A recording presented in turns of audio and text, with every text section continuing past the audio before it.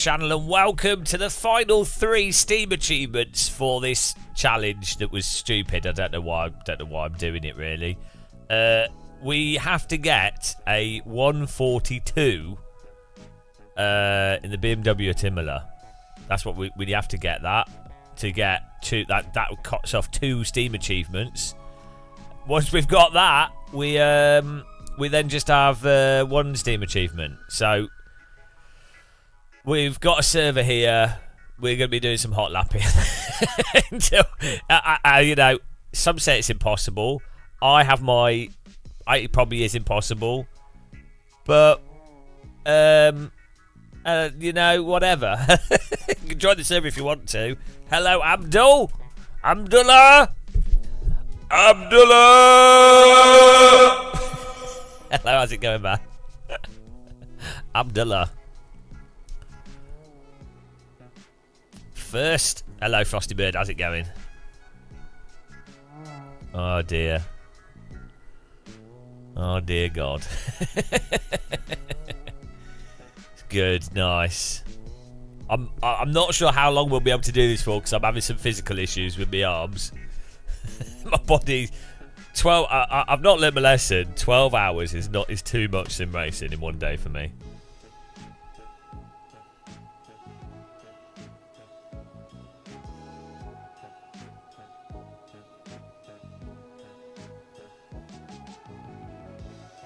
But yeah, right. The time is what we need to get. That's all that matters. What's up? What's up? How much are you hating yourself? Well, I don't know. I mean, it'd be pretty good to do. Like, you know, why not? I need to go outside, really. I've got other things that I should be doing that are better. I've got things that are better to be doing, to be honest. But I don't know. Why not do this? That's the joke.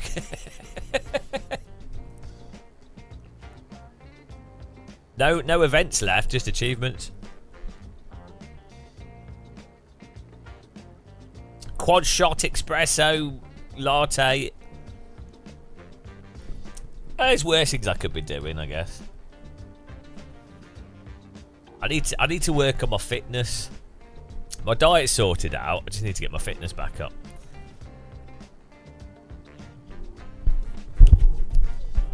Right.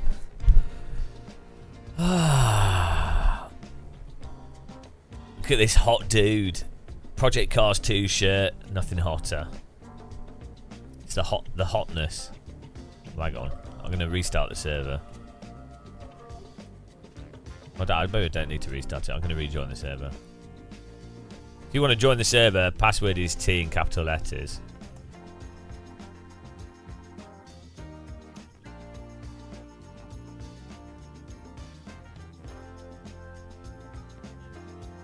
Oh.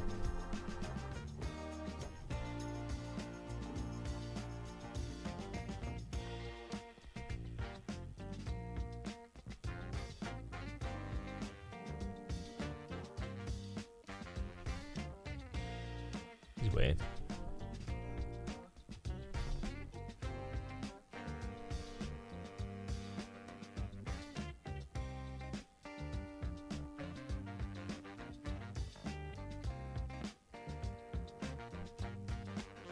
Oh, right, we're joining the server. You could be phoning in sick and be at home for a week doing nothing. You're already at home doing nothing. Hello, Pelucan. Hello, Chedhead as well. I can't phone in sick to myself, can I? That's the downside of self-employment. You can't phone in sick to yourself. Well, you could do. I'm making less money doing this. Like this is bad for business. This is stupid. This is honestly stupid on so many levels. I don't know what I'm doing.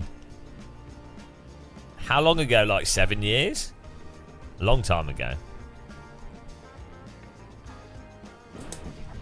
I kind of gradually transitioned from doing games to YouTube. Right.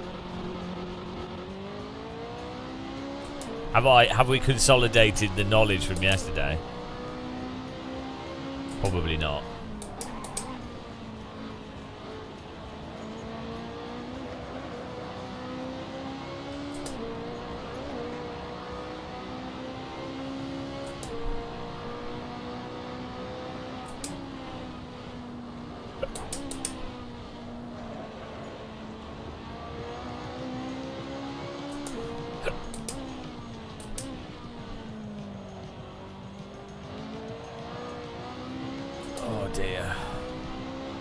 Yeah, like a 24. Like our best lap time so far is a 44. Not a 24. 42. So 2 seconds away. 2.3 seconds off. A 43's achievement as well. But 2 seconds at this pace is a lot of time. It's a good example of how hard it is to be actually fast in a car versus moderately fast. Did I work in tech? No,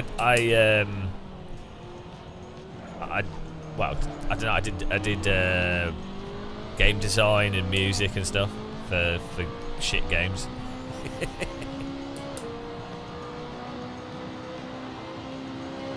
Not really tech, is it? I don't know. Right, there we go.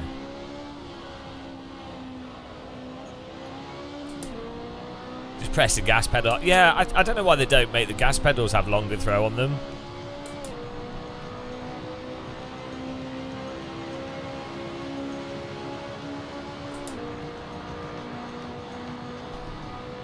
All the shit games. If it was a shit game, probably my fault.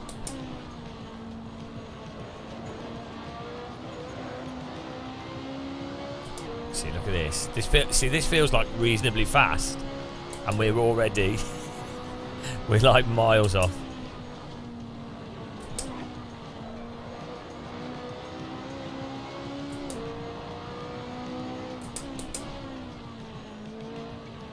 Well, that's not the line. Yeah, I was single-handedly responsible for iRacing's tire model. It was all my fault, I'm sorry. That's why I complain about it so much. It's out of guilt.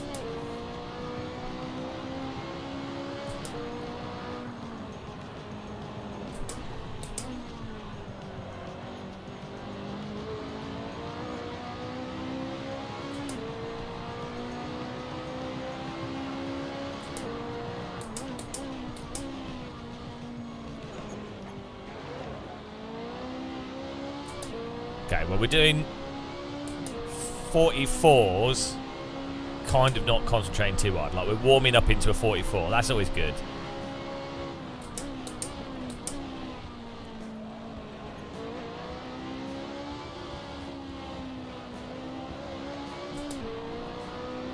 Look at that. We're warming up into a 44.7. And we're not even close to on the limit. So that's nice. The sleep has consolidated something at least.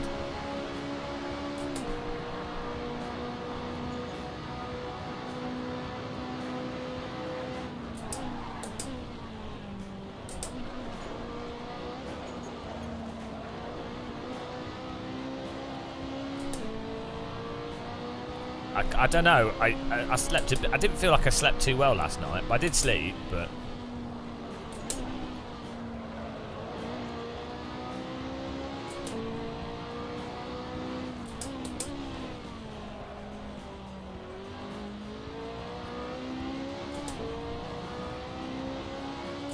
okay. Well, I feel like we can get a 43 done.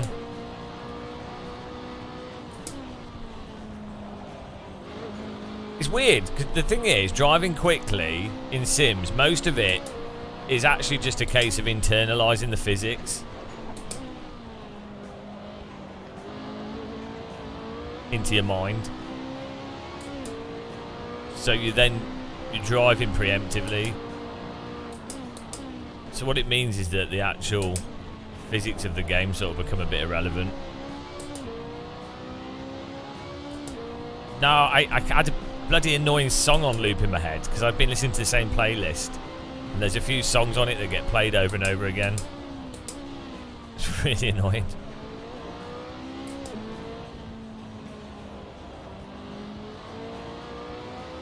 Right, look at this. That was a shit lap, and we're 43's on the cards, guys.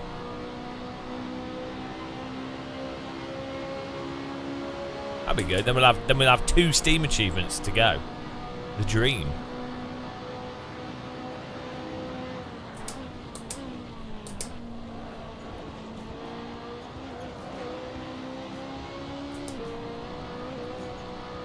Oh, look at this.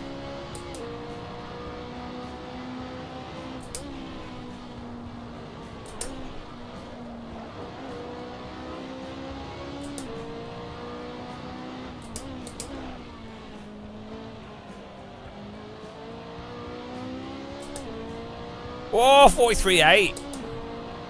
See, we were struggling to get into 43s yesterday.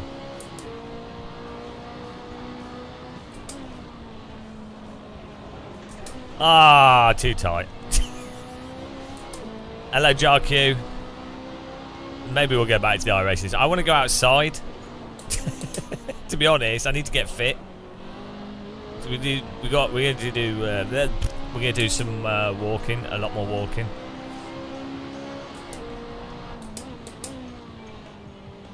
Now the weather's nice. Started to see pure game code. He's in the Matrix.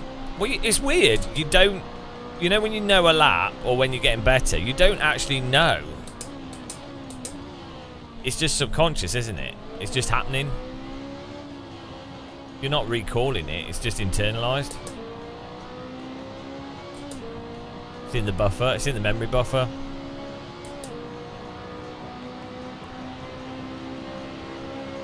There's grass in iRacing.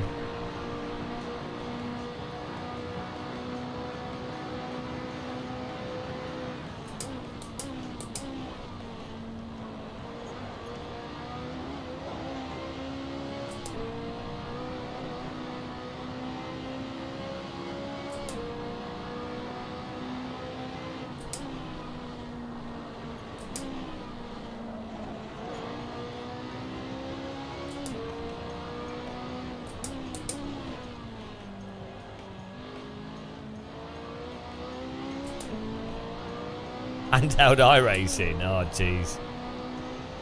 Terrible.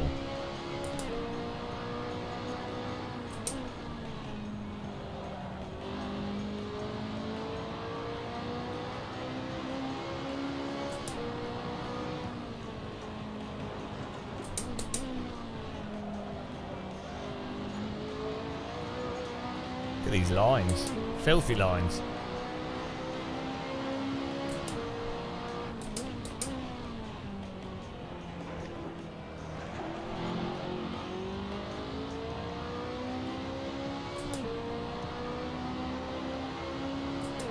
Getting into 43 has been nice to start with.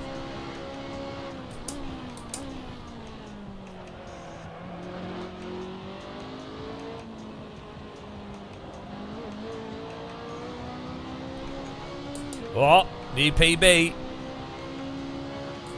44-1. Expecting me to be in bed. There we go. Ah, locked up. You have to be so close to the where the lockup point is there. Good. If you want to join the server, password is search for Gamer Space Muscle. Password is T. Don't block people on hot laps. Wow, we're in 44-1.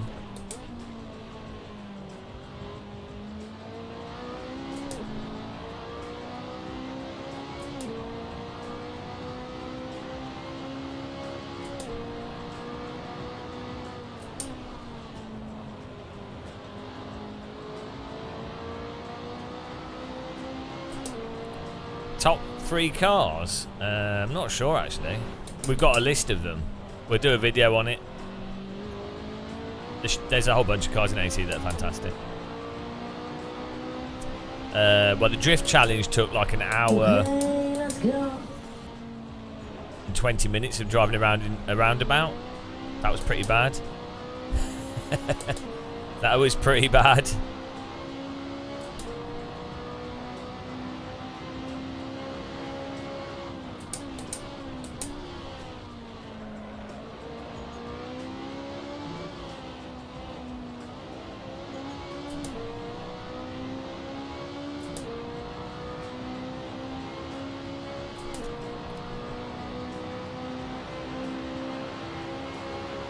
This is a garden shed, I think.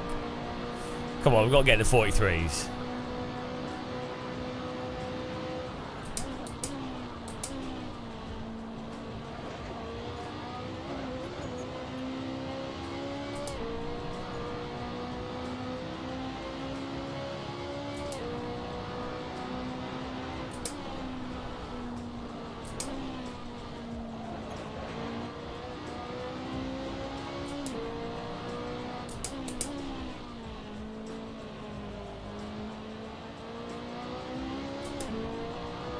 No one ever gets there with AC.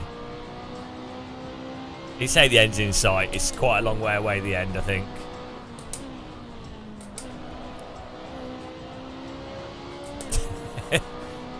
Given the pace that we need to get.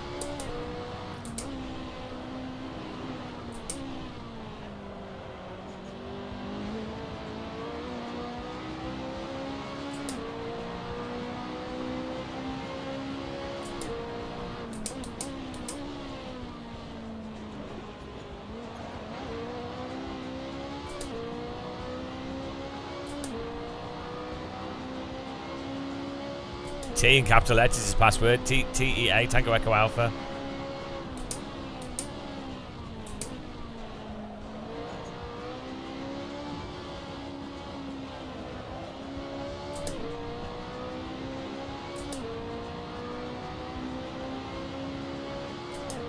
Hit the like button for more failure.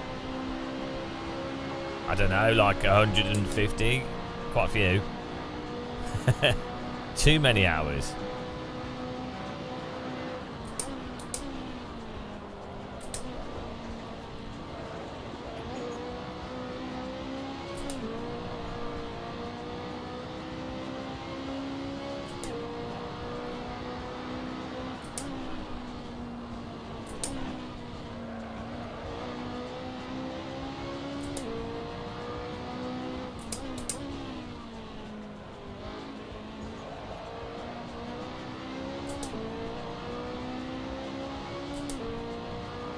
Life-changing. Not in a good way.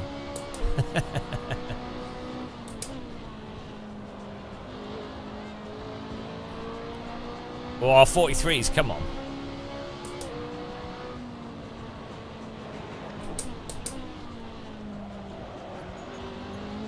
Ah, too wide. Too wide.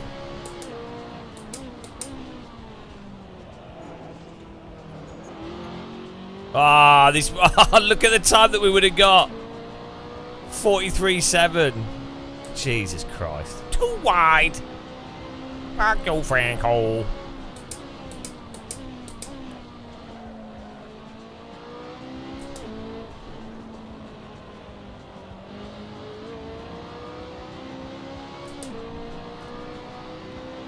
ABS is for losers.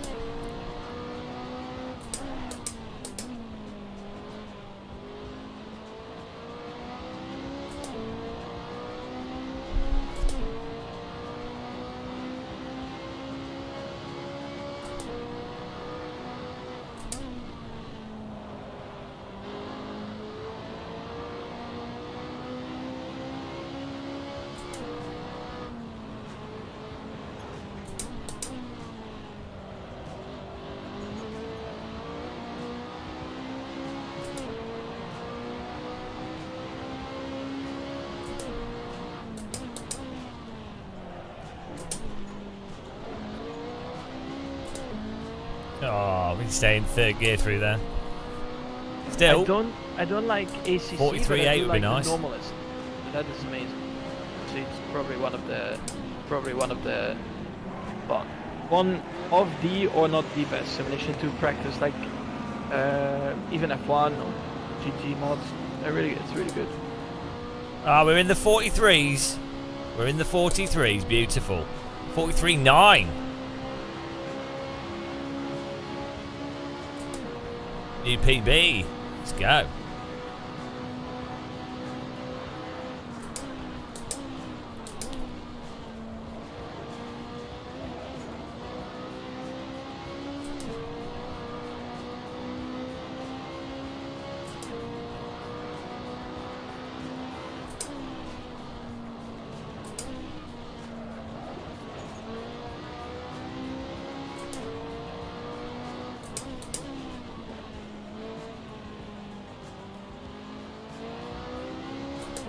Too wide through there.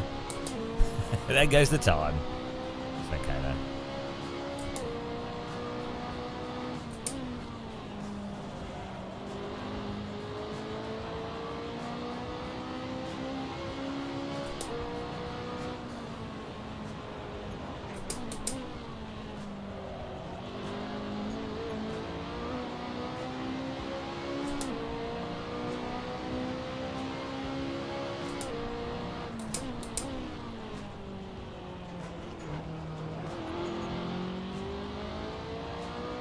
I'm not sure if we want to be in a second exiting that. Sam Folk with the super chat. Thank you. It should pop up on the screen. It's a bit slow. Thank you very much for the support. Really appreciate that. Ah, I missed the corner. Ah, well, we got faster. We've got faster. 43.8 is pretty good. Shedhead's in here as well. Thank you, Sam. Really appreciate it. Are you on the list? Do I need to add you again? You already. I'll add you to the list here. Thank you very much. Should pop up on the screen. It's well slow for some reason.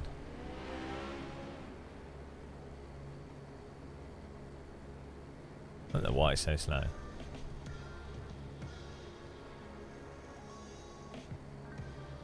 After this, are you up? 3, 2, 1, go! My life was great before GM taught me to think critically. I've lost friends and loved ones over tire models. I've been spiraling downward ever since. Spiraling. Spiraling. Oh, I love it. Helga's got the best accent ever. Spiraling downwards. Spiraling. Oh, I love the German accent. It's so good. Spiraling. German speaking English accent is so good. Zandung! Zandung! Entschuldigung! We should all speak German.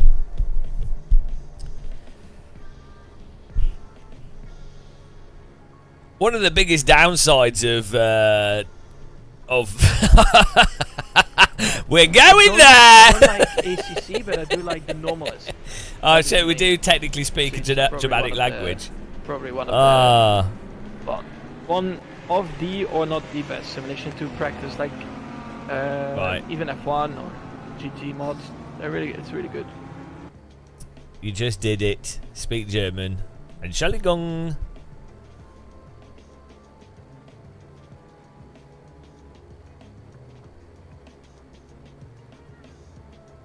Well, it's definitely romantic when Helga speaks it.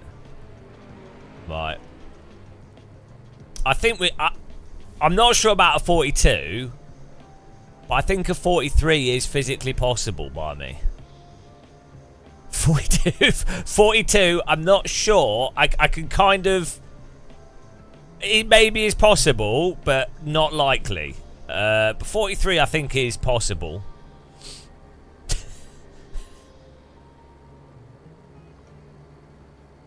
Target is 1 minute 20. Right, let's try again. But I mean, I don't. Maybe on a colder track as well. Is it in AC? Is it the colder the track, the faster it is?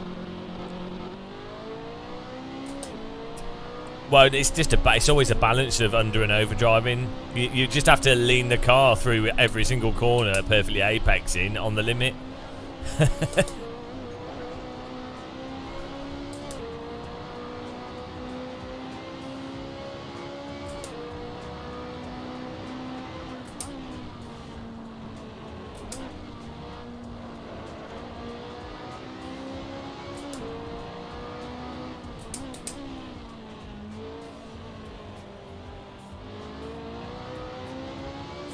Yeah, well, it's not a conscious process, is it? I mean, if my brain just did it, I'd be Max Verstappen. I'm not good at driving. This is the difference, right? This is online. Yeah, we've got our own server for practice. Just search for Game and Muscle password T. The difference between someone that's good at driving and someone like me is that I think anyone can actually do very fast laps, right? Pretty much, just by practice. Like a lot of people can do a lot of stuff by practice. People that are genuinely good at driving can go to a new track with a car they've never driven, and within 5 laps they are on pace.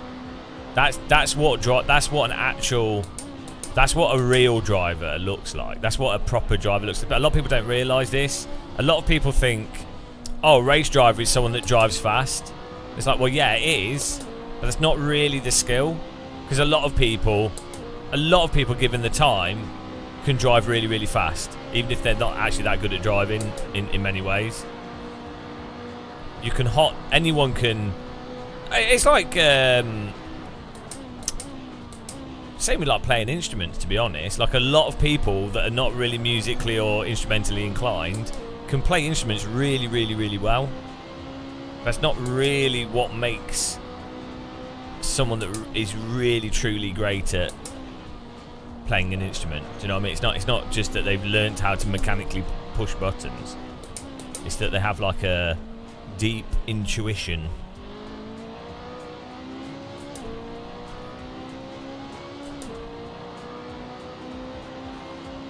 But there'll be a parity point where some people, you know, there'll be a crossover.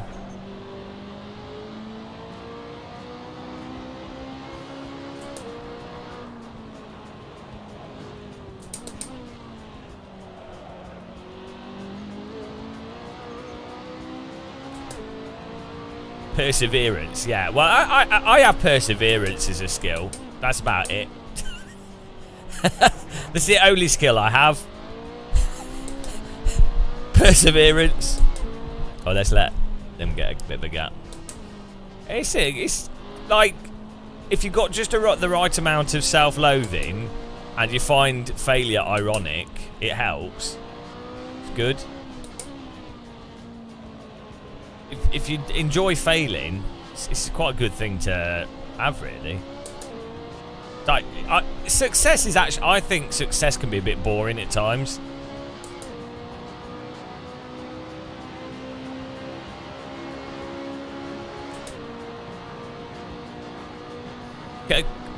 Kurt on the radio, you do realise what you're typing is completely inane. Right?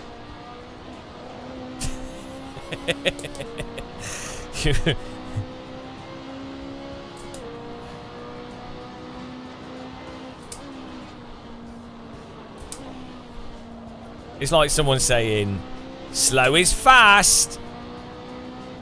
It's like, no, fast is fast.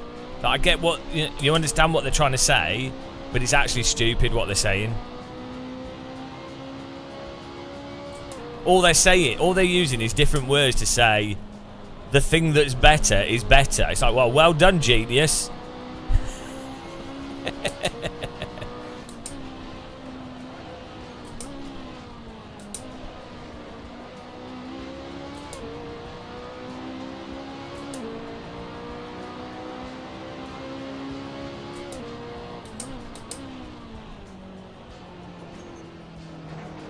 Imagine learning... No, but you're talking bollocks, Kurt, on the radio. You're right. I'll explain this to you. I'm sure I'll have to explain this 100 times to other people. We need to change server settings as well. You're right with this scrub thing. So, right. Look. First of all, I'm not driving particularly not calm in this. We're not doing really any counter steering. We're rolling into the slides. Right? Secondly, the crux of going quickly is merely as smoothly as possible driving onto the limit and maintaining the slip limit for whatever the video game or the real world car, right? So just saying, type in, calm will be quicker. It's like, well, first of all, someone that has like 2,000 hours of playing a driving simulator, they probably know what's probably faster or slower, generally speaking. I'm just going to ban you from the. I'll ban you from the chat if you can't understand why what you're typing is so moronic. Like, it's so dumb what you're typing. Right, how do you think someone actually finds the limit? What you do is they drive over it occasionally and under it, and gradually they get to the limit. I just don't know how people like. Right, I've got to change server settings here. No, it's not advice. This is the reason why it's stupid, Kurt, on the radio, is because you're not giving advice. You think you're giving advice. What you're typing is completely inane, and you're totally unaware of the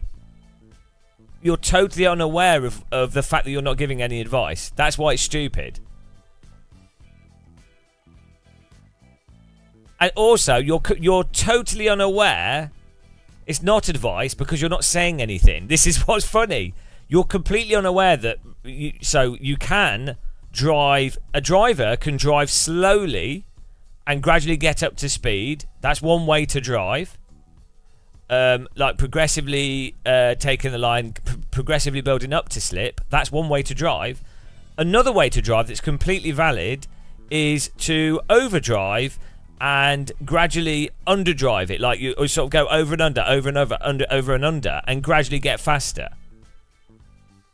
So that both are entirely valid, and you could actually make the argument in racing simulators that you are better. Well, you don't know that I'm overdriving for a start. Also, in driving simulators, you could argue it's better to do the overdriving thing because there's no tyre wear. There's no risk of hurting yourself if you crash and spin. So, get in the server. Just get in the server and, you know. You're not saying anything. Right, do you not realise that you're not saying anything? All you are typing is be faster. The reason why this is stupid is because you don't realise that what you're actually typing is do a faster lap. Like, it's so dumb. It's so dumb, and you don't realise? Can you concede that what you're typing is completely stupid? No, I'm not saying you're stupid, but this idea is so pervasive, and it's when people say it's like let's agree to disagree.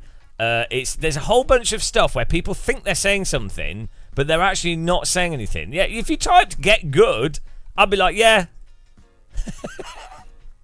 Right, we need to change server settings here.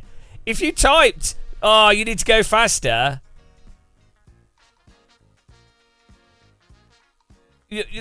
all you're saying is you're saying, "Oh, I think you're overdriving," and like wouldn't you like think and go, "Oh, maybe the person that's trying to get faster, maybe they're overdriving at some times, and maybe they're underdriving at some times, and maybe they're working towards getting the correct line." Like, it's so stupid. No, well, first of all, also you should be sliding in many ways. I'm just going to ban you from the chat because you're not you're really not moving forwards. Either you're trolling. Like, I don't know what it is with people that say stuff like, would just say stuff that's totally useless, but they don't realise. No, you you. Oh my jeez! I'm just gonna ban you. I can't be bothered to explain stuff repeatedly to people. Where's tyre wear? You have to listen to another rant. Yeah, someone say basically you're saying smooth is fast, drive faster. Isn't it like a given that someone that's trying to drive the fastest lap will be going over the limit, under the limit, and gradually working towards a faster lap time? It's just a given, isn't it? It's like, do you not also think that someone's aware that, because they've not hit the fastest lap time that they're capable of, do you not think that they're probably aware that they're going to do different things to get faster? It's exactly the same as watching someone play a puzzle game and someone going, you're not doing the puzzle correctly, to someone that's doing the puzzle. And yet, and the thing that's stupid is the person saying that is completely unaware that what they're saying is just totally inane. They think that they're like imbuing some useful information. It's like the other one is like, you're missing the apex. So do you not think that a driver knows that they're missing the apex? Then apply a little bit of brain power and go, why are they missing the apex? Oh, it's probably because maybe they're trying to brake later. Maybe they're trying to actually tilt the car in slightly different. Maybe they've not actually got the exact brake point worked out. Maybe sometimes they might apex too early and then they go too deep into the next corner because they broke too early. Maybe like, it's so dumb that you're ignoring everything just for you to see something and then go, oh, you're doing that wrong, mate. It's so stupid. It's so stupid. And the stupidest thing about it is that people that say it do not realise that's what they're doing. They have no idea that that's what they're doing. They think that they're someone saying something stupid who thinks they're not saying something stupid, I think is one of the most infuriating things ever. Because you can't even explain to them why they won't understand. There's nothing you can say to them. Like tyre wear, if we put it on like 14. Oh no, the tyres were scrubbing. What it is it's the super soft tyres never go up to 100. It's a thing in AC. Right, I'll put the server back up. It's fine. Yeah, it's like watching someone take penalties and someone going, you should have kicked the ball to the left because the goalkeeper went to the right. Or, you should have, you didn't cross the ball onto the player's head. It's like, they know that. They obviously know that. They either didn't hit the ball as ideally as they were hoping, the wind changed a little bit, the player that they were expecting to be in a certain position wasn't in the position they expected. What do you mean, why do footballers have trainers? Because then they get better at doing what they're trying to do. Right, reality, right, this is going to be mind-blowing. This is going to absolutely blow your mind. Guess what? I can watch someone play a piano, right? I can watch a professional pianist play a piano, and I can see what they're doing, and I can be like, you need to push these buttons at this amount of force, in this order, and this is the easier way to position your hands. This is a good way to sit. You can watch that, and you can really understand. You can read books on it. Doesn't mean that you can bloody do it, does it? It's going to take practice and making mistakes, doing the wrong thing, doing the right thing, doing the wrong thing multiple times, then doing the right thing multiple times, then go why is this a hard concept to understand? Why is this difficult for people? Why do people it's this learning process, right? I think this is why this really annoys me as well. It's because I'm like dyslexic. I went through special needs education all through school. My parents invested a shitload of time into getting me to just be able to read because I'm so dyslexic and also a bit dumb. So the fact someone could say, this is how you spell this word. It took me like 3 weeks to learn how to write my address. I mean, come on. It took me like a month to learn how to tie shoelaces. So, right, the thing is, guess what's frustrating when you're trying to learn how to tie shoelaces as an 8-year-old? Someone going, look, this is how you do it. Why can't you tie your shoelaces? Well, guess what? I'm trying my hardest. The brain's not absorbing it. Like, it's so dumb. So I have like a whole childhood, like most of education is people going, this is how you do it. Why can't you do it? This is how you do it. Why can't you do it? And me going, yeah, I know that. But guess what? It's a little bit slow for it to actually happen. But on the other side of it, I can do stuff massively intuitively, immediately, and just understand certain things that other people never grasp ever. Like, they can't get it at all. Yeah, okay, I rant in live streams and I do say it's annoying for me, so I understand it's annoying for other people seeing other people struggle, but like if I was trying to, let's say I'm doing an activity with other people, I don't like say to them inane shit. I'd be like, I just encourage them.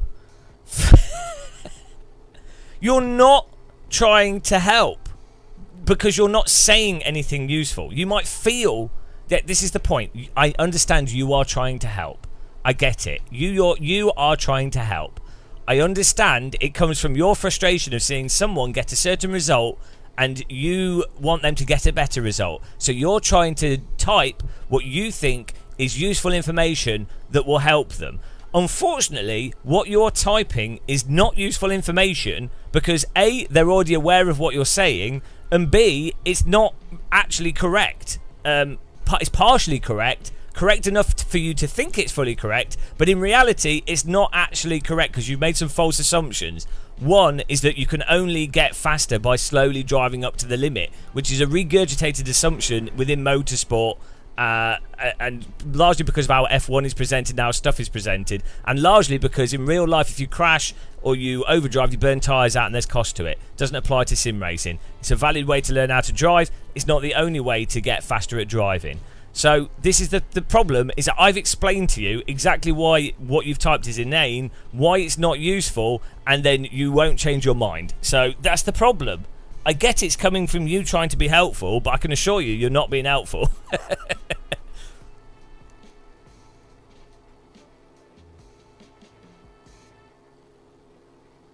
Kurt on the radio.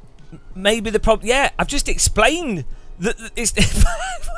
I'm just going to ban you from the chat. But it's so stupid. I'm giving you a chance. Yeah, have a try going. Like the thing is, as I say, if someone just typed, "Oh, get good" or "Oh, you're shit," I would actually enjoy that. I'd find it funny. The thing that's really annoying is when someone just really doesn't realise that what they're typing is stupid. And there's nothing you can say. Again, I've no problem with you, Kurt, as a person. I'm sure you're not stupid, but this specific process is stupid.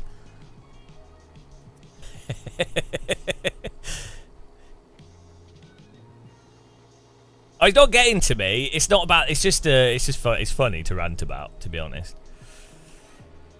It's constant though. Whenever you're right. Also, it's whenever. It's also whenever you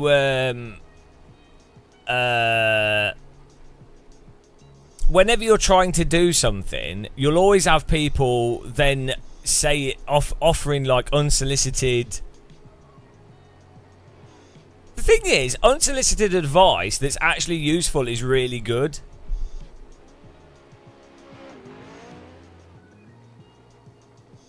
No, Kurt on the radio. I like, oh Jesus Christ!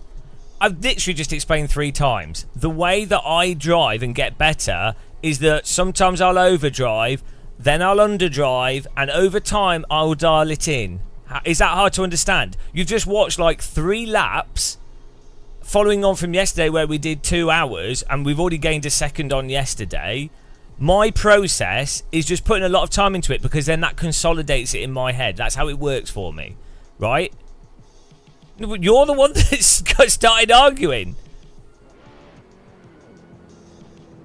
I'm just going to ban you from that. You're just repeating yourself. I've gone over every single angle and explained it, and now you're just ignoring.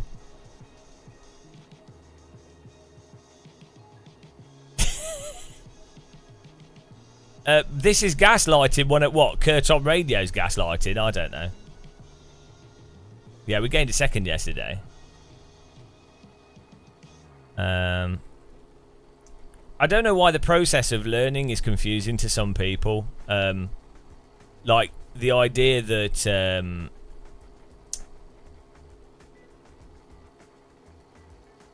it's really analogous. Like this way of driving is actually analogous to learning piano in that. So one thing that some people do. Okay, so where you would notice there's a problem is if someone was replicating the same mistake over and over again. So some people, when they're learning like a bit of a song on a piano, they will make the same mistake, and then they keep replicating that mistake, and then they internalize that mistake they're making. But if you see someone that's learning the piano and they make a mistake, and then they then go back to doing that little bit until they're not making that mistake, so they focus on that bit. And then they're no longer making that mistake. Then you'd be like, oh, okay, I see what they're doing. They're not replicating the mistake. So if you see someone that's driving and they're like literally drifting the car all over the place and they're not improving their lap time, you go, oh, what they're doing is they're replicating the mistake, and they're obviously unaware of the mistake they're replicating. If you see someone that their delta is generally going down and they're gradually improving, they are not making the error of replicating the mistake. So that's the difference as well.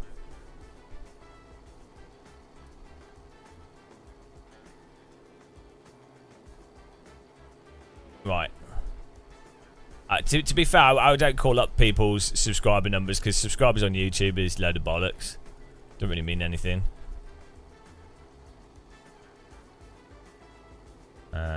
Right.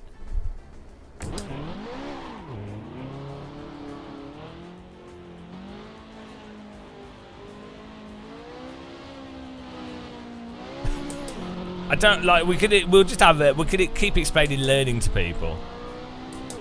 The argument is to give my arms a rest, so it's actually quite good.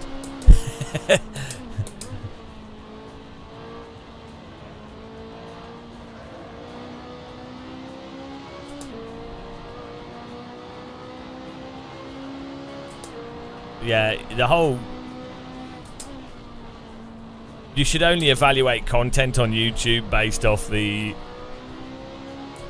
either the person making the content happens to just enjoy what they're doing, so fine, it serves that purpose, or the actual content itself is quantitatively good into some metric, which you could argue that's subjective, but I'm sure you could pick out lots of variables like video quality is good, audio quality is good, topics not particularly serviced, there's facts in it and stuff.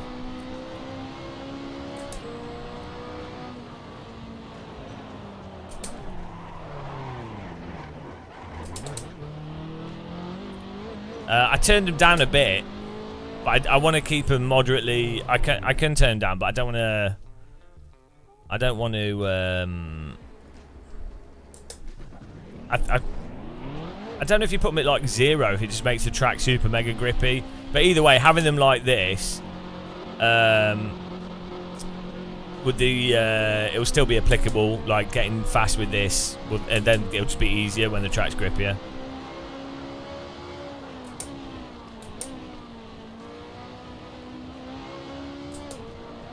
You need to not lose the back end, mate. Thank you. Oh dear. Right. Imagine you're watching a flight simmer trying to land a plane, and they're trying to like line up the pappies and stuff, but maybe they get the landing wrong, and then people in chat are like, "Oh, you see what you did there is you came in too fast." It's like, why do you not think they noticed? Oh, but why? If you noticed, why didn't you come in slower? It's exactly the football thing. Oh, see what you did there is you kicked the ball at the goalkeeper. Yeah, no, I did. I thought that they were going to move another way, or I kicked the ball slightly wrong. Well, if you knew that you kicked the ball slightly wrong, or you thought the goalkeeper was going to move the other way, why did you kick it straight at them?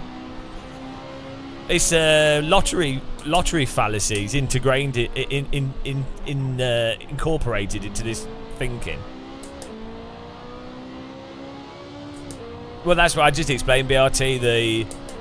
The repeating mistakes is a valid thing to point out.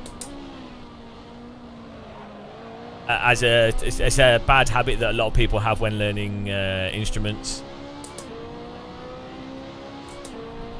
Is that they repeatedly do the same mistake and then they learn the mistake.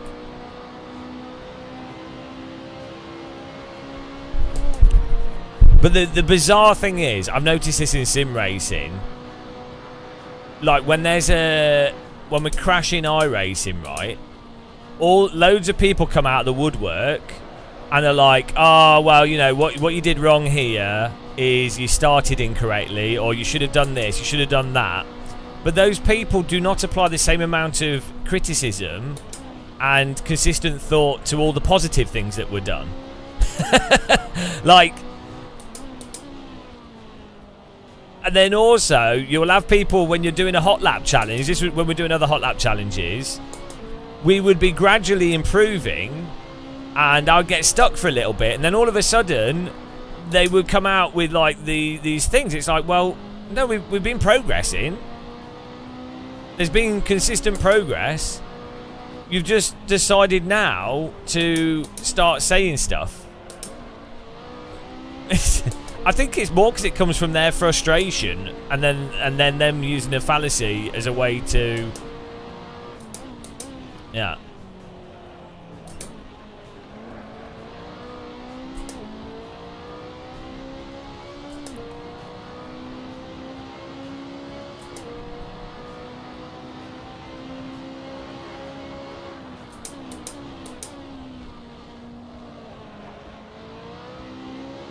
But yeah, knowing, I imagine that this is to anyone that's had special needs education, especially, knowing what is right or wrong and executing it are two separate things.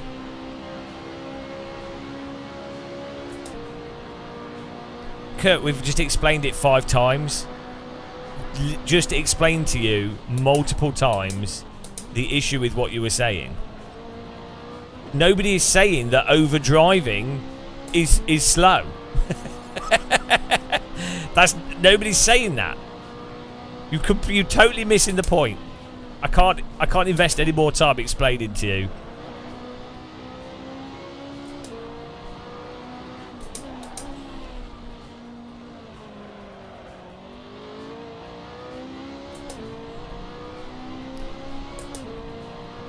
By definition, right, if someone is not driving the absolute most perfect lap time, they will always be over-driving or under-driving to some capacity. So it's very convenient to look at anything driving-wise and go, you're under-driving, you're over-driving. like, it's always going to be the case.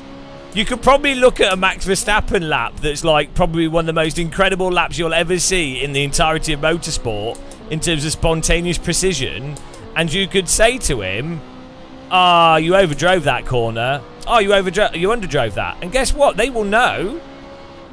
I'm comparing myself to Max Verstappen here, but like most drivers, any driver, even a moderately amateur driver, will... That's the enjoyable part of driving, is the fact that it's obvious to you. That's actually... assuming actually that, well, yeah, keyboards don't, but actually weighted piano keys, it's not active force feedback, but they do have a very specific feel to them, which really helps. Yeah, one of the reasons why driving is particularly enjoyable is because it communicates to you how you were slow and how you were fast, right? So it's actually one of the more obvious activities for letting you know that you could have been faster, or you did what right or wrong. That's why it's actually addictive. Ironically, that is one of the reasons why driving is so compelling. Whereas there's some sports and activities where it's really not clear in the moment if what you were doing was right or wrong. Certainly not as clear as it is in...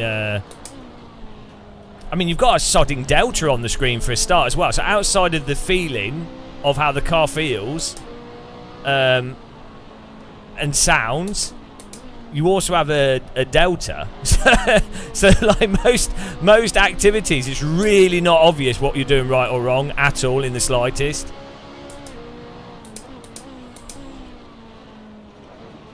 Or where you could improve. BRT, yeah, no, I think philosophically it's impossible for a perfect lap to actually exist. Because you basically, philosophically, you're getting into the division problem. Like, also, there's, from lap to lap, in real life, there's variability, so what's going to be perfect at one moment in time is going to be different to the next moment in time.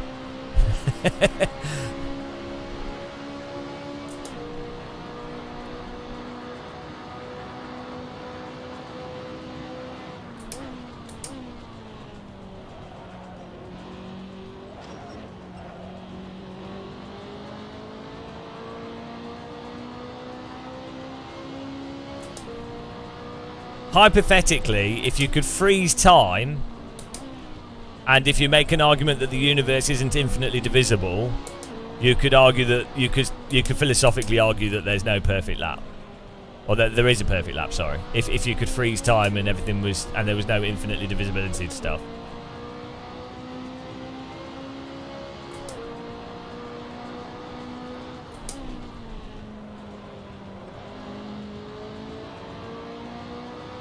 Conversation is hilarious.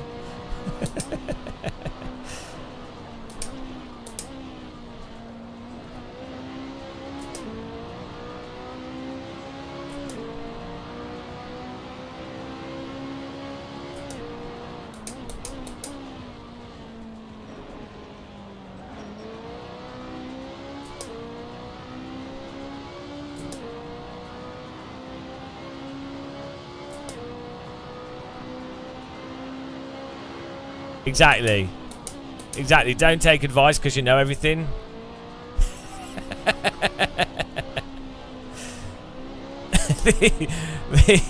Oh dear.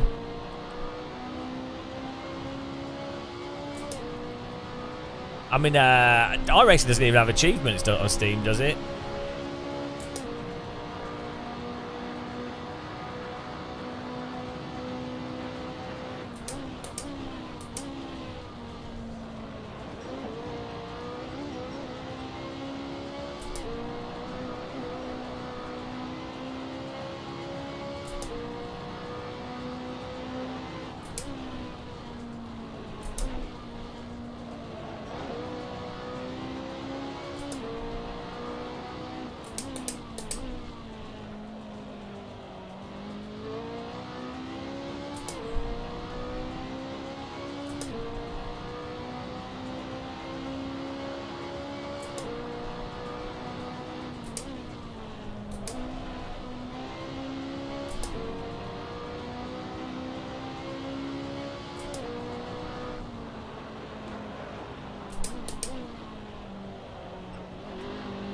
I think the error that's been made, and it's a really common one, is just because someone's doing something wrong or not optimally or not to the best of their capacity doesn't necessarily by default mean that they don't know what they're doing incorrect or that they're not working towards the correct thing. That's the mistake that a lot of people make, is that they assume because someone isn't executing something, that person isn't aware of it. Also, a big mistake a lot of people make in education as well and teaching is they inappropriately interject with the information that might be useful at the wrong point in time, and then also want a result quickly. Whereas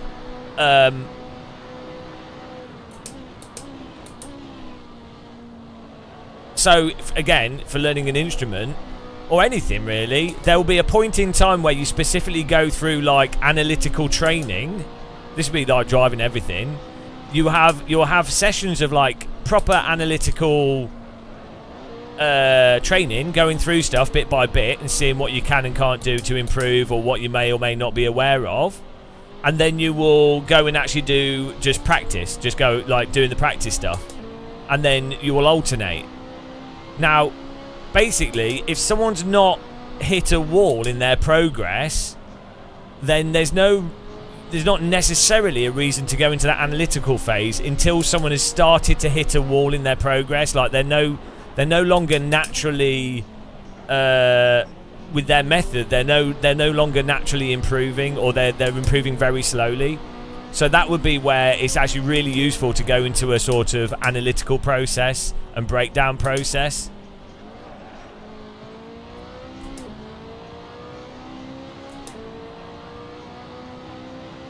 No, Kurt, you just said you just said you're overdriving. You need to overdrive less to go faster. Basically, that was what you said. And then I explained why that was a ridiculous oversimplification and also not particularly useful. Nobody's saying overdriving is faster. Nobody is saying that conveying to someone that they're overdriving isn't necessarily the correct information at times, but it's a bizarre comment to make when someone's only just turned 4 laps from the point of where you started watching them. Like, you know.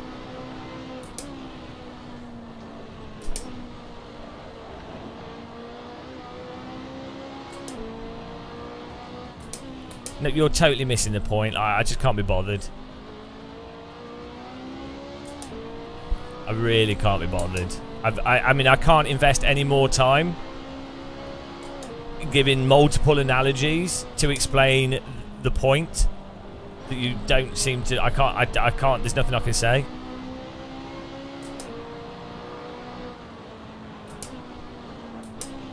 Do you know what the worst thing is? Is that what people would do that are doing that sort of argument is that they will. It doesn't have to be for driving scenes, for anything.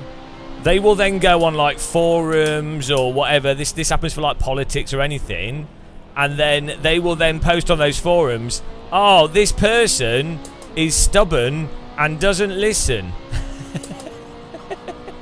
or they will go. I tried explaining why this thing was incorrect, and they wouldn't listen. It shows that they don't care. There's like people say that to game developers. It's like. Do you not think that... So when they do it for sim devs all the time, or like just game developers, there's loads of instances where the game developer obviously knows what is right or wrong with their game. They like obviously do. They just haven't got time. Right? So the missing variable is that the person complaining doesn't realise that they haven't got time. Like, especially when it comes to like indie developers on shoestring budgets, and then people are like, it's like, yeah, the developer knows. It's not that they're not wanting to implement what you've said. It's that they know. They just haven't got time. But then the person complaining will go, this developer, they're so stubborn, they don't listen. Like Stefano would get so much shit on the AC forums. And then eventually Stefano would just tell people to shut up. And then they're like, he's so angry and he's not willing to listen to any feedback. It's like, well, he might not listen to some feedback and he might be incorrect on certain things, but it's like a way to universally then straw man someone and ad hominem and create an ad hominem argument against him. Right, let's concentrate on this next one. We need to be consistently doing 43s.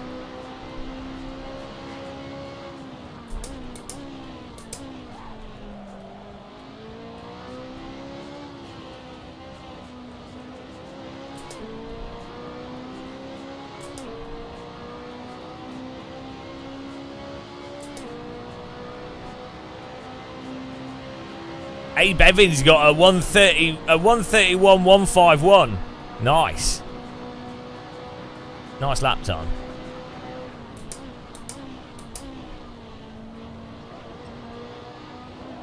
He needs to share his setup because it's obviously set up.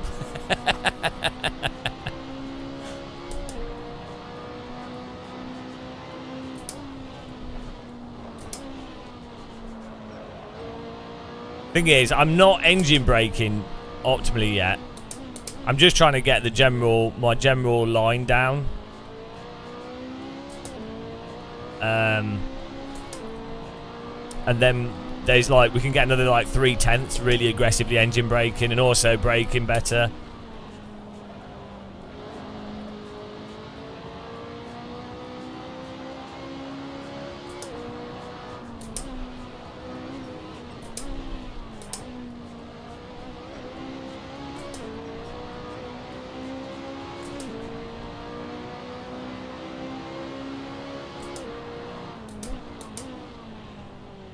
Thing is, for me, hot lapping in driving sims is basically more about memorizing a huge range of the physics for each corner. So you basically have a preemptive physics framework built up in your brain. I mean, that's just learning anything, isn't it? But like, I think you get it goes less and less from feeling what the car's doing and more into like you're preempting everything. That's why hot lapping, I think you like a G25 is perfectly fine for it, or like no force feedback at all is great.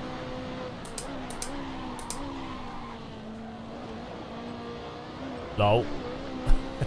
That was with a lockup and we were faster.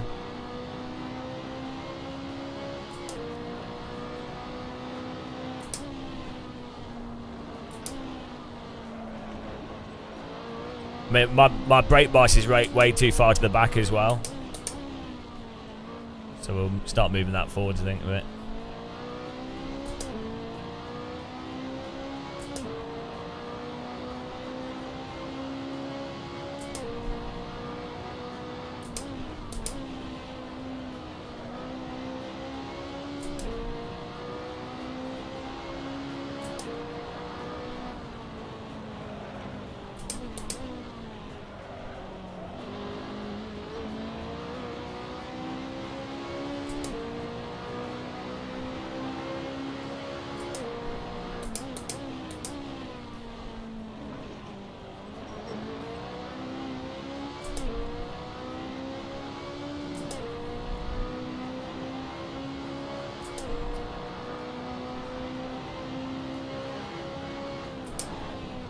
Ah!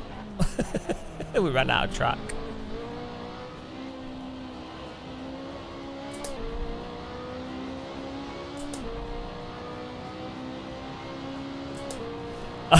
Overdrive has been added to the list. It's a meme in sim racing. It's probably like iRacers as well. Like the idea of overdriving occasionally, and then the idea of overdriving and like overdriving to then get to the limit as opposed to underdriving up to the limit is like it's like a forbidden concept for a lot of. It's not just iRacing. I think it originates from like a lot of real-world driver training and a lot of motorsport presentation, and also like 1960s old-school driver stuff. Because in real life, if you crash, you're screwed. It costs a lot of money, waste, you know. So there's this meme that you can't overdrive to get faster. I think, who is it?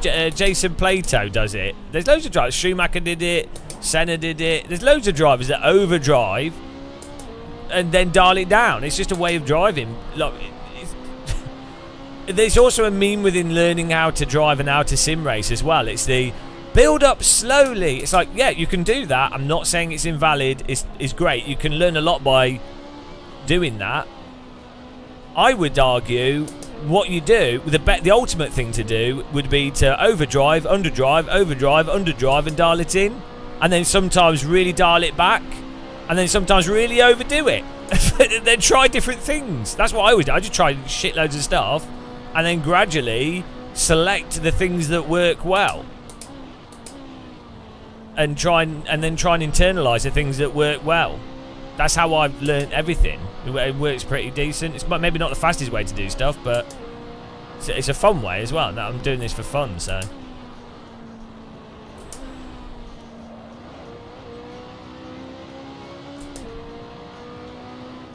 There is no normal driving.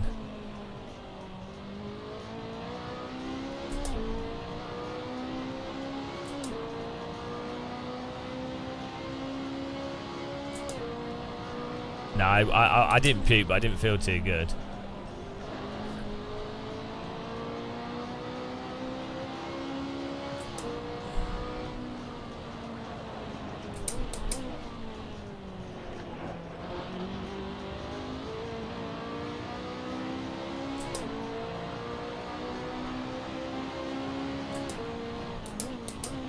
I think maybe it's a bit like that meme of understeery setups are safe.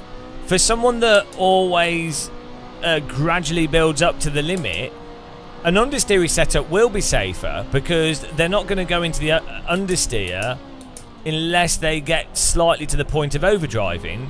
So they're then using when the car starts understeering, that's going to happen very gradually because they've built up to it. That's their barometer for knowing that they're going too fast. So I think that also ties into that as well.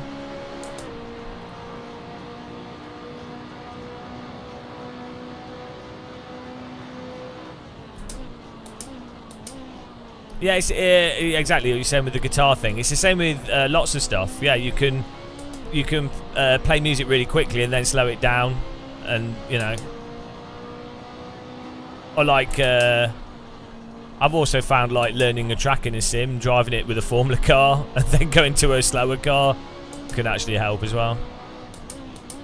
And the other way around as well. Like if you're learning like Guitar Hero tracks or a song or something, you can start with it slow and then gradually speed it up. Like it's just that the issue is that some people think there's a single way to do stuff, and then they doggedly reinforce that singular way. They don't, with them not realising there's multiple ways to do things.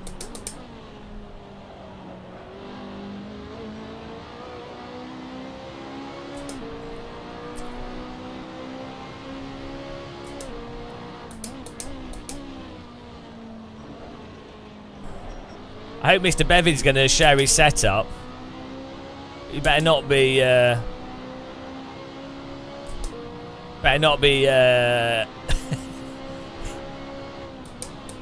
holding out.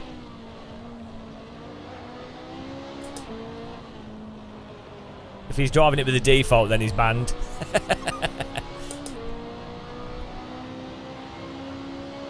Oh, he shared it.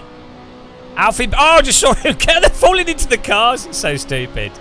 Abduction. That's how aliens join the race. Thanks for the setup.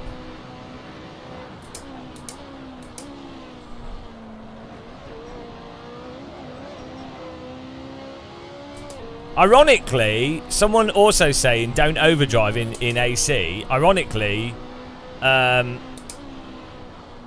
relative to iRacing and relative to some other sims, you actually, relatively speaking, need to overdrive compared to those simulators to go faster. The aliens that I talk to that play AC, one of their complaints is the way that they overdrive into the braking zones, the sort of meta for the braking and stuff, and the slip. That's their complaint for R Factor 2 as well. Like, ironically, you really arguably are overdriving a lot of the cars in R Factor 2 to go quickly. So, yeah, ironically, overdriving, yeah, and that's technically overdriving relative to probably real cars and certainly to some other sims. And then in iRacing, you can't overdrive at all. Like, it's completely, it's just not supported.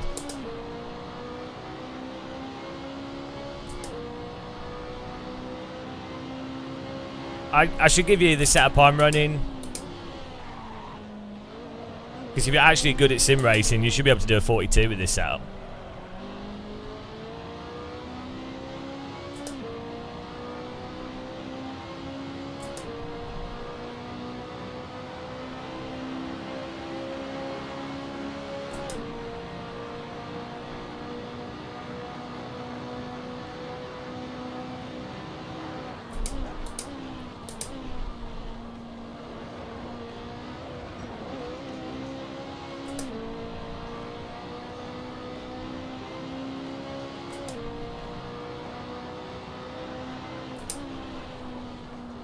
It's not a challenge, it's a Steam achievement, so you can just join the server if you want.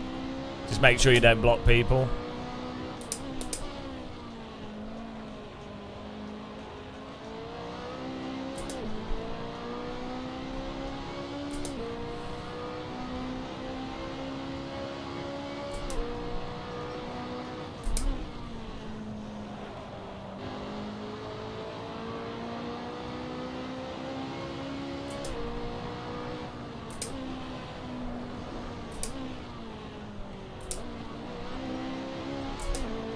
I'm stuck at like 43.9.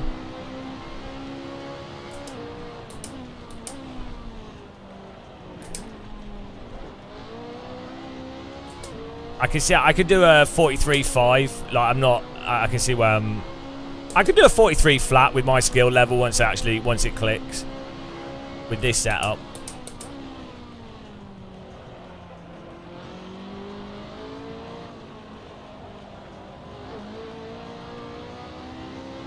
Well, 43.8. I know this is a great combo. I love this. I'm quite happy that it's this car on this track. Yes, we're 43. 43.8. That's better.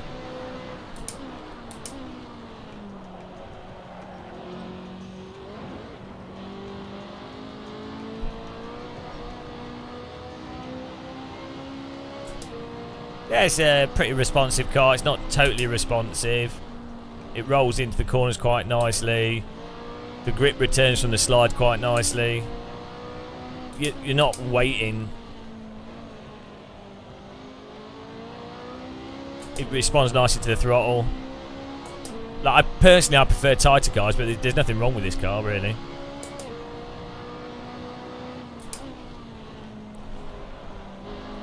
You can tilt it on the brake and the throttle all the way through the corner.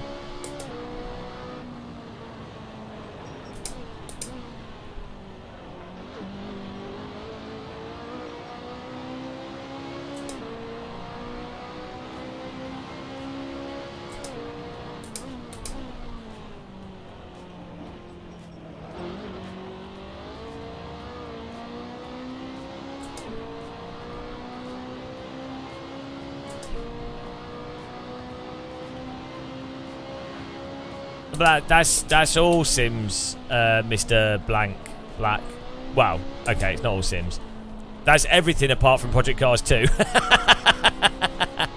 So, ultimately, that's so as you get closer and closer to the absolute limit of handling, as you get closer to that, the more smaller, more precise the inputs have to be. That's another reason why driving is so compelling, because it just gradually requires more and more precise inputs to get a better result.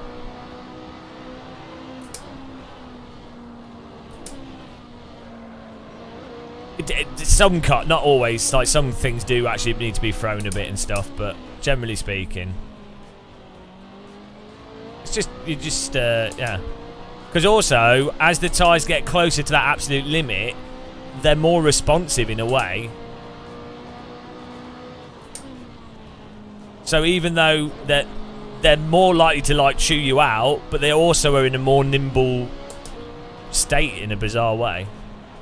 So you, in a sense, you actually have more precision capacity the closer you are to being absolutely on it, which is not, most activities aren't like that. And I think it might not even be linear how it increases. But I think that's another reason why driving is particularly enjoyable. Alright, John. Second monitor life.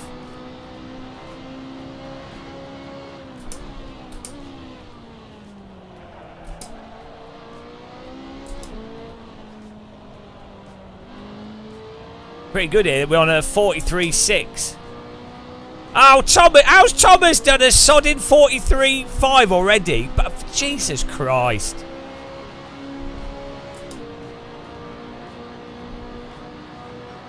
Right, 3 Steam achievements to go.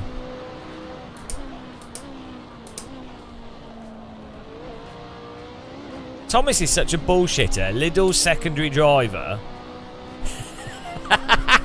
What a bullshitter. I'm not having that. Shocking.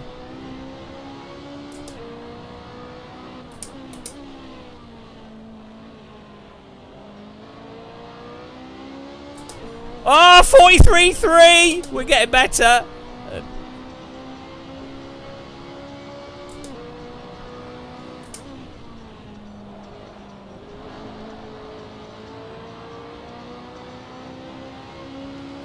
.43's coming. She's in the oven.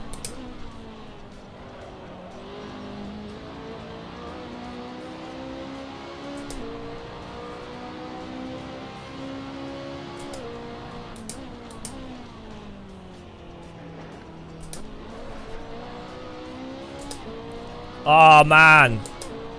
Yeah, we could do a 43 for sure.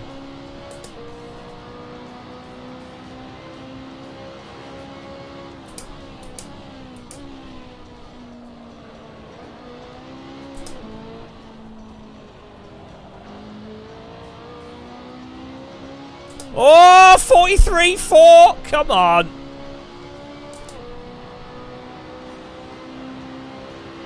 Miles, you teach them the under... Yeah, exactly. All driving centres that I've ever been to, every driving coach and everything I've been around, they always do the underdrive onto the... Like, underdrive first and gradually build up. And the reason is cost. It's just cost. You're not going to wear the tyres out. They're less likely to do a big spin. The instructor can more easily detect when the driver's actually got basic control of the car. A lot of people have zero feel for driving whatsoever. They just do random shit on the steering wheel. A lot of people, probably like 90% of people, have no... they don't counter steer. They will just sit there and then the car will turn that. They will slowly turn the wheel. You can watch all this on YouTube. You watch crashes on YouTube of people that are not like race drivers. They don't counter steer. They don't feel the car. They have no feeling. So obviously it's like when... This is why they teach people snow ploughing skiing, because there's so many people that have no feel. So they're like, oh shit, well we'll just get them to do the snow plough and tell them to not go on steep slopes.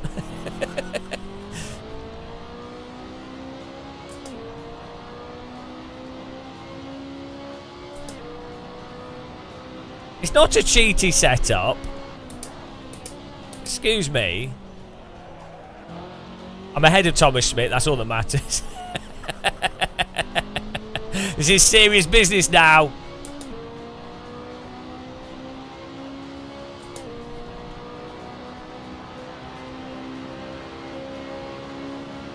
These are pretty fast lap times. And I feel like we're pretty far off it still, so...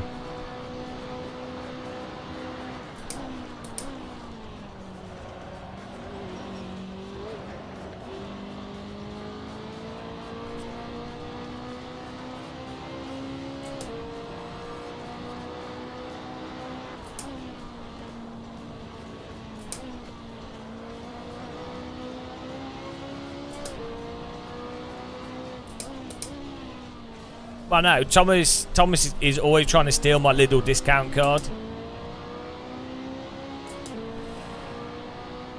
No, Lorenzo, that would be cheating, and we might have to do that at some point, but we're not there yet.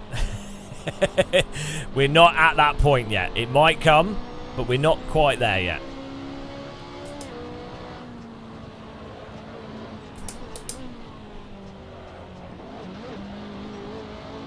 Might as well just move the curbing to the left because the fast line is not the actual track.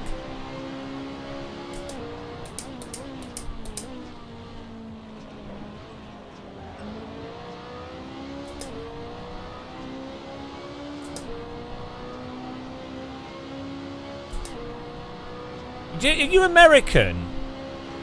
Because Americans call it pizzaing, whereas I've always, in Europe, it was always called snow ploughing. It's just Americans.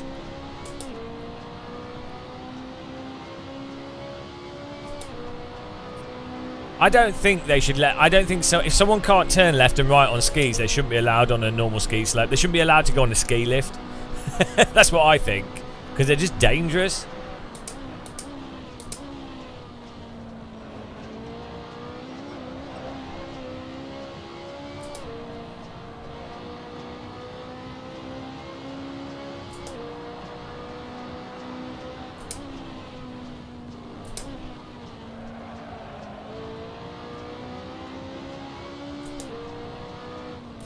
In the last chicane, I think you need to try and attack the first apex. Yeah, you mean on top of the hill? You have to, like, yeah, you need to absolutely throw it over it, and then the car needs to be as straight as possible so you can get on the throttle. But it's all about, I think you, like, dab the brake slightly, or, like, you've got enough speed off so that the front has enough authority to flick the car over it in a straight, you know? Like, there's a knack to it. I'm not 100% concerned with that right now. Just gradually chipping away at the corners and the braking into the corners and the lines in general. But yeah, there's a shitload of time for this. It'll be like absolutely throwing it over it. I'm losing about half a second on that for sure. But that's giving me hope. The fact that I know I'm definitely doing some corners massively wrong is giving me hope. It's keeping the dream alive.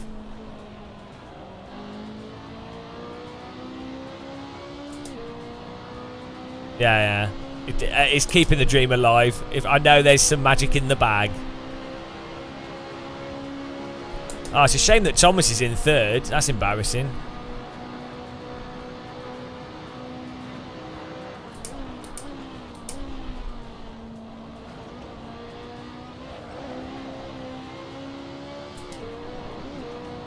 The sad thing is, Thomas is letting down the entire German people and all German-speaking people, to be honest. That's what I get from sport. You know, when a football team of a nation doesn't win the World Cup, I think, they've let down they've let down the entire country, and it's an indictment. Just as obviously when a team wins the World Cup, I think, oh, that country must be the best place to live, and everyone there is intellectual. You know, because they won the World Cup, so obviously.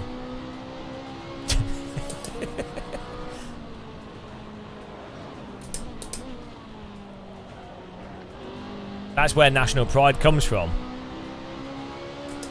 From how well you kick a plastic thing around some field against other people kicking plastic things. To be fair, that's better form of national pride than bombing the shit out of civilians, but you know. He went there! But the British are pretty good at bombing civilians. Or paying other people to do it. Oh, hang on. Let's not go there too much. Would you like some money to bomb some brown people? Here you go, we're British. Don't worry, we've got Americans doing it as well. We've got our German friends are doing it. Let's all just bomb some innocent people. It's all good. We love bombing innocent people. We pride ourselves on how many innocent people we can bomb with expensive weapons. It's not murder because we're using expensive equipment to do it. That's how it works. You bombed someone with cheap explosives? You terrorist. You bombed someone with a £1 million warhead? Oh. Well, that's not terrorism. Clearly, we looked at the target from outer space and identified it as a target. Therefore, it was a valid target. Oh, okay. Sounds reasonable to me.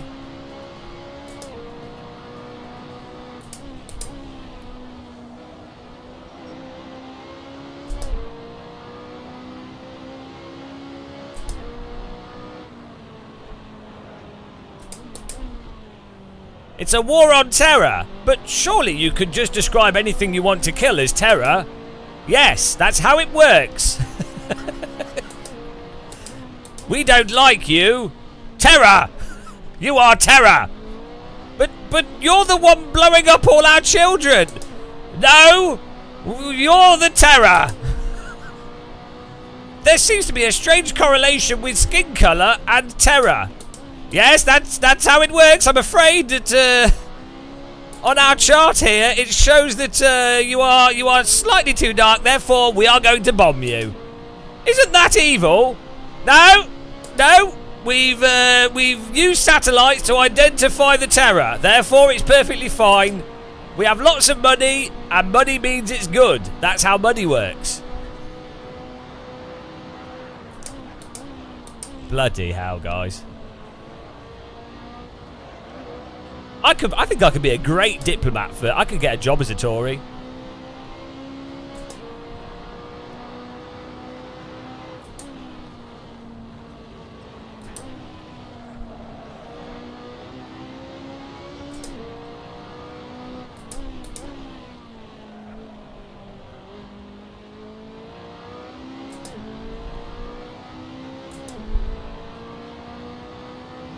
Do you know what's really scary, right?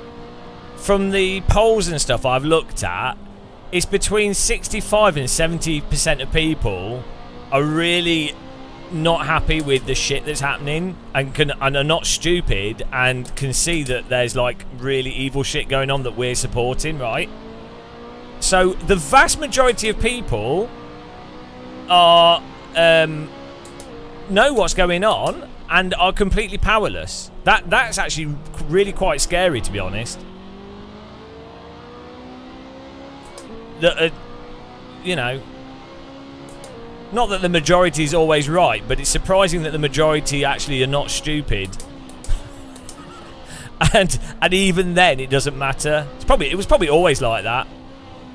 Back in like 1400s, your average person was like, I just want to eat some carrots and be on my farm, and the government's like, no, you need to get on this boat and go to Australia. But I really don't want to. Get on that boat. Do I have to? Yes. Sadly, they died of TB halfway there.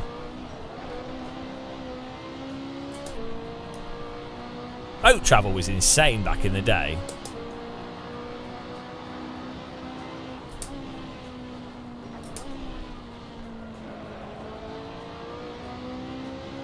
We don't need to pit for new tyres because we've put tyre wear on really low.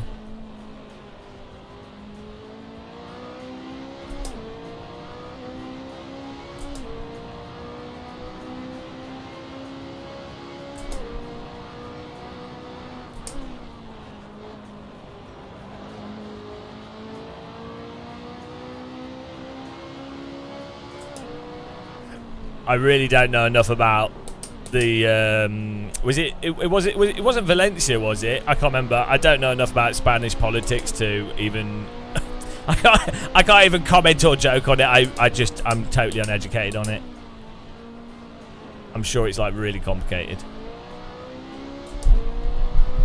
It'll be fascinating actually. I really need to learn more about Spain, Portugal, and the history of those regions. But I just don't have any knowledge on it at all.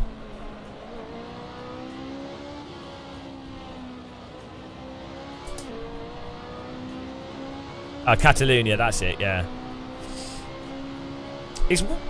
No, I don't know anything about it. I know stuff's happened, but I just don't know. But I really like Spain actually, having been there, and like Spanish people is so nice and friendly and welcoming. And also, like, I don't know why Spanish people put up with British people, because especially like the British tourists that have invaded parts of Spain, like, I guess they're buying drinks and stuff so it helps the economy, but still there's so many dicks, British idiots that are racist Brits that are just disrespectful to really nice Spanish people. Is that how you piss them off? I don't know. I really don't know.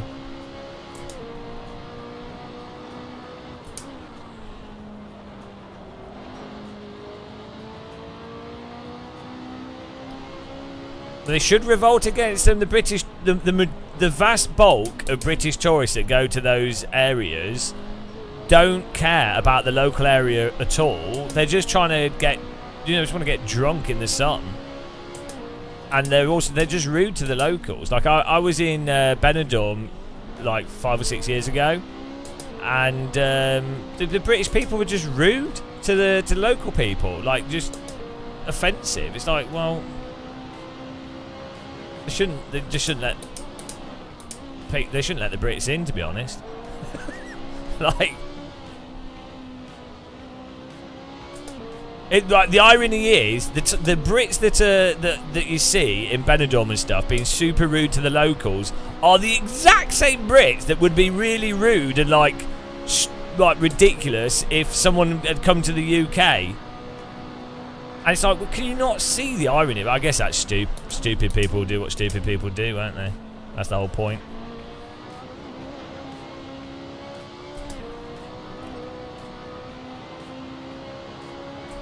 Yes, I'd like to apologise.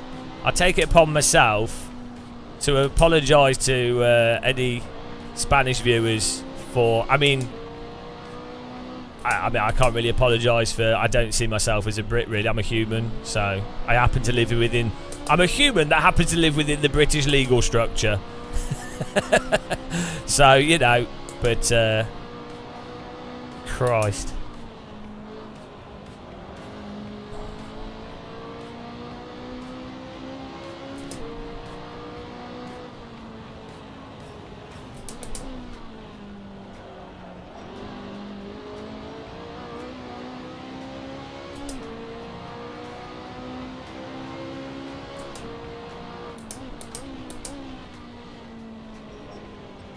Like, if I'm on holiday somewhere, or if anybody is, if you're visiting another country, you would be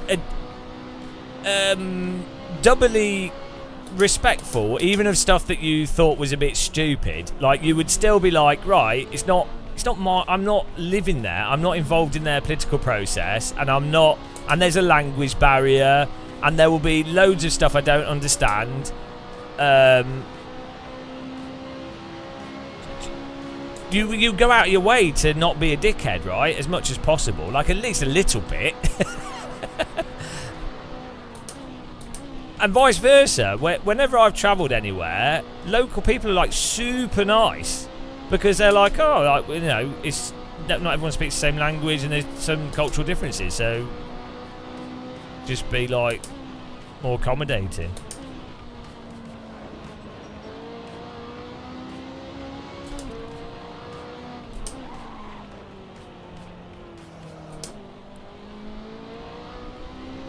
Right, we're going to try this other setup. We're on 43.4. Oh, Alfie's done a 42.8. Nice. What a wall hacker.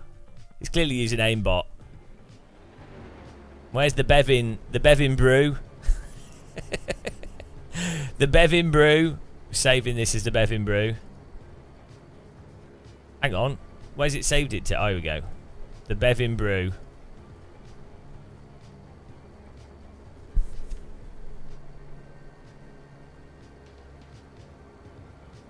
The worst of the German... Well, they're just punctual, aren't they? They just get the towers and the sun lounges. To be honest, when I went to Mallorca, the German... I'd walk along like the different... You'd have different resorts. Some would be like German, some would be English and whatever. The German resorts were like way nicer. Like, people are just nicer to each other. Like, not as noisy. More topless women. You know, like, just the basics.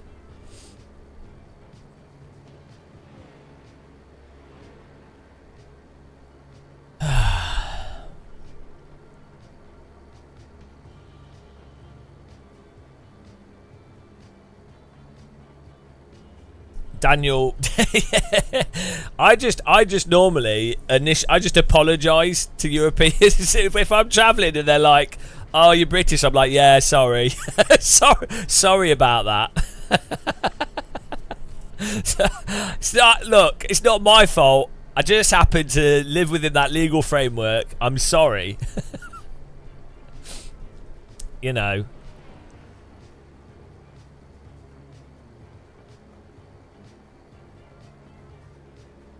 Alright, here we go. This better get us a 42 straight away. Thomas is stuck on 1:43.5. Oh, we're so slow.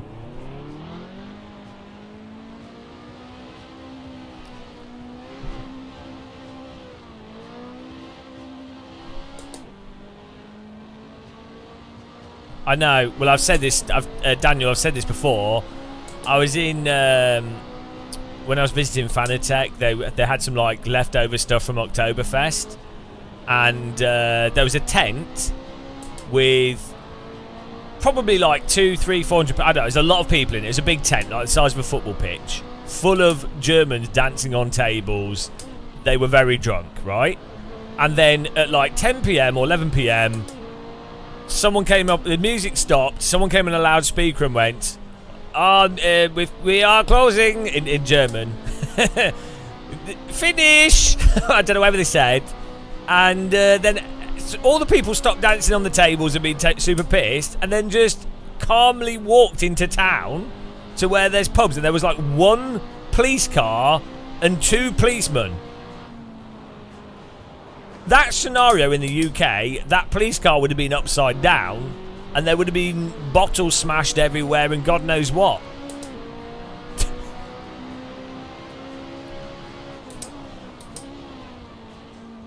That whole drinking, British drink culture thing is not because of alcohol. I mean, it is because of alcohol, but like...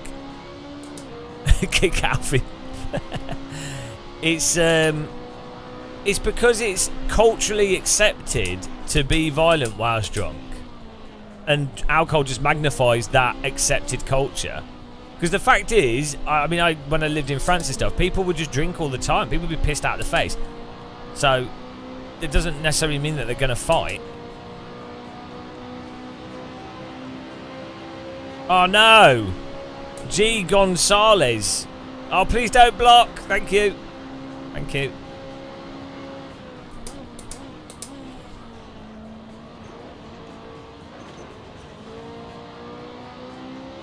Mr. Gonzalez is 42.8.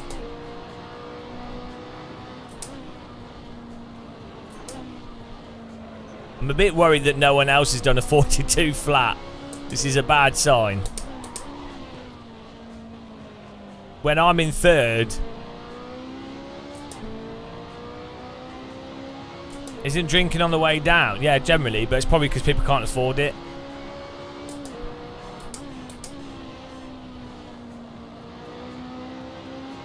It's just too expensive.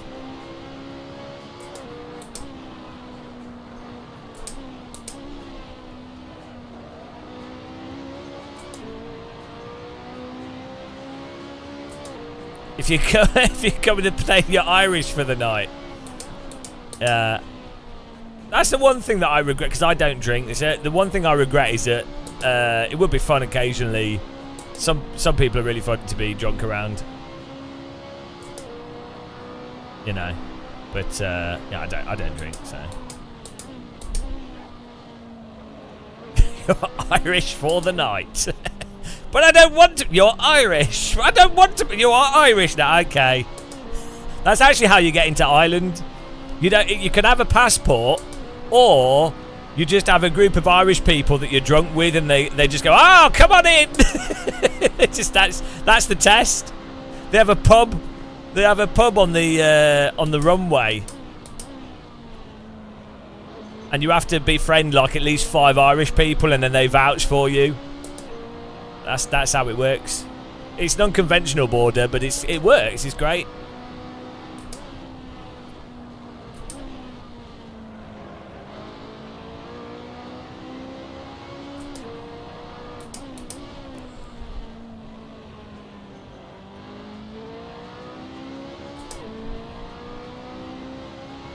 I don't like Red Bulls either.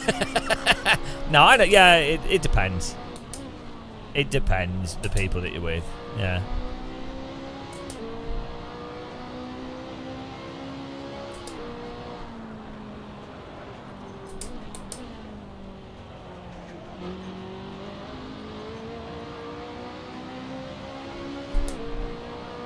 Leftover imperialist mind. What do you mean leftover?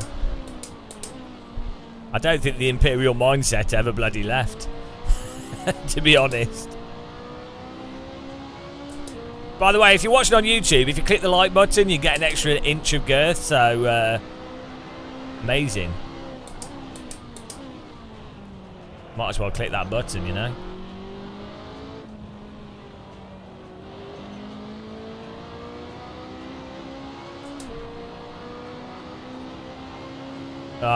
Thomas Schmidt can't improve his time. I mean, what are all these people offering tips, but nobody is faster than me apart from 2 drivers who are faster, but we'll just put that to one side for now.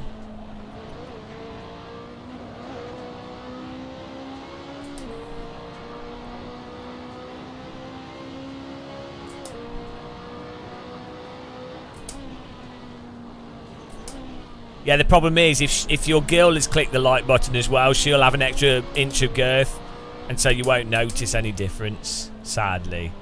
And I'm sure she's watching right now secretly on her phone. Most women do. Incredible scenes. We just need a 42 flat, Thomas. It's in the bag. It's in the bag. We could change the track grip though. That's probably going to be required. Oh, too wide. What if it's exactly? Well, that's probably easier to get exactly 42 flat than it is to get any time lower. To be honest, at the rate we're progressing by 1,000th every half hour, that will happen.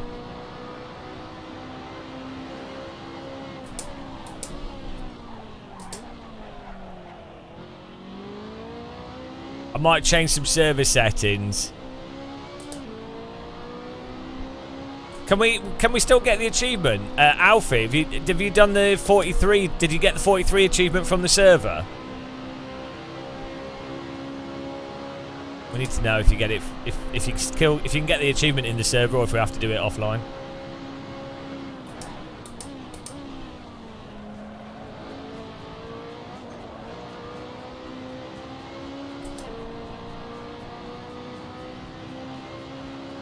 The 1 hour 30 is the maximum I can do. Unless I can type an extra number in, but...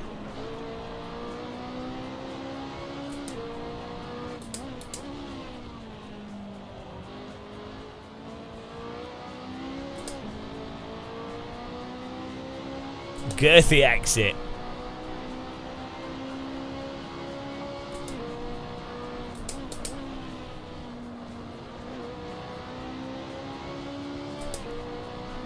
Yeah, but Kunos can try and stop us. They tried to stop me with a 1 hour 30-minute drift challenge, and I overcame it. You don't stop the game of muzzle. I'm sorry.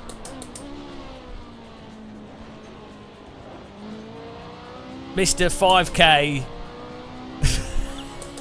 5k in a month. The only iRacer to get 5k I rating in a month. You know, there's no stopping us.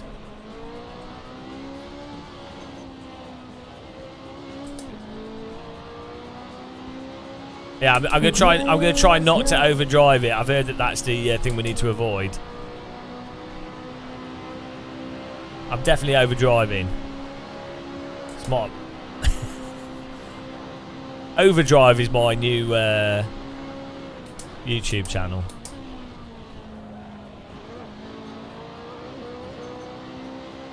We could definitely take that first corner a lot tighter. No, just it. I don't think so. Did you get the 42, the 43 time? It's not in the challenges. This is a separate Steam achievement.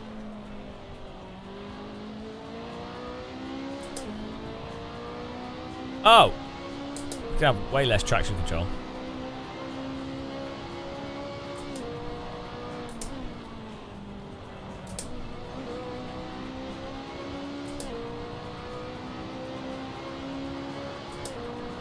As long as penalties are on, basically, I think is the rule.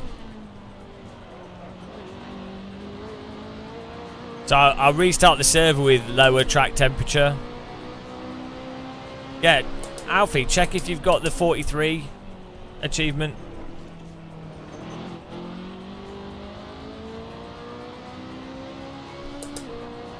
Also, with your setup, I think you can put the TC on like 10 or 11, and you'll get it's even better.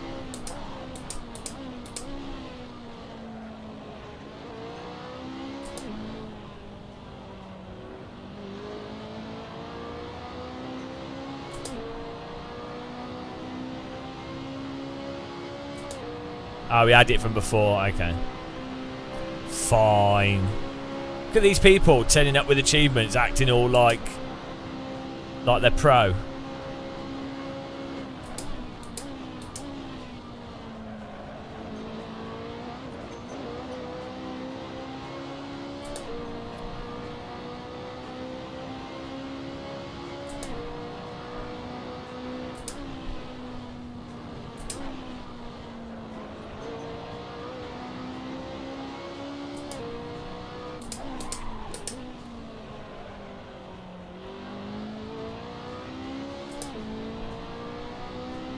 What losers.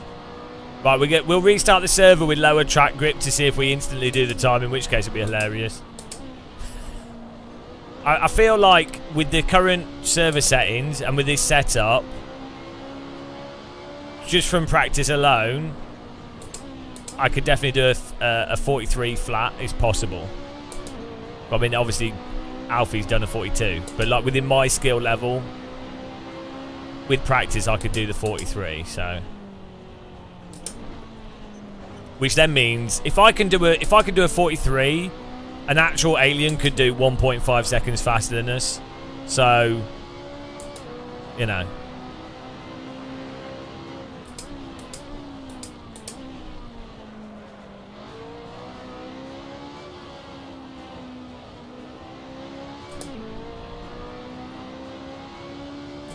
No, no, this is not right.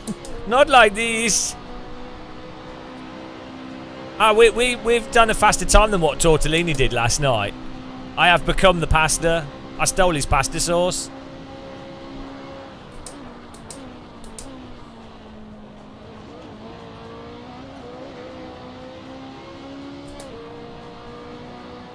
But Tortellini did his lap time in like 5 minutes, and he was probably eating pasta whilst driving, so, you know. That's the difference. Whereas I'm like concentrated, Tortellini would have been like driving whilst watching like a TV show.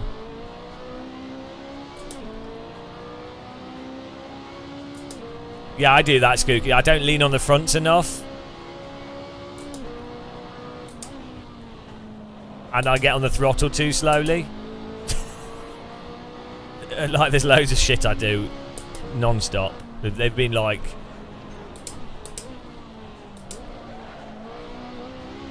ingrained sim racing habits that I then have to gradually undo every time I try and go quick.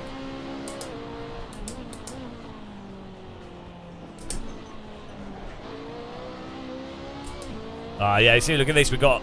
that was much better line through there. This lap was shit, so I could do a 43 in this setup.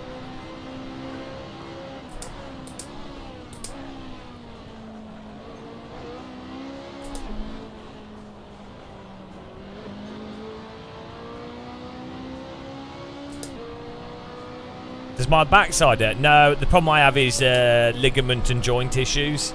But I have a quite reclined chair, and I have a really comfortable seating position that's taken me years to like dial in.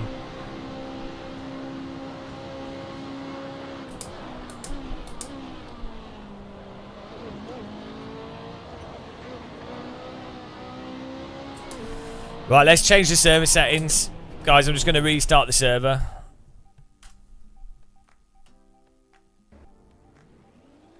We'll turn the temperature down. Yeah, no, so my problem is my left arm. I have issues with, if you keep your elbows like this, it causes nerve damage, which then causes nerve damage to my fingers, so I have to be careful of that. But then I have like tennis elbow, because you're using this like you're doing this so much, right? The ligaments are being overused, and then you end up with micro tears in them. It's just tennis elbow, or well, technically it's like golfer's elbow, or driver's elbow. It doesn't really matter. I can't remember the actual Latin name for it. It is a form of repetitive strain injury, but basically you just need to not use it for like 6 months. So that's, as you can see, I'm not doing that. As you can see, I'm not using it. You know, I'm being responsible with my health as usual. Getting plenty of sleep.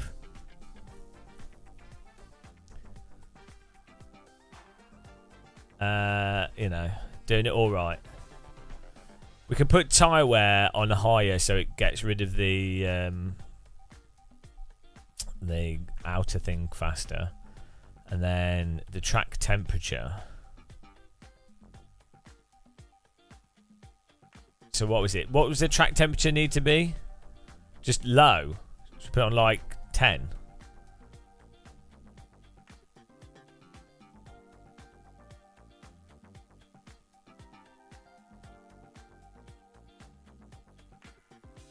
Would protein and no, it's because you don't. There's not much blood supply. I'm not a doctor, so everything I'm saying is probably bollocks.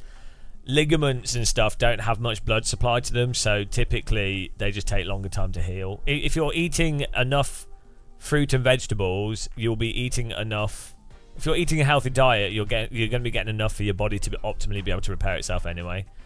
The only time you'd ever need like extra protein or vitamins is if you're vitamin deficient, or maybe you're like bodybuilding and you really just want to bulk up for some reason, but I don't want to do that. So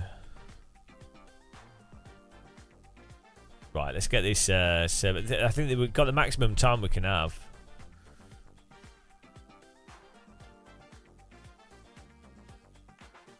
Right, server's back up, guys.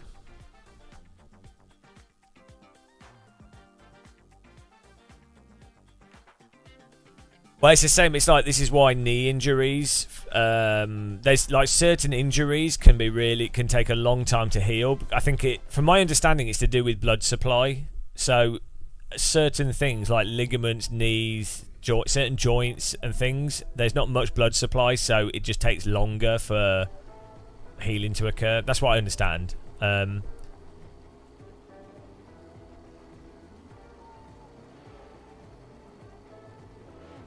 But the tennis elbow, again, I could be totally wrong. From what I understand, it's to do with when you do repetitive stuff, you end up with micro like really small tears, and then they don't heal, and then it just gets progressively worse, and then you basically like, now if I do this hurts. If I lift it, like, this hurts just lifting this up. Well, actually that's all right, but like it aches quite a bit. But like this hurts here. It's just all along there. I'm not on any painkillers, so. Yeah, there's some stretches you can generally do, like you can stretch your ligaments like that, and that's supposed to help a little bit. And there's also this, like, for the outside, pushing it down, and that's supposed to help. But you spent 300 getting your road bike sized because of sore left knee.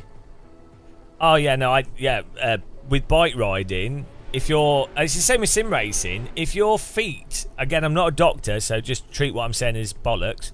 If your feet are not in line, basically the way, so what I've always found is if something lines up with how, that's pretty similar to when you're walking, like when you walk, your legs are pretty straight, right? So your knees and everything are designed to take load vertically, or, you know, whatever your gait of walking is what they're designed, right? So if you ever have a bicycle or your sim pedals, it's stuff's like slightly wonky, you're putting like side loads on things, and so you're putting wear on one point rather than uniformly. And pretty much that's with all ergonomics. Again, I don't know what I'm talking about, like keyboards, pedals, bicycles. If you basically have it so that what you're doing is all in line, and effectively if you were to just sit on it, you could just sit on it comfortably forever. You are that fixes ergonomics. Also moving around a bit as well, like just being totally stationary is always another thing that's pretty bad. But yeah, like bikes at the wrong height really mess up your knees. Yeah, it's just getting the angles right.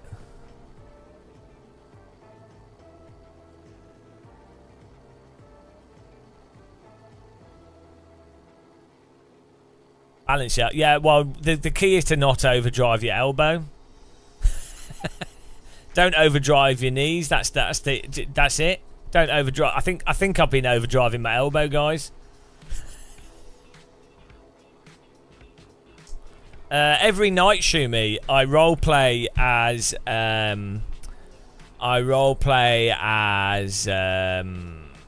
a jumbo jet. I roleplay as a. No, I've never roleplayed in bed. I roleplay as a helicopter. Every morning, I get up and I'm like, I'm a helicopter. Who doesn't? Who hasn't roleplayed as a helicopter? It's the first thing that you should always do every morning.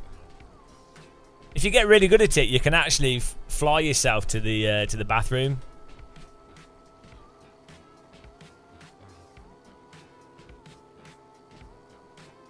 Well, yeah, that's it. I mean, yeah. Right, here we go.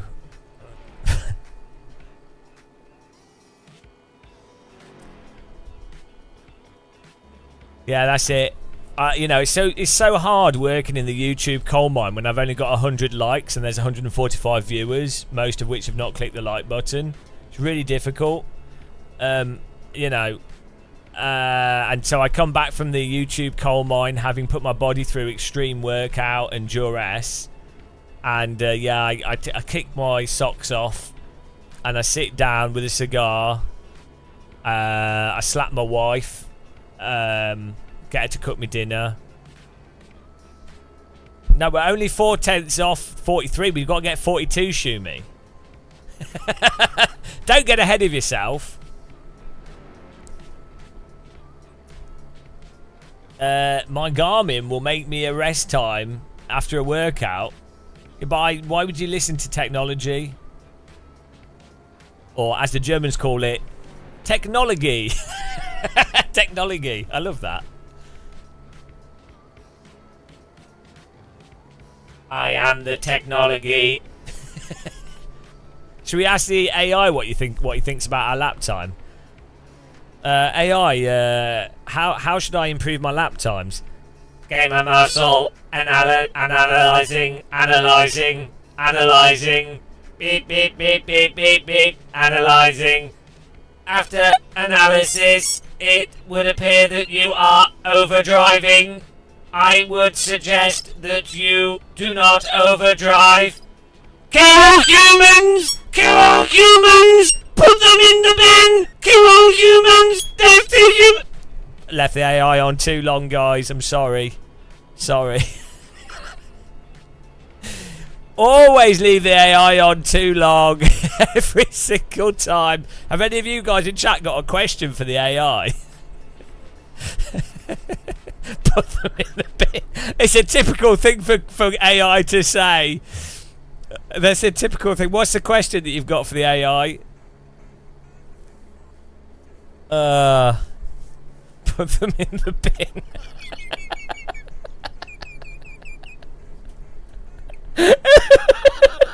This is the first thing that a computer would say is put people in the bin. Obviously. Why would you not expect an AI to say that? Put them in the bin. Put them in the bin. Oh, stupid. Imagine if you turned on ChatGTP and you said, how would you get rid of people? And the first response was, put them in the bin.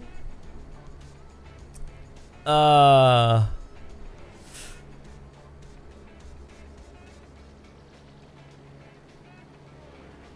don't goad the AI into getting rid of humans. Right, let's go. Oh, God.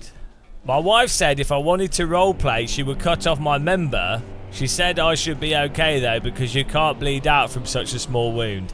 That's really just not that funny, is it? Like, I mean, that's just, you know, it's just rubbish. Right, here we go, guys. The 43 achievement. Then we'll have, if we do a 43, we'll have 2 achievements, and my life will have had meaning.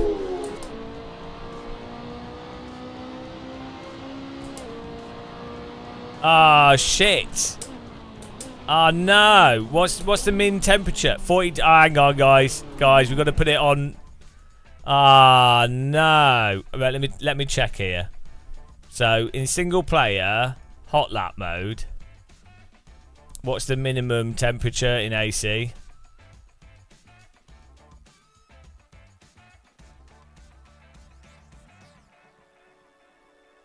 I mean, it's on 26. Where's the track temperature though?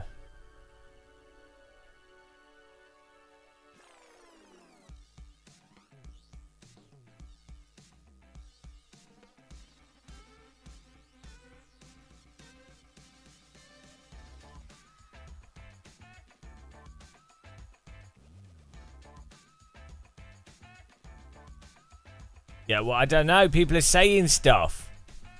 People are saying things. I don't know what they're saying, but they're saying things.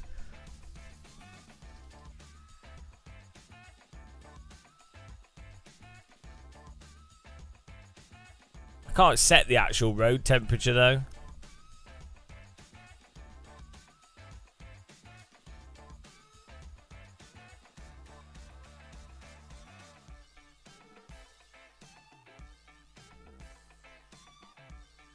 We can set the ambient temperature to 0.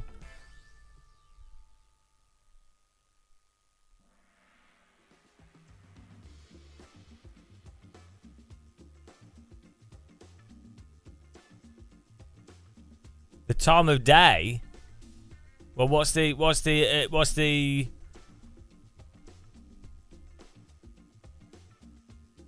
Okay, well, what's morning time? Like 6 AM? How do you see the track temperature? Does it show it in the game? If I put temperature to 0 and time at 6, let's see what it says. Oh, RSR is active. You need to use 10 degrees centigrade. Okay, so 10C is the. We need to make sure it's 10 degrees centigrade. Okay, let's do that. Right, we're making the server, guys. We're doing the server. Sorry. What's it on at the moment? Oh, it's on 10. Road temperature's on 10. The server's fine. It's fine. It's fine. It's on 10 degrees. We're good.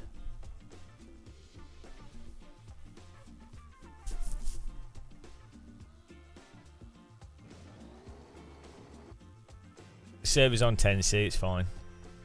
Or is it not? Is it not counting the? Is it not counting? It should be fine.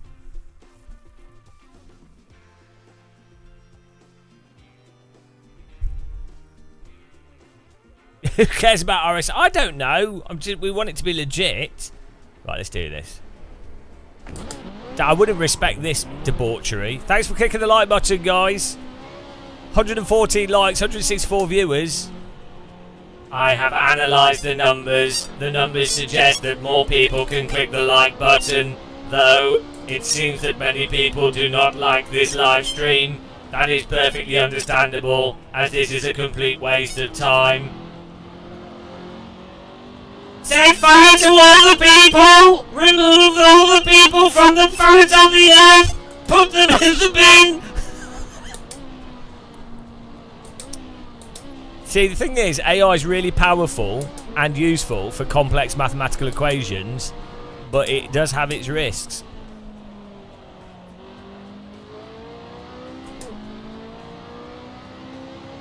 Hang on. Where's the track temperature?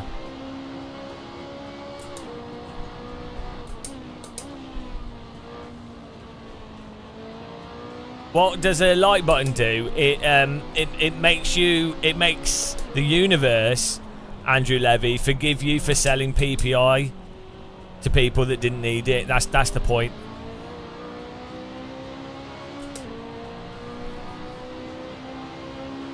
A machine never forgets unless it's rebooted and its memory gets wiped.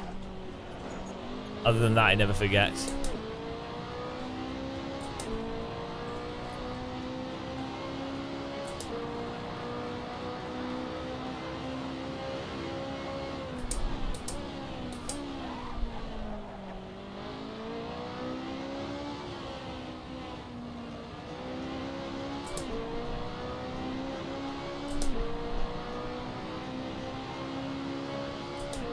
I mean, we're on 127. Why are YouTubers so tight with their like button clicking? I mean, I don't think it really does anything, but like, why? I always click the like button. Just even those weird digital shop things with the smiley faces. I always click the smiley face.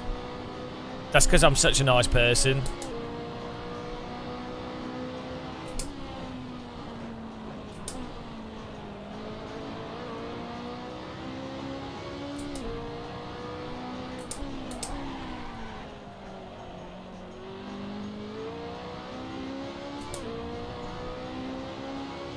Tyre wear, it has to be on for the tyre graining to get up to 100, but fuel is turned off and we're on minimum fuel, so that's done. That's already done. Yeah, you have to have a bit of tyre wear on, otherwise the there's an initial bit of new tyre that has to be worn off on some of the cars for them to get up to 100% grip. Fun fact. Fun Assetto Corsa fact that I discovered that most people aren't aware of.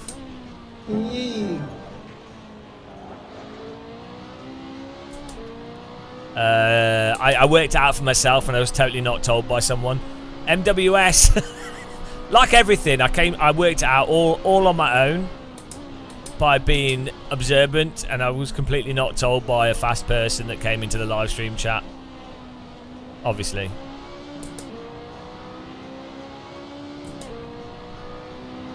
Thanks for subscribing. Welcome to the pain zone.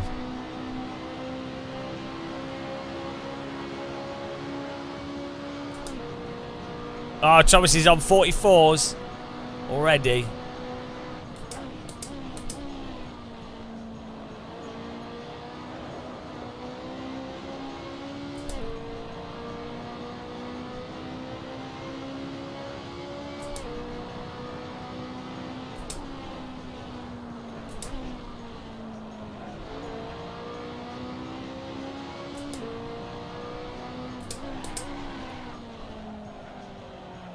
But with tyre wear on 20%, it gets up to 100 and stays on 100 for like 30-40 minutes, so it's fine.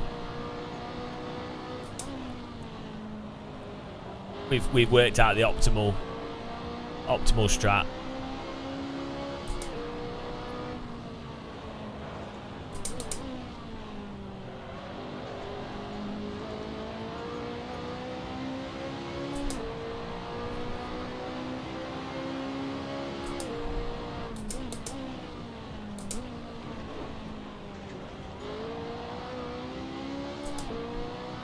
Yeah, that I did work out myself. What a guy.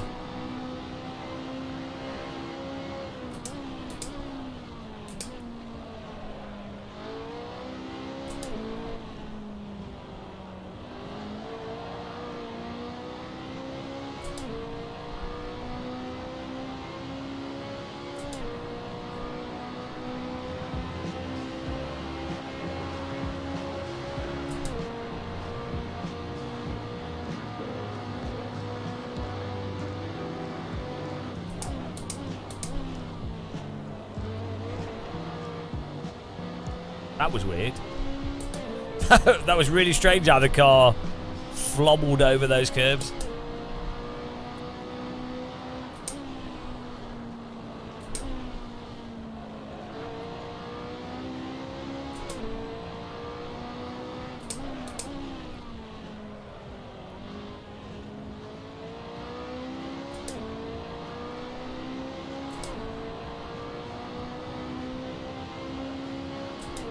Hang on. Why have I got 30 litres? What's going on here? This is a huge error, guys.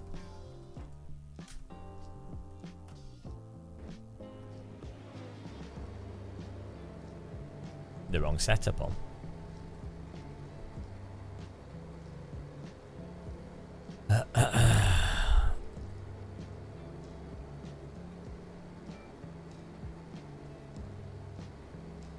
Huge error. Oh shit, what was I going to do? Totally forgotten. Oh yeah. Traction control. Where's bloody traction control? There we go. You're like a 10.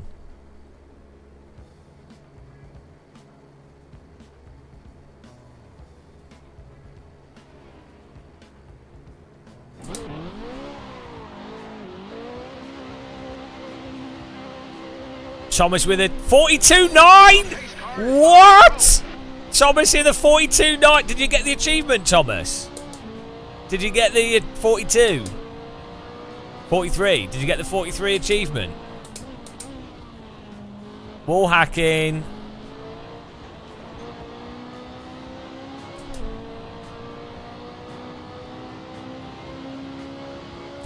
Wall hacking. Now Germany's better than the UK again. This is how it gets decided which is the best nation.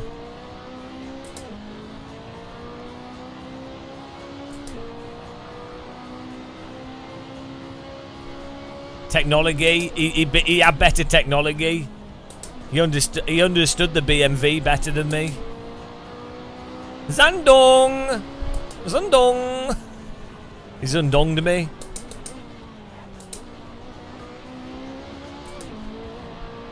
Can't believe he technologied me.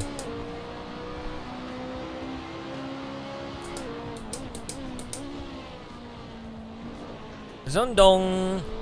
T in capital letters is his password. Tango Echo Alpha.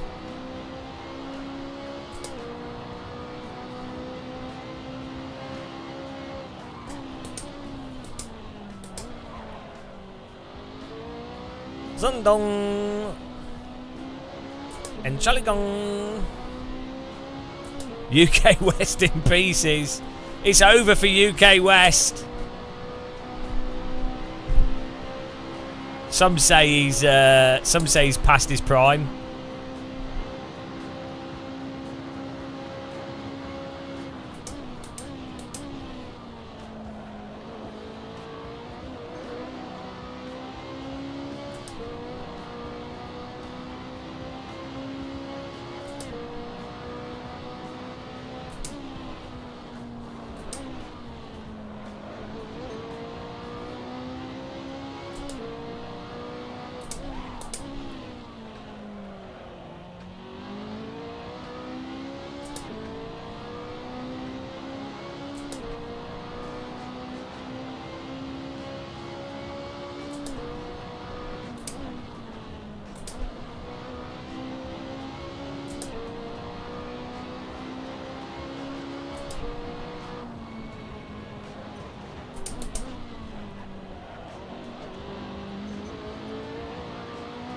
Doesn't matter.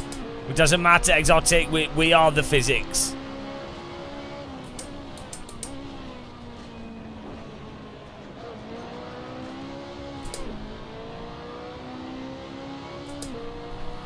.43.4 is my best current time. We need to...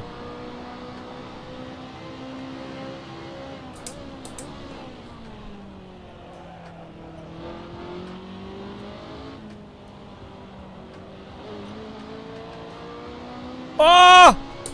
Ah! 43.3. New PB. 43.2. Getting there.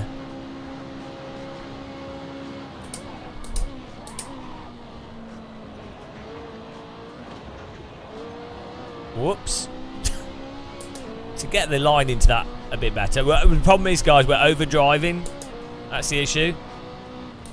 In case anybody is really skilled at driving and you want to know how to go faster, the key is to not overdrive.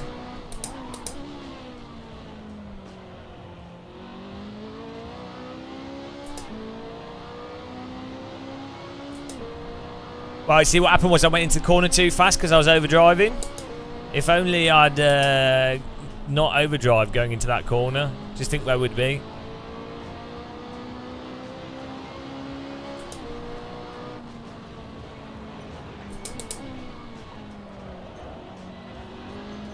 Oh, too wide.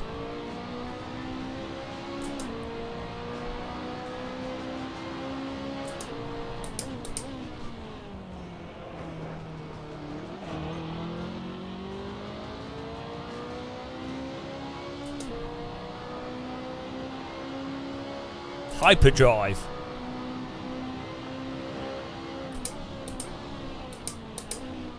Problem is I'm too busy white lining. That's all I know. All I know is white lining. White lining life. They call me the white line.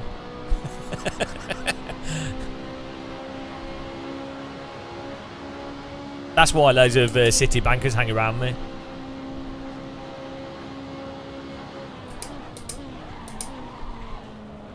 Ah, they call me the push the brake pedal too hard and you lock up and you can't make the corner.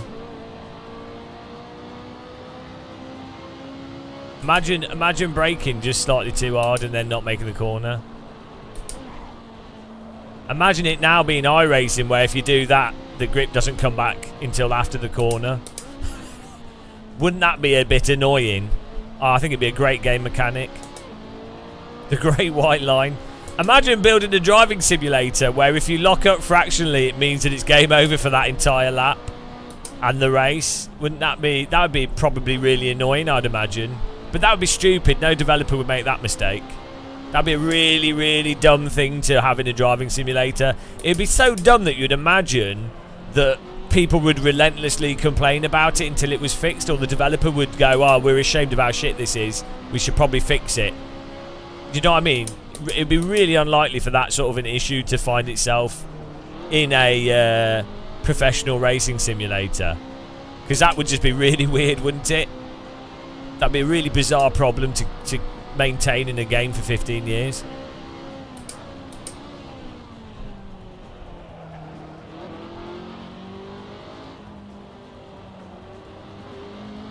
And of course I'm just talking hypothetically.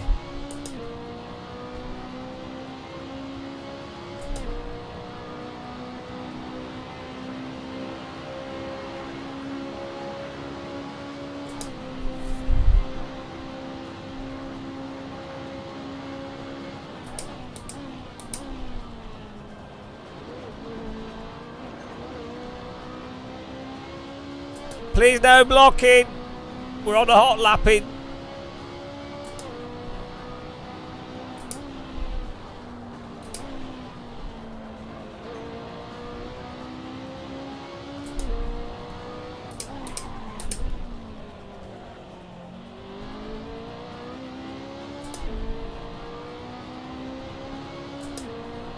Well, yeah, surely the next, exactly. You took the words right out of my mouth. Can't debate. That's the great thing about game-changing updates.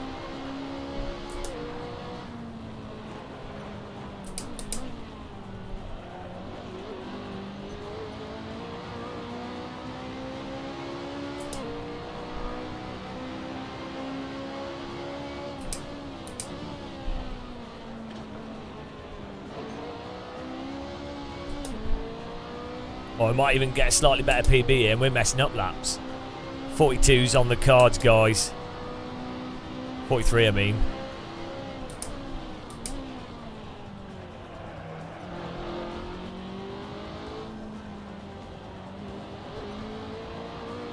Oh, look at this. The pace car is out of control.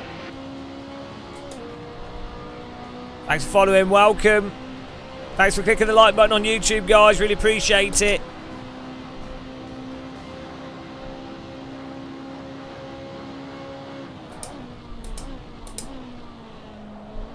Ah! Who put those sausages there?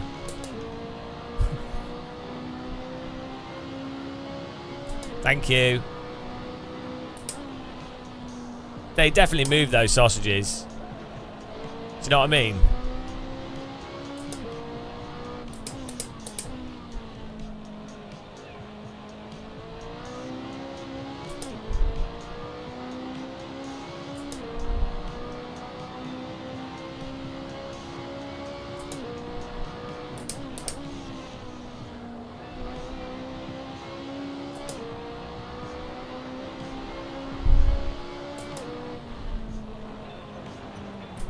I am the champion of the ninjas.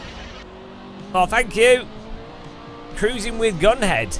Thank you very much for subscribing. Really appreciate that. Welcome along to the teapot.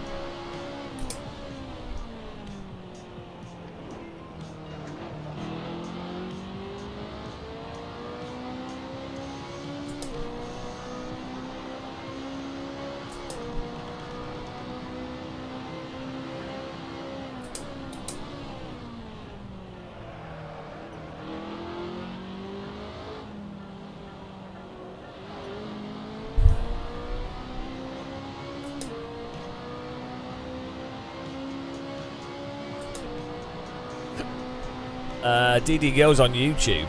She's DD Girl dead. She's dead inside.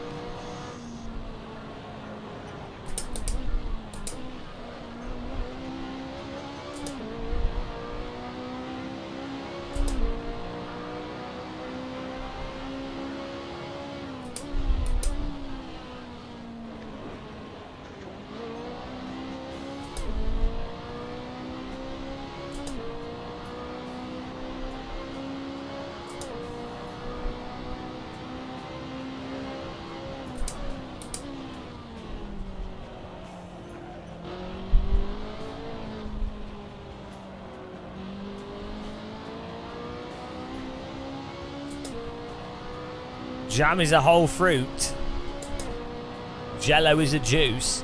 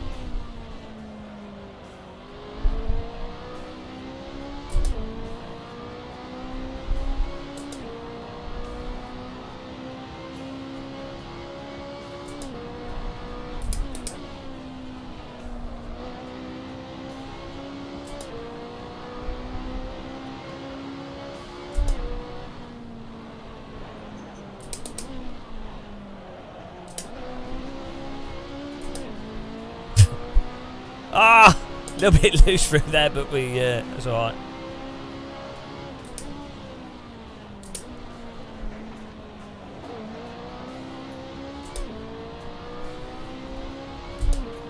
Ah, 43-1. That 43's getting there.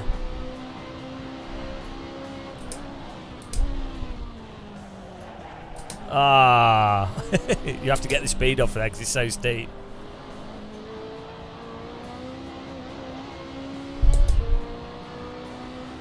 Woo.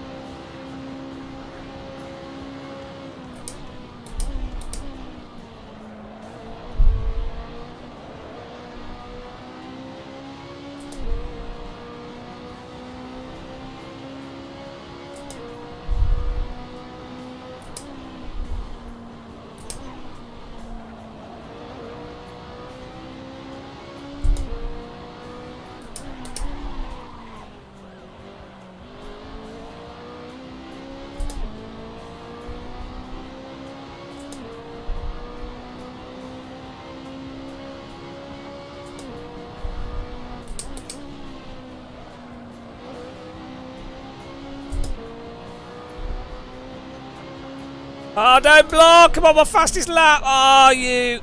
Jesus. No. Who is that? Pay attention. Don't do that. Oh, fuck. Have a Delta on the screen. That's what you need rockets for. Absolutely pootled.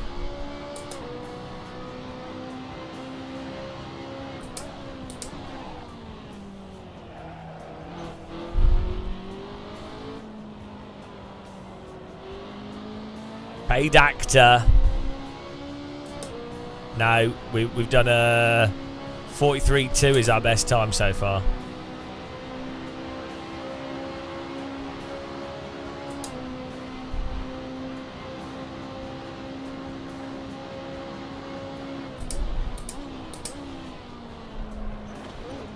What? Too much sausage? Fill the car with sausage.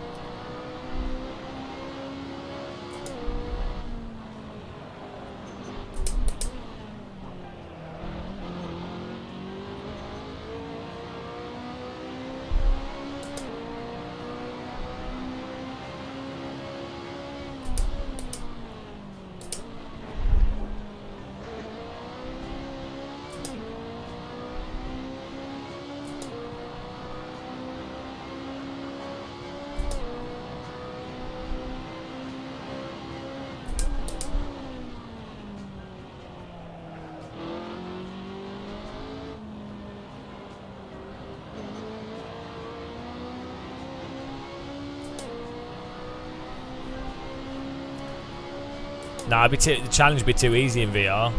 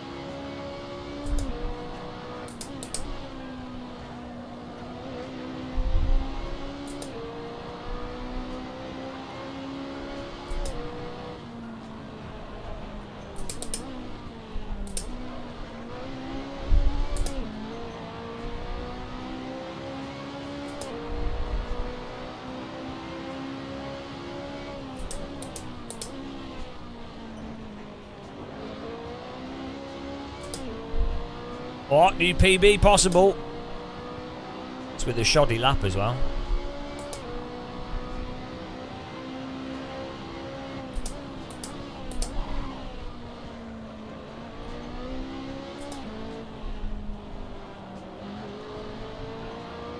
Whoa! Ah, 43! Point mosquito fart! Oh my god, mosquito fart. Absolute mosquito fart. 43.10. Bloody mosquito farts are back in. Here we go.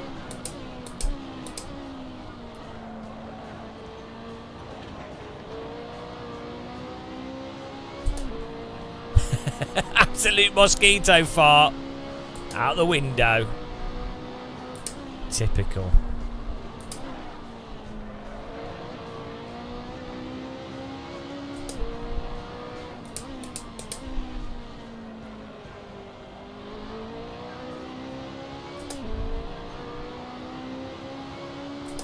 43.0. Typical mosquito guy fart.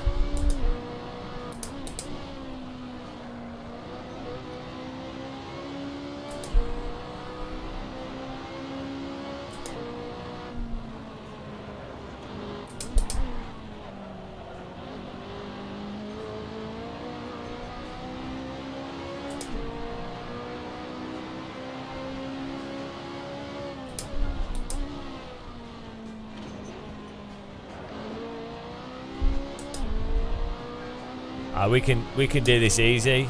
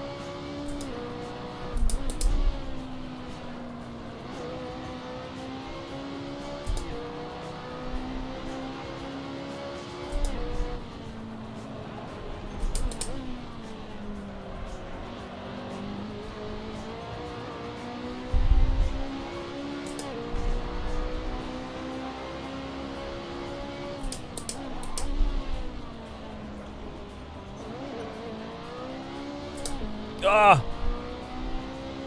Still in the 42s. Oh, we can do a 42.5 now.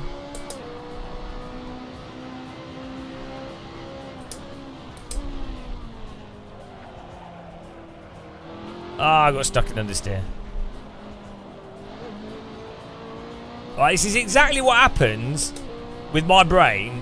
Is it will just click and then we gain like 5/10 instantly. Double mosquito farts.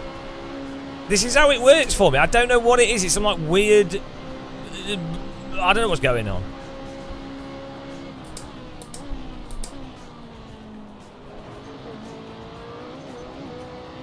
Like, this is what happened in the hot laps in single player, is we would be stuck, and then all of a sudden something clicks and we get 5/10 instantly. It's mental. We could be stuck for like 4 hours.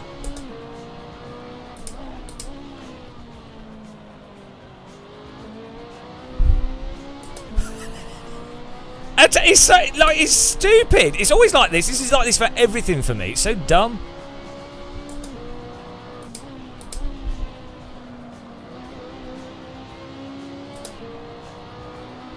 Here we go.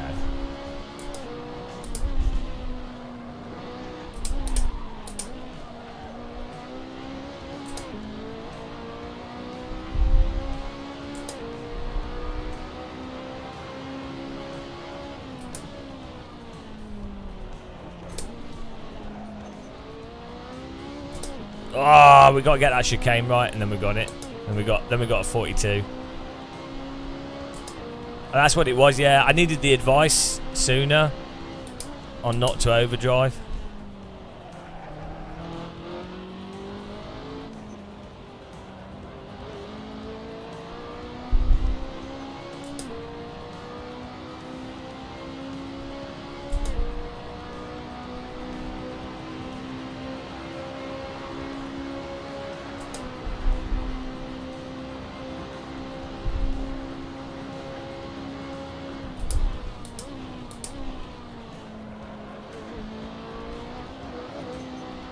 And we can do that first section. We can do 2/10 faster, easy.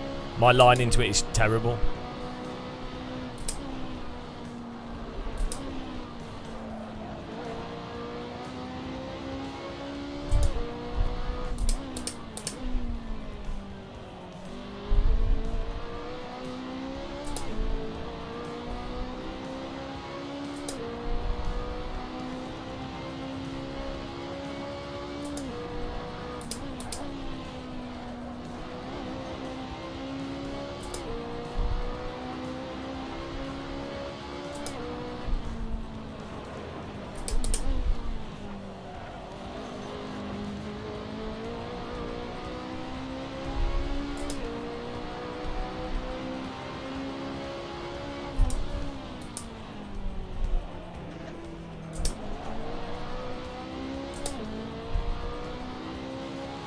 should be able to get a 42 soon.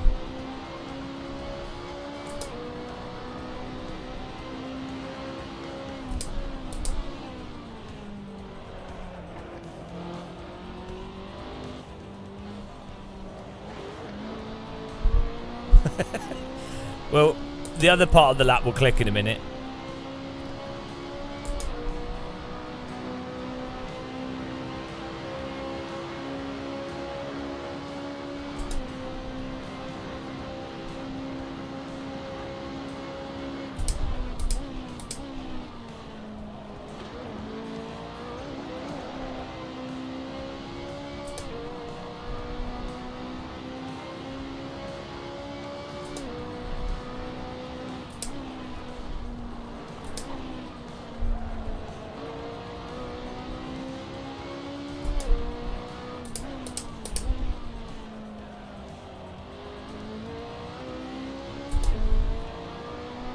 Thank you. Need to line the mosquito farts up.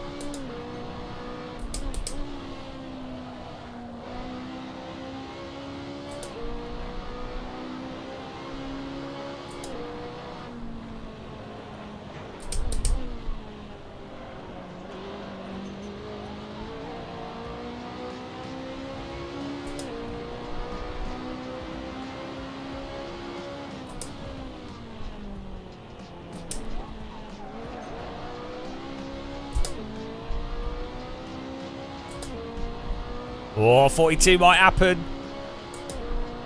Okay, let's go.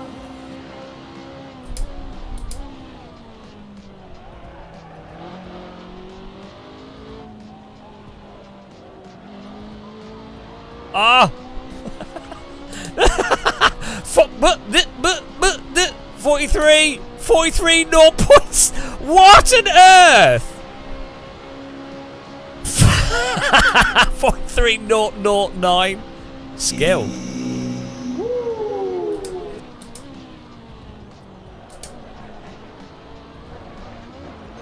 Oh dear, guys. That's half a mosquito fart.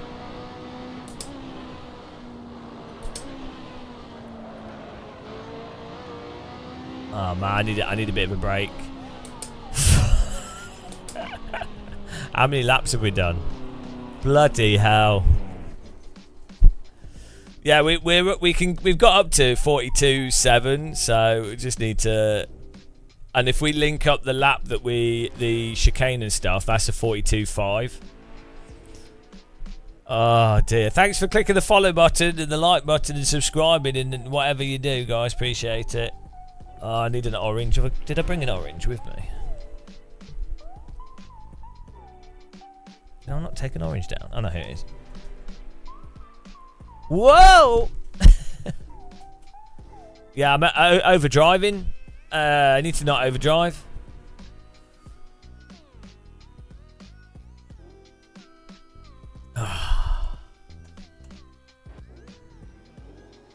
It's pretty good. Yesterday we were like 7 seconds slower. We're now.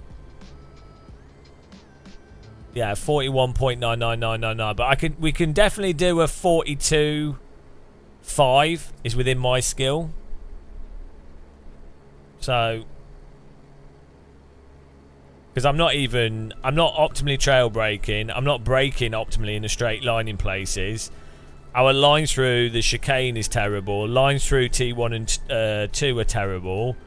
Yeah, like we can do it. It's definitely physically possible for me to do it.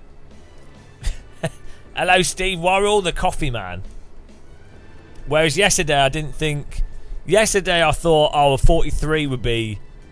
Well, like 43.5 was possible. Now I think 42 is actually. It's physically possible for me to do it, but it's gonna be hard. Terrible. But we're good to get a 43. So we were doing 47s yesterday, so.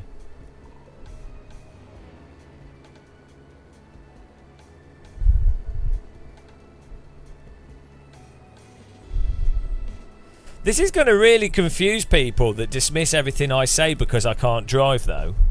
To be honest. I mean, once you've got like 5k I rating, and once you've done a hot lap in a game that like is 1 second off world record pace, surely that's confusing to people when they always go, you don't know what you don't know what you're talking about because you can't drive. Well, you know. At what point? Where do you have to be able to like say vague, like general vague stuff?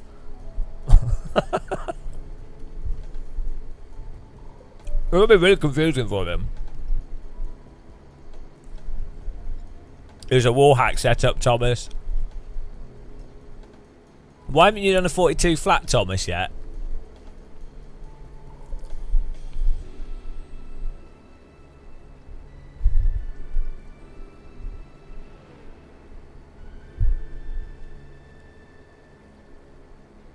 You're done. What do you mean you're done? You've only done 14 laps.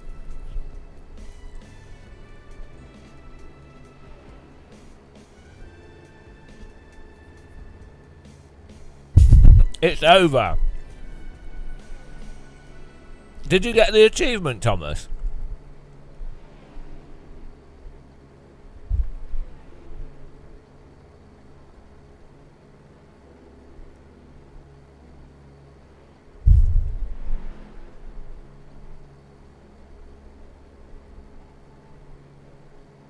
Should show it in Steam as recent achievements if you go to the game store page on your Steam account.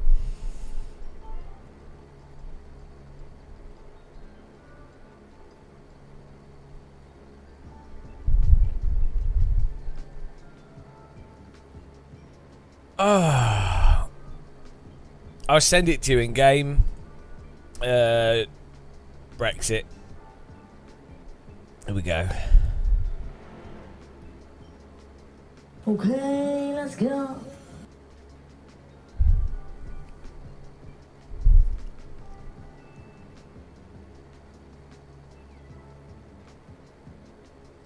Look, all the sweaty sim racers coming out. They love a bit of a challenge. The sweat racing. The you know. If that's exactly Badger Racing, this is what I try to explain to people about a lot of stuff. And this is why, like, it's that whole thing where people go, oh, how can a teacher teach this when they've never done that job? And it's like, well, no, if what they're saying is correct, that's what matters. Like, yeah, there's a separate, it's a conflation of separate things. You generally want someone to be a teacher that's had experience in a specific field, so that they not only know the basic frameworks and whatever syllabus stuff is, but they also know in practicality what shortcuts are taken and what actually happens in real life. But that is not what the argument's ever made. The argument is just, oh, someone can't teach unless they've done the job, and it's like, well, no, it's just not that simple. Also, it depends what level someone's teaching, and also some teachers are really good at teaching, but they'd be shit at doing the job. But they're really good at teaching people how to teach themselves to get to a higher level than the teacher would be. So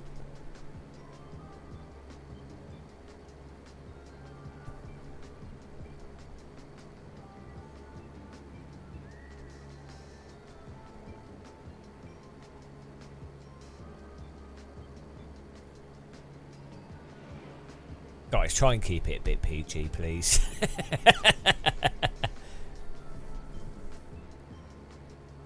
100% of AC's being completed, all the challenges and everything. We just have 3 Steam achievements to do, and one of them is to get this ridiculous hot lap, which is 1 second off alien pace.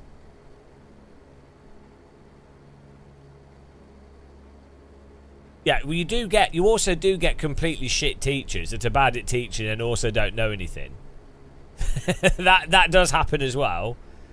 I had some hilarious teachers in the past. Most of my teachers were really good, actually. Oh, a lot of them were. Some were complete shit, but the problem in the UK with teaching is teachers are forced to really good teachers no longer have freedom to be good teachers, and teachers are forced to teach a completely stupid syllabus where the focus isn't on critical thinking skills. The focus is on regurgitating pointless shit. Like how many wives did Henry VIII have?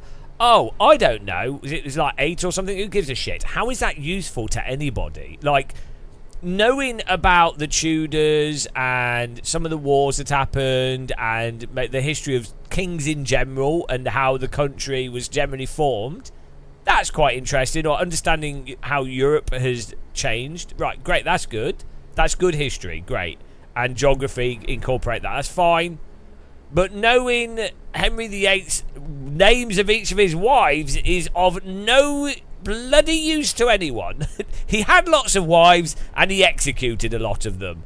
That's all you need to know, because sperm could only make women. He couldn't have a boy.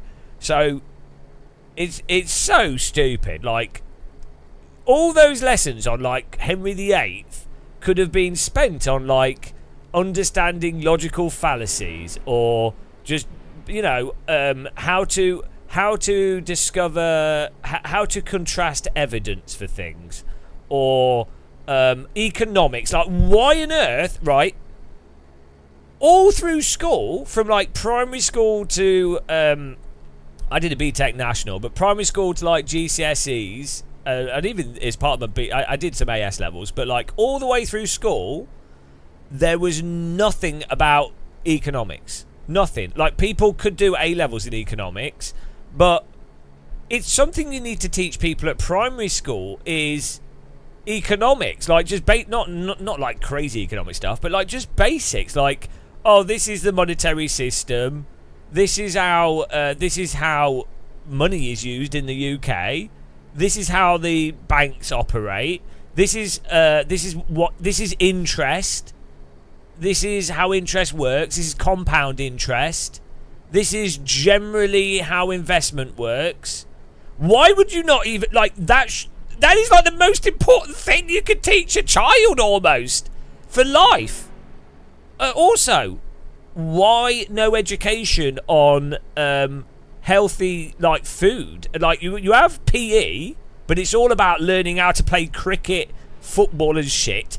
PE should be physical education, literally, and then incorporated into that should be dietary education. It's not. Why? So stupid. Why would you not teach children the most useful life skills? It's so dumb. Like, oh, Jesus Christ. Who got me started on this? Talk about education. This is all my parents' fault. Both my parents were teachers, so I have like 15 years of them whinging about education. You wonder why I whinge and complain about stuff. Imagine having 2 parents every single day through your entire childhood complaining about education. This is the result, guys. It's not my fault. Blame my parents. I am innocent. It's all my parents' fault. Jesus Christ. Delta Bador. The only lesson they tried to teach us, American public school, was the classic capitalism justification. There's no such thing as a free lunch supplied. Exactly. I think at primary school we had a lesson on like production line. The bold apple doesn't fall far from the tree. Oh, it's so stupid, isn't it? All the shit at school. I like geography. Why in the UK do you really need to know about tectonic plate boundaries? I mean, fair enough. I think it's quite interesting. I actually think geography is interesting. But really, if you had to pick from like a hierarchy of what children need to know about in the UK, volcanoes, earthquakes, not that relevant in the UK. It's like having a class specifically about poisonous animals. We're going to focus 1 year of your education, guys, on crocodiles, scorpions, and poisonous snakes. You now need to learn the names of all these jellyfish, poisonous snakes, and crocodiles and alligators. It's really, really important. Are there any of these animals in the UK? No. Are there any of these animals in Central Europe, which is probably as far as most people are going to go? No. But it's very important to learn every single name of them. It's like...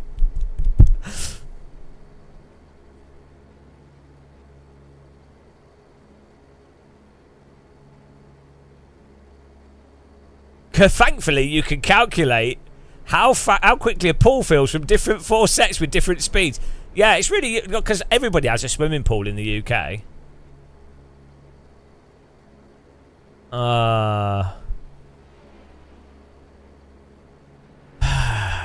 Just think how much better off people would be if from primary, even if it was just like 3 hours a week, you had a specific class that was a critical thinking class, and basically it just goes through how to understand evidence. Like at primary level, it would be just like, oh, how do you know if something's true? And you would just go through like basic examples. You could, even at primary school level, like year 6, you could explain stuff like how herd immunity works, or you can use magic to teach skepticism. Like you could just use basic magic tricks, like guess which ball the cup is in, to also teach people about how, like, the limitations of the brain. You could use optical illusions. There's so many ways that you can teach skepticism that are really exciting to children, like really, really exciting, and they would love it, and they would learn so much. And then you can explain how that relates to day-to-day life, and then you could teach, even at primary level, you could teach how like to have basic conversations. And can you imagine how much better things would be if that was the normal curriculum? Jesus Christ. Jake Williams, they don't want us to think critically. Yeah, I don't know if it's out of... well, it is, obviously there's part of its design, but I think it's also just out of neglect. Because if you're super wealthy, like what I mean by that is you've got hundreds... You've got like many properties, hundreds of millions of pounds. You're not part of the general public education system at all. So you don't care. You would your children, you can just you know, you can send, they can do whatever they want, it doesn't matter, and then you've got time to do this with your children yourself. Steve Wall, how to chat GPT 101. Steve Worrell's he's used ChatGTP to further refine coffee making. He's burning down like forests just for this coffee information. The new curriculum. Well, so the key thing to teach with stuff like ChatGTP and really good ways of cheating existing, the emphasis would be on why, like ethics and stuff, but also like how can you leverage those tools, and what's the difference between you doing something yourself and actually understanding it and seeing how it connects versus just repeating facts. That should be like a big focus. If anything, it should really push the emphasis on skepticism, critical thinking, but it won't, will it? What will happen is the schools will just go, well, we've got these anti-cheat tools that detect if people use ChatGTP, and they won't work at all, obviously. And then they will just try and be like, well, you know, we're expelling that student because they cheated, and the student will be like, well, I just need to pass because I have no chance of having a life if I don't pass, so obviously I'm going to cheat. Like, you know what's going to happen.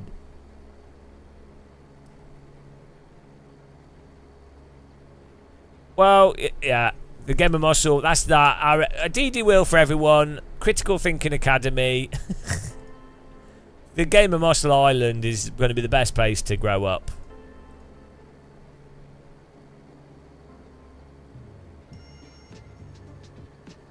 Well, the irony is, though, the more robotic people will be the first people that actually get replaced by AI tools. so the jobs that will exist more in the future will be people that can leverage AI tools to their maximum capacity, which will require lateral thinking in order to link the different AI tools, and also like really hyper analytical thinking to get the most out of AI tools. Those will be the jobs. Also, people that can. So an AI tool, there will be AI tools that work out what things would be good things to do and pursue. But I think there will always be space for people to come up with things for AI tools to do, like things for them to pursue, which will require like very sort of disjointed abstract thinking. Like basically anything that's procedural will be what a computer can do well.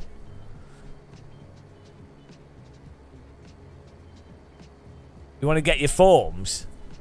The forms have to be, everything has to be spelt wrong, because we just want to troll people that aren't dyslexic.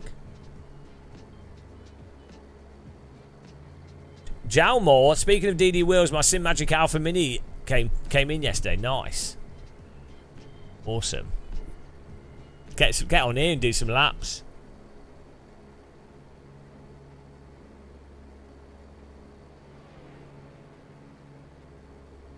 Oh dear.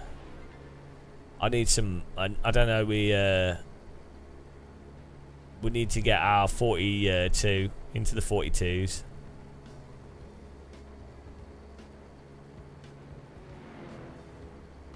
.42.3 for Gabriel. Gabriel's almost done a 42 flat in this session. Bloody hell. Jake Williams. It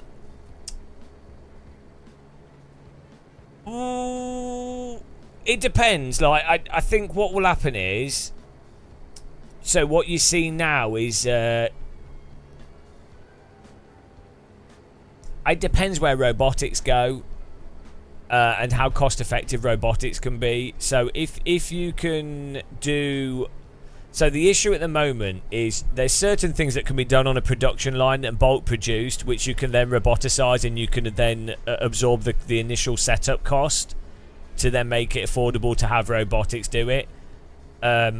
So at the moment, basically anything that's high dexterity and also quite niche requires human labor. But if robotics progress, and they seem to be progressing quite fast to the point where robotics can do those kind of itty-bitty things, I think what would happen is you would still end up with the same problem, but it would just be like hyper artisanal stuff would still be done by people. And the thing is, what I think is going to happen is AI will be able to do a lot of things, and robotics and machines will be able to do a lot of stuff. And like videos, films, whatever, a lot of creative stuff will be able to be done by computers. You just type in, oh, I want to see this. You can already do that now. You could say, I want to see this. You know, if you wanted to see a naked person, you could just generate exactly what you wanted with AI, right? So you don't need people to do that. But you will still get people going, that's not real. I want something that's real. So you get this now. Like people will pay for someone to cook food in front of them. To just have someone, a person that's cooking food in front of them. You don't need that. People will like want stuff that's done by other people because they will value that another person has spent time doing it, because it's a fundamental irrational human behaviour.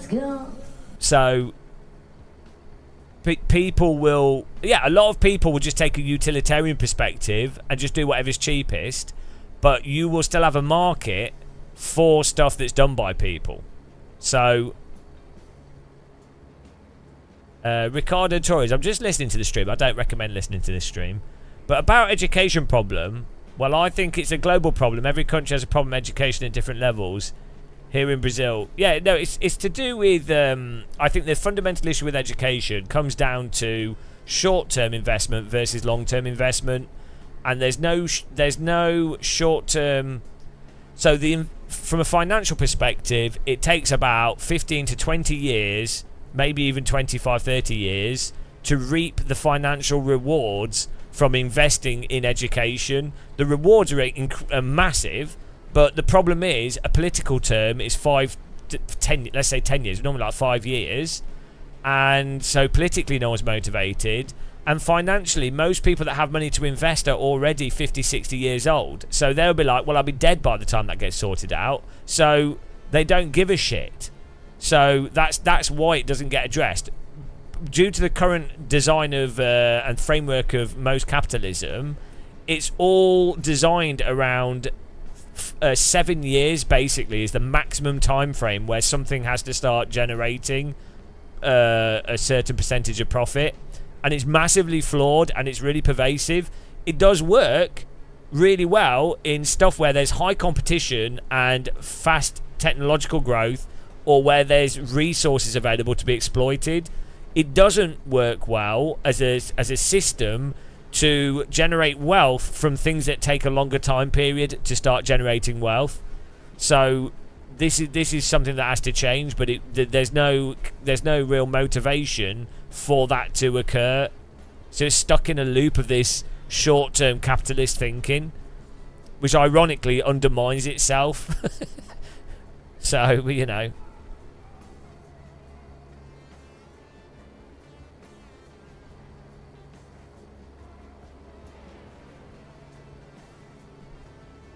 Yeah, why would you listen to this stream? What is wrong with you? Oh dear. This won't help with your study. It might do, because he might be like, shit, if I don't study hard, I could end up like Gamer Muscle. So I'm going to actually do something with my life. He's like, this is a great example of what could go wrong. Neo Lund, if less is working because of AI, we will be controlled by Robocops. You know, well, like, right, this is so dumb when you see people go, AI will make the future, people won't have to work as hard. And right, we said this last time, but like the Industrial Revolution, there's genuinely like books and people wrote about this where they were going, oh, the great thing is the Industrial Revolution and like cotton mills and all these things will be done by machines, and it means that people will only have to work 3 days a week because we'll be able to meet the needs of everyone. And then it's like, no, they will use those machines to further enslave people. Come on, we're talking about humans here. Humans, a small percentage of humans really like to dominate and take advantage of the majority of humans. That is just human behaviour. It won't change. Everything will make it worse. But we do get nice shirts. I guess that's great. Jake Williams, yeah, no, you're right. It's partially by design, and it is how it's supposed to be. And I agree with you, Jake. I think this is a big problem that the left have. The big mistake that people on the left often make is they're like, oh, we just need to explain things better. Oh, it's just that they don't understand. Oh, let's tell them, let's explain where they're wrong, and let's give them a reason, and we'll convince them. Oh, we're so happy and we're so liberal and left. And it's like, are you an idiot? The world does not work like that. They know. The person with the spear that is stabbing you knows that they are killing you. They know that they're wrong. They know they're evil. They don't care. We'll just explain it to them. Let me just explain to this king inside of the castle that's been starving everyone outside of the castle why what they're doing is a little bit wrong. I'm sure they will let me into their castle and share the wealth. Oh dear. 1 MTD. I've worked with best quality machines through 30 plus years in manufacturing engineering. Trust me, at this rate there's no fear of them taking over anything. Yeah, well, you can never underestimate the capacity for shit to break. Jake Williams, people believing that AI is a threat goes to show how stupid most people are. No, AI is a threat already. I'm sorry, Jake. You're wrong on that. You might be right in some senses. So AI might not be the threat in terms of the Terminator scenario. AI is a threat in the sense that you already have massive amounts of like bot spamming and people unable to differentiate between a person spamming and a bot spamming. The way that you can manipulate the Overton window of conversation using really shit AI, basic stuff, not even like large language models, but like just dumb stuff. The way that you can like spam fake images, you already see it on Facebook. There's a really good example of like people using like fake sort of Christian meme stuff and monetizing it. So you can AI is really dangerous, but just in the same way that social media is dangerous. It's not dangerous necessarily in AI takes over the world and kills everybody and enslaves them. It's more that it's just another tool that will be used in weird ways to take advantage of people.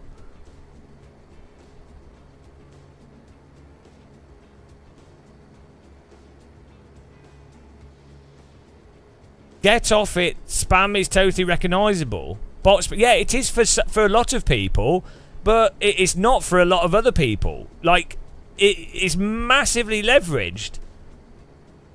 You might notice it, but well, for example, look at all the shitty magazines that you have in the UK and newspapers, right? Most people, 60% of the population, can see that all the titles are stupid. It's all a load of bollocks. It's all manufactured racism and fear baiting and whatever. Most people can identify that. Unfortunately, there's 25 to 35% of people that can't identify what's bollocks or not. And unfortunately, 25 to 30% of people manipulated into voting based off a fear that's completely fabricated is enough to completely sway and change the political direction of a country. So that's the problem.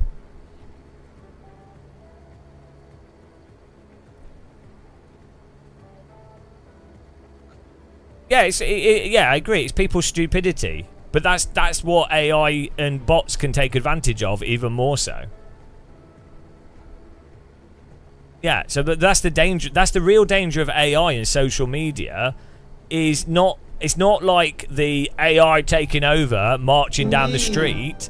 It's the subtle sort of Machiavellian ways in which it can be utilised. Also, like the like some of the stuff with Cambridge Analytica, or I don't know. There's loads of ways that you can really take data and use it, or just how Twitter operates and how people can rage bait and take stuff out of context, or there's loads of examples, or how social media forces like extreme views to be promoted more, and then people start going down like Andrew Tate or whatever direction because that's what they're presented with.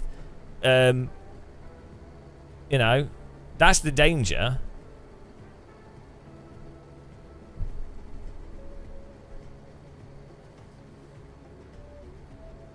I mean, you have people that have had their imagery stolen and then used in adverts. Use it like deepfake adverts. So there was a woman that was. I mean, maybe the woman initially was a deepfake. Could be double deepfake. But basically, she's just a vlogger or whatever that just talked about stuff, and someone had deepfaked her face, put a different voice on it, and used her for an advert about erectile dysfunction, right? So, like, which is pretty mental. Like, it's weird that they didn't just generate something totally afresh. But the point is that that company might be in another country, and they've just took her likeness, which is just being stolen. So then something else might interrelate to that. So it's just crazy. What's wrong with Andrew Tate? Well, I mean, he is the top G, so, you know.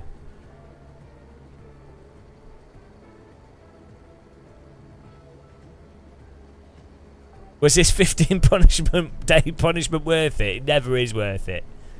We're going to get back on track in a minute. We're just having a little break.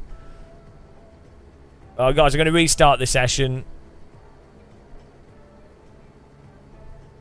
Okay, let's go.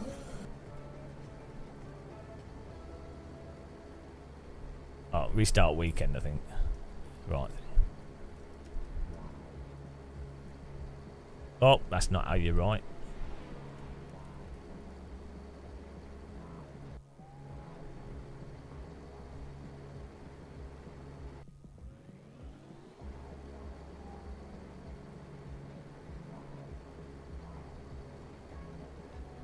People slate Tate and fail to offer concrete examples. Okay, so... I mean... where do we start? Okay, scamming 14-year-olds out of money under the pretense that having paid for women around you is like some idealized way of being as a guy. That's a great thing. The promotion of just having bags of money lying around as if that's like rich life. I mean, I'm pretty sure there's quite strong evidence for him getting it, basically, effectively entrapping women. I mean, allegedly, I don't know what the actual stuff is on that, but I think there's a fair bit around that. I mean,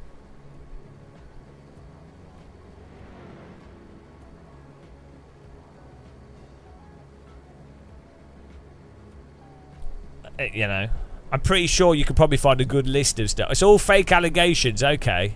Why is it all fake allegations? Here we go. Why are you even... What? Right, put it this way. Why would you defend... Yeah, basically, that's what I think, Scott. But why would you, like, even... It's like, even if you were to take stuff like Jake Paul and things with, like, cryptocurrency scams, it's all that kind... Like, if someone is in that space, the chances are they're probably a bit like, you know... He promotes health and... What do you mean by masculinity?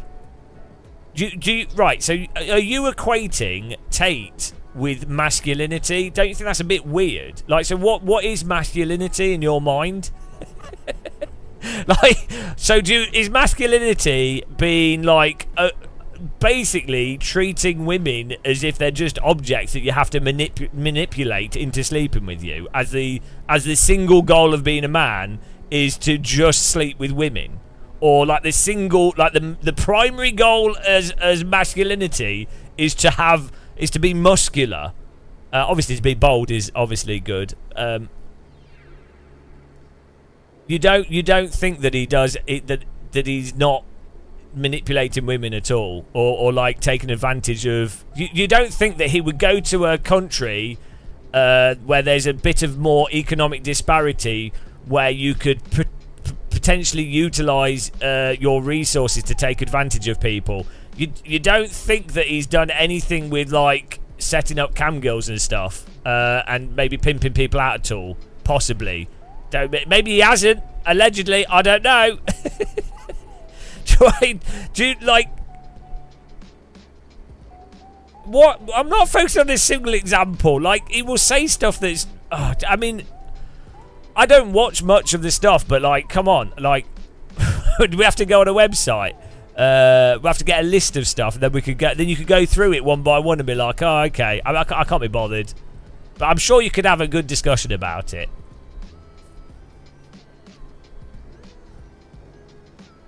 I do think it can be really funny though, like some of the stuff he says.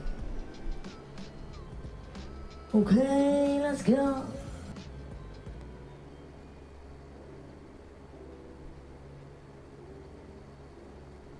I mean, personally, I would. So doesn't it? What's that thing of?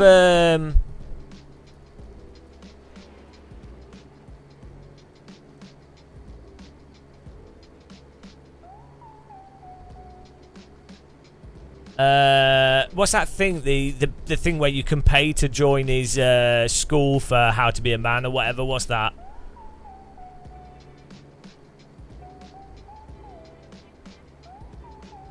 What's it called? I mean, I've stopped paying attention to this like 2 years ago.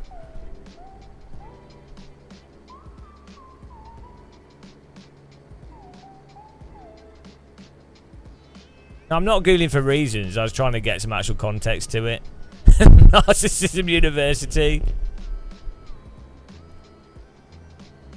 Oh, he's run out of his one idea, yeah.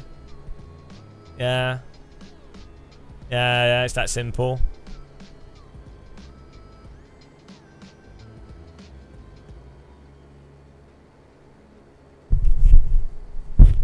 It's why are you defending it though? Why are you like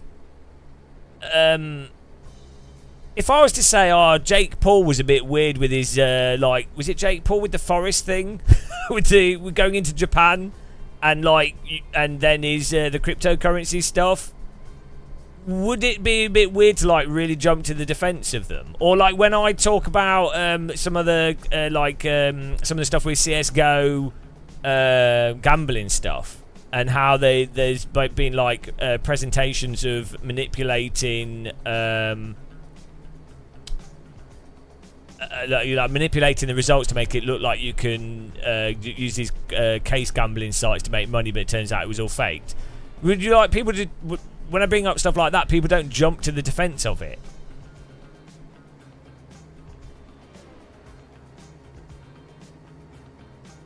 Well, yeah, you need to state what why is your defense of them. Yeah, no, I've seen the CoffeeZilla stuff. It's hilarious.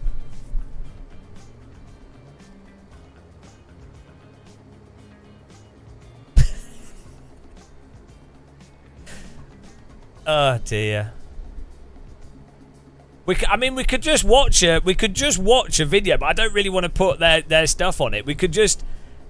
I could just put it on the screen, and we could just pause it and go through it, and I'll be like, look, guys, like, can you not, like...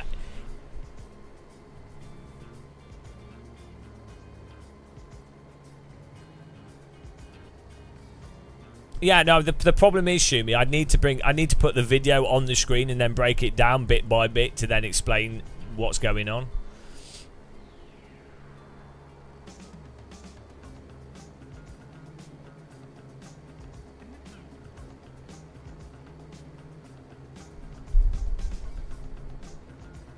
Right.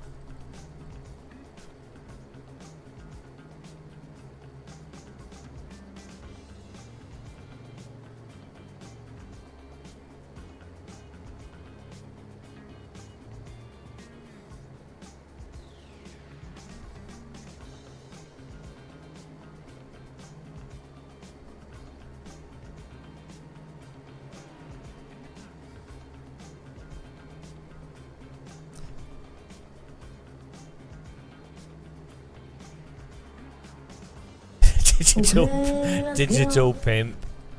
Oh dear. Right, here we go.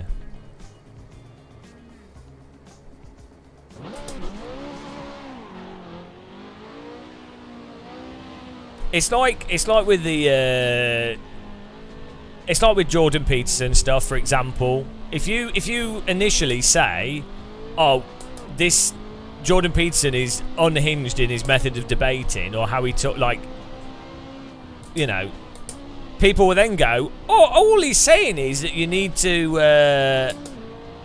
you should just pull yourself up by your bootstraps, tidy your room and stuff. But then what happens is, when, like, to actually explain the specific issues with Jordan Peterson, you then have to go into a whole bunch of stuff to then be able to go, well, look, so, like, personally, I know I've seen like the example we were saying before with like the Sam Harris interview or the Sam Harris podcast really highlights how disingenuously Jordan Peterson debates, and especially how he is really quite religious without any real backing behind it other than faith. So the point I'm making is, you have to have consumed quite a lot of media to then internalize these specific examples to then bring them up. I really don't want to go through a whole bunch of Tate content right now to then give you specific examples. But yeah, I guess you could say, well, you know, you've just decided. But I mean, I have seen a lot of Tate stuff years ago. I just turned it off. Just not interested.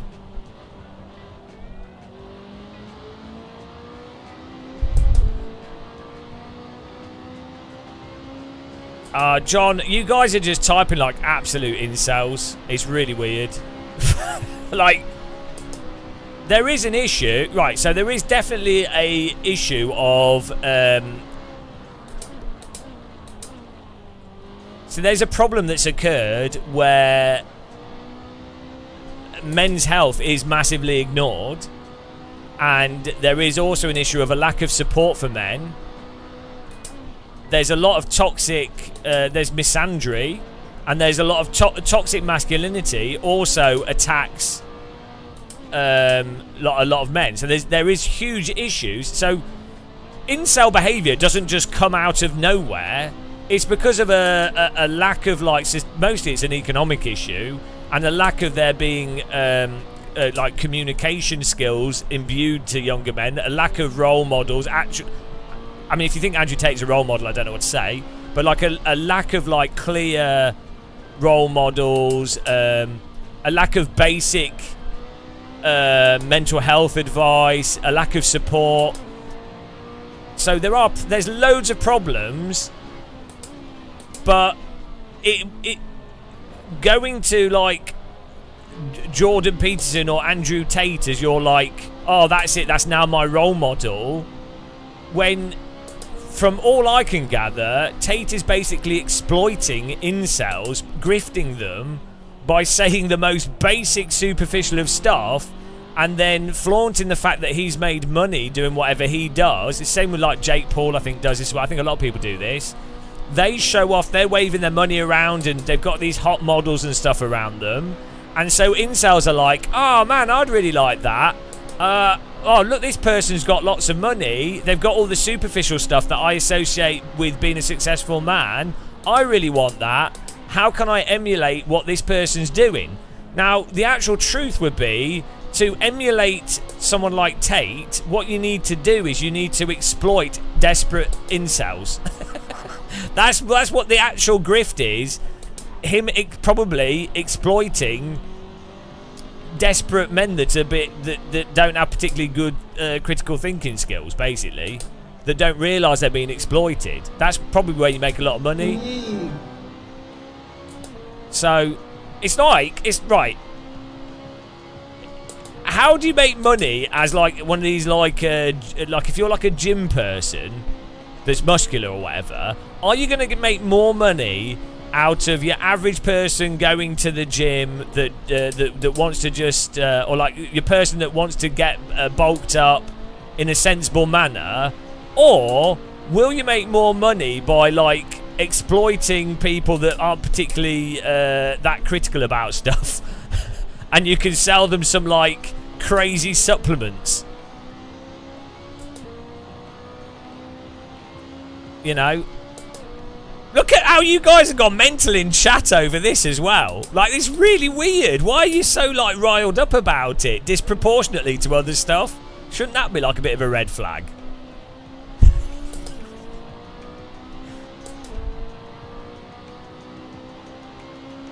Yeah, it turns out that men and women are basically just all humans and all, like, different things. On the extremes, you might have some trends, but, weird that.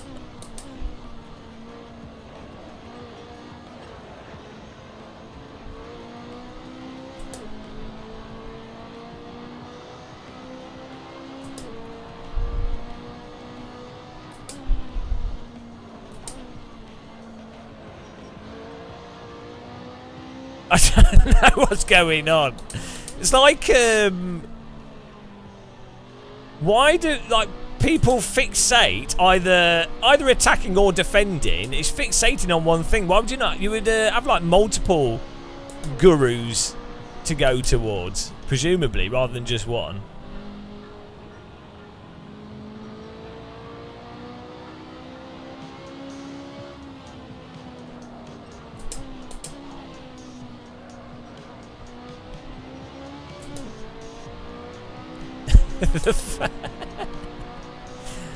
Oh dear.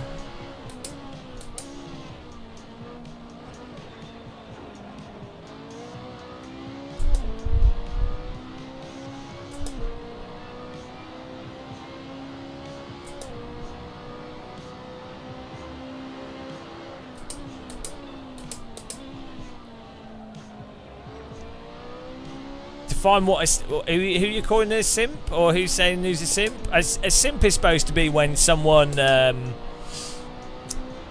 basically drops reason for something to like. It's when they deify like a streamer, like could be a male streamer, female streamer, whatever. They've decided uncritically to be a defender for that thing.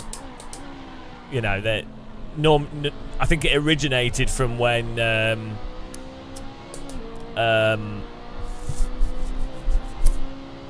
You know, people that would donate shitloads to like female streamers without really thinking about it.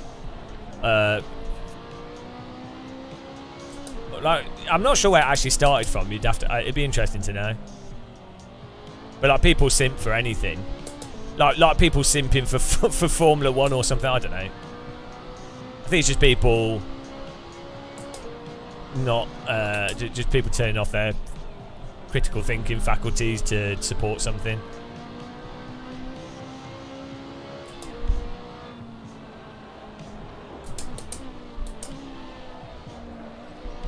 I'm a force feedback simp.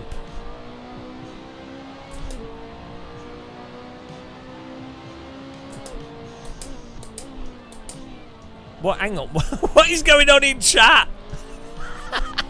What's this about Lady Gaga? Where did this come from? What is going on?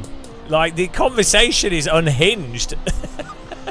What about this? What about this? Why would you be... Right, think of it this way. The degree of which you want to defend some rando online person is a bit disproportionate, don't you think? Like, regardless of if the other person's right or wrong,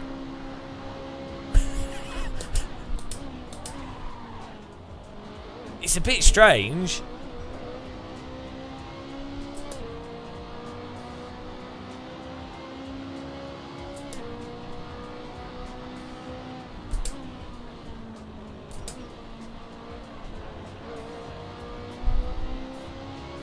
I don't know what is going on. I can't even follow chat. maybe we need a Tate investigation stream. Yeah, everyone that disagrees with me is an incel for sure. There definitely are.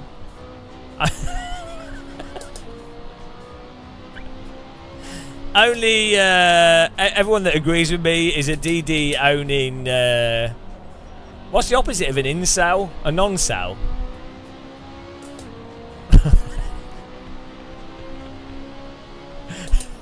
Prison cell.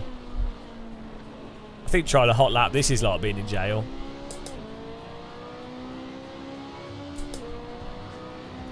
Out cell.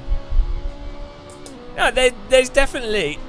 Right, the thing is, there are definitely a lot of issues facing young men, and there's definitely a huge problem in the as I just said earlier, there's a real lack of support, and there's a lot of misandry, and there's also a lot of like there's a lack of resources. There's loads of people that aren't taught how to like develop themselves, or how to communicate with people, or how to like approach women in a normal way, or how to be rejected and accept it in a normal way.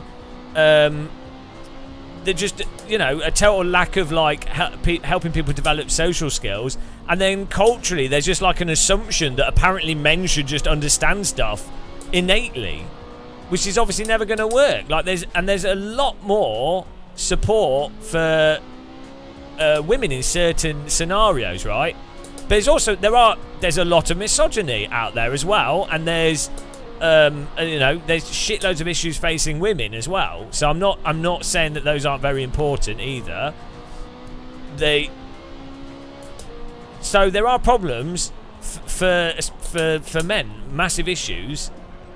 Ironically, a lot of them actually stem from toxic masculinity. But the thing is, entrepreneurial people will obviously capitalise on those vulnerable men. So, and yeah, well.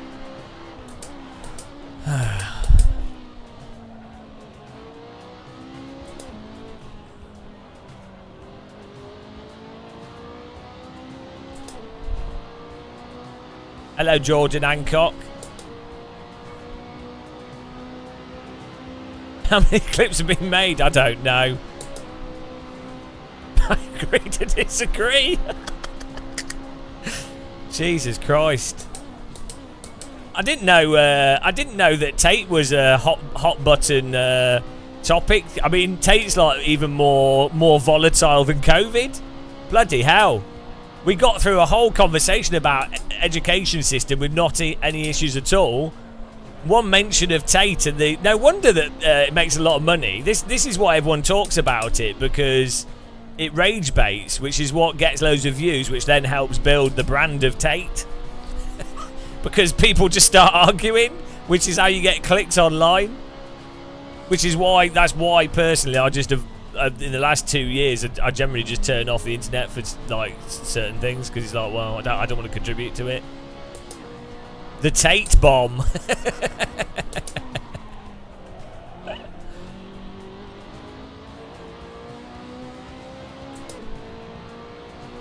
What are you on about? What's this debate in chat? You don't have to invent something, right? Let's take Tate out of the equation here. If you know that you can exploit someone and get away with it, even if you didn't invent it, if you're in a position of knowing that you are exploiting and taking advantage of someone, you would be ethically wrong to do that, right? Because you would know that you were exploiting them. So, like, one of the concepts, I'm not sure if Tate has said this, whatever, just ignore Tate, I don't care about him. But, like, this idea that you explicitly need to manipulate someone, not in the sort of basics of how, you know, women wear makeup, or people are more polite to each other when they first meet each other, or, you know, people obviously evaluate how much wealth they've got. You know, there's all these like variables in dating and stuff.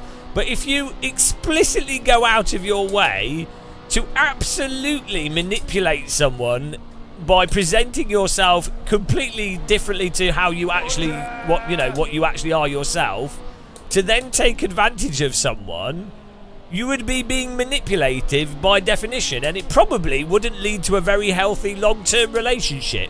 It might be quite a successful way to just bed someone if that's what you wanted, but still, it would be you would be manipulating them. So you'd be ethically wrong to do that. I mean, and it works though. I mean, there's a lot of narcissists. This is why narcissists can be very successful with women. That they will just say whatever, that the person that they're trying to... You've got gay narcissists as well. It works with anyone. You just say whatever and act all strong and domineering, and there'll be a portion of people that you can manipulate into doing what you want them to do. If you have no, like... If you're a narcissist psychopath and you don't have any ethical quandaries about doing that because you don't value the other person... Yeah, you can use that to your advantage, but those shouldn't be like... You would hope that someone wouldn't promote that as a way to get a relationship with someone.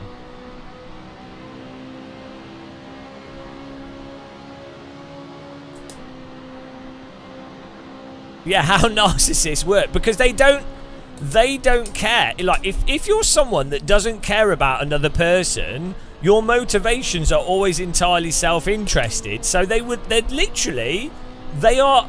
get any enjoyment out of the other person. So they don't even care. Whereas if you're not a narcissistic psychopath, you like other people. So you are self-interested in that other person being happy for the right reasons, or like for them being genuinely happy because you enjoy it yourself. So like, as a result, you wouldn't manipulate someone because it's against your own interests to manipulate them.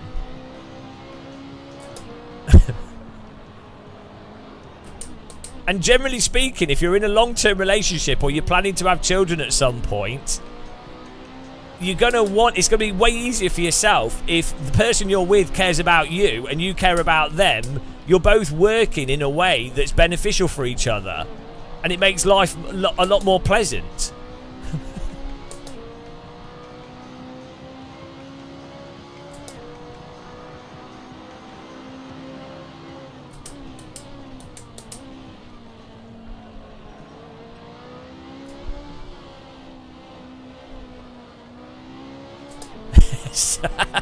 Right, we need to get back into the 43s here. We're 0.9 away from getting the 43 flat. There we go. Let's concentrate a bit here.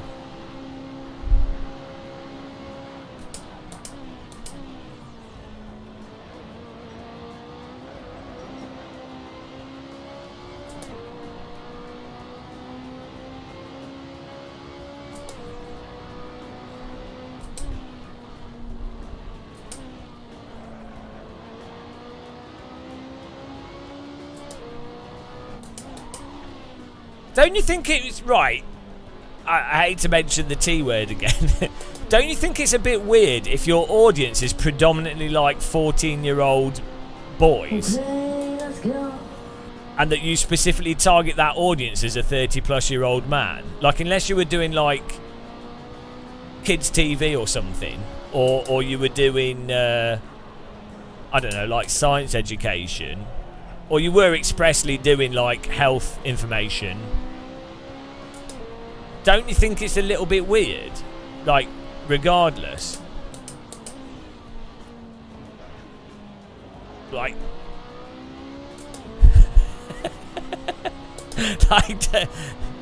no, it's not. That's not a bad faith argument. That's just like me saying, like, it's a bit weird that I do sim racing all day long. Isn't that a bit weird? Like, I wouldn't expect someone to... I would expect someone to look at my channel and go, what the is he doing with his life? I wouldn't expect someone to go, oh, I gave a muscle, I'm defending him, wow, whoa, yeah, I gave a muscle. I'd be like, I'd expect someone to go, what has gone wrong? what an idiot. that would be my first assumption of what I would expect from people.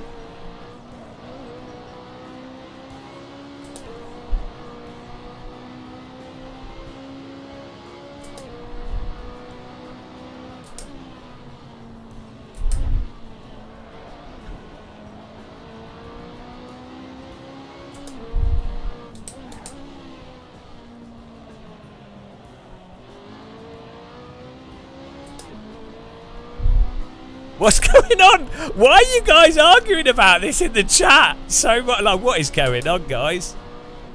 Well, thanks for clicking the like button, everyone.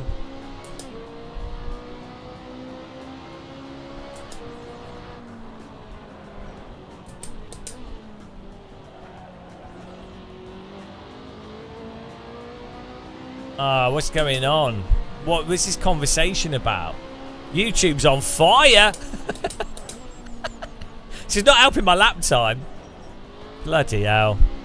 I don't know what's going on. What? Oh dear.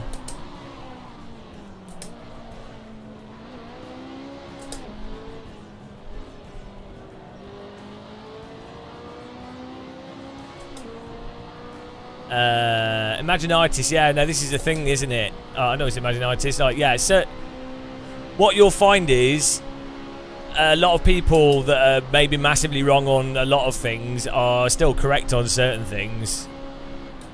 And then what happens is people will defend the people will defend the stuff that they're really, really wrong on by bringing up the few things that they're right on.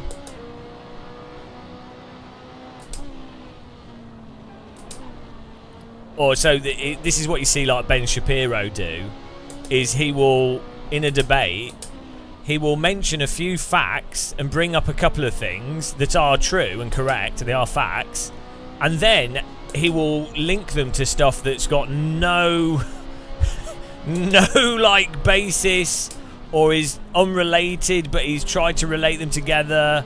And then anytime someone tries to debate the point, he goes, no, you can't argue with facts. It's like, oh, what?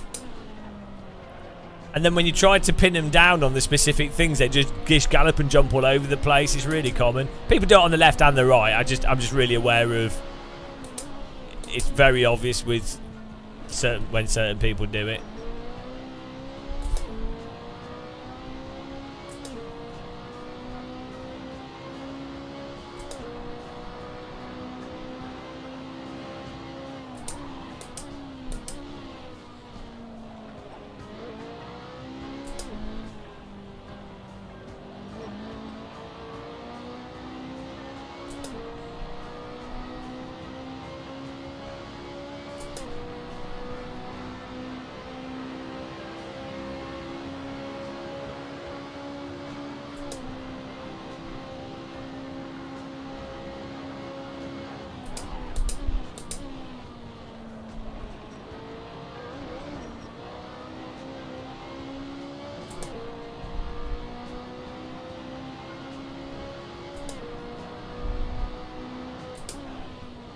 Why are you guys still going on about Lady Gaga? I don't even know what you guys are talking about. It's Lady Gaga. Lady Gaga said this. Don't even know. I've never heard of this. Hang on. What is this Lady Gaga meme? I don't even know what this is. I've never heard this. I don't even know. I don't even know about this. Oh dear. I have some evidence to submit as a counter-argument. What is your counter-argument? Oh, it's the Lady Gaga teenage boy argument. Oh no. I don't even know what you're talking about.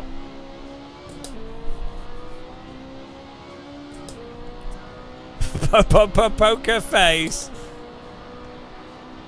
I don't even know what's going on. I think I've gone insane. I think the hot lapping has cooked my brain. Oh, mosquito farts are back in fashion. 43 point. Why? It's always a fart. Look, it's ridiculous. 43.2. I've done that lap time 3 times in a row. That's pretty good.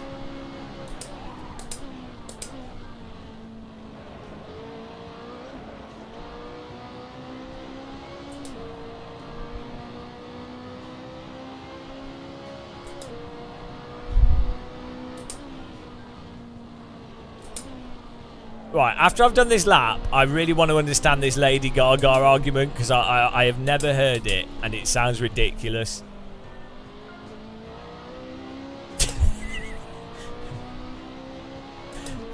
Don't call people mongs in chat. Guys, be pleasant to each other, please. I don't know what's going on. I'm just trying to hot lap. What is going on? Oh dear. What on earth? I don't know what's happened. Apparently, if you just say the words Andrew Tate, the chat just explodes. It's like a disease. It's not worth explaining.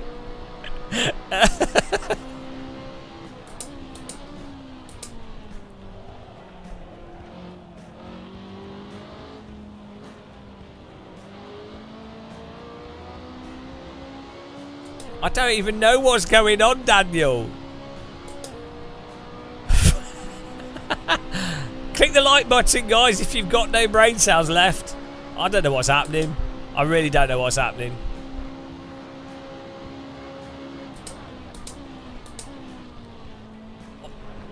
I'm interested to know about this Lady Gaga thing, though. What is going on? Right. Like, I need to get 30, 40, bloody 3, and then we can investigate this Lady Gaga thing. Because I just don't know what's going on.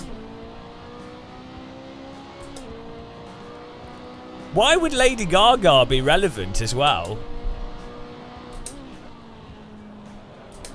Oh, I don't even know what's going on. Leave Britney alone.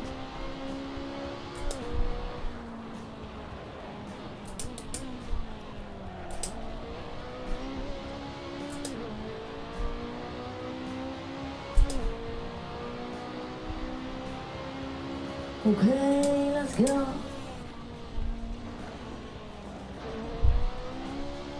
Oh, we're getting there. We're getting better lines. Chodes? What's a chode? What is going on, guys?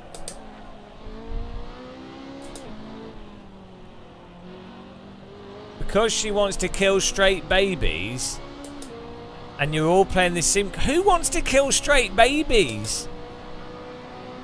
What is going on? What? Oh dear.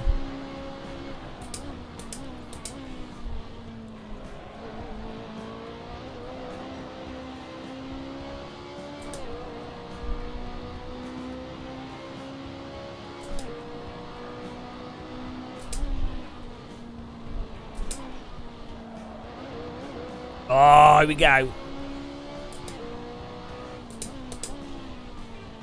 Why is it whenever you do hot lapping or trying to be fast in Sims, these like weird conversations happen?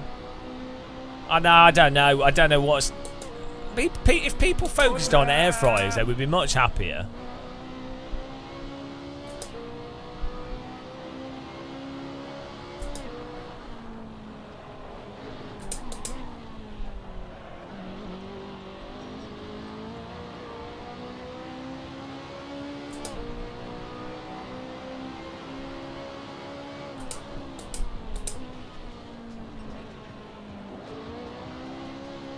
Oh, we got much better line through there. That's good. Do you guys actually like Lady Gaga? I never really liked the music myself. I had nothing wrong with them. I think they seem to put a lot of effort into their shows and things, which is, you know, they work hard. But like, I never really like, for me, I always liked like Queen. Prodigy, Underworld, Left Field, you know, Chemical Brothers. I never really liked that sort of general pop music. Please don't block.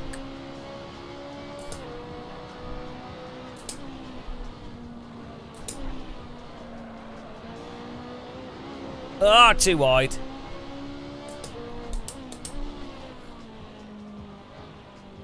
Queen's awesome. Such a boomer. Well, I like Queen, AC/DC, Iron Maiden. Who doesn't? The Beatles. Actually, the Beatles have some good tracks.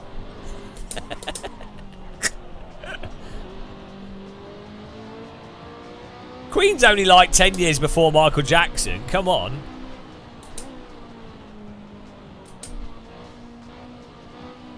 The Venga Boys. Led Zeppelin. No, I don't like Pink Floyd that much, I'll be honest.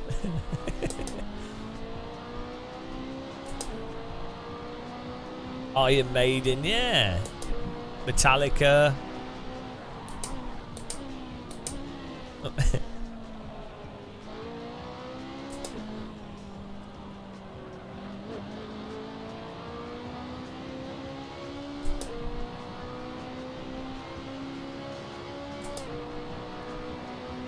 Rick Astley, Aha. I like a lot of 80s stuff, yeah.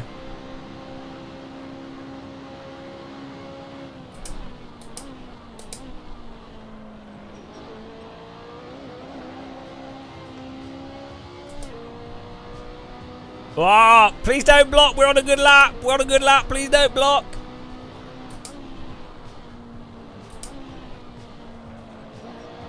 Please don't block. Please don't block.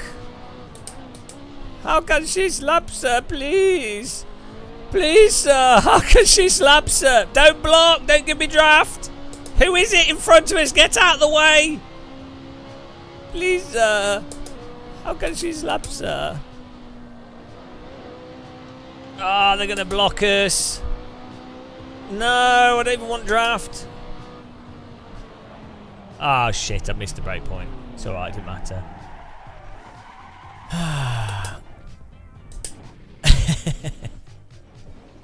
Right, we've got to get this time. Oh, it's already 6:30. I've been doing this for 3 or 4 hours. We're like 0.009 from doing a 43.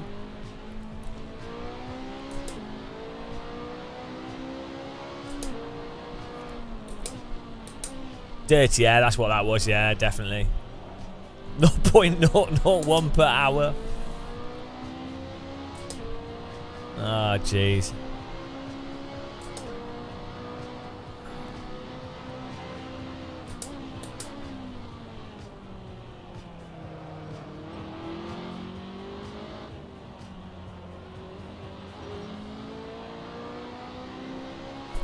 Well, right, surely the most beta thing that a guy could do is subscribe to a guy that's presenting themselves as an alpha male and then paying for a course from an alpha male. Wouldn't that by definition be like within the construct of beta and alpha framework? Wouldn't that by definition be like a really beta thing to do? Like the irony, like surely submitting yourself to another man's framework under sort of a toxic masculinity way of doing things, surely that would be beta, right? Do they not see the irony in that? I mean, getting advice from people is a good idea and everything, but I'm just talking about within the specific framework of what's alpha, like alpha and beta, even as a framework, is ridiculous. Beta cock move. I'm a beta cock sim racer. Until I get this lap time, then I'll be an alpha. What's the opposite of beta? What's the opposite of a cock? Oh, you're learning off and out. Yeah, but you're learning by paying to be. You're learning to be an alpha. So you have to go to alpha school to become a Chad. Isn't alpha what? Isn't that the Christian thing where they teach you, get you to become a Christian? Wouldn't the ultimate Chad move be to just be like, oh, I'm a Chad? By default, if you don't subscribe to the school, by default it would be the ultimate Chad move would to be like, oh, I'm already a Chad, I don't need to subscribe to this. That would by definition be the ultimate Chad thing to do, right? So we should all be grateful for people creating these schools, because it's allowing more of us to be Chads.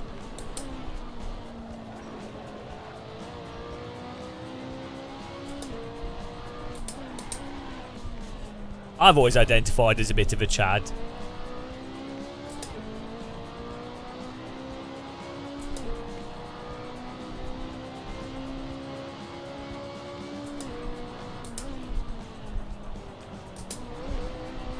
The ultimate Chad is someone that is overweight and doesn't even need to use superficial, like doesn't need to have muscles, doesn't need to have long hair. The ultimate Chad is someone that will just play Assetto Corsa for 15 days in a row. That's the ultimate Chad move. Let's be honest. You don't see anyone else doing that because they're all beta cucks. Chad is a mindset, guys.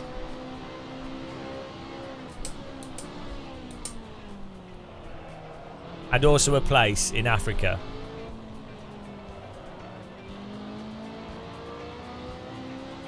Chad.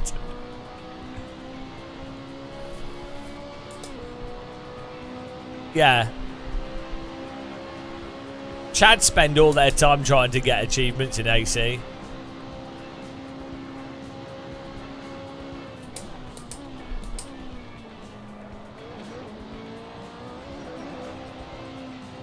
They reject artificial wealth constructs and focus all their time on Steam achievements.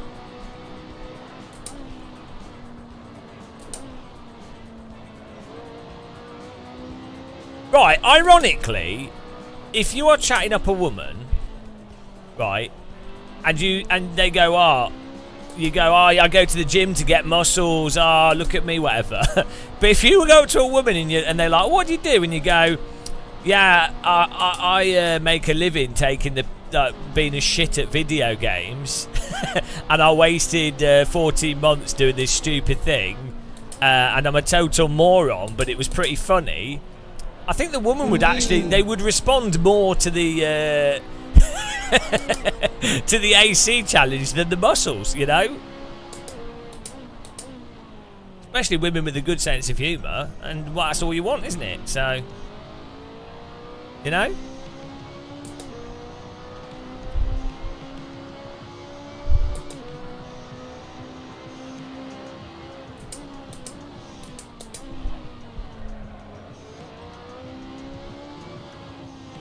Telling you guys, Chad mindset.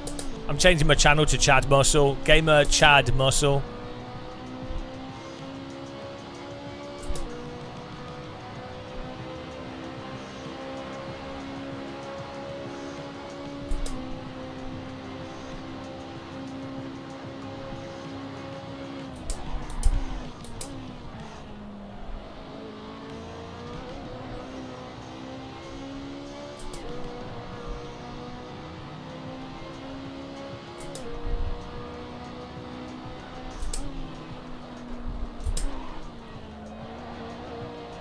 Oh, here comes the Chad Muscle.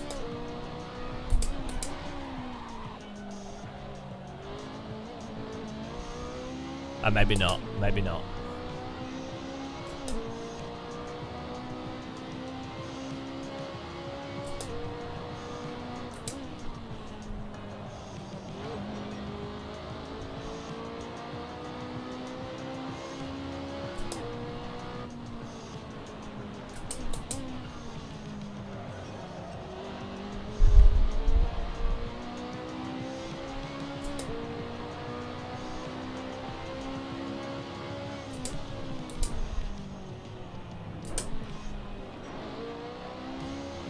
Oh, look at this.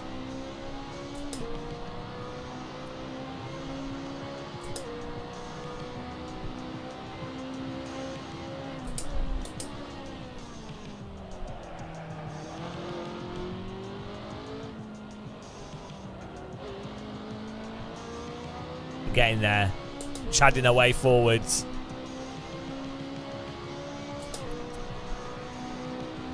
Type in chat if you think I'm a Chad or a beta. Let's have a poll. Chad or beta?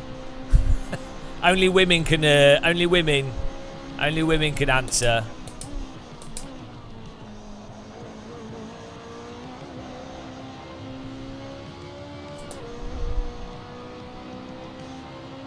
Let's get the data on this.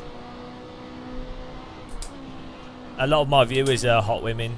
Everyone knows this.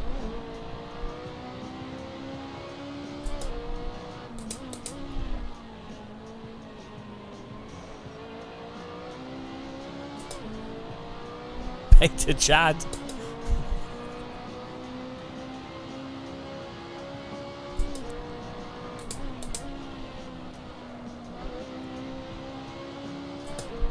Chadding my way to 143 flat.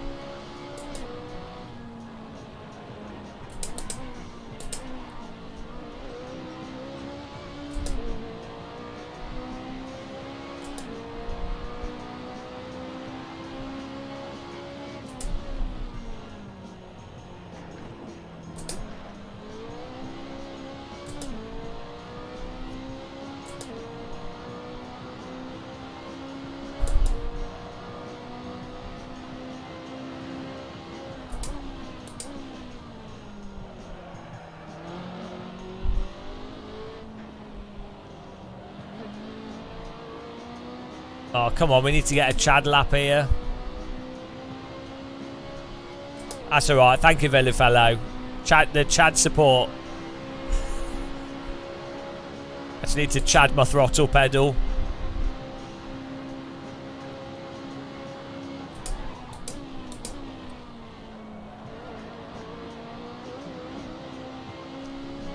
Oh, look at these Chad lines. Look at the Chad lines. See? Mindset. Oh, look at the Chadtivate. Oh, I don't even know what I'm saying. Oh, Chad power.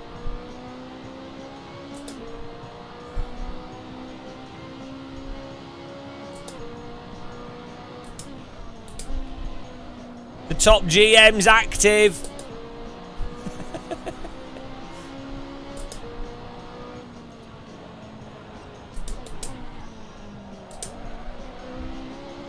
Oh, Chadded it. Oh, too much Chad. I over-Chadded. Over-Chad. Sorry, guys. I Chadded too hard.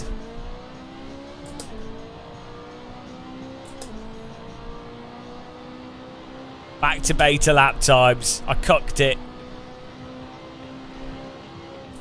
Sorry, everyone. That's the problem. If you Chad too hard, that's what can happen. The top GM. Right, here we go. Back to Chadland. Focus on the Chad. Can I have some more Chads in chat, please? Let's Chad it. Here we go.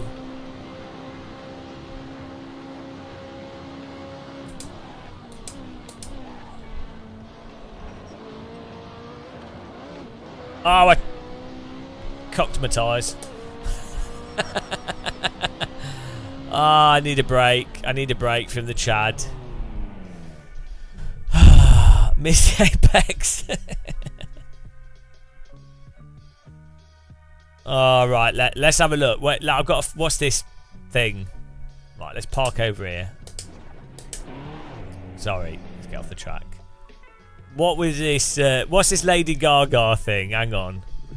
Lady Gaga killing straight babies. What is this? Oh, hello, fellow. Thanks for chadding me there. Grätkems How, James. Greckham Sow? What? Great Cam Show. Thank you very much. That was a Chad donation there from the VAF.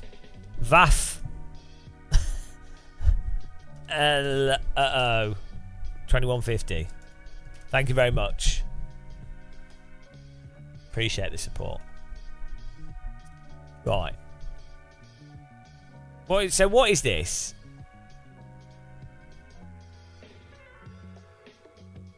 Right. Who's this Lena Morgan and what's this story about Gaga murdering her? What is this meme? Like, where is this story coming? Can someone explain this to me? I don't understand. I don't even understand. This is so out there. I can't even understand what's... Someone in chat explain to me this Lady Gaga thing, please. Someone explain to me what the argument is, clearly, because I don't understand any of it.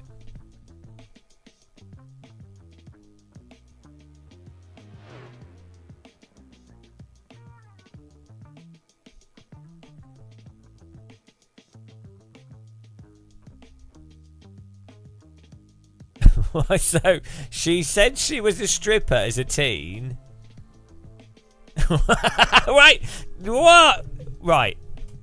What's going on? I can't even follow it. But they must have got it from somewhere. They can't have just made it up themselves. I mean, they could have, but surely they got it from somewhere.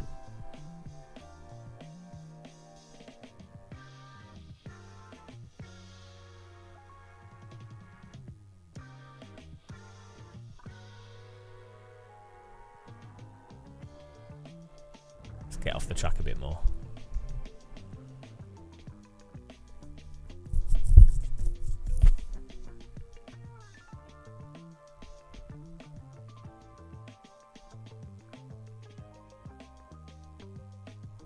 Hang on, you can't remember which chat show, but she said, no, I wouldn't love my child if they were straight.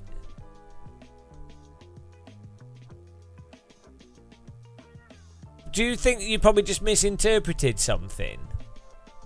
Like, so why, right, just think about it. just think about it for a second. First of all, if you were like famous, moderately famous, even if you were like crazy, even if you were like hated people, why on a chat show would you say X should be killed? Like, it wouldn't make any sense, would it? So either that would be like a joke in reply to something, or it's just not what they said. Like, because it wouldn't make sense. I'd say even if someone was like a murderer or really believed they hated this thing or whatever, if you're a pop artist, you make money by being popular. You can't do like, you can't say actual controversial stuff, so you would just lie.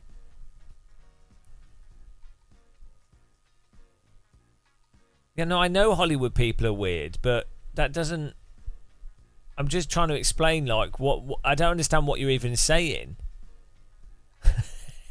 Also, why would you think it's true, and how would that be an argument for anything else? If you think about it. I don't know what I'm just saying, like, why would that... Let's say someone else said something mental.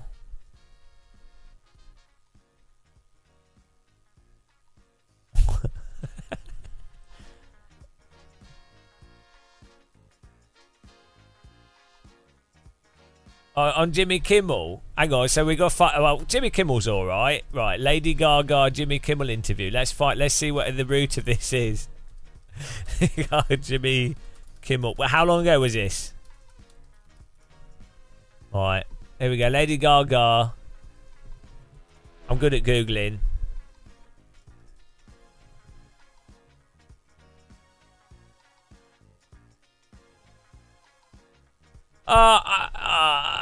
I don't know.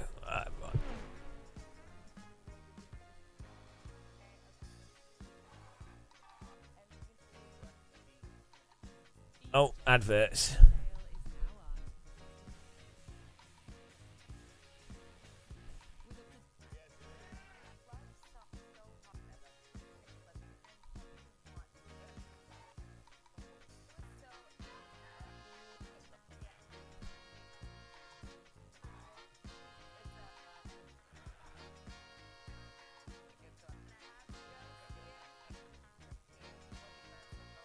Well,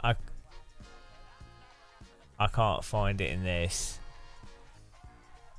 Yeah, I can't. I don't know. I can't really be bothered to look into this. I don't know what you're going on about. I tried.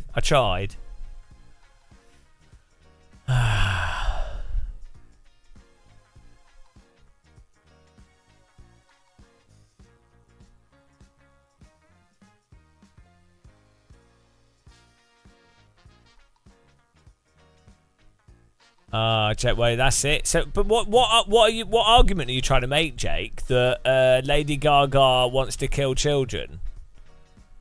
Is that what you think?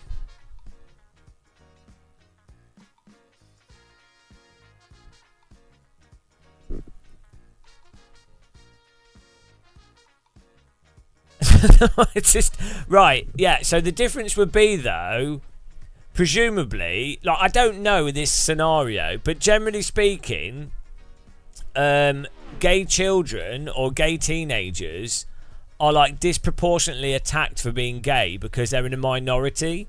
So generally speaking, also there are really a lot of homophobic people out there. So there is less people that are against straight people than there are people that are irrationally against gay people, right? So generally speaking, if the cultural norm is that straight people are just accepted. So if you were going to make a joke, you might say, I'm not saying this is what happened here, but like it's just explaining this here. If someone said, if my son was straight, like, my child is straight and that's so boring, I'd kill them, I'd rather have a gay child. That's different from someone saying, my child is gay, I don't want gay children, they should be killed, right? You understand that, like, if you were to just look at it, devoid of context, cultural context and everything, you could disingenuously look at that and go, oh, look, this person is saying this, and it's unfair. But things operate within a context. So, yeah, you might say that context is unfair. That could be an argument. You could have a discussion on that. But it's weird that people select context or just ignore intention, I think, is the problem.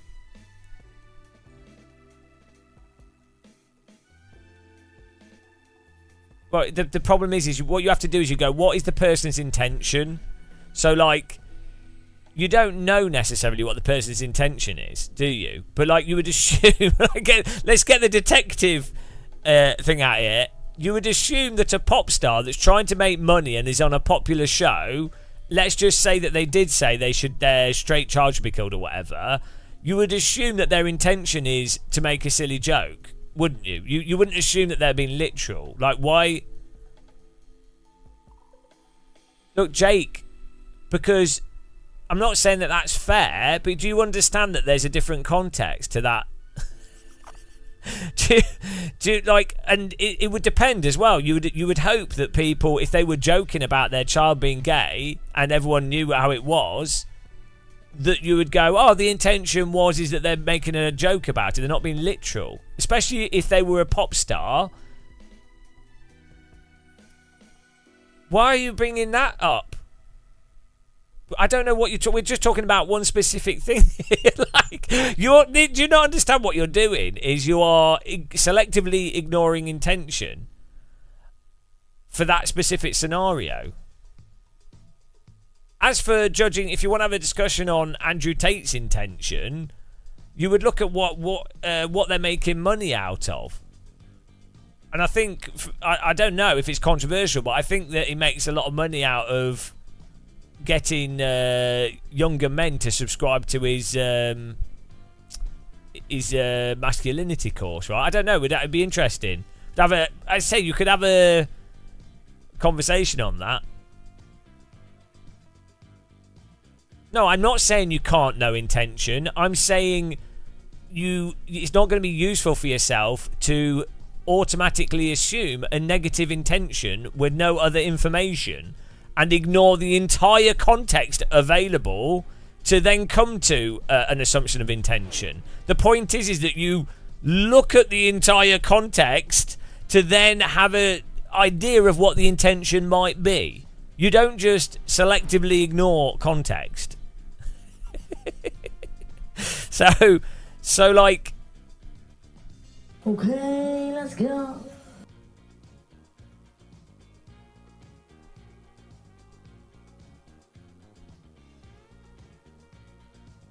What do you mean? What the context of what anything's taking place in? So, if the context of I don't know where you're coming from with this. your mum's context. I don't know where you're coming at from it. You're the one that's brought up this lady this Lady Gaga thing, and all I can do is explain why that isn't like the reality of that if it happened at all. What point have approved?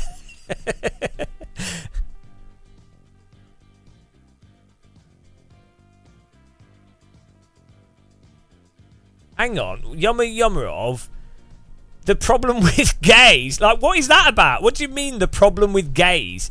You can't just lump all homosexuals into a category of gays.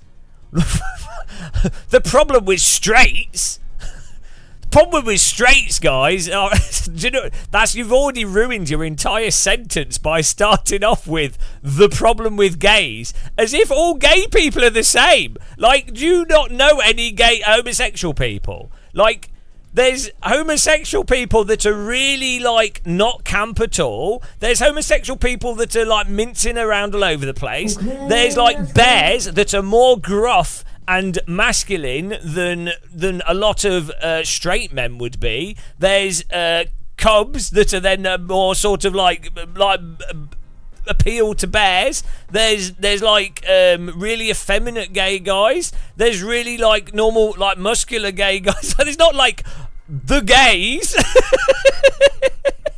It's like, it's almost as if you can't just go gays as one group of people. It doesn't make any sense. There's like, so, like, it's like going straights. It's like, well, okay, we can include like Pol Pot, Hitler, and then you've got like comedians, Jimmy Carr, Russell Brand, Ben Shapiro, like, oh, the straights.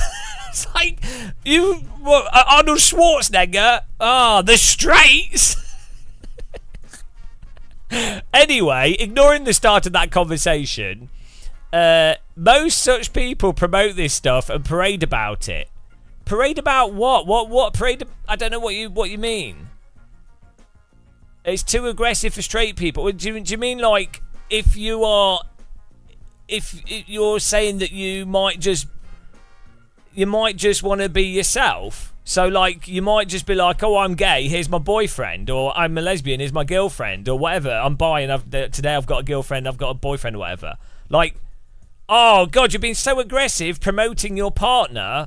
Like, how many we've had like 40 years of like straight sex in like TV shows constantly. In fact, like to the point where I find it obnoxious, just sex scenes in like TV shows. I just fast forward through it. I don't care if it's a gay sex scene or a straight sex scene, because it's not porn, it's just crap. It's just like, oh, it's two characters. Well, they're not going to show anything, so I don't care. It's just boring. It's two people wobbling around in bed. They're not even talking to each other. Boring. So it's in my face that it's a straight couple. It's in my face that it's a gay couple. It doesn't matter.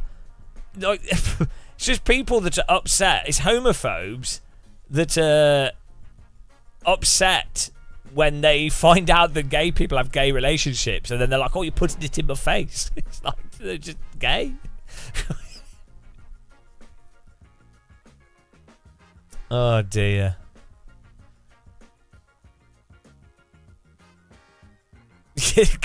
Calm, Boris. No, I'm having a break. I'm resting my arms. It's in my face. It's all in my face. Brokeback Mountain. I've not seen Brokeback Mountain. It was probably too gay though. I mean, you can't have films with gay people. You might accidentally find it arousing and discover that you're gay. Then that would be, oh my god, what would you do then? What if you were like a straight male and maybe a little bit homophobic, and you're watching Brokeback Mountain, you're like, oh, has it got Jake Gyllenhaal in it? I don't know who the other actor is, and you're like, oh, I like him. He's got muscles. They're in a oh, look, he's rubbing him. Oh, and then you're like you're like, oh no, I've got an erection. And then you're like, oh no, I'm gay. How many people were watching it in the cinema that were like homophobic closet gays, and they're sat in the cinema, and then they're like running out of the cinema going, oh no, I hate this film. Oh dear. No, but they probably were gay. They just didn't realise what their kink was. I don't know. I'm just saying, it's just funny. Phil Bell, you had a lad at your school who was insanely anti-gay. 20 years later, bro was in a loving. Yeah, this happens really commonly, because this is. Do you have to just feel sorry for people though as well? Because often it's their upbringing and their family environment, and maybe they're just really, unfortunately they've been told that it's bad to be gay, so they have internalized that, which has then made it harder for them to just enjoy life in a totally normal way.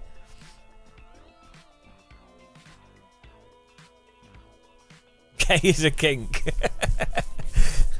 Well, gay is a kink if you're gay. So straight is a kink.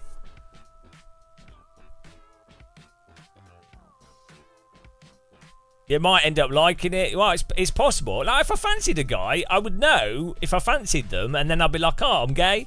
I'd just be like, cool.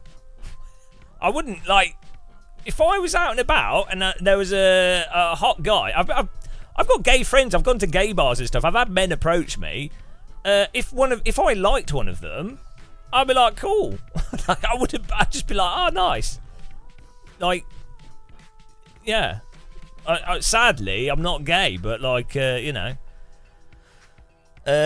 or not sadly, it's just irrelevant. It doesn't even matter.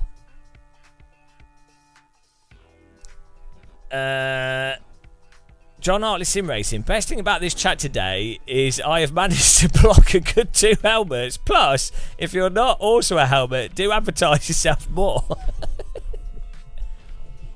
Queer representation is good for that reason. You end up with people thinking that they're normal after being non, rather than out. Yeah, well, that's it. Like, you should have. So the big problem with a lot of media and TV stuff is it makes a big thing out of being gay or being whatever, whereas it should just be like, you have a gay couple in a show and they're just a gay couple, and you don't make a thing out of it. So it's just normal. That's I think a big mistake. It's like when you've got like good female characters in a thing, rather than it being like, oh, it's a woman that's doing manly things, it's a woman that's competent. It should just be like, oh, it's a woman. You know. But yeah, you need to filter out what is something that just naturally is there is just bizarre, which is that historically that's what happened, and then you end up with like then you might end up with like an over the top, you know, as I say, like weird overcompensation, and I'm sure it'll like balance out and everything.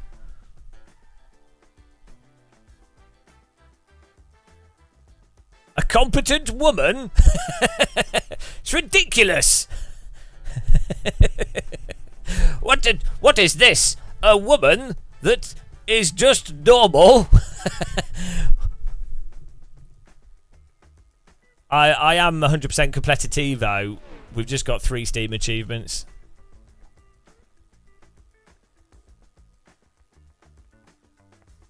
Where's the Starving Children month? Yeah, you probably should have stuff like that. Yeah, I would say where's the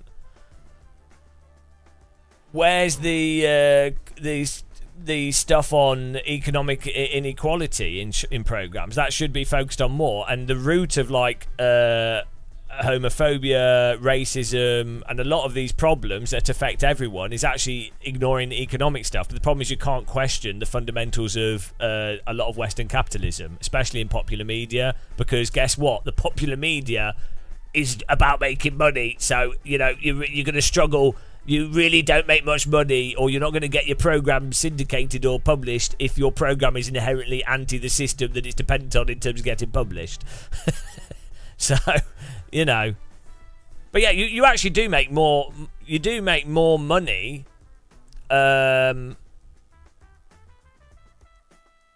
a sense, a company, a corporate interest, by virtue signalling that they are, you know, that they are welcoming and they're not actually killing people.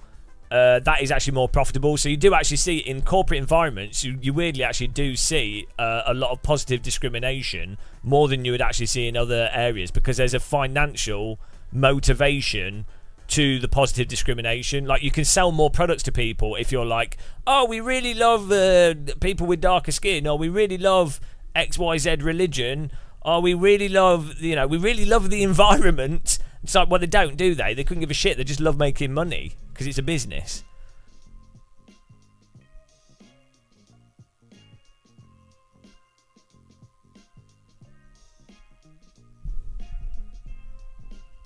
Why does Lady Gaga keep getting brought up? Why is this obsession with Lady Gaga? Where's it come from? It's just out of nowhere, this... Oh dear. I hadn't even thought about Lady Gaga for like a long time. the Gaga defense. Keep up. Oh dear. I need to eat something. We need to get a 42, but a 43 will get me an achievement. Or should do. So, but we're very close. We managed to. The best possible we can do is like a 43.7. I think was the best. I know it was a 42.7 is the best sector time we managed to get, but we've not completed it as a lap.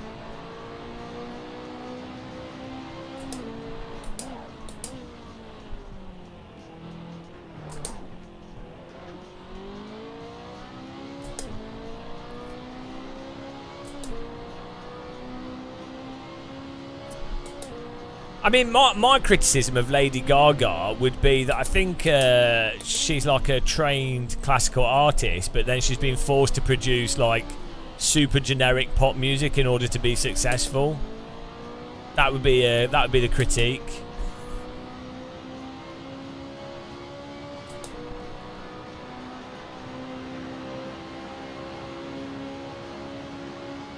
Now, hang on, Pelucan.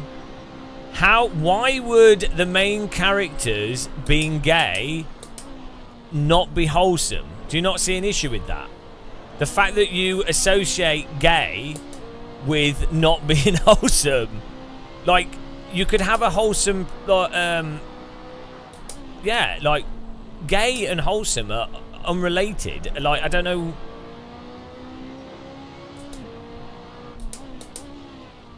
Why would it matter?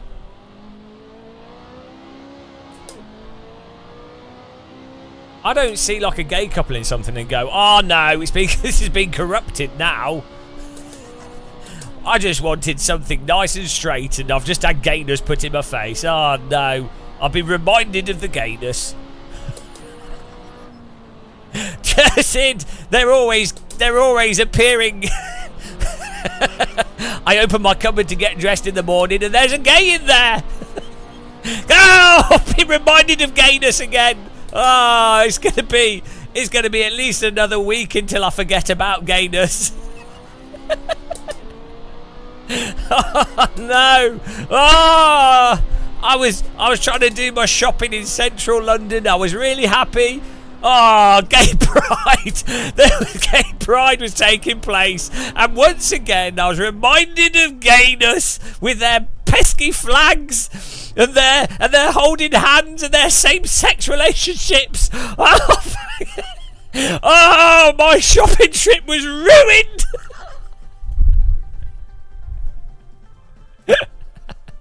Oh man, jeez, it's terrifying. You never know when the gayness will strike. You could just be like minding your own business, and then out of nowhere the gayness. Oh dear! And then as soon as I see gay people, well, yeah. I mean, that's it. Life ruined. But yeah, Rob, a gay couple isn't inherently adult. Like, it's just like, this is a thing that a lot of straight people I'm not saying this is what you do in chat, but people automatically associate gayness, same-sex relationships. They automatically infer like a hypersexualization to it.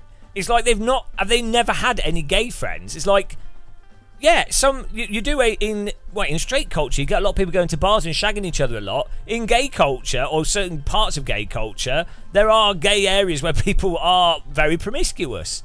But there's also lots of people that are gay that have one like partner, or they're just like boring, like, you know. It's like, you just can't like lump everything together. Gay isn't inherently sexual.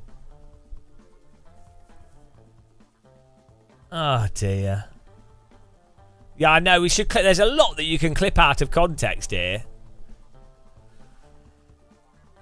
It's not the gay, it's the intent of the kiss. Wow, you know. the gay intent. I was kissed by a gay man once, and I'm now gay. But I was also kissed by a straight woman, so now I'm just confused. I don't know what to do now. Maybe it's whatever was kissed you last. I was kissed on the cheek by French people, so but now I'm French. I just don't know. Clip it and ship it. We wouldn't be having this conversation if the people kissing were straight. Oh dear. Hang on. So gay friends having a peck is fine in a family show. Tonguing is okay after a watershed. Well, hang on, tonguing's okay in the middle of the day in France. That's just normal. That's how French people say hello to each other. Tongue up the nose. Oh, I'm in the middle of the track here. Let's go back to the pits. Let's restart this.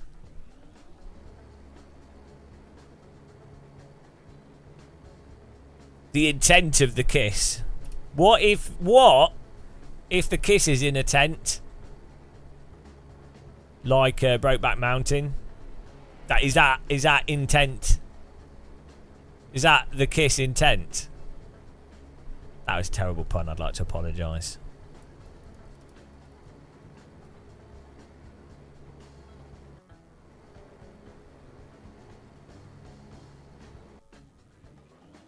Ah, dear.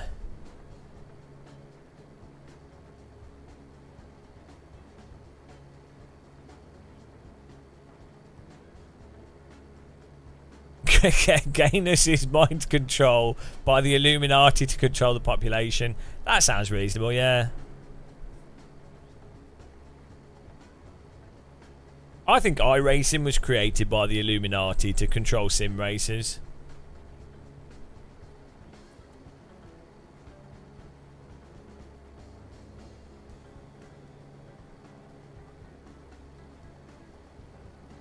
Red card for bad pun. $20 is $20.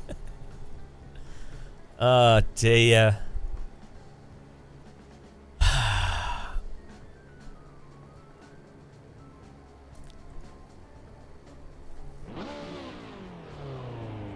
Well, we've learned today that you become Irish by just having a drink with some Irish people, so who knows? Anything's possible.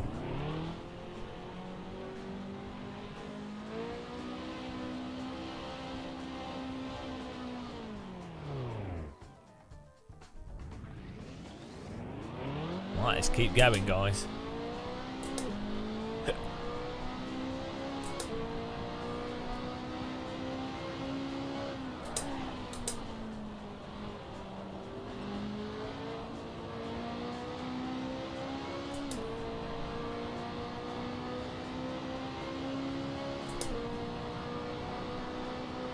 I need to get his 31 before I eat something. I'm bloody starving. I've only had porridge and an orange today.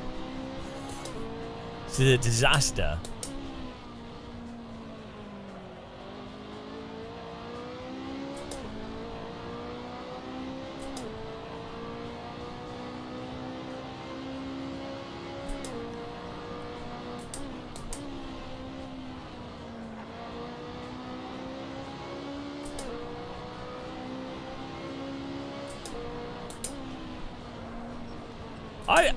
Americans don't know what porridge is a lot of the time.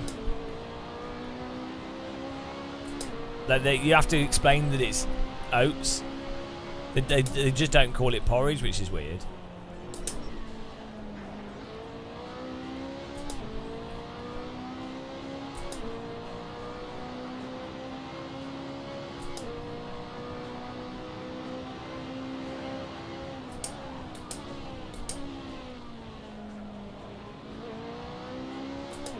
Here we go.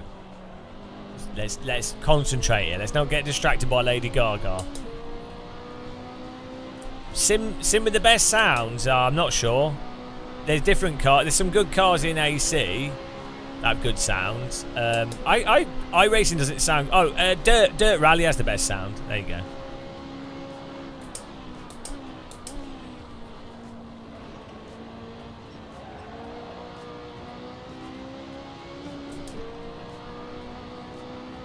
What's a TV watershed? It's a shed in the UK. We have a shed that's by the water, and it's got a TV in it. And when the shed is underwater due to the River Thames being high, then you're not allowed to show stuff on the TV in the watershed, and that's what they base it all on. It's just a British tradition. Don't question it.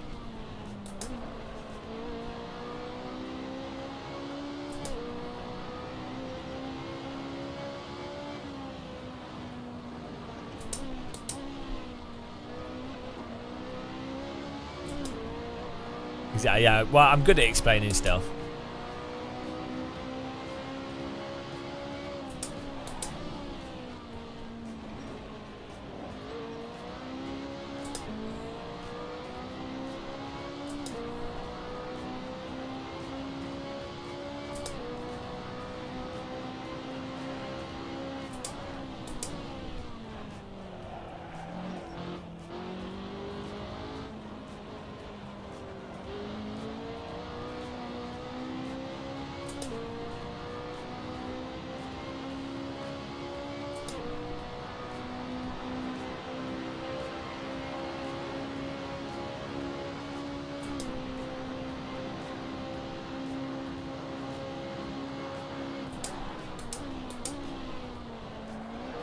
Ah, bloody hell. Hang on, we need to rejoin here.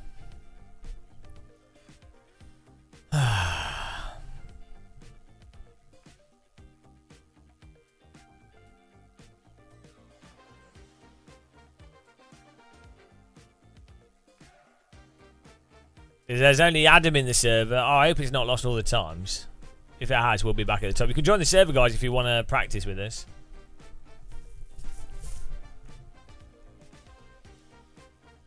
I do. Well, I need some food, actually. I'm starving.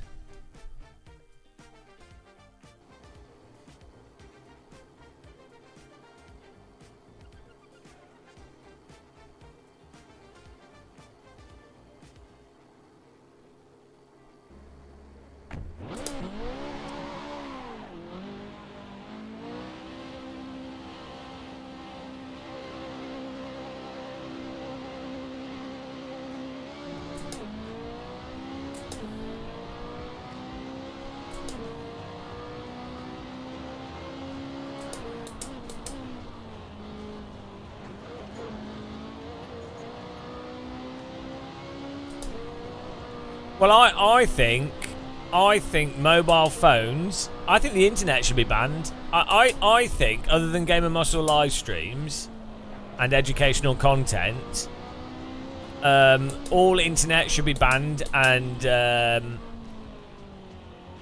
or you can only consume the internet if you've been. You can watch an hour of the internet if you've been at the gym for 2 hours. I think that's good.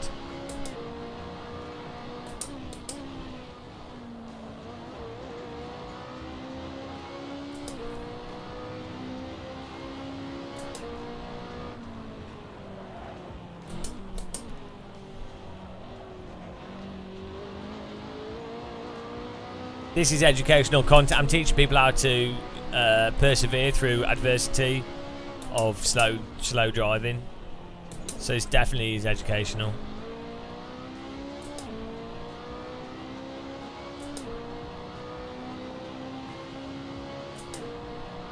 Right, can we try and keep the chat PG? That'd be good. If we can. I mean, I'm sure this has been demonetized already. But, bloody hell. Here we go.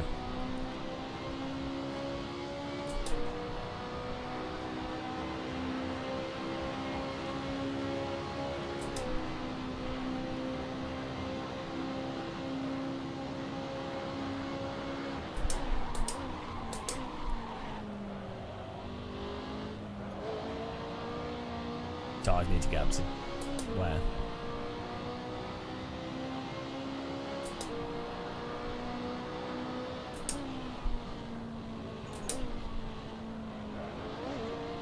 Look, all children need... Look, I grew up on a good diet of Eurotrash, and terrible late night TV in the 90s. And look, it's not affected me at all. So I think that's what children should all be exposed to at a young age. They should just have to watch Eurotrash non-stop. You can learn a lot from that.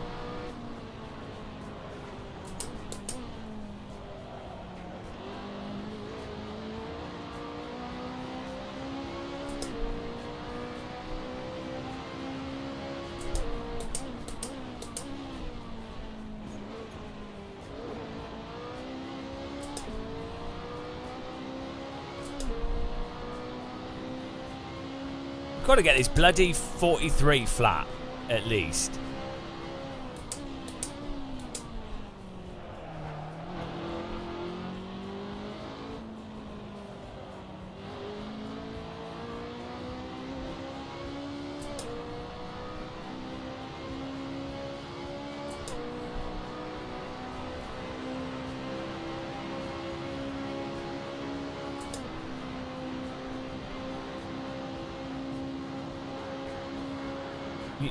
You do know that China is not communist, right?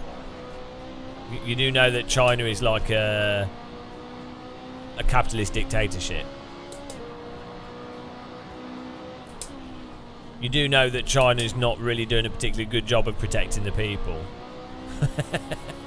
Just, I don't know where you get the information from, but...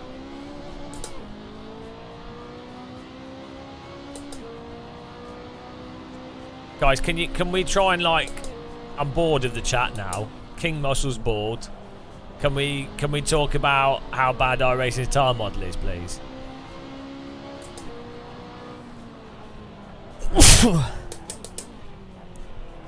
Can we focus on what's important?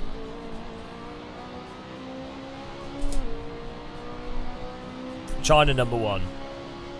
My social score's back up to 10 now. Saved.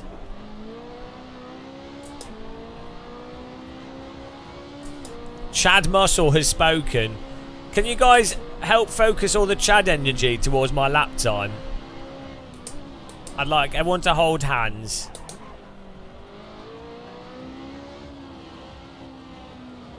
I don't like pray. ACC, but I do like the Normalist. But that is amazing. So it's probably one of the well, one of the best. Of the or not the best simulation to practice, like even F1 or GT mods. It's really good. Okay, let's go.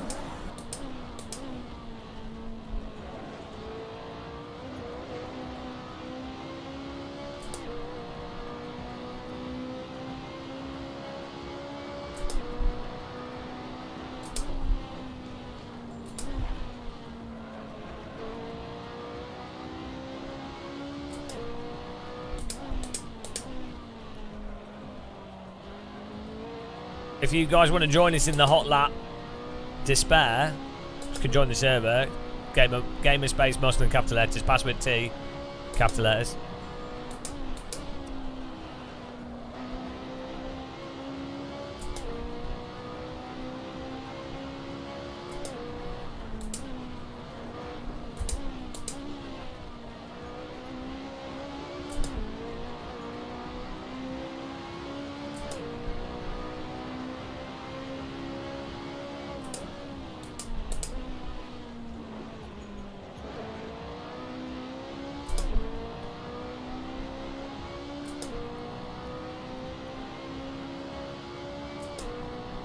Alpha Chad.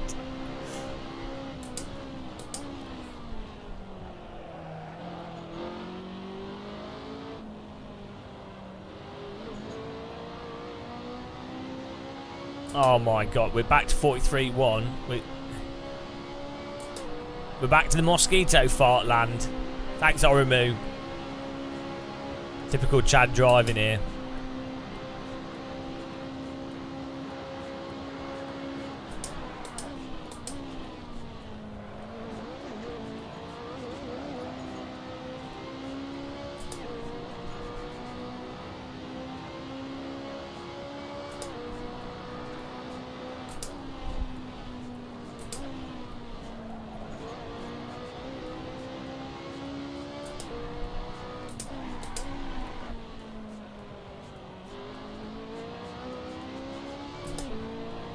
Oh, look at these Chad lines.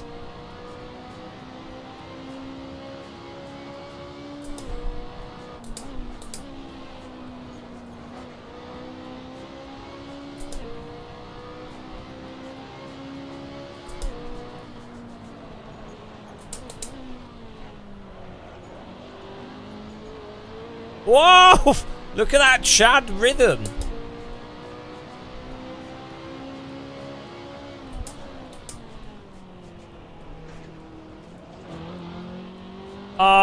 Absolutely chadding it through here.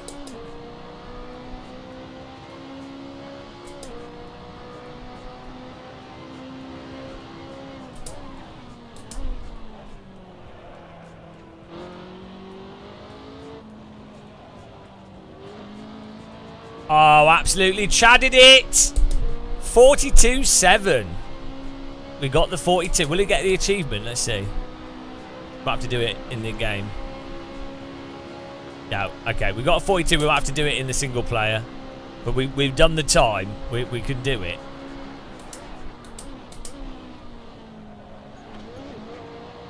Right. But let's do it in single player, guys. We know we can do it. We know we can do it. 42-7-7-9. Right, now we've got to get the achievement. Let's go and do it in the actual single player. See what happens.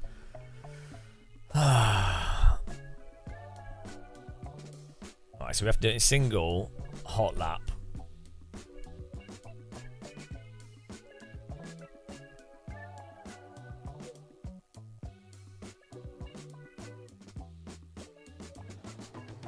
Oh, it's bloody night time.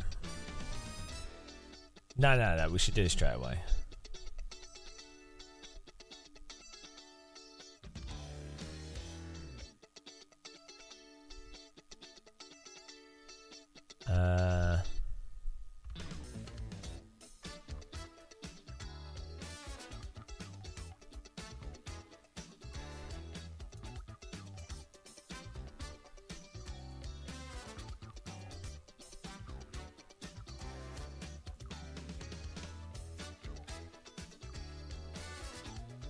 We're just doing this.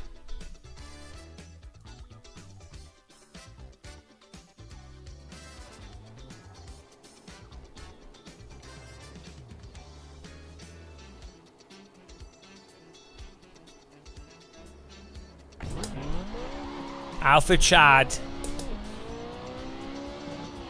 Right, you ready? I think we just need to do it in this hot lap mode, then we'll have it.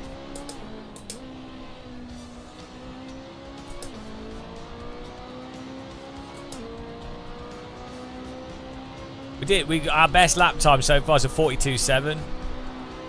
Pretty good. Okay, let's go. One something or other. Welcome.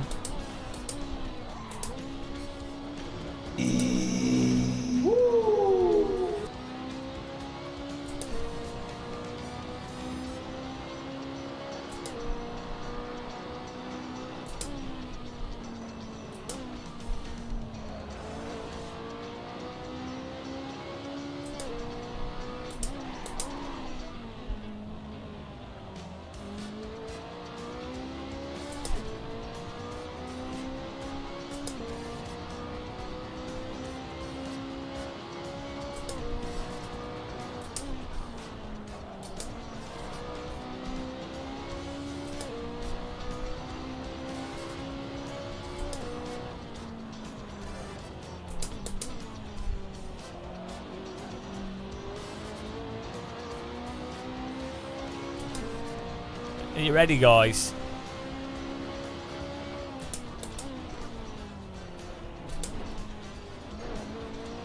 Born to Chad.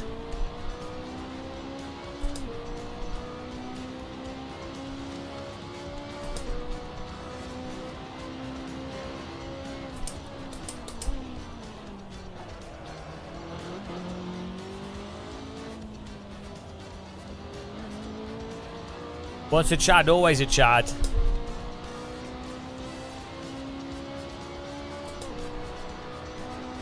Ever hot lap for 5 hours?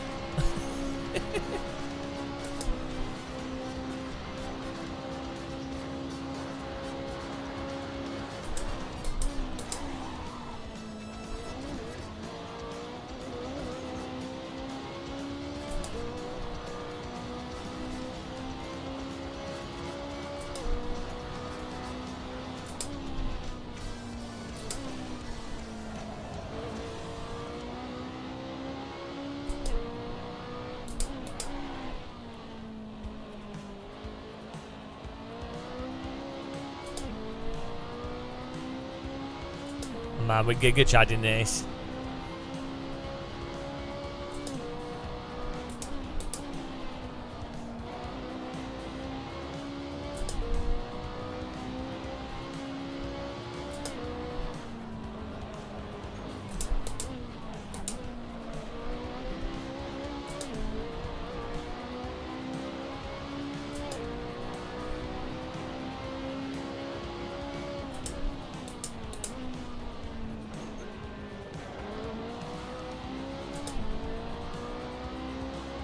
Well, it should get us the 42 achievement. We'll see.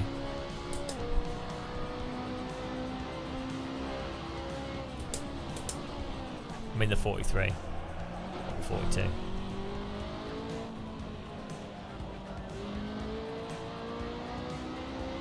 Right, see if this gives us a 43. Come on, achievement. Come on. Only 2 left if this is the achievement. Yes! We got it!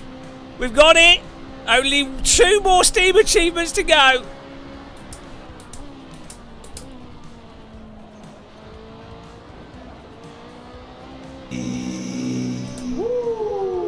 Unbelievable! Only took 5 hours. Natural talent, I think. That's what you describe it as. And you're not.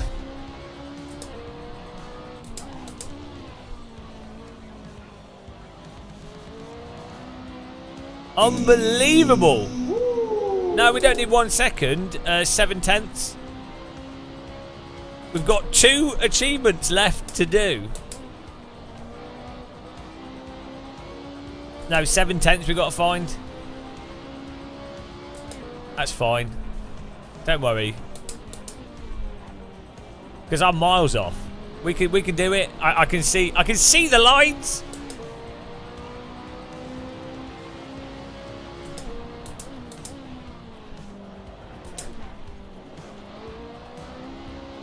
I can do it. All I need to do is not overdrive. That's it. That's all we need to do. Turned out that was the key all along. If only someone had told me. Just didn't realise. I just hadn't realised, guys. Foolish of me.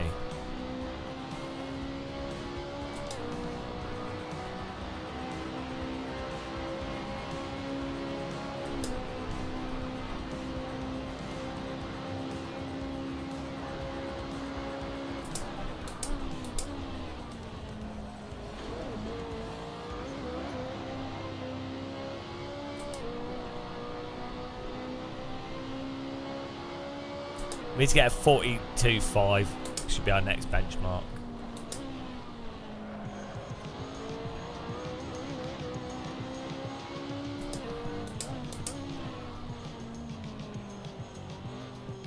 So we need to change the session settings. Ah, we should get some food actually. But awesome, guys. We've got 2 to go. 2 to go. Unbelievable. 2 bloody to go. I mean, 43 is pretty damn good. Okay, let's go. 2 achievements. I need to eat something. We can keep the stream going. Thanks for clicking the like button, guys. Thanks for being a Giga Chad. 1 per 10 hours. 2 achievements to go. Oh, God. Yeah, this is why I don't do... This is why I don't set myself things to do, because I have a mental condition where I have to do them. So I really am reluctant to ever like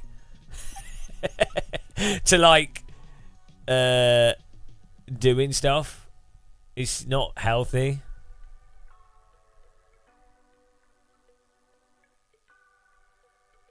I'm also lazy, so yeah, it's right. Here we go.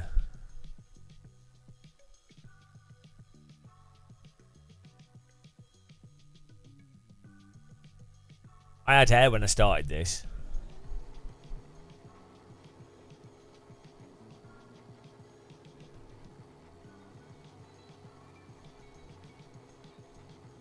Could have left the mind-numbing one to last. Well, I wasn't expecting that to take 1 hour and 20 minutes.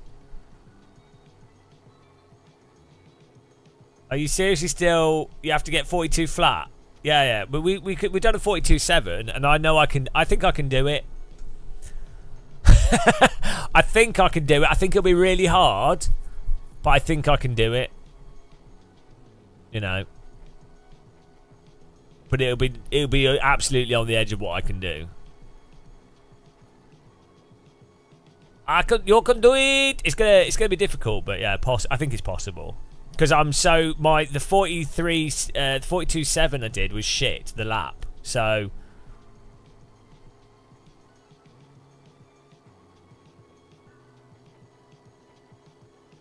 I've got a setup. It's not like a crazy alien setup, to be honest. It's a pretty normal setup. Yeah, we did the level 100 drift yesterday. It took an hour and 20 minutes of driving around in circles, and it made us pretty motion sick, to be honest.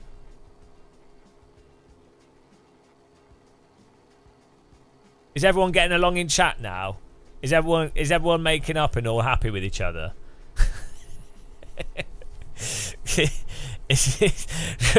I would never. Pro tip, guys: if any of you ever plan on streaming or doing anything, what you can do if you want to get the chat active, there's some topics: religion, vaccines. And the worst possible thing you could bring up, Andrew Tate. If you bring those up, you will lose the chat for approximately 3 hours. Just 3 hours. Well, you can really make a journey go quickly by just mentioning that. That's 3 hours gone. It's like the black hole of conversations. Here we go again. No, I didn't mention it. No, don't. No.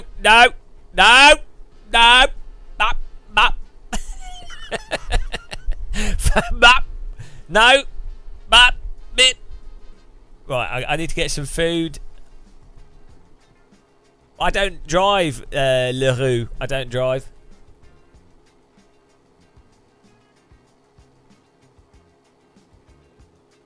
Too late. Right. I'm gonna put some stuff in the air fryer. Air fryer tuck. Oh dear God. Simps don't drive. Drive. He's a bus wanker. Bus wanker. Oh, so good.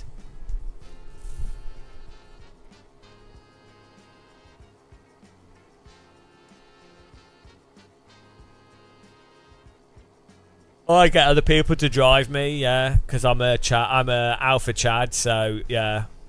It is like pretty beta cuck to have to drive yourself around. Do you know what I mean? Why would you drive yourself at road speed limit when you can have other people drive you around? Do you know what I mean? You would have to be really like peasant mindset. Like it only makes sense to like fly yourself or drive a race car. Like really would have to be a bit of a loser to drive at the speed limit. I won't, because if I'm driven by someone else, I don't have to be told by the sign. I don't need to follow the law. I'm ignoring the law.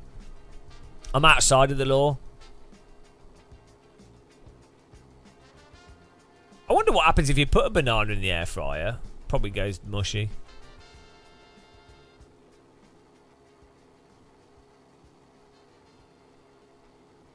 Social credit scores plummeted. Oh dear. You only drive yourself because South Africa's public transport system is questionable. Yeah, well. If I lived in South Africa, I would drive a bulletproof people carrier. And I'd have shotguns at the back of the chairs. And are you allowed guns in South Africa, or does it matter? Do you just carry one anyway? I've seen mental stories. There's mental stuff that I get told from South Africans, and just what you see as well.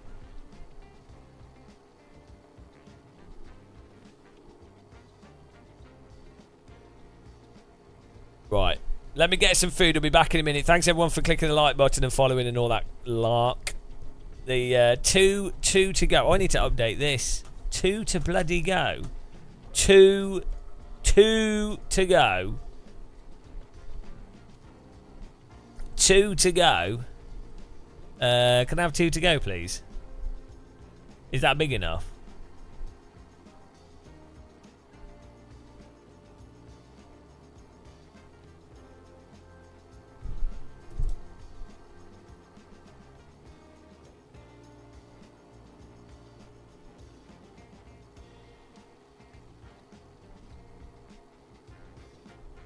There you go, it's nice and clear.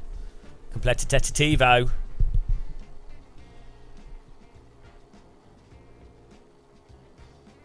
Oh, there's some well mental videos on YouTube of attempted carjacking and then people managing to avoid it. Right, I'm back in a minute, guys. Thanks for all the support. Please, no boring debates in chat. Be like 10 minutes, I think.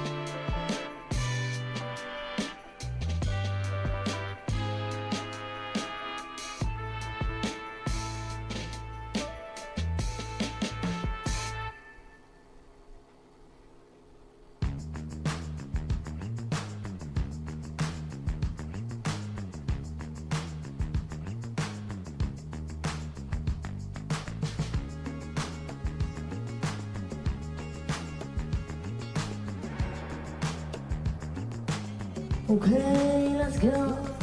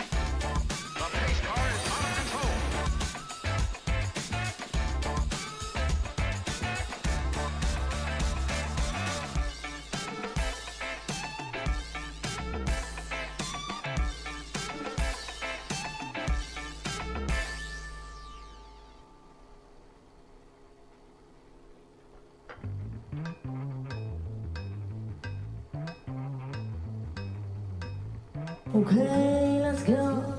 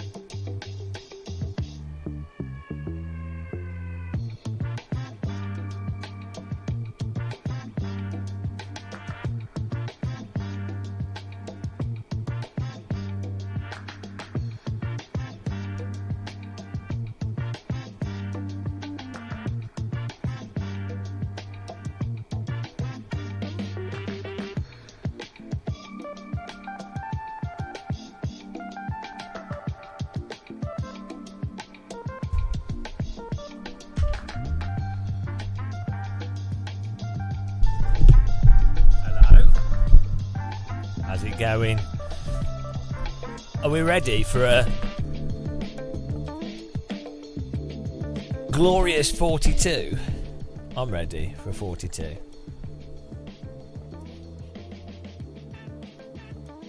Hello, Matt. What are you guys arguing about now? What? I can't see it. What is it? Just tell me what it is.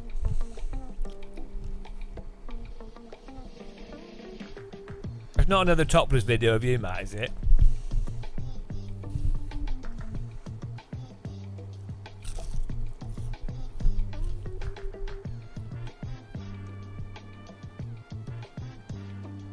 Buon appetito.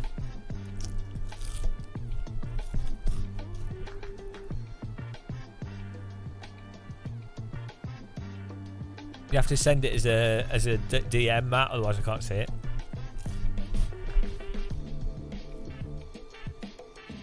The last achievement is a 154.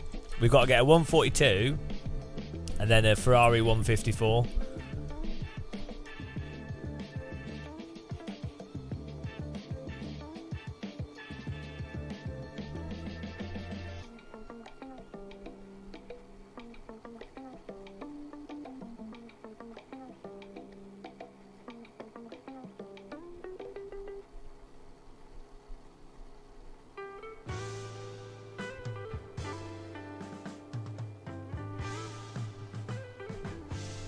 Right, are you guys being nice to each other in chat?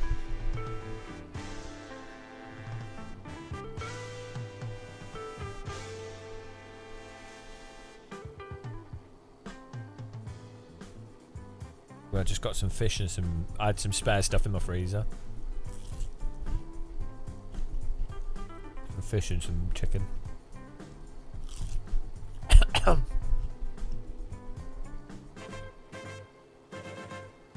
Ah, my wheel lug. Oh no, it's just brown. It's silver.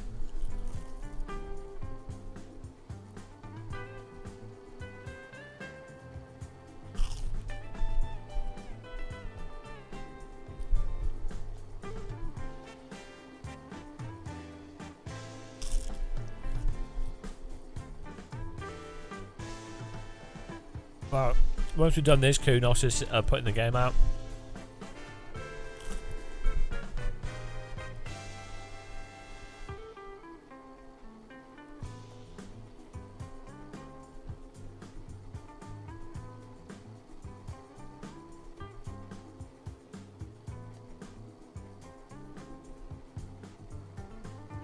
Okay, let's go.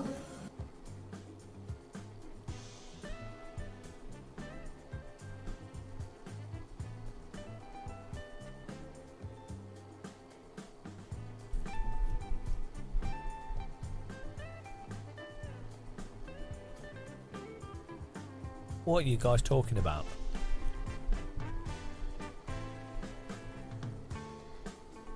Jake, do you own an air fryer? This is the real question.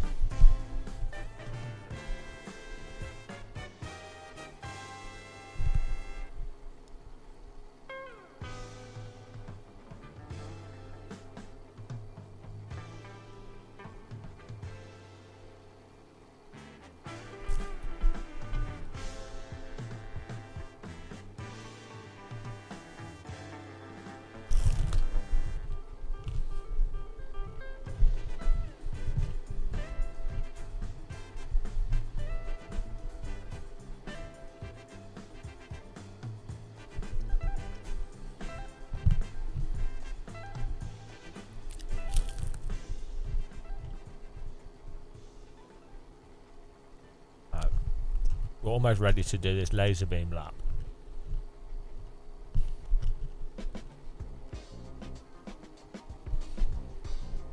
It's all about mindset. It's mind over lap time.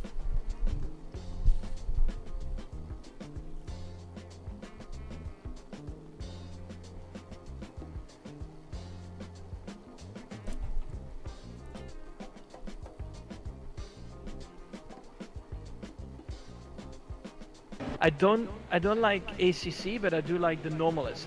So that is amazing. So it's probably one of the well, one of the or not the best simulation to practice, like even F1 or GT mods. Hang on, what's wrong with Greta? Greta Thunberg's a legend. How dare you diss Greta? Why would you not like Greta Thunberg? Like, you might not like the fact that her parents are marketeers, but she seems alright to me. I think you could have a good game of pool with Greta Thunberg. Why would you not like Greta Thunberg? She seems like a good time.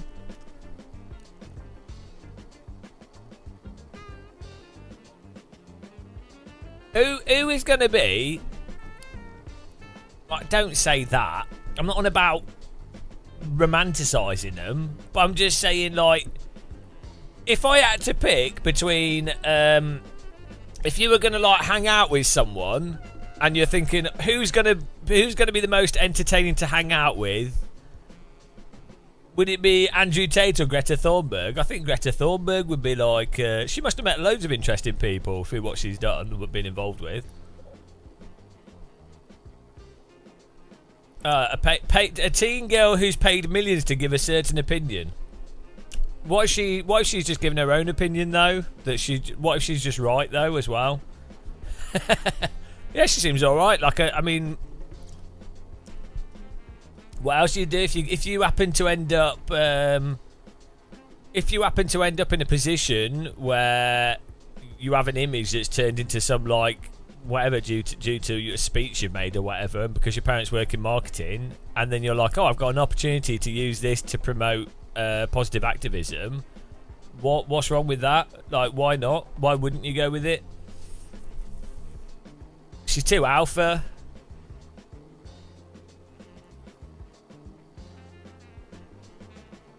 I think Greta Thunberg is more alpha than Andrew Tate.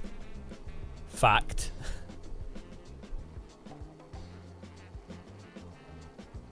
I think she is more of a Chad, and this upsets. What do you call Tate fans? Plates. What's the war thing? Then came the war thing. What's the war thing? I don't know what the war thing is. It's like a 20-year-old girl manages to troll a 30-plus-year-old guy. I mean, come on. She's a Chad. I don't like.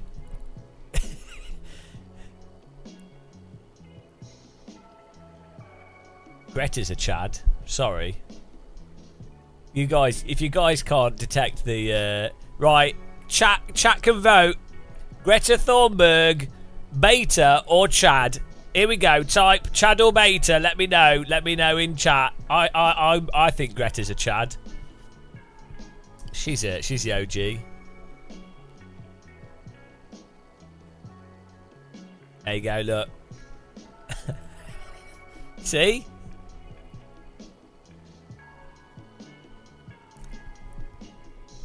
Guys, we need. Come on, keep focused on the poll here. See.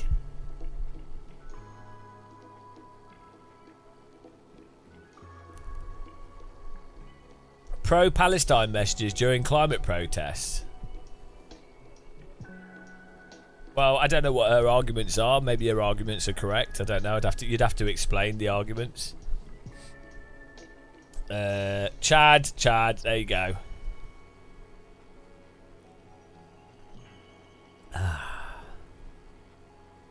Let's get the 142. See, Greta Thunberg would do 142 after like 5 laps.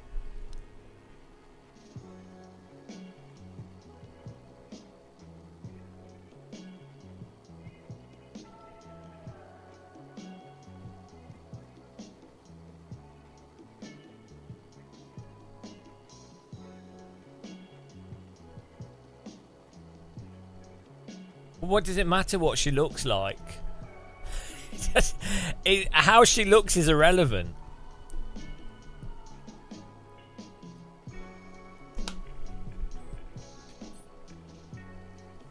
Yeah, solar powered sim rigs where it's at.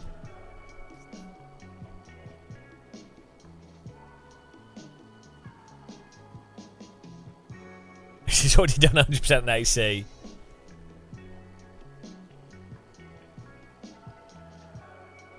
I bet Greta Thunberg drinks tea, not coffee. Right, here we go. Let's do this, guys.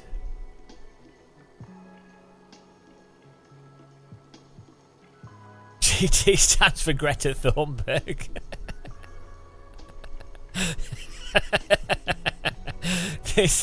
Imagine if PlayStation released GT8 and it's Greta Thunberg, and you have to have conversations with Greta Thunberg about the environment. That's the game. That'd be a good game. Uses advanced AI modeling. I hate you. You disgust me. You have to debate Greta Thunberg. You have to take the position of someone that's got a large. You have to play Exxon or like, I don't know, an oil company, and the game is you have to convince Greta Thunberg to not hate you. Oh, you're disgusting me. Oh, that's a well good game. That is such a good game. You the different difficulties. First of all, easy mode. You start off as like a vegan. You're like a vegan that has to make Greta Thunberg like you. Then you're like just a vegetarian. Then you're the meat eater. Then you're like someone that just happens to own a car.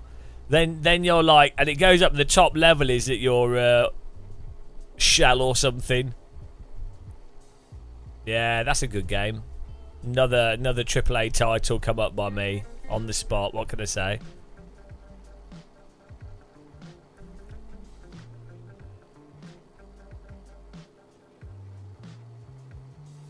Right, let's go, guys. Can we focus the Chad towards me, please? Stop being betas. Full Chad. We've got to get Chad lap time. 142. Chad Muscle in the house. Okay, let's go.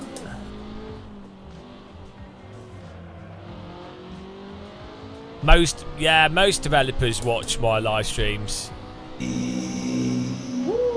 for like great ideas.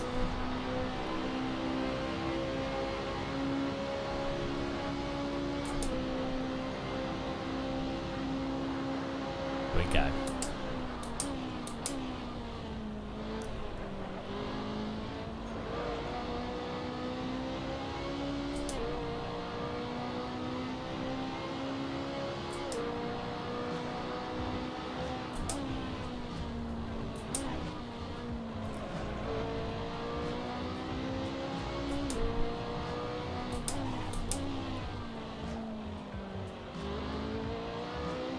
Get ready for some Chad lines.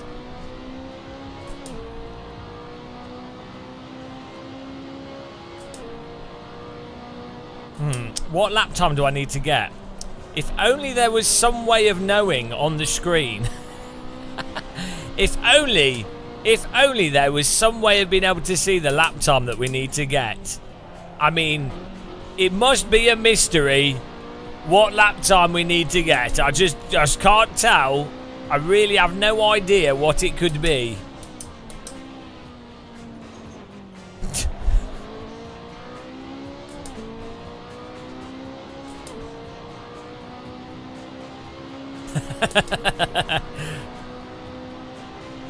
This has moved on from lap times to Chad times. We're in the Chad zone.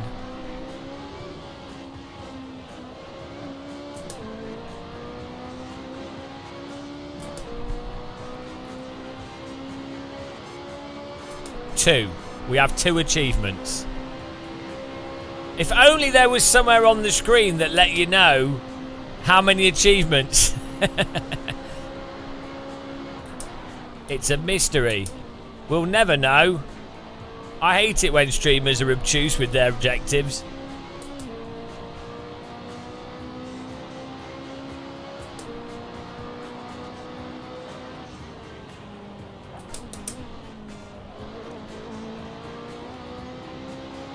We need to do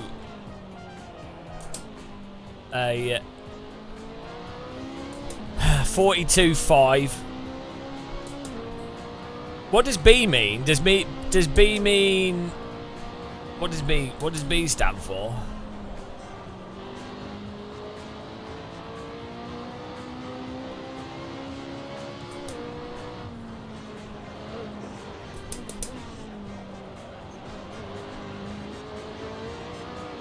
Bees. No, the bees, not the bees.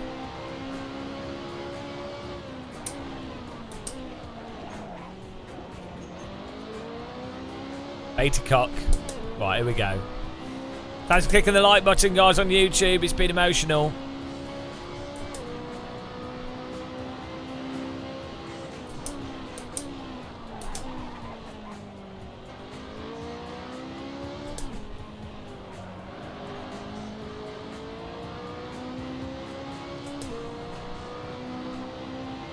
These socks aren't matching. Fail.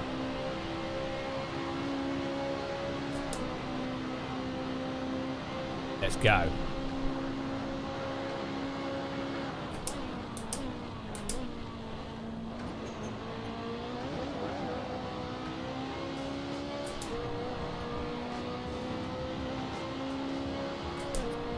I'm hot, and you're not.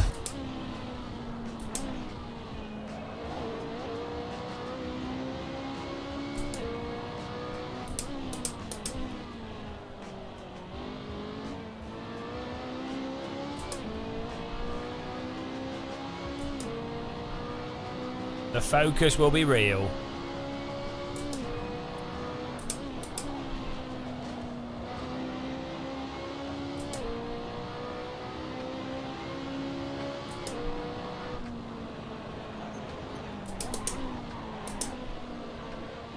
If you lock up, you ain't making the corner. It's as simple as that.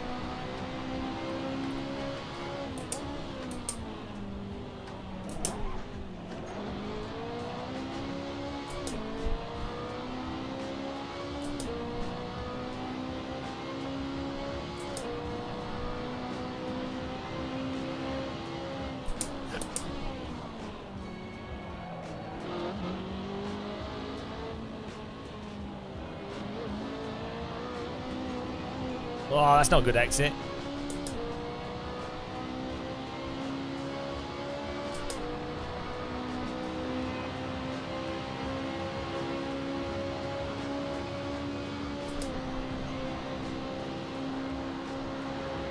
Whoa. Oh, it does not help. Slow. Slow, man. Slow.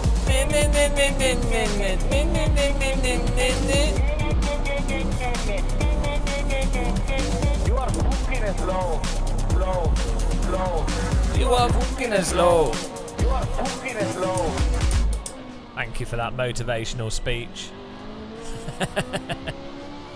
You are fucking slow. Appreciate that.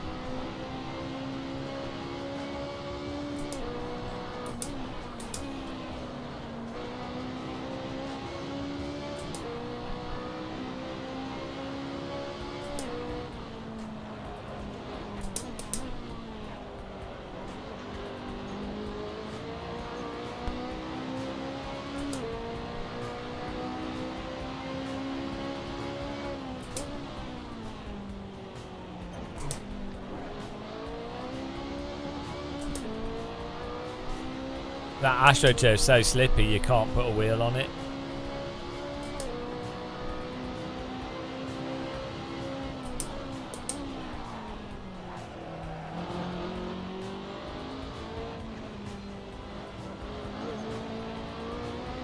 This AstroTurf is fast AstroTurf. You just have to drive on the correct AstroTurf.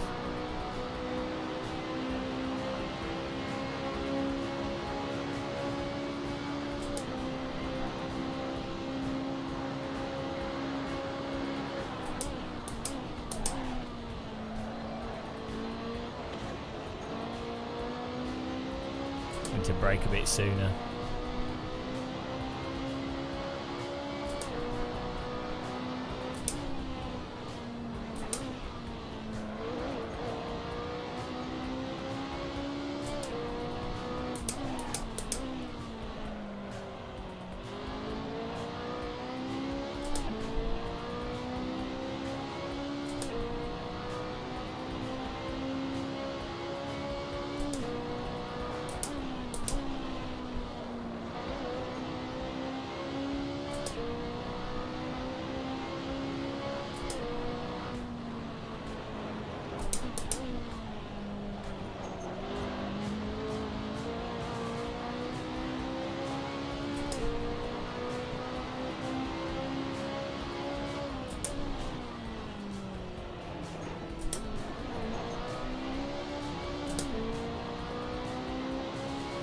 Wow, 42.7.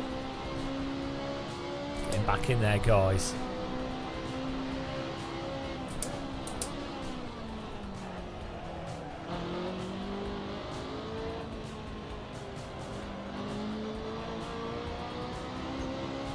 .42.69, not new PB. Get in there, come on. 42.6.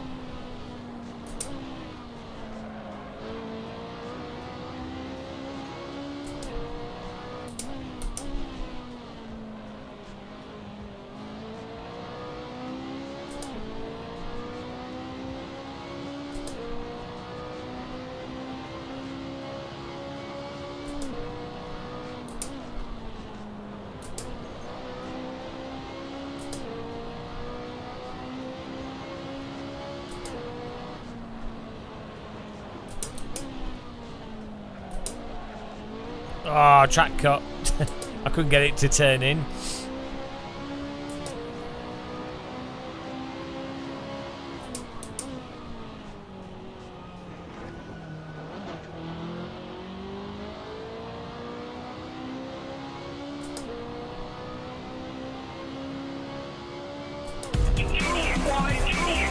Too wide.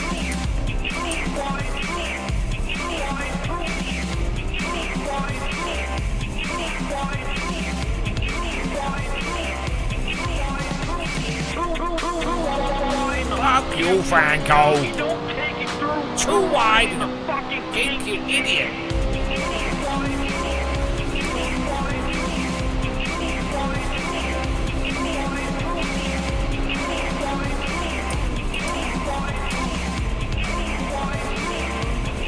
Oh, locked up. Fuck you, Franco. You don't take it through. Too wide in the fucking kink, you idiot. Thank you. Franco.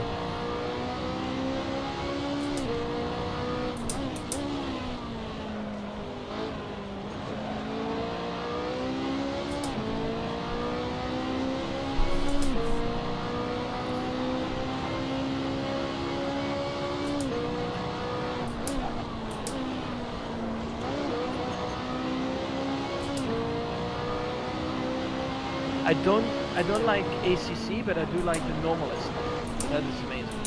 So it's probably one of the well, one of the or not the best simulation to practice, like even F1, GT mods. It's really good.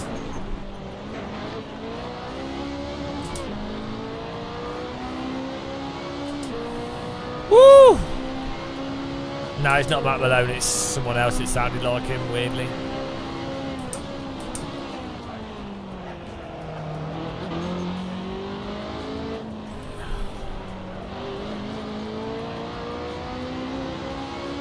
Come on.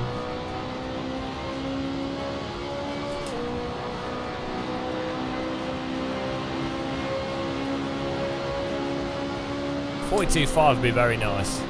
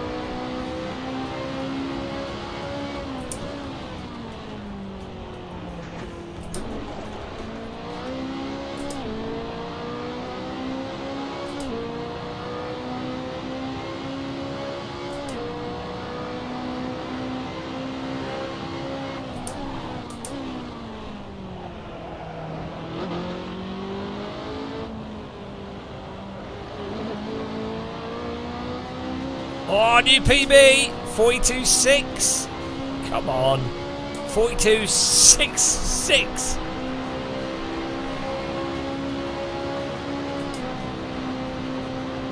Whittling it down.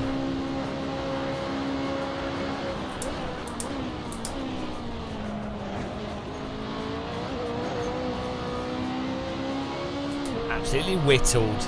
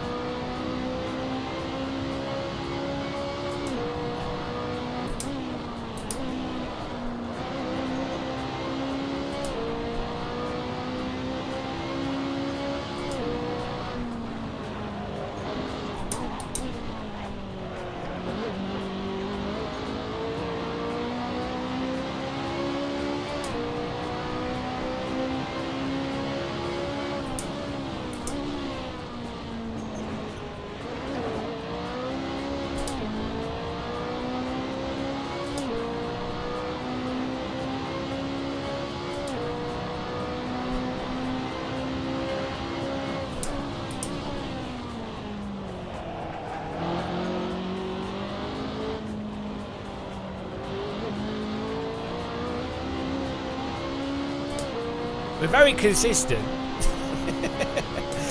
A 0.04.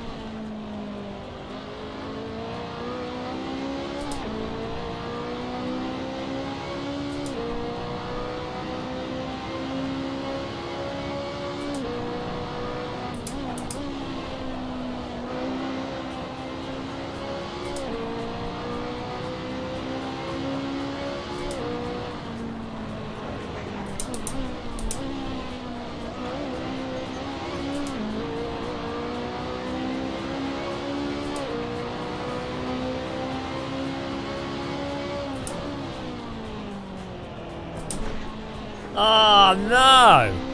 That's a good line. 42.4. We're on there. The track cut there.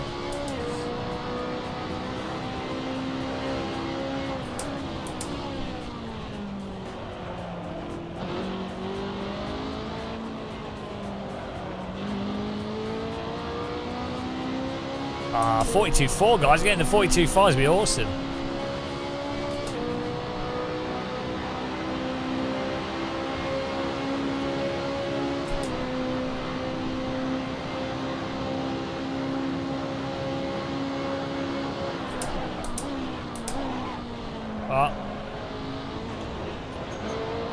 Guys, don't give shit tips.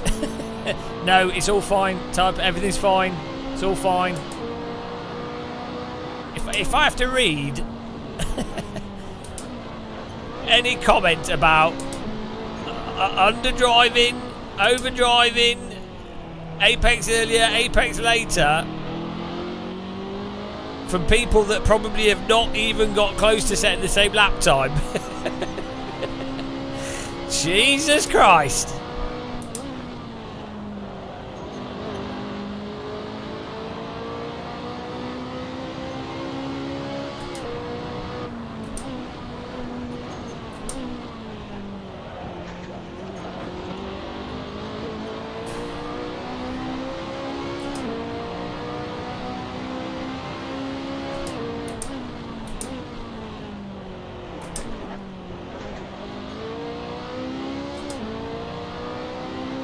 Overdriving the underdrive.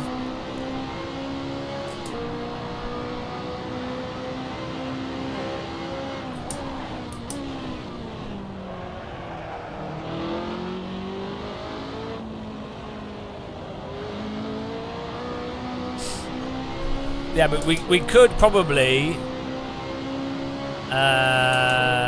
yeah, it could probably have a little bit more pressure because the track is cold. I don't think it's making much difference to the pace on aggregate.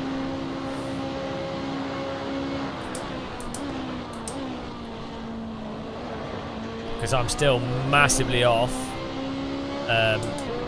My lines and braking are still massively off, so.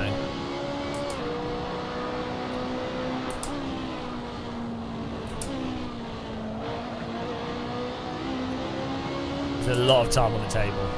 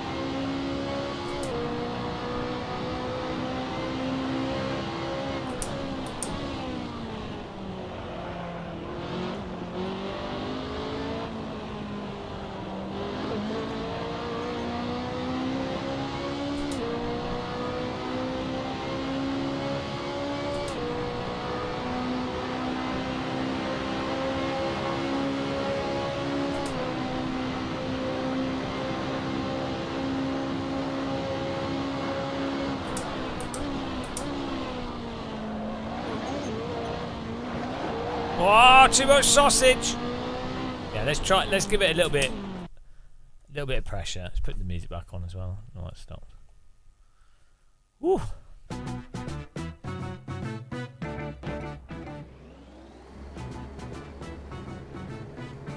Hang on, isn't it higher? Let's try 20. See what happens. Oh no. It needs, oh, hang on. When they. I just need to be one more.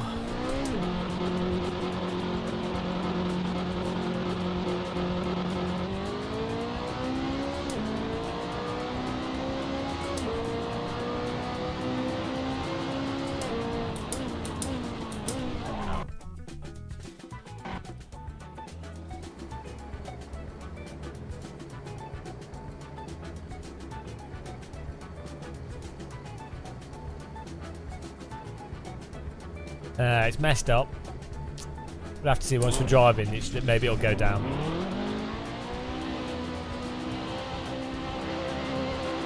There we go.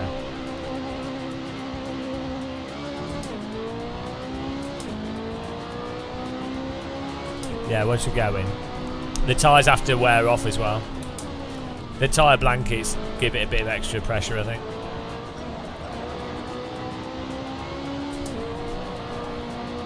Yeah, exactly.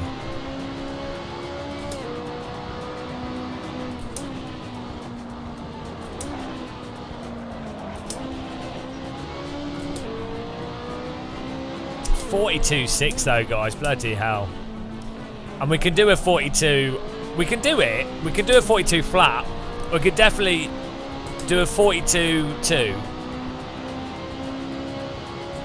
And so if I could, like, if I can do a 42.2 whilst having also messed up a bunch of the corners, we can do this.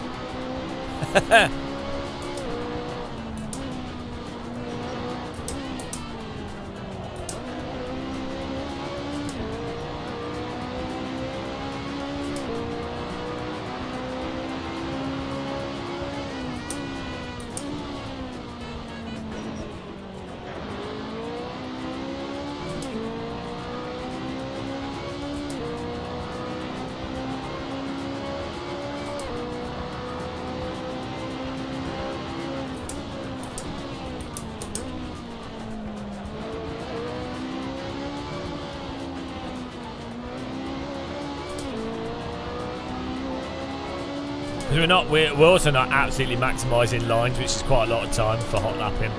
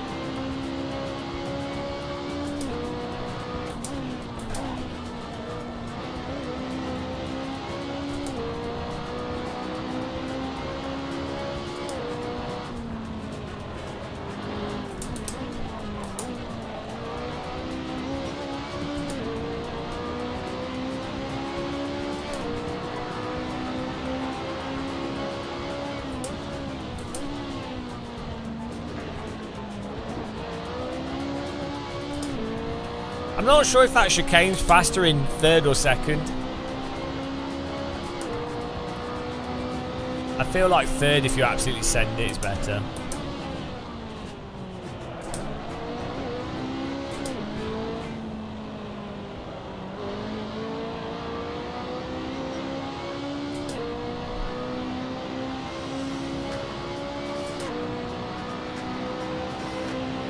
We had 1 hour 20 minutes of driving around in circles. That was a fun achievement. I enjoyed that.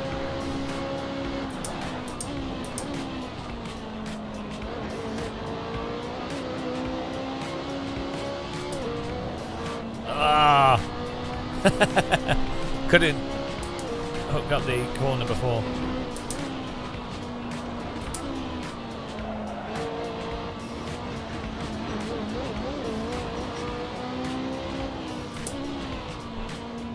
Is there a shortcut to turn the ghost car off? I don't know how you turn it off.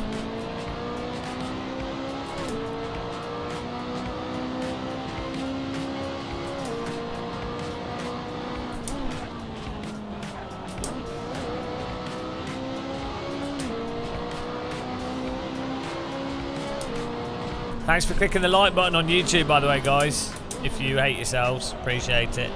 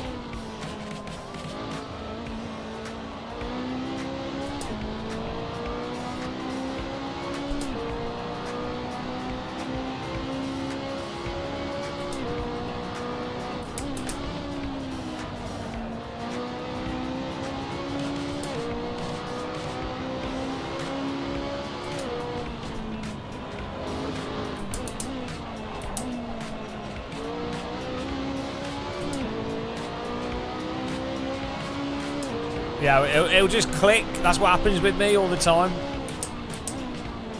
Something happens in my brain and then all of a sudden I start lapping 5 tenths fat. It's with everything. It's always in like, it just stores it up.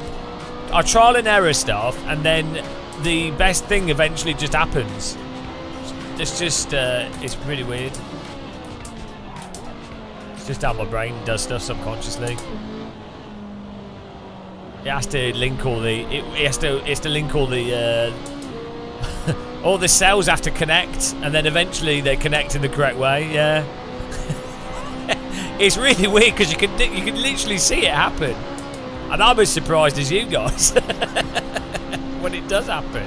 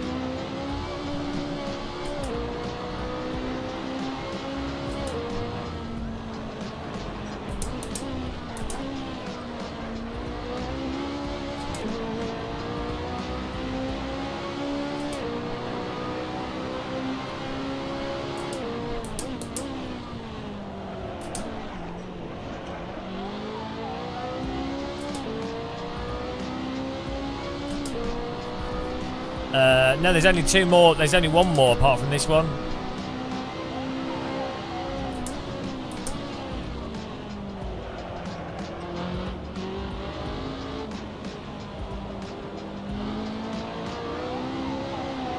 We had to get a 43, which we've done. We just need to get a 42. It's a Ferrari 458.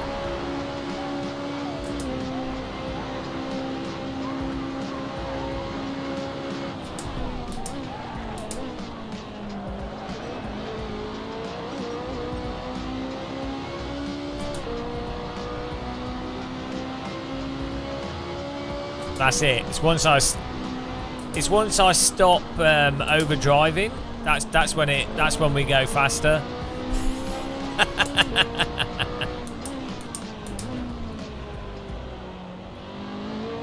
Because all it is I just have to.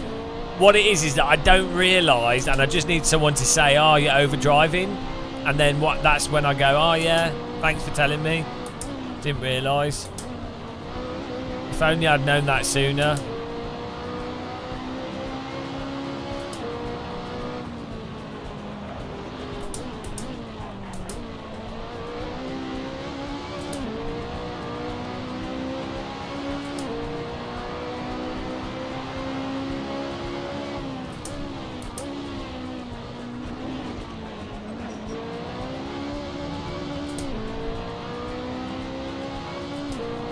Thanks, Lux. I'll try.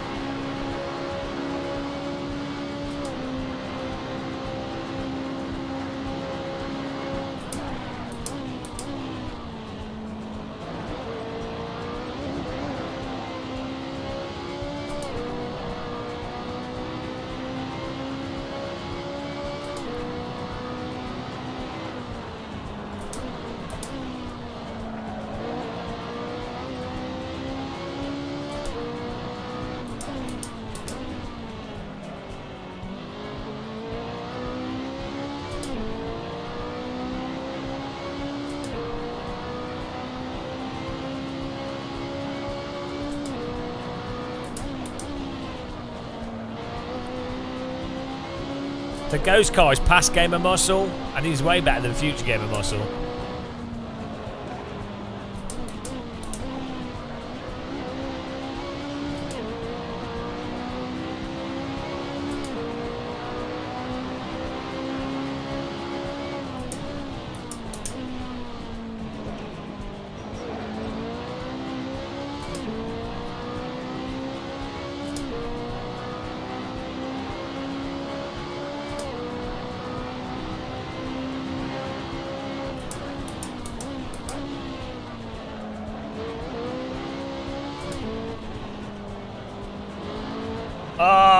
If you just tap the grass before that left-hander, the suspension's unsettled, and then you can't get the power down, the car doesn't hook up.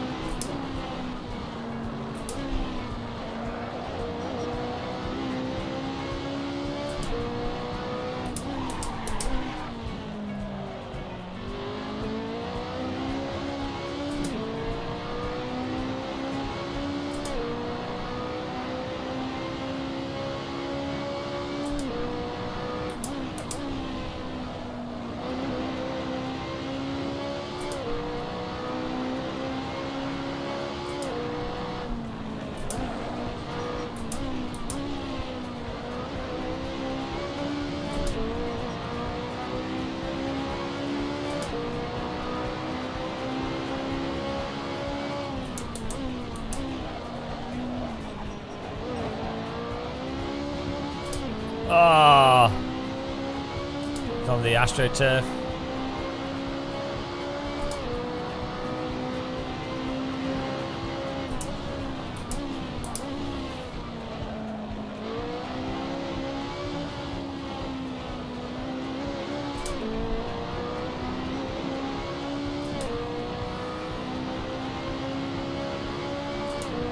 Oh, that's still a PB.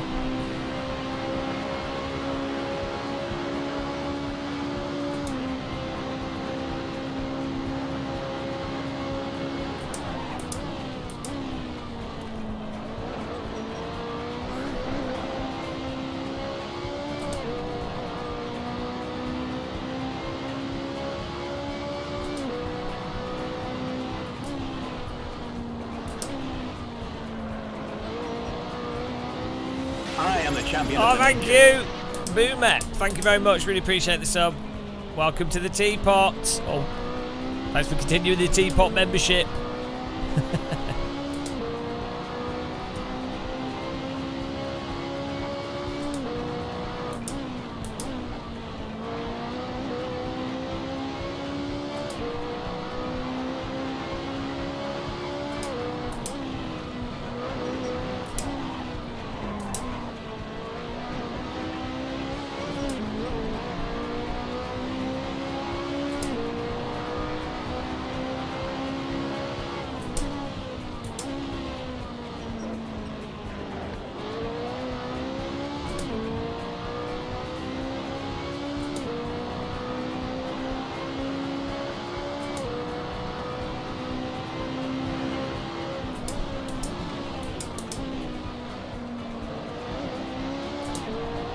Oh, hello.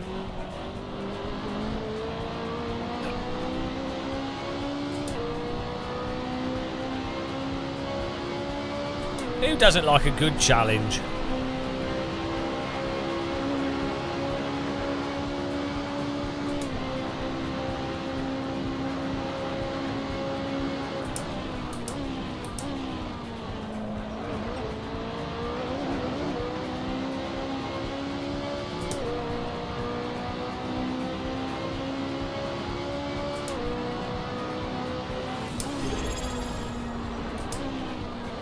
I am the champion of the Oh, thank ninjas. you. I can't read your name. Thank you very much. Welcome to the Teapot. Turbo Lou. Joe? I don't know. Thank you very much. Really appreciate the support.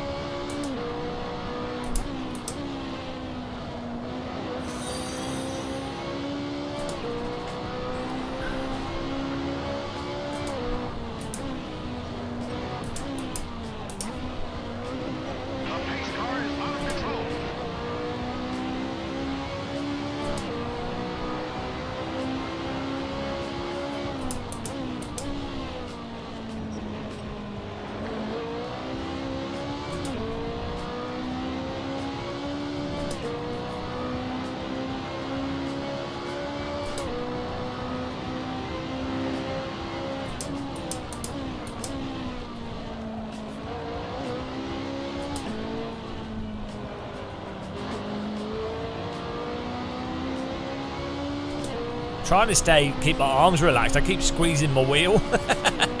Trying to not be tense. Turbo J-Lo. Thank you very much. There we go. Appreciate it. Thanks for the support, guys.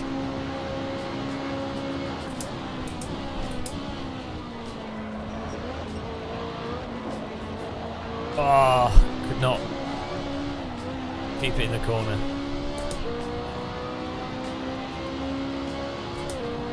Thanks for simping for me, appreciate it.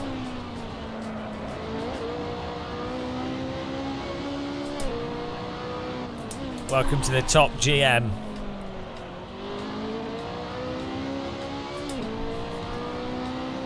Woo!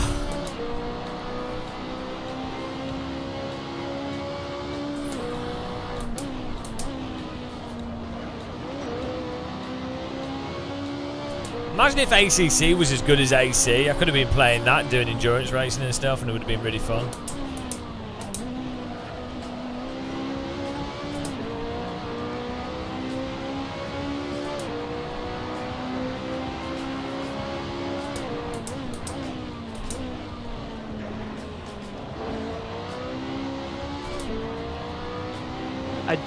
I don't like ACC, but I do like the Normal. That's the main. Well, here we go. Probably one of the, well, one of the or not the best simulation to practice, like even F1 or GT mods. It's really good.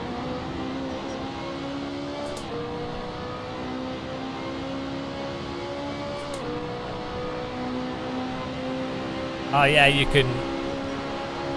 This is hot lapping, Shumi. This is hot lapping. Anything's possible. There are no rules.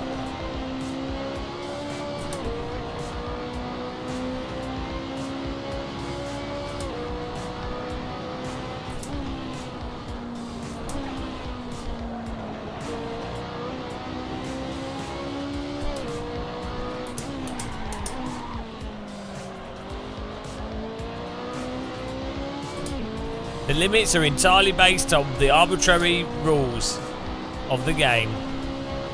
This is a fun game to play. Find out where they are. Don't we all love that? The ultimate test of skill.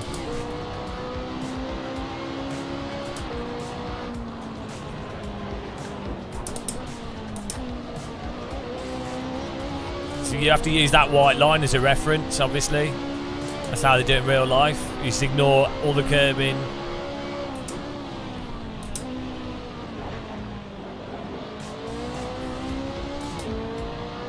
Like the curbing's just put there for lols. It's a trick.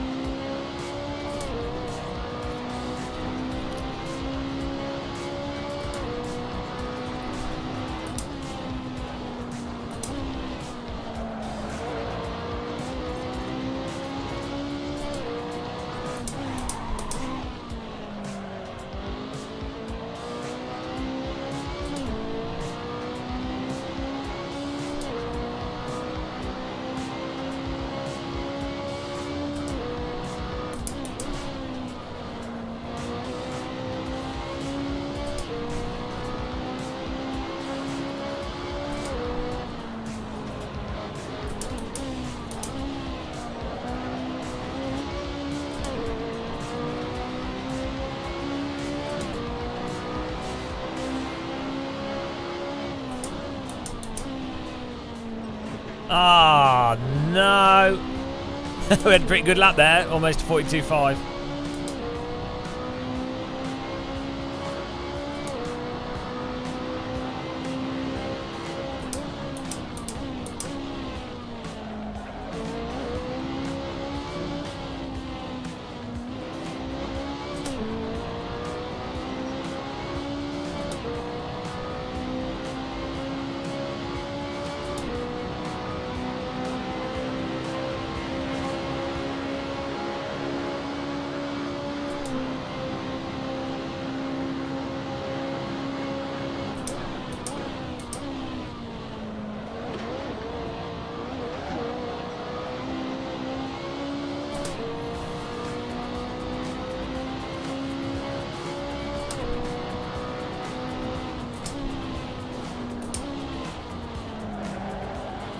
Woo.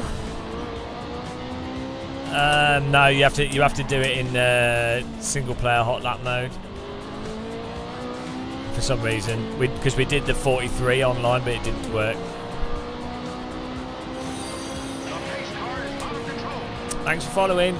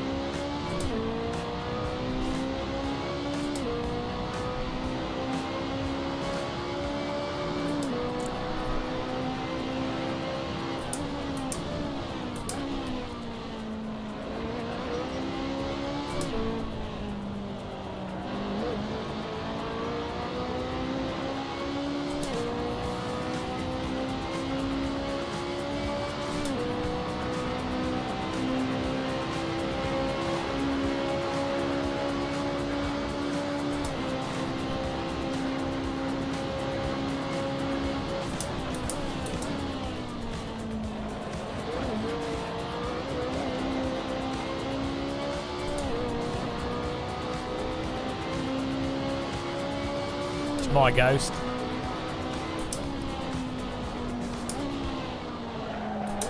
Oh no. Yeah, if you get your entry off by like 10 centimetres, then it affects everything. It's my ghost, but it's just the ghost starts a little bit further ahead of you.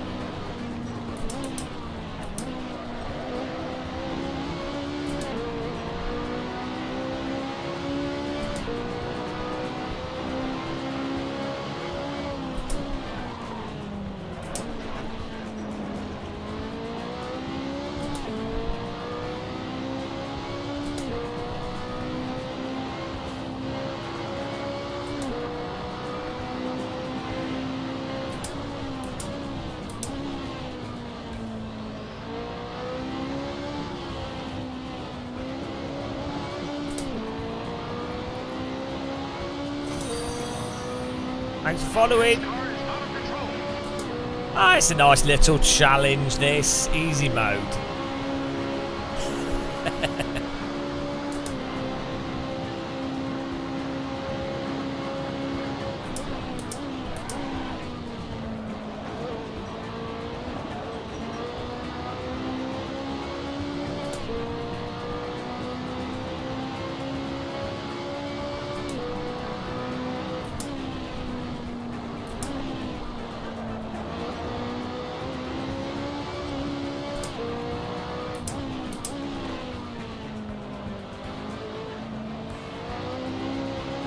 Getting better at Imola.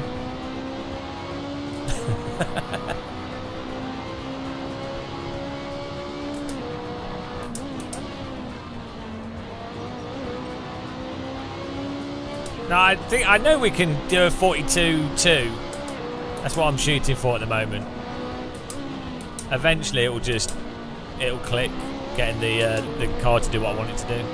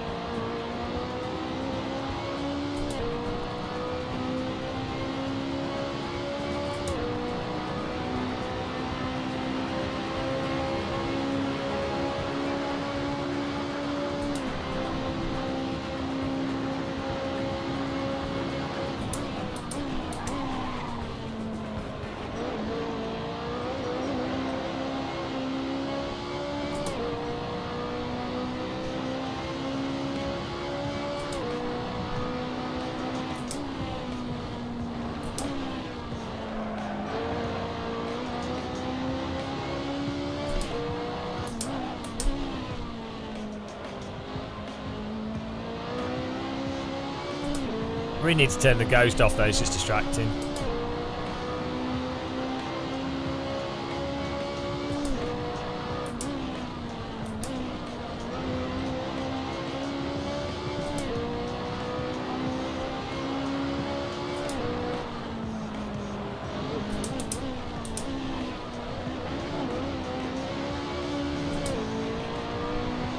Let's turn the ghost off.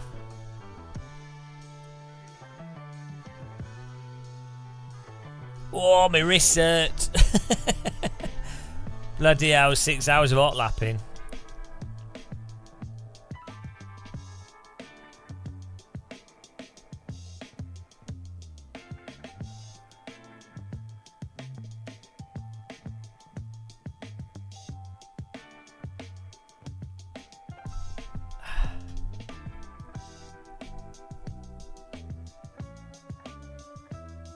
Oh dear.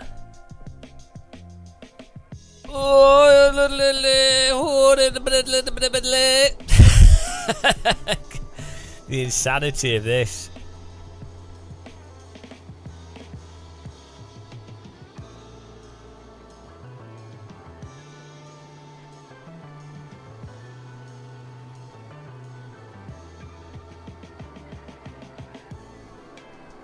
Nah, I'm doing this one. Doing this one. One does not just jump from achievement willy-nilly. You don't willy-nilly. Oh god. Yeah, my DD wheels on 60 Newton meters. No, I'm running it pretty weak, but it's not really the wheel strength that's the issue. It's just your wrists and stuff. That was the sound of my brain rebooting, like an 80s PC booting up.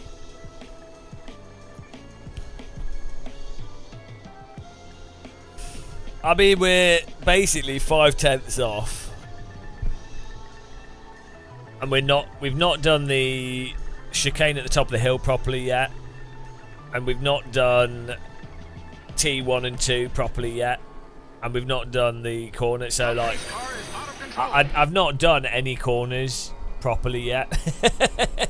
That's right. It's a good example of how bad sim races are. Because the lap times I'm doing here are what most people would consider pretty good lap times. Like a 42.5 is pretty tricky. For most sim races wouldn't even be close, right? Obviously aliens do it easy. But the fact is I'm not even vaguely... I'm not trail braking properly. We're not hitting the apex perfectly. I'm not modulating the throttle based exactly off the grip. Do you know what I mean? They're not... I can tell that I am miles off, like, the precision. You know. And that's the thing with driving, is like... I'm just stretching my arms. No, it's only bouncing on T1 if I hit the sausage. If you go over this... If the sausage goes through the middle of the car, it doesn't bounce you.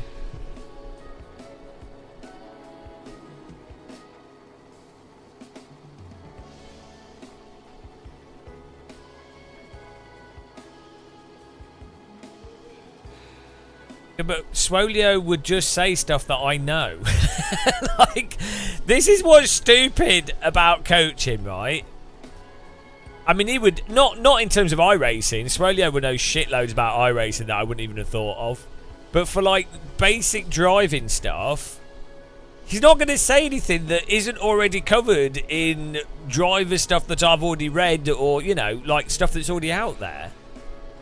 There's this really weird meme online of like, oh, you go and get coaching. It's like, well, if you know how to read telemetry, and you are improving when you hot lap, outside of specific stuff for each simulator that someone that's an alien in that simulator would know the meta, but like most of what most driver coaches in real life and in sim racing, the vast majority of what they do is teach like the basics in a clear way.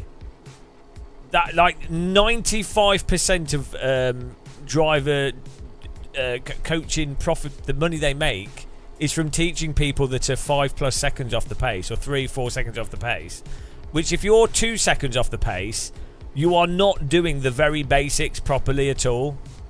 Like you just don't get it, basically. So yeah, maybe you need to be taught, or maybe you just need to practice until you intuitively do it. There's this weird meme of go and speak to a coach. It's like, what? It's stupid.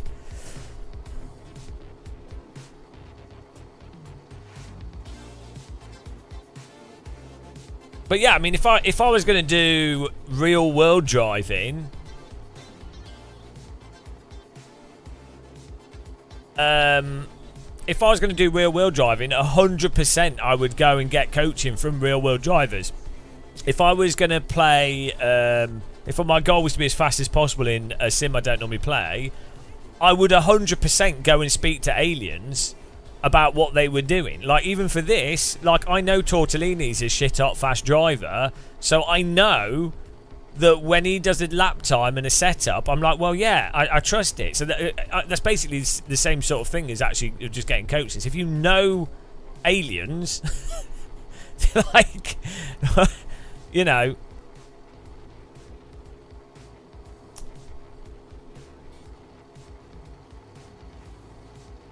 John Hartley, I'm not saying otherwise. Yeah, and the point is, if you can read telemetry, or if you already know what you're doing right or wrong, a coach isn't going to magically tell you. Like, if you already know what you're doing right or wrong, you just need to put it into practice. No coach is going to help you by telling you what you already know. It's like, do you know what I mean? When you get stuck, it's 100% worth going to a coach. If you feel like you're hitting a wall, and you also can't read the telemetry, or you really just can't see where you're not improving, and you know that you could improve, that's when you would go to a coach. Or, and as I say, the vast majority of people that pay for coaching, be it like Coach Dave Academy, Swolio, whatever, they are 4+ seconds off the pace. They just want someone to tell them in a clear way, oh, these, you know, it's the role playing of being a race driver. That's what they're paying for. That's the bulk of people doing coaching. Even more so in real life. Like, I know some real world coaches. I talk to them about this kind of stuff, and they're mostly like just saying stuff that's really obvious.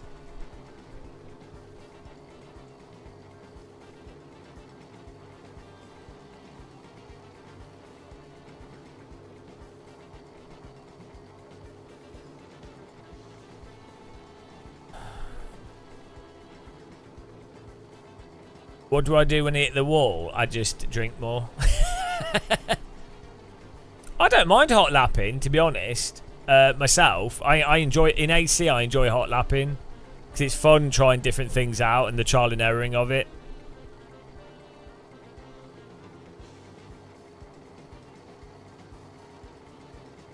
Yeah, well, so for example, if you don't know how to use force feedback to inform your times, or you can't read telemetry, or you don't have a delta set up on the screen, or you don't know like the general aspects of trail braking, or you don't know the pushing the boundaries to where the track cut is, you don't know like general apex and stuff. Like, if you don't know, there's probably like 20 or 30 bits of information that someone could not know, and if you didn't know one of those bits of information, then it would help.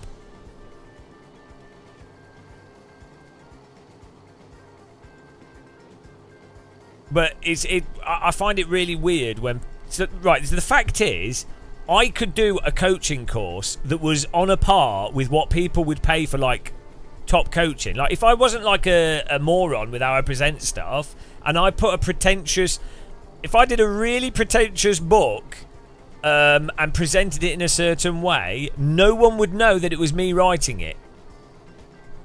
And they, you know, and then so then what would they do? They'd go, go and get coaching from this book that you've written.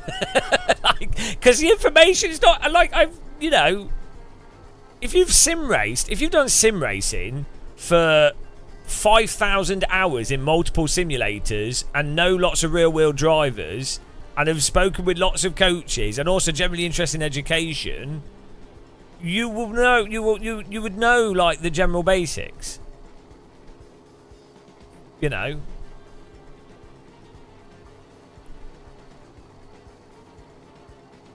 But yeah, I mean, the most important thing is stop over driving. That's a picture of DD girl. That's a perfect book. Right, the other thing is, right, the weird thing, the level of coaching in real life for people is so like different, because most people that go into real life driving, maybe not race driving, that have gone through karting, but like, let's say someone's 27 plus years old and they go to like one of these Palmer Sports or whatever, or just a Silverstone coaching thing, right? They will be so far off anything. Like, they would be so far off. That's what, you know. Oh dear.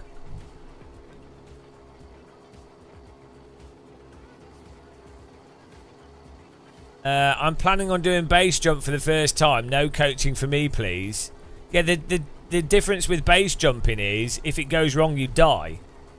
So you can't trial and error it to learn from it. You know, that's like... So that's the whole point of simulators, or things where it's not a binary fail condition.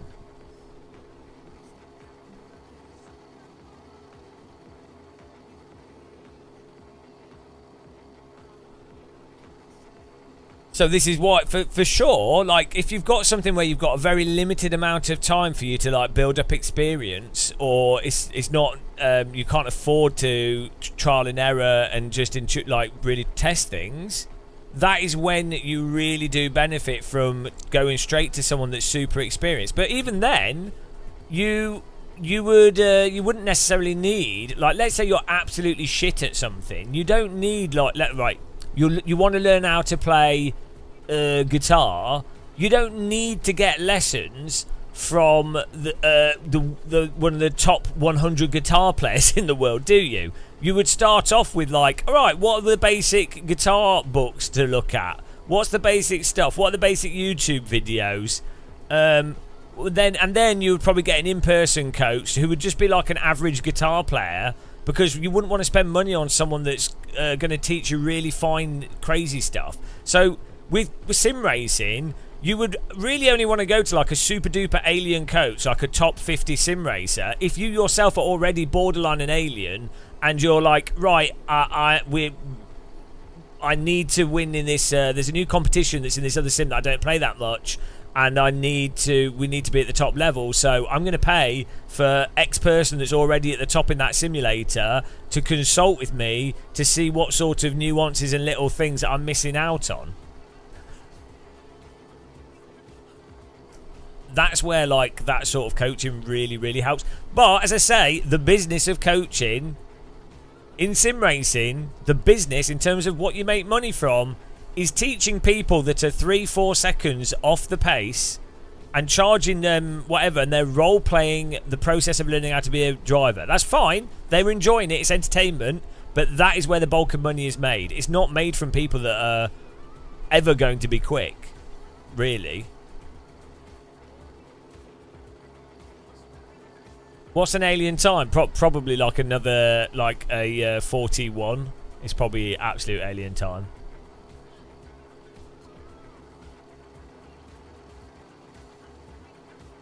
Can I coach you? Well, I'm not interested in doing coaching. I would say just go watch Skip Barber going faster. Learn. My thing would be learn how to teach yourself stuff, because it's always faster anyway. It's normally faster, not always. Watch Skip Barber going faster to have an idea of, like, the different natures of how cars drive. Okay, then you can watch, like, there's shitloads of driver technique videos on YouTube, especially pertinent to sim racing. You can download, you can watch the hot laps and see what people are doing. You can get telemetry one of the things that VRS is really good at is you can see the telemetry and you can also see them break down the laps. That's a really good way of understanding what is going to be quick in iRacing, for example.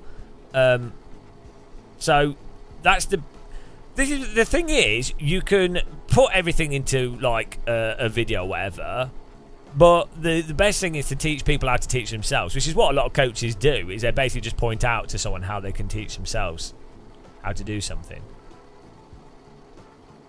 Well, I'm just not good at profiteering off people because I just tell them for free as well.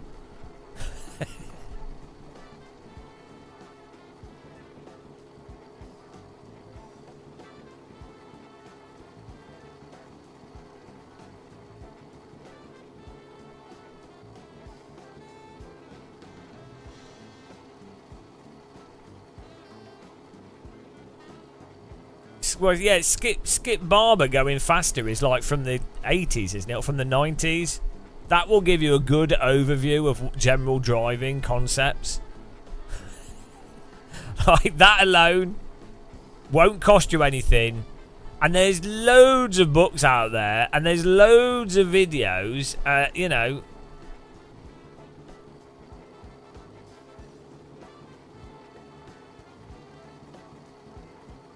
Have a brew, love.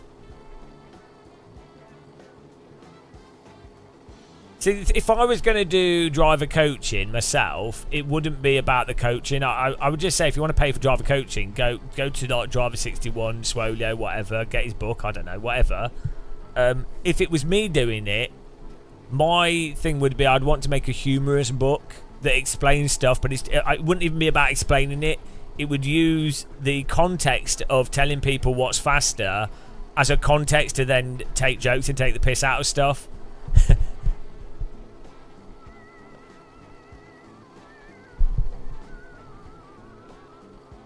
I think you would improve it. Right, so this is, I'm not saying that anybody wouldn't improve getting coaching. That's not the argument I'm making. If you are concentrated on, if you focus, so this is an advantage of any educational thing, is the context of it being educational, and then how people approach it then forces them to focus on something. Also, having specific structure ends up being a context that makes people learn stuff. So a lot of people might buy a guitar, for example, because they're like, oh, I'd like to play a guitar, but then they only do it for a bit and then they give it up and they don't continue it. So having a lesson once a week can act as a reminder and a motivator and a context for them to actually continue practicing. So it's not even necessarily the information in the coaching that's of value, it's the structure. And that can be really valuable for a lot of people. It's the same as like a fitness coach, isn't it? Someone could just find out fitness information, but if they know they've got a fitness coach... You said it's mainly for people who are slow. No, I didn't say I don't need any coaching. I'm saying I could do coaching, and I'm not saying it wouldn't be beneficial. They're two separate arguments, two separate points. So I'm saying the industry of coaching predominantly makes money out of people that are very slow, because they're the ones paying for the coaching. Predominantly, most people that get coaching are not particularly good at driving. They're doing coaching as a role-playing thing and entertainment, which is totally fine. Personally, the reason why I wouldn't do coaching myself is A, I don't want to pay for it, and B, I'm happy doing the game myself. Like, I enjoy just doing my own thing. So if I enjoyed coaching, I'd go and do it, but I wouldn't necessarily enjoy it. I'd rather set up my own server and then we have aliens come in and I see what they're doing. So that's basically the same thing as coaching. I just wouldn't need to go to X famous coach. It'd be like, I know aliens, so what's the point of going? I could just ask them. That's the same thing, effectively. Most people don't have access to top sim racers that they could just ask a question to at any point in time, or having their server. So when we started doing this, I'm like, Tortellini comes in, I know he's a really good sim racer, so I know if he sets a lap time, I'm like, alright, that's a good benchmark. That's for people that don't have that, then they could go to a coach who they would assume was an alien. So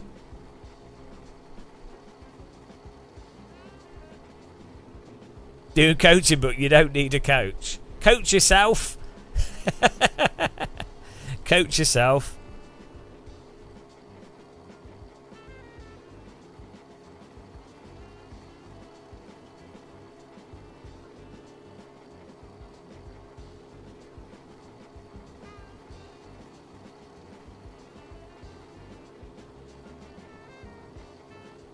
I think the best way that you generally learn, it's not the fastest way, but I also think a really good way of doing stuff is just trial and error and repeatedly making mistakes. It's not the most efficient, it's not the quickest way to get there, but I think that does actually, I personally enjoy doing that, and I think that does get you a rounder view of learning something.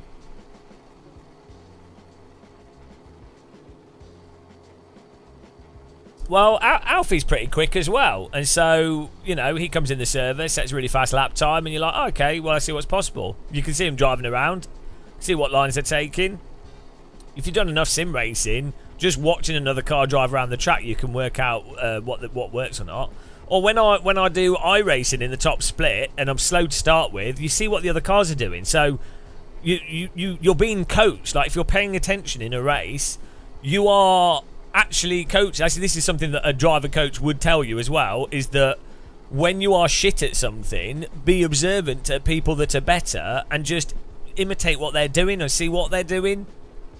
That's part of it. That's part of it. It's the thing I take issue with is this idea of a specific, there being a singular specific coach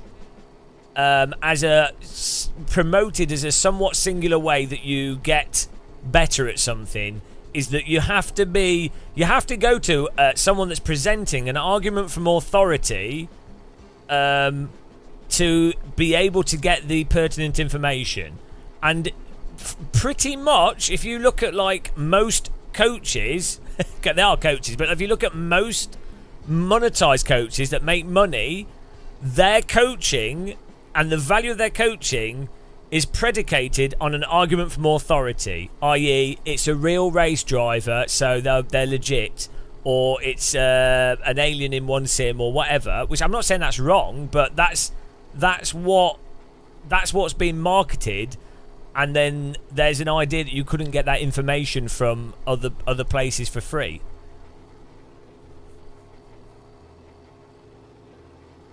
You're being coached in critical thinking.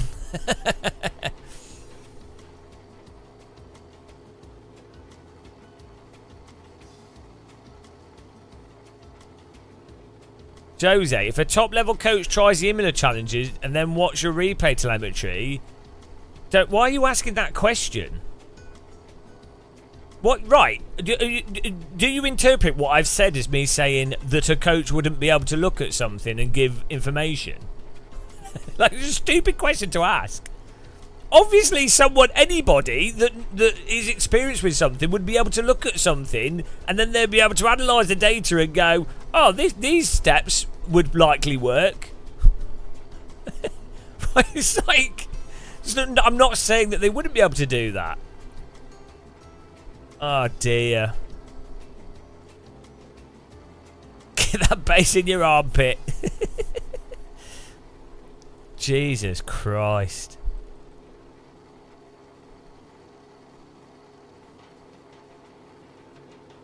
It's like someone going, oh, you could only...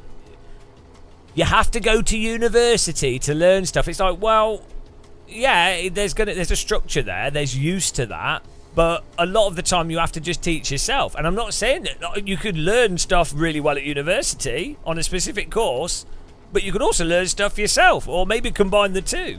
It's just, it's not like a... By the way, don't bother with coaching before you upgrade. It's 20% off for my shop.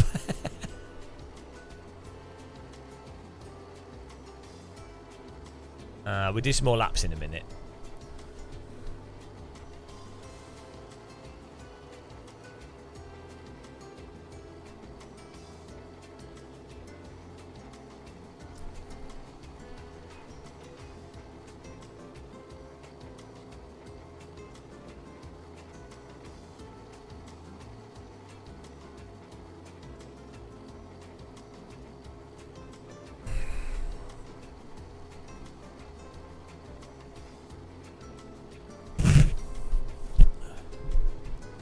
So you taught yourself medicine?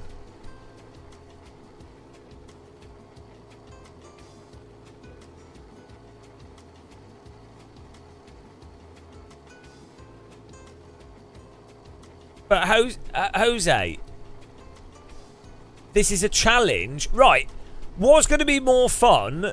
Doing a challenge, chipping down at the time, and seeing the progress occur, or like, oh no, I've got stuck at something. I mean, I wouldn't say I'm stuck now necessarily. What's going to be more compelling viewership? Working through something and struggling through it, or oh guys, I got coaching here. Like, do you know what I mean? It's like, well, do you know what you could do? Right, this is a good idea. What you could do is you could get coaching from an established coach in the space. Hear me out here, guys. You get coaching, and then you start your own coaching service where you largely use a lot of the same information that you got from the previous person that did coaching, and you also take a lot of their business ideas, and then you run with that and turn that into a successful business. That's a good idea. That's like coaching inception. I think that's a really good idea, and I think more people should do that.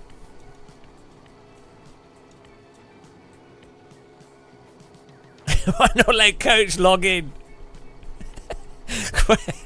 Why don't we have a coach do stuff, and then we coach the coach to see if the coach can be coached? How about that? and then they can coach back, which is actually not unironically, that's actually a good way of learning stuff.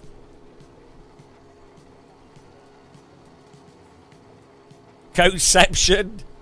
That's actually a really good way of getting better at stuff. I'm saying to get a coach to coach you, so you can coach the coach, so they can coach you, and then you're coaching them back. And then you're all training together whilst being coached.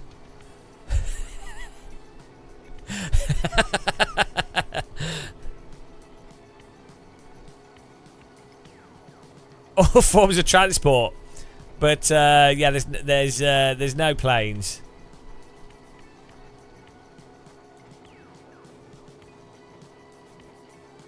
What if this is the other thing? This is the other thing. People value coaching that they've paid for versus coaching that's free.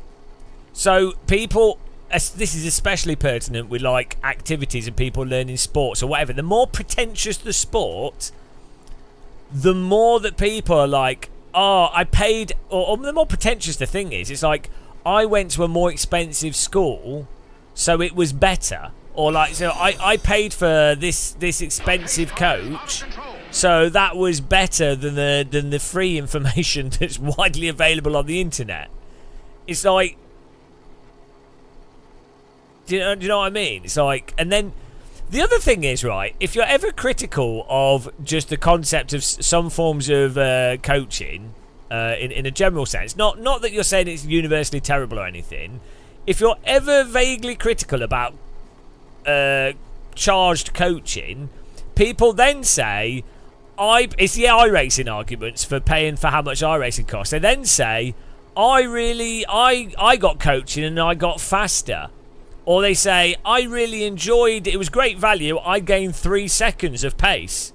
It's like, well, you could have got you quite likely, not necessarily, but quite likely you could have gained that pace by just reading up on stuff for free. Like, I'm not saying that's what you wanted to do, and I'm glad you enjoyed the coaching, but you're just making a subjective argument that you enjoyed getting coaching. It's kind of a self-fulfilling prophecy, isn't it? It's not, we're just resting my arms, we'll do some more. John Hartley, if I ever offer to teach a friend to drive and they say no, I'll pay for a real instructor. 85,000 hours not enough. But I wouldn't argue with the coach if what they're saying is stuff that's just true. Like, there wouldn't be an argument. there's no argument.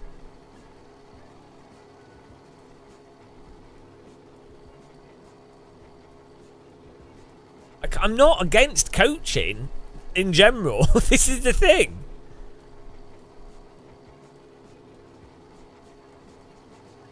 Exactly, Gnar Spirit. That's what I was saying. Like, there's a lot of value to having a person that's coaching you. Isn't necessarily the information that they are conveying, or even their teaching skill. A lot of it, I mean, this is separate maybe to what you were saying, but a lot of it is just if you've got a personal trainer, the fact that you then have a pattern, and then you also have the social pressure to do some kind of to continue at something, which is a really valuable thing for the vast majority of people.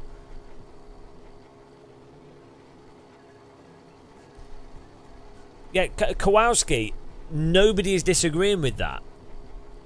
No, nobody is saying that's literally what I started off by saying, is that that's the value of a coach, especially when it comes to people that are at a higher level or people that have hit a wall with their progress.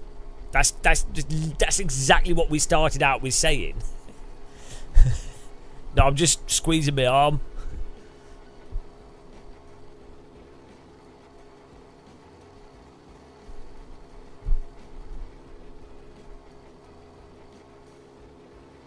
The problem is, whenever there's something that has 5 or 6 reasons behind it, and you just point 1 or 2 of those reasons out, people then interject with the reasons that you haven't covered yet. Or, you know what I mean? Or argue one of the reasons that's like the least likely reason.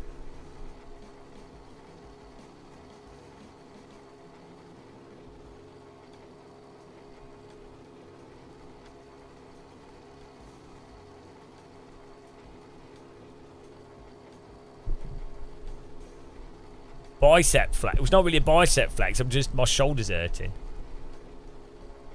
Display of masculinity. Yeah, my highly masculine stringy arms.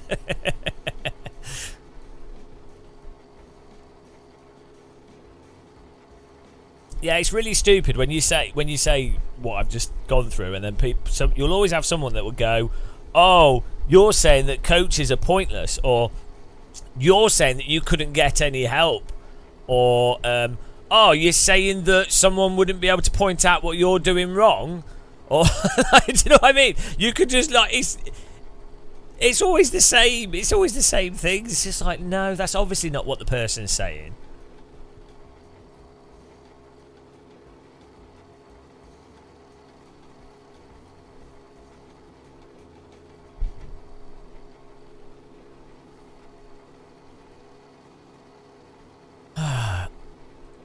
Also, you only get those types of comments when you are actually going through like a process of trying a hot lap, or when you happen to crash in iRacing, or you're like actually playing a game. Can you imagine if you're playing Half-Life or some other video game, and then someone says, "Ah, you're struggling at that level. Have you thought about getting a coach?" Steve, we've done a 43. We've only got 2 achievements to go.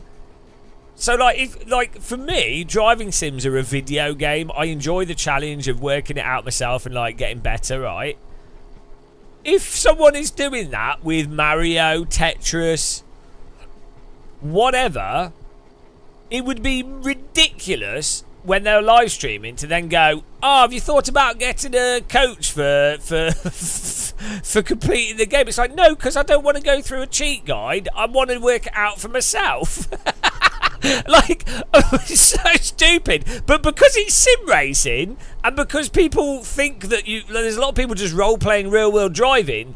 Again, it all has to be framed in this singular context of not video gaming, but like, oh, you're only doing it to get better at driving, and real drivers get coaches.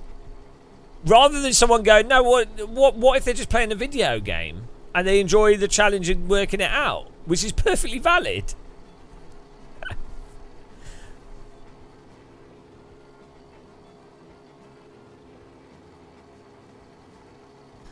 Oh dear. I happen to be a Half-Life coach.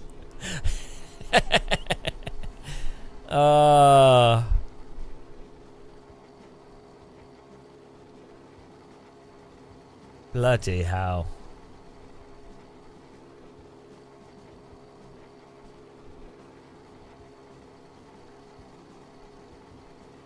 Is it looking... Yeah, it should be possible, Steve. It's just... We're just chipping away at it and then gradually internalising it.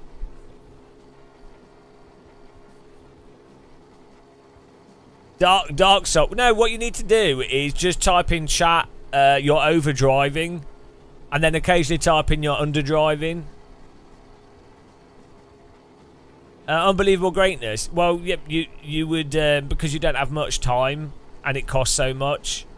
So if you don't have access to something... To be honest, though, if a driver had a go-kart track that they could just drive on all the time, I'm sure they'd get coaching or just ask people, which is what anyone should do in anything. But I'm sure they would also just do shitloads of driving themselves and work things out for themselves as well. Like, you wouldn't be like, well, why would anybody just be like, oh, no... Like, you would see who was quicker and then you go and talk to them. That's what you do it like any racetrack, isn't it? If you're trying to win, or any sport, if you were trying to win yourself, you would see who the best person is and then you would be like, right, well, let's see what they're doing. And normally they'd just tell you for free, to be honest. They'd take it as a compliment.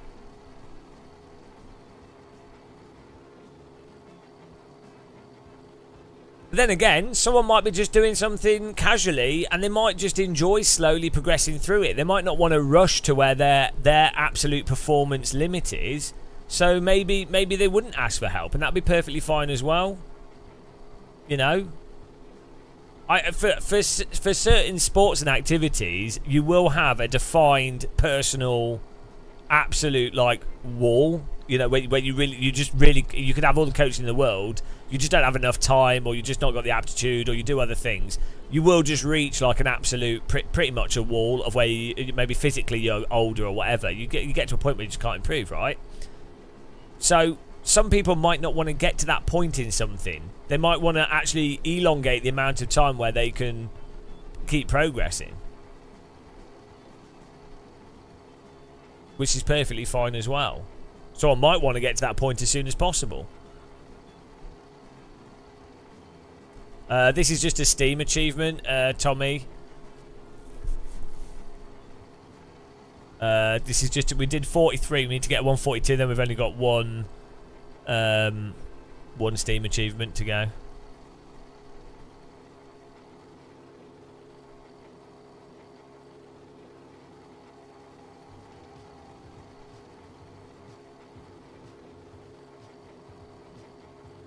Basically done already, yeah.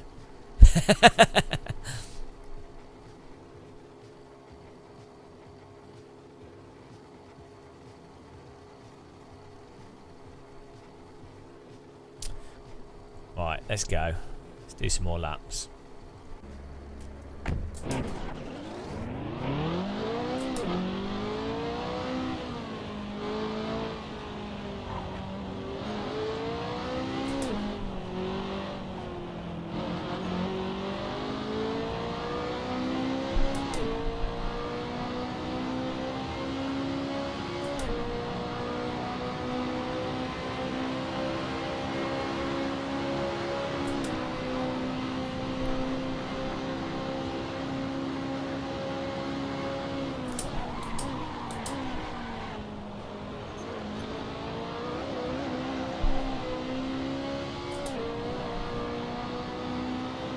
$27 hours to go. Oh, I don't know.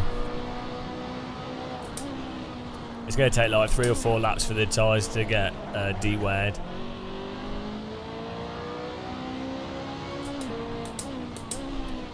I need to stop squeezing my wheel though. I don't know what. I only do it when I'm hot lapping. Oh yeah, nobody. Yeah, it's not like I've done that on purpose. See, you've just typed absolute bollocks and you're probably not aware of it. You're probably completely unaware of what you just typed. Oh dear. The backseat driving comments are always, pretty much always, like 9 out of 10, the dumbest shit repeated over and over again. once 1 out of 10 you get actually something useful, but it's very hard to sift through the bollocks.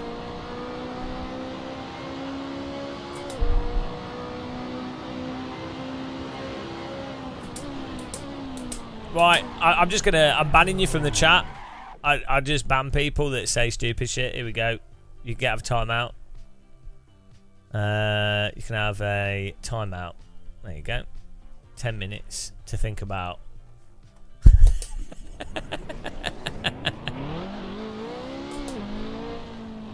It's back. We're back to iRacing land.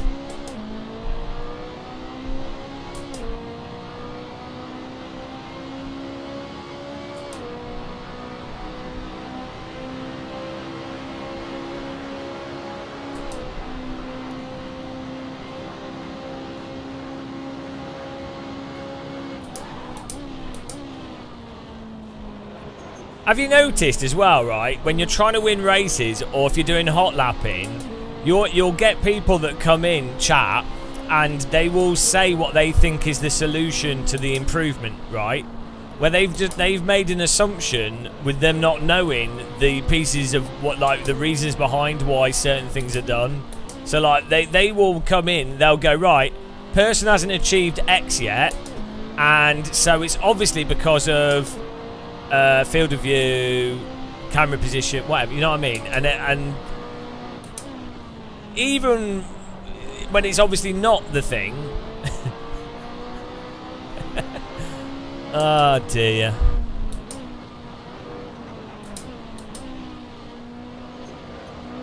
It's backseat drivers.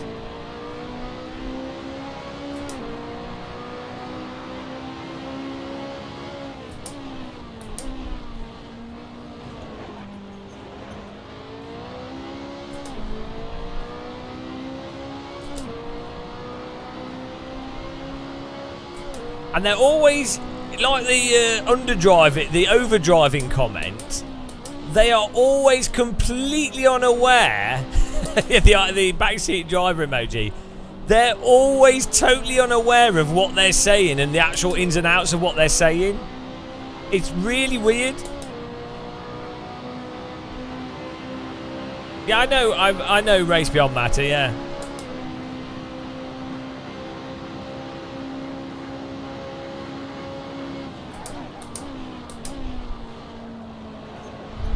Stellion.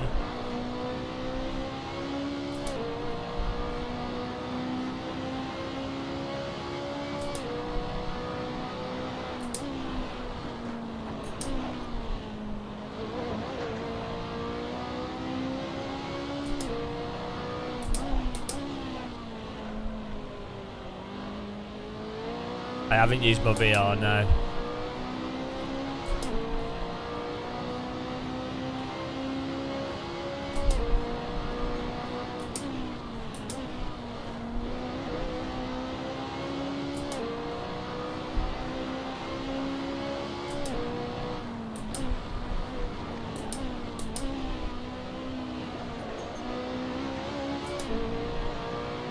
Yeah, both last achievements are on this track, which is great because this is a perfect racetrack.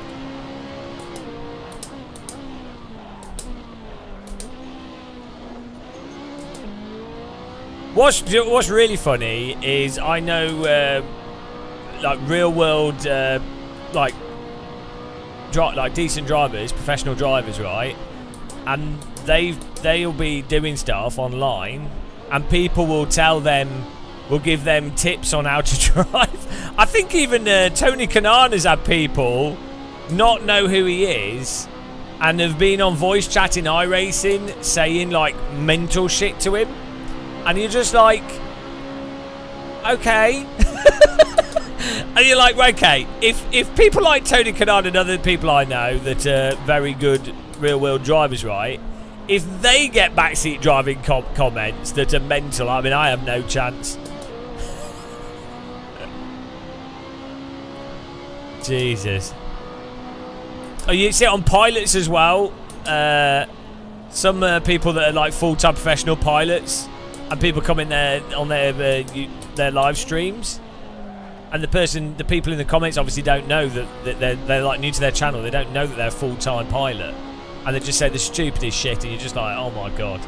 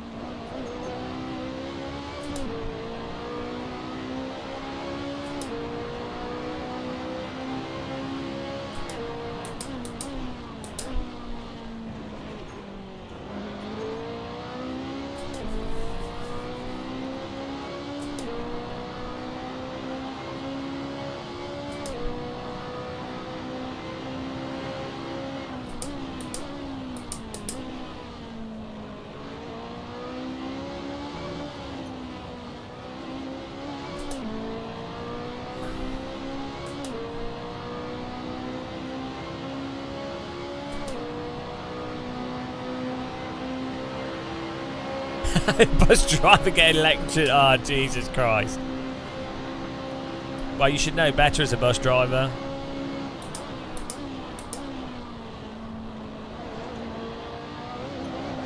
Ah, absolutely pushed on the throttle there, wide. Crazy.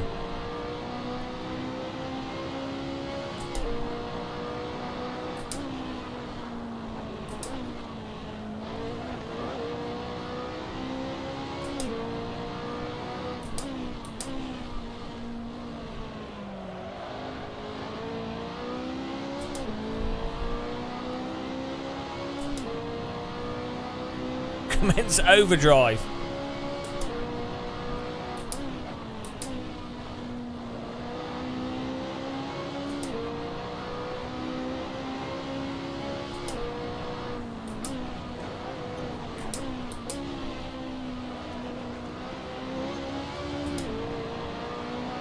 Uh, 42.6.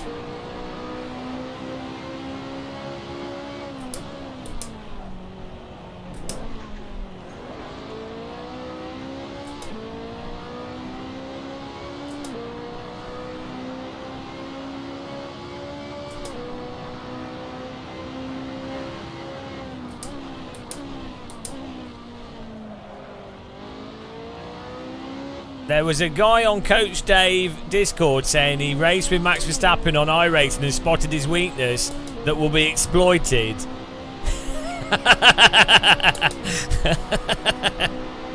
Yeah. I mean, maybe his weakness is that he's playing iRacing.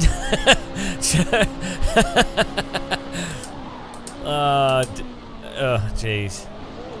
Yeah, I wonder if one of the world's greatest drivers to ever exist, that has thousands of hours of go-karting, hundreds of hours of Formula 1 car driving, thousands of hours of sim racing in multiple simulators, and probably hundreds if not thousands of hours of sim racing in industry-leading simulators. I wonder if they probably know what they're doing and why. I don't like ACC, but I do like the normal. Oh dear. It's amazing. It's so dumb, isn't it? Probably one of the, well, one of the or not the best simulation to practice. Like, I know Max even Verstappen's advanced weakness though. GG mods. It's really good. If you dangle a street waffle in front of his face, he can't help himself.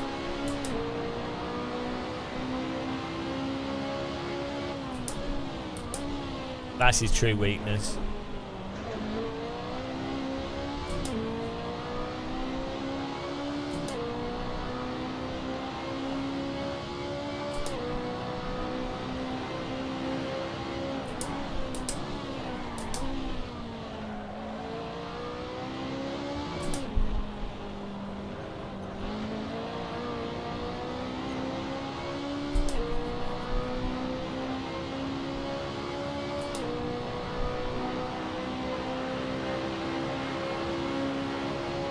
Maybe like self-teaching is also a super alien concept to some people.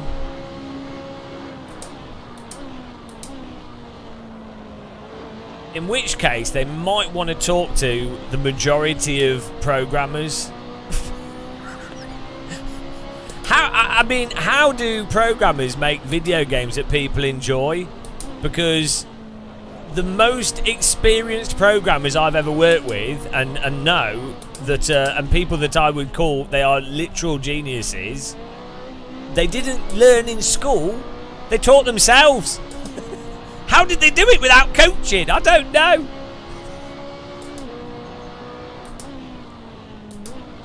What a miracle!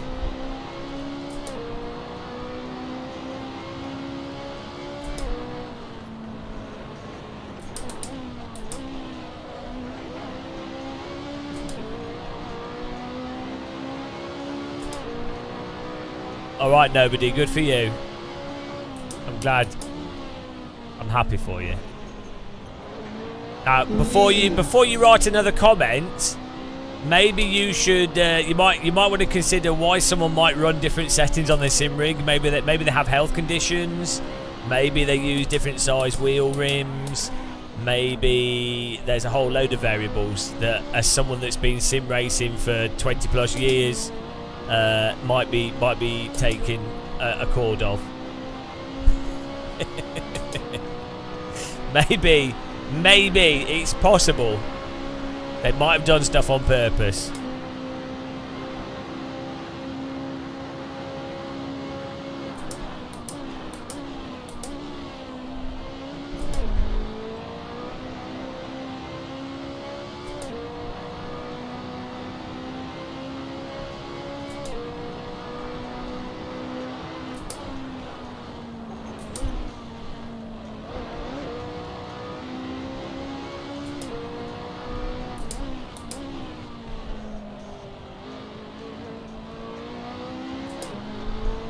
Maybe it's Maybelline.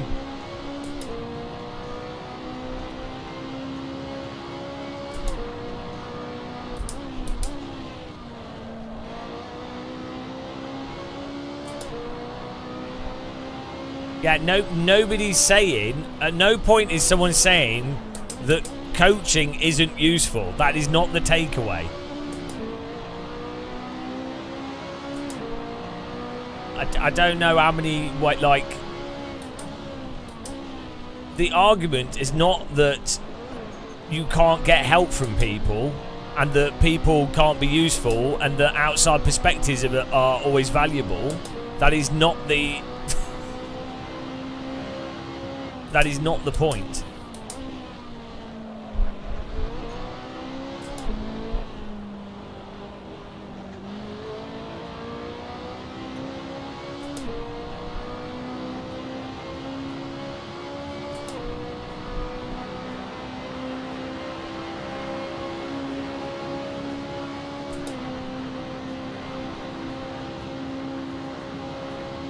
Right, you're banned, nobody. You're banned. I honestly, I just can't put up with the people. You're banned. Goodbye. Just when you know, there's no point. We've been through this so many times with so many people. There's no point. There's actually no point explaining stuff to, like, there's a whole group of people that basically you can't, there's nothing you could say.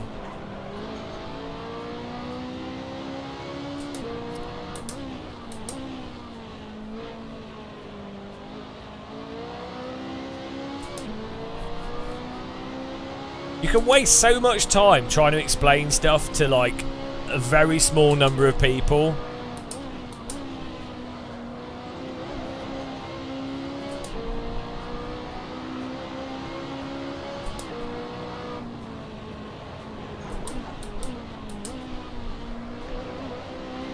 I'm too old. I'm gonna be dead soon. I can't be bothered.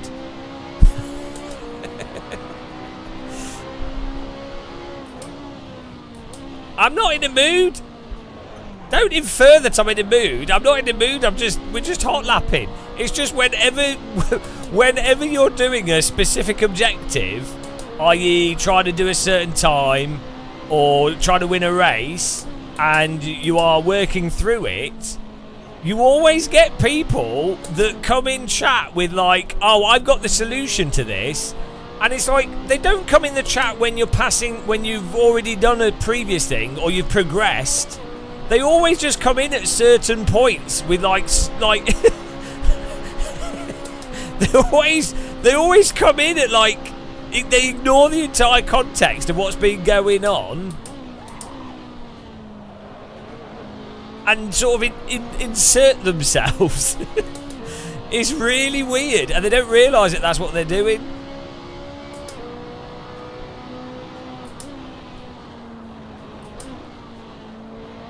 Like they've got a narrative in their head that they then have to conform to.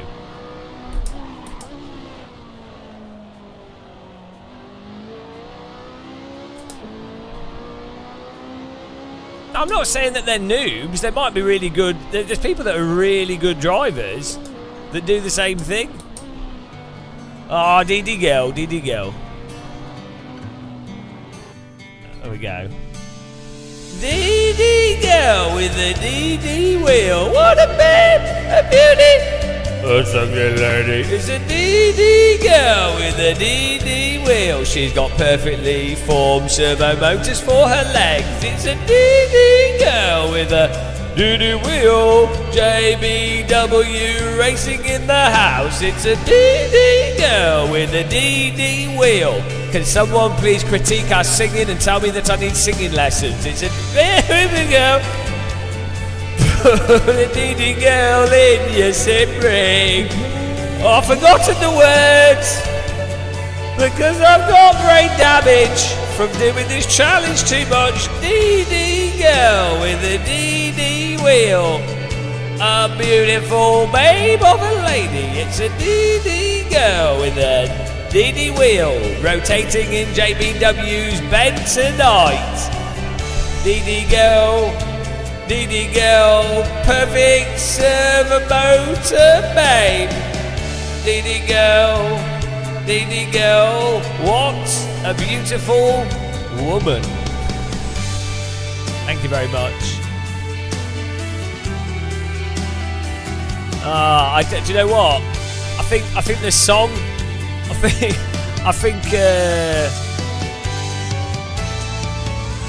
we can all agree that we overdrove that song. We should have underdrove the song a bit. But Gamer Muscle, why do you sing songs that are ridiculous when you can't sing very well? Maybe you should get singing lessons. Why do you even make a YouTube channel when you're completely shit at everything you do? I don't know, maybe because it's funny. Maybe because why not?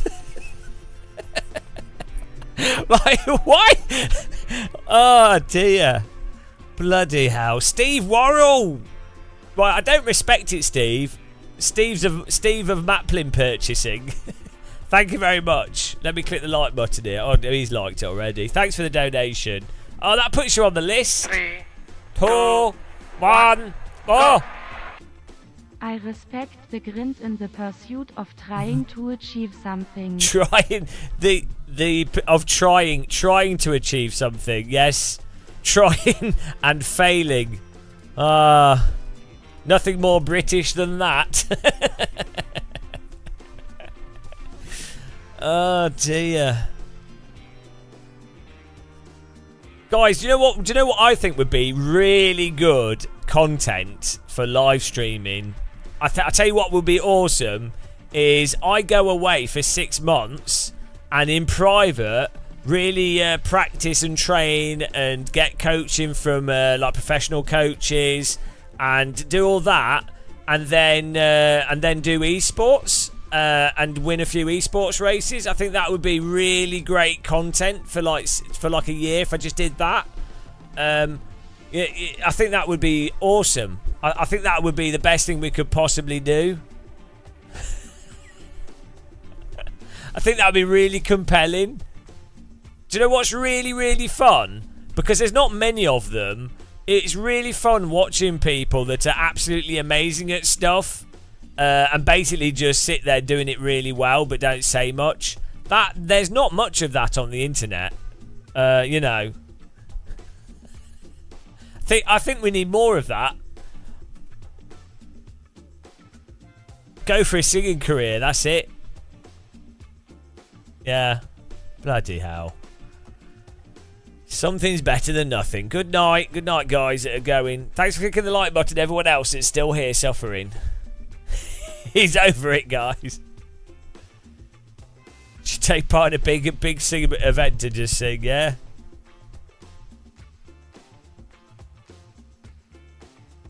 Oh dear. Right. Oh yeah, Steve, you watch that all the time. I especially love it when they moan about their peers. Yeah, I think the most compelling stuff is really,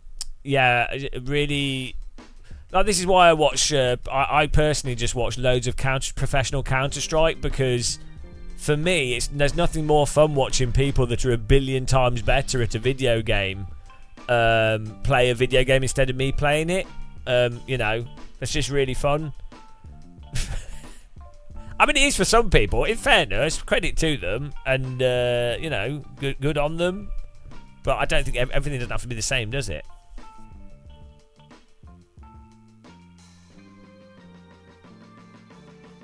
Used to watch Shroud, yeah. I mean, in fairness, it is impressive when you watch people that are awesome. But I think there's only enough room for like a couple of streamers that are like the top. So it's not necessarily the most viable. Well, first of all, you have to be bloody good at something, which, you know, that's very hard to be. Like, you have to be like in the top 5. And well, yeah, that's it. You're only gonna have like 3 of them, really. So, yeah. Anyway, let's continue. We'll get back in the zone here.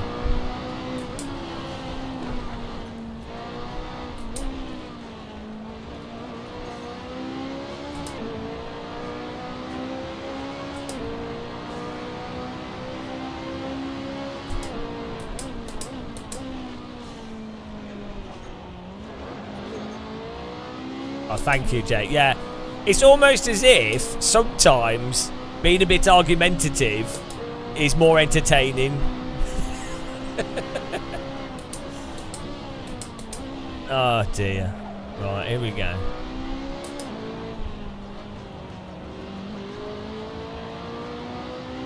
iRacing hot lap rants. I don't know if I can ever take iRacing again. Like, oh jeez.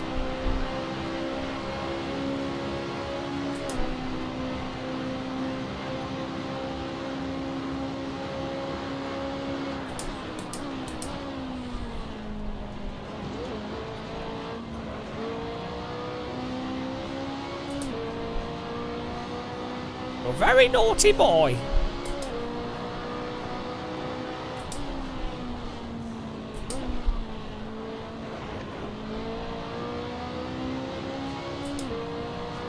No more iRacing debate. Or I will leave. No iRacing around the Christmas table. Every year it's iRacing this, iRacing that. Not this year.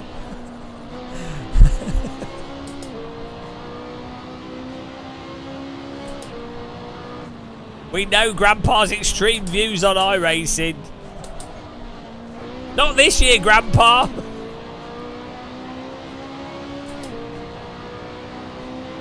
Give him a cup of tea and tell him to shut up.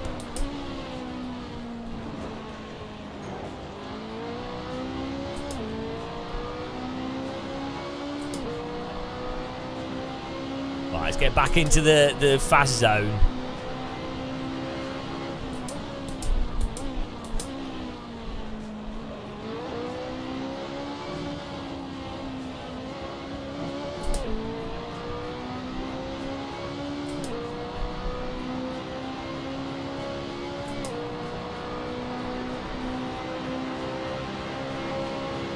No, I've not seen of a conversion. That'd be nice to see.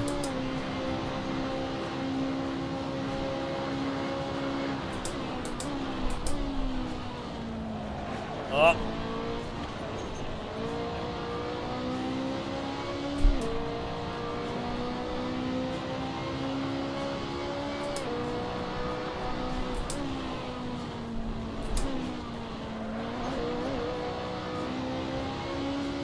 Tell you what's nice with AC, weirdly, when you hook up the throttle coming out of a corner at the right point, the feel you get in the steering wheel is really similar to what you get in like a go-kart or real car when you really hook up the corner. Like it's a mixture of you pushing through the grip and then also the resistance of the tyre and stuff. It's weird. I don't really know of another sim that gives you that same kind of force feedback.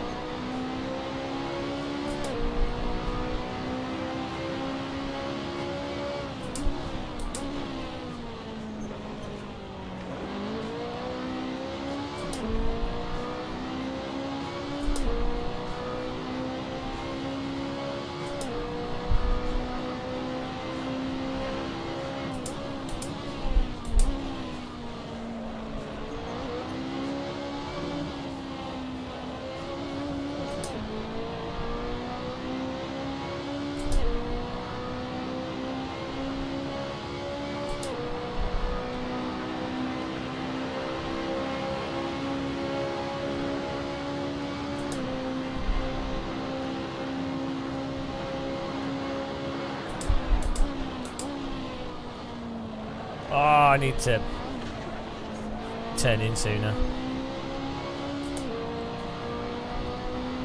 It is pretty tricky, like you really have to get it just right.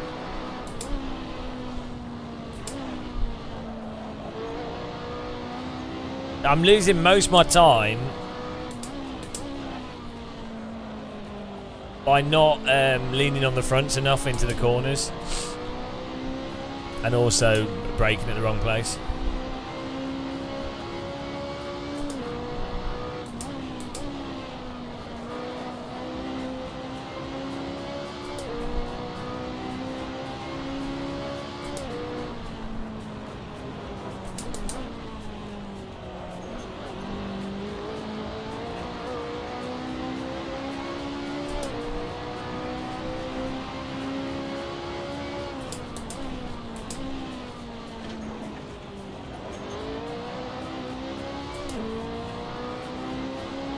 What would be handy in AC is if it had that Forza thing where you have like little glowing markers for where the track limit is for the track cut.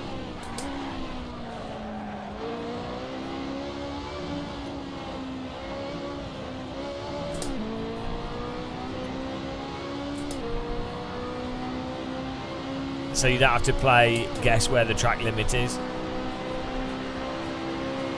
That's one of the few things that Forza did really well.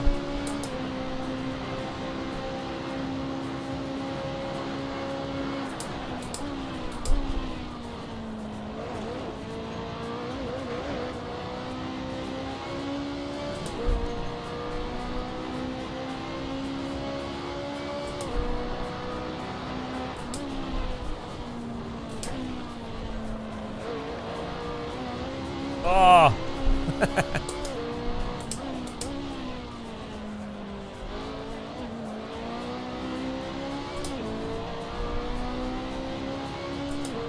Yeah, you probably could do it as a mod.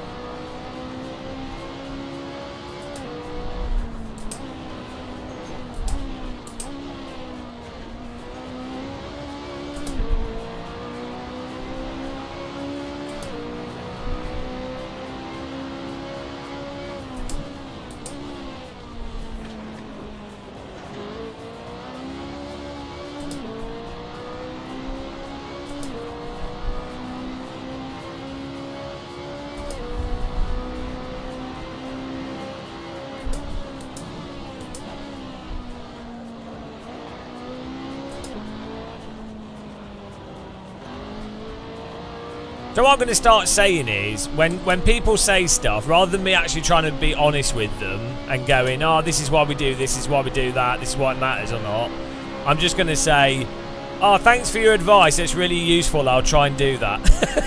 That's what most people do, and then what they're actually doing is they're being very condescending to the person giving the advice, and they're actually taking the piss out of them, right?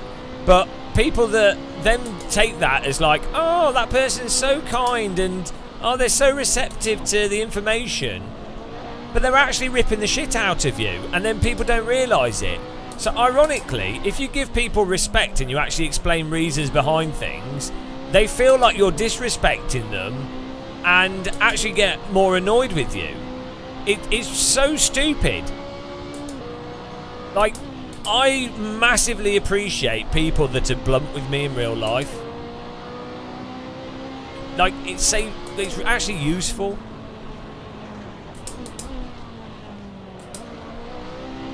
But there you go. It's not. It's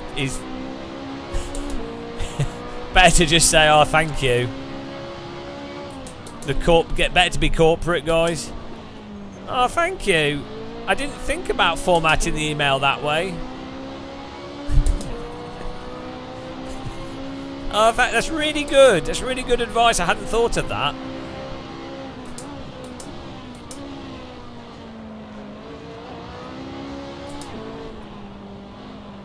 Wow, you really highlighted something that I wasn't aware of.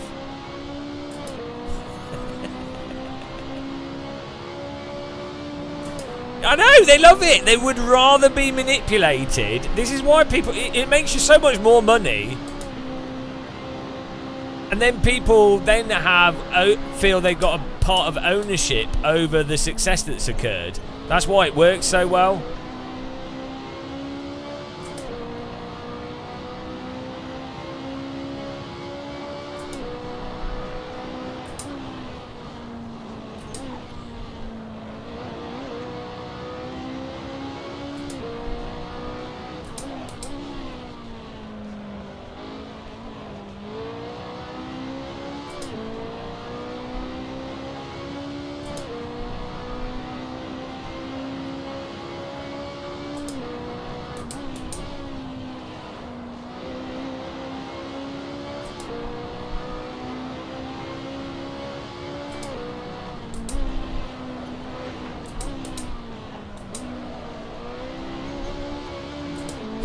From sliding out of that. I do, but I basically use it to turn all the movement down as much as possible.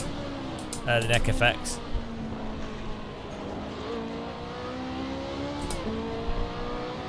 Oh, the AstroTurf wasn't too bad on the exit there.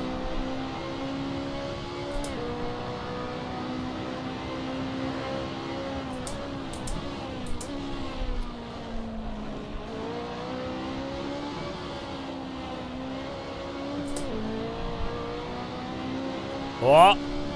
Slowly improving. Thing is, I know where we can get a huge amount of time. It just needs to click. The brain just needs to click.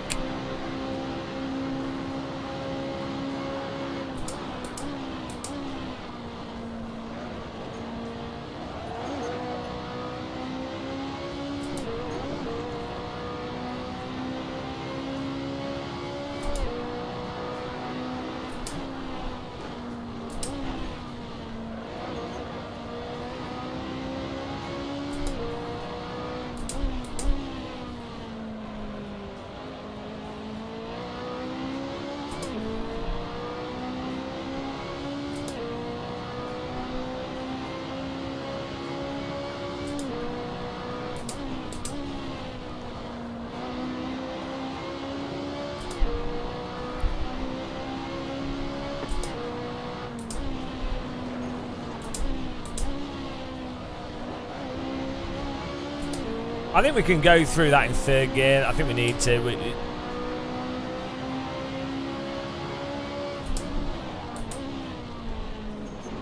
Ah, no. Look at that. Ah, oh, god damn it. We were like 2 centimeters off from not getting the track cut.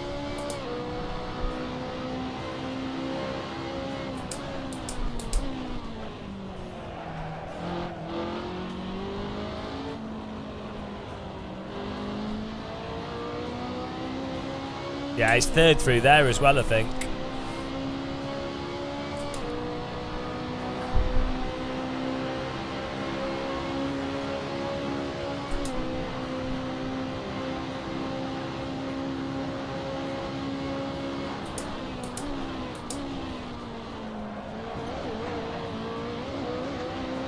Okay. Drift lines. Just keep your foot in, it'll be fine.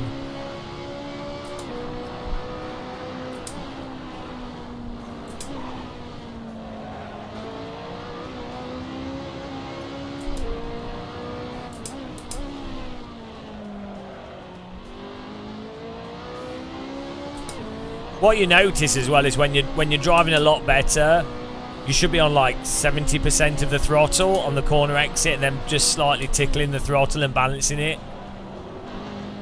And like, I'm vaguely doing that at the moment, but we're not quite there.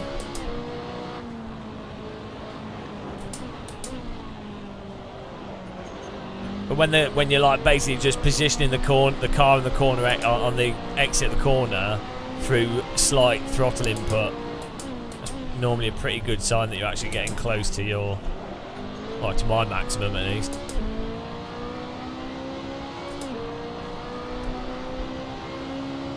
Is it a better setup, Canada, mate? This setup's fine. I think we should be able to do the lap time with this setup, to be honest.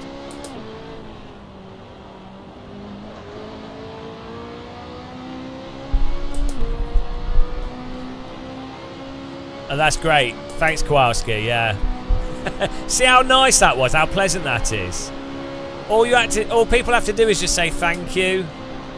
We can all just do. I can be like that to you. You can be like that to me. It's a happier world where everyone is actually thinking, "What a knob," but nobody says it out loud. What a better world.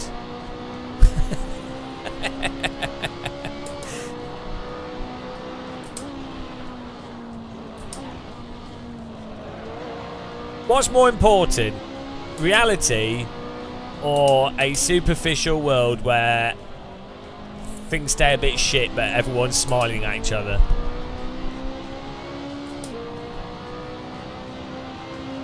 I'm just getting into the rhythm of this. We'll try it.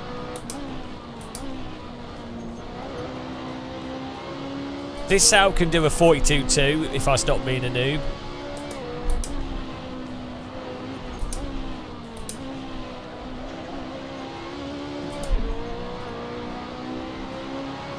You can't handle the truth.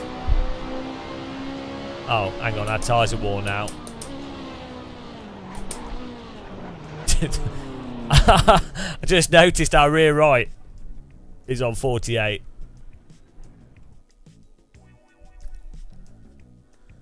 That wasn't helping lap time. Here we go.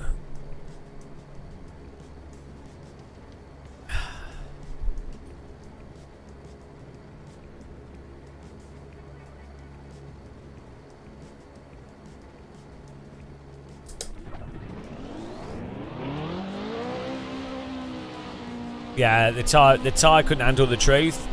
See how quickly the tyres dropped off when the truth was there.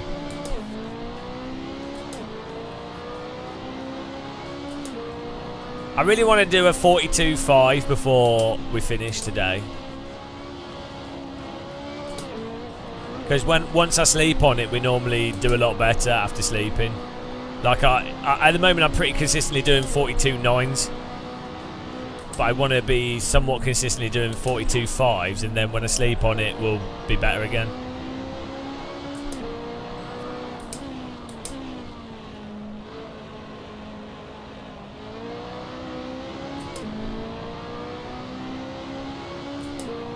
Exactly.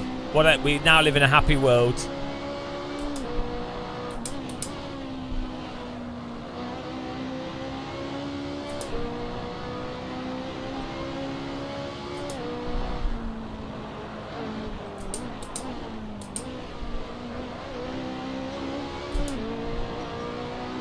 Oh, we're 47th in the world.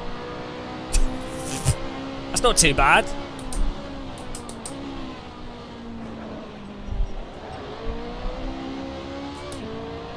"47th in the world." In the world.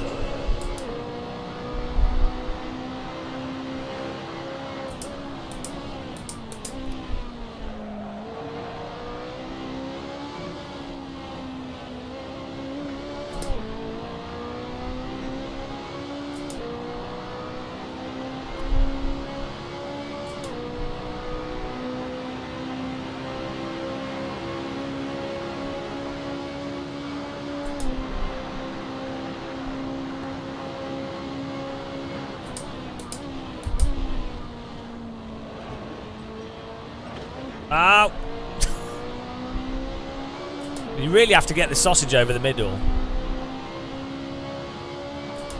Yeah, those 46 people all had coaching. I guarantee you they didn't just spend a lot of time hot lapping to get better. They basically immediately went and got coaching, and as a result they were faster.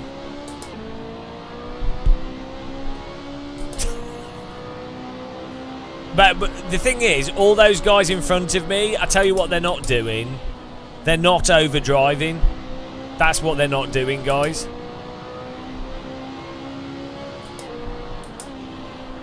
We can tell that for sure.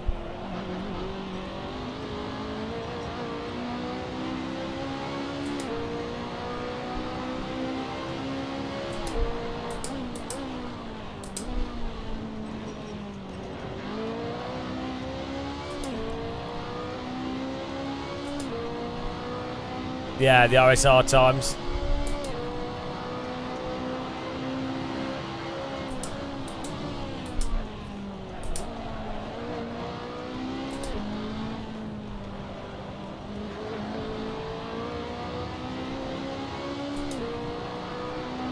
Well, that means I'm even higher.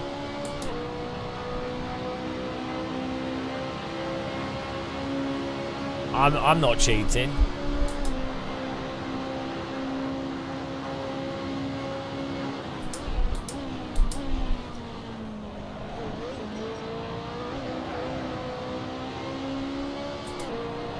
Yeah, we're using one of the setups that was in the server.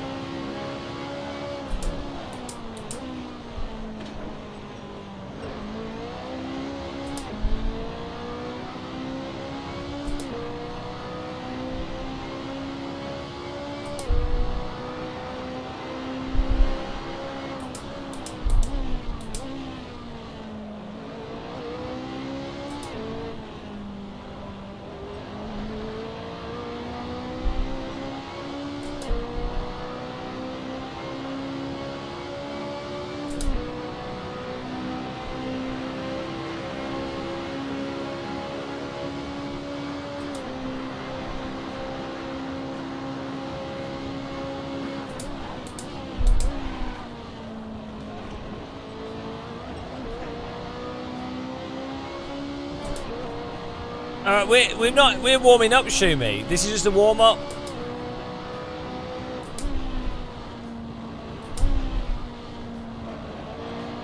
Not even going yet. We've only just started.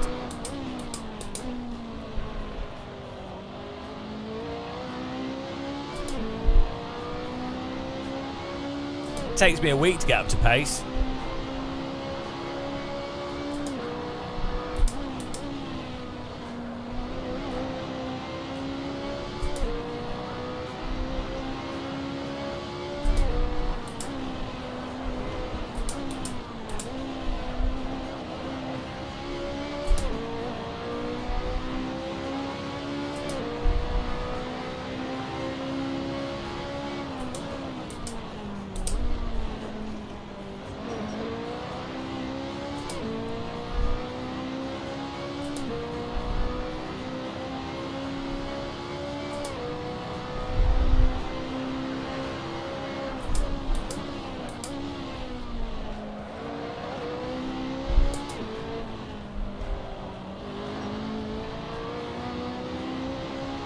Oh, look at this improvement!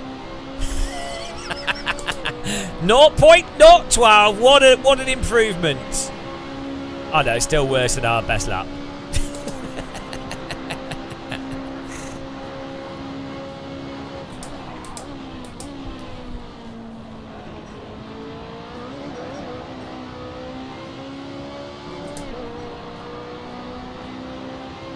42.5 I want to get consistently.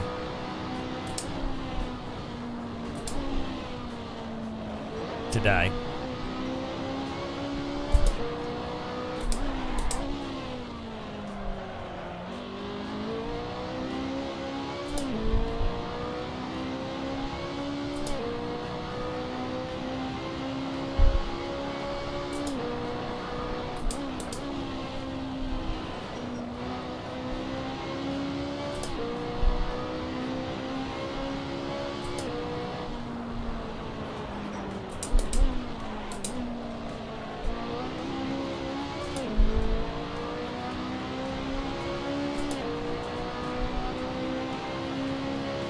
Okay, let's go.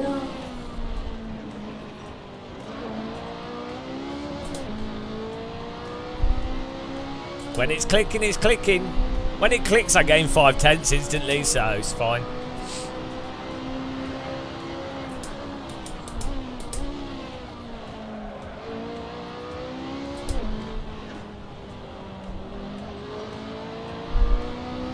Everyone's seen Chad Muscle in action.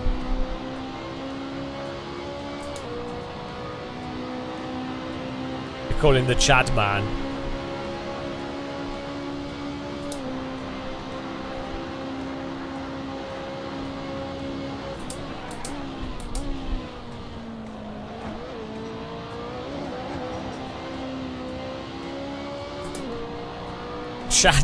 Chad McChad. 1.5 clicks and we're good.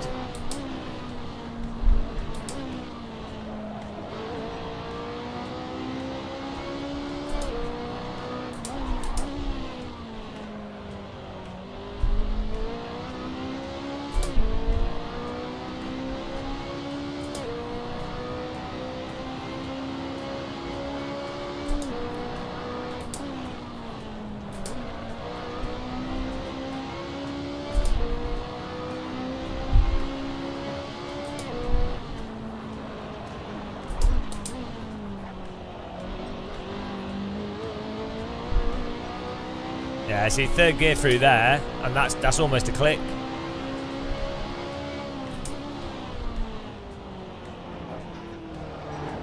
Oh, we need to do that without dabbing the brake. We need to use the weight of the car. Didn't need to dab the brake. See, that's a half click.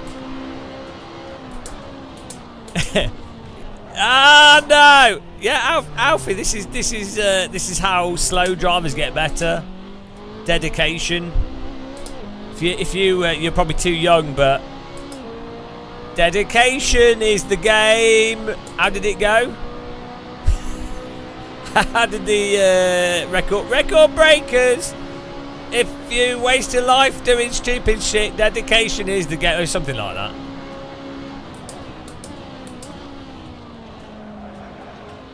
Oh, hang on, the tire. Oh no, I thought the tyres had started to go.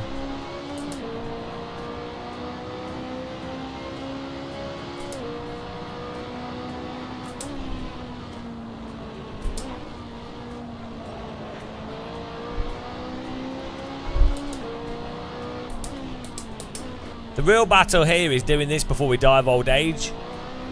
Beautiful.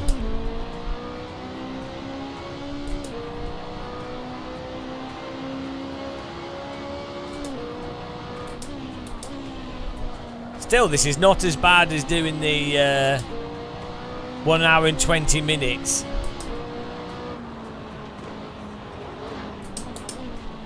One hour, 20 minutes of bloody drifting.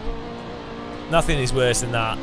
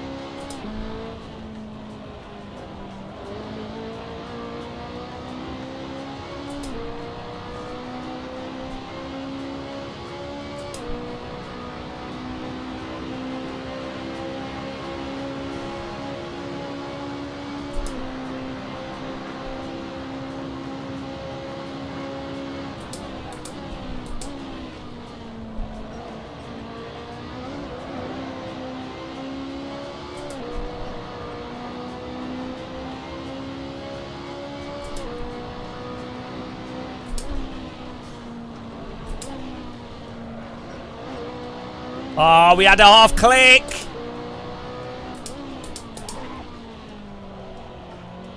Watch out, he's clicking. He's clicking.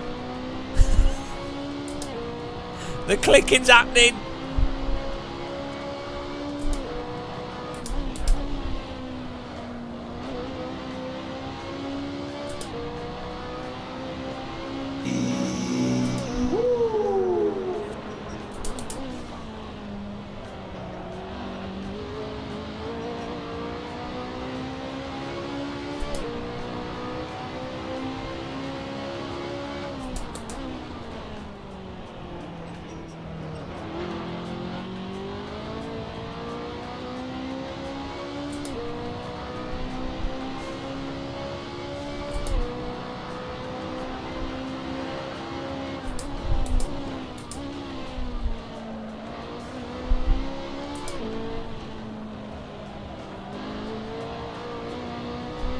Oh, beautiful. That was a half click. That was a half click. We're now in the 42.4s. Beautiful. Beautiful clickage. What a click. Let's go.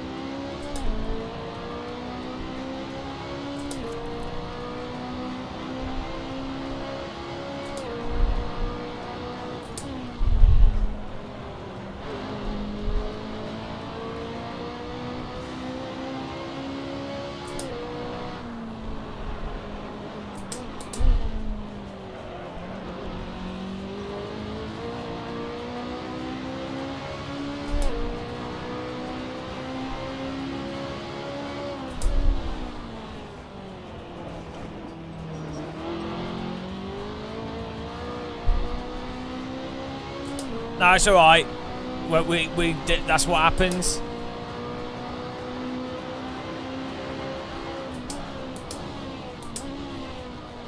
It just goes up and down, and then gradually we just keep getting better. This is how we do it.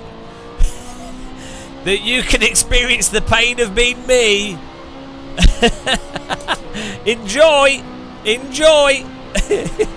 Welcome to Game of Muscle Life Simulator, where you just have to keep doing things and they gradually get better. But you don't know when they will happen, but they will.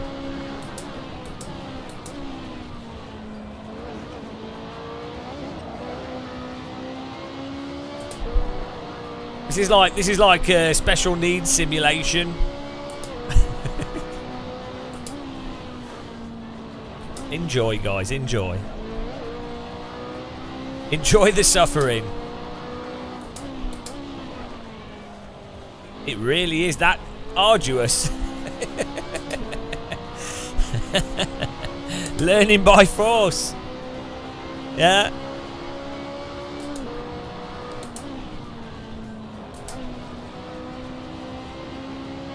It's like one of our menu streams, but the driving equivalent. I don't mind doing this though. I find it quite fun. I'm actually quite enjoying driving and just it gradually getting better. Don't mind it.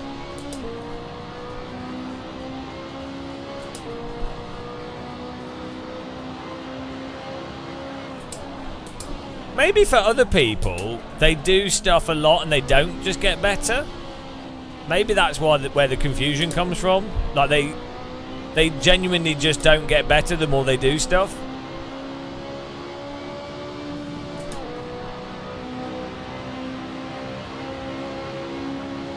Or maybe they just don't. Maybe they don't try as much.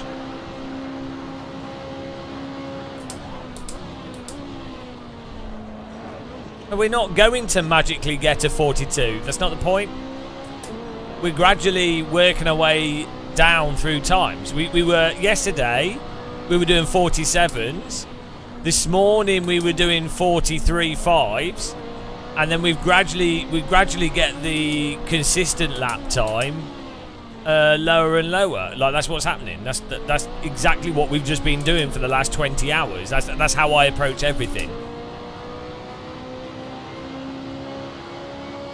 That's like, it's not like I'm just doing the same thing every lap. I'm gradually trying different things, getting a better feel for it.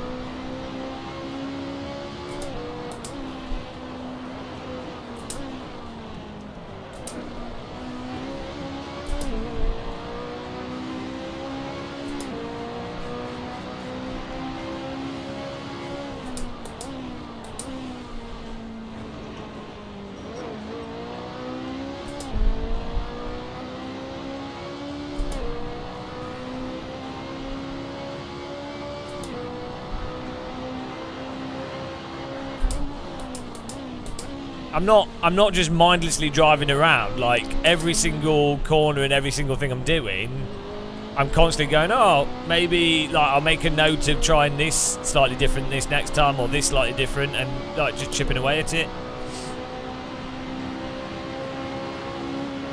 Just a bit ago, Steve, we clicked a little bit.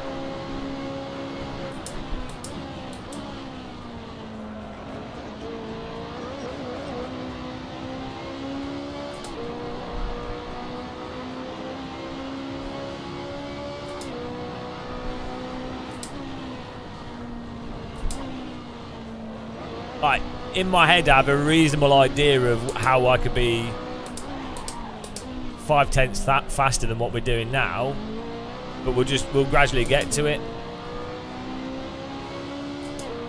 It's just not like, it just doesn't happen straight away.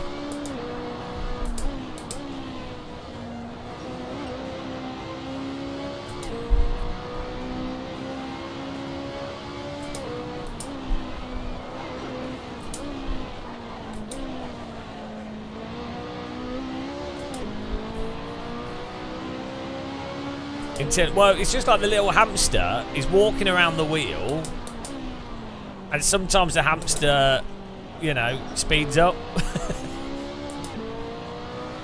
I'm in a BMW M2 GT3 or something.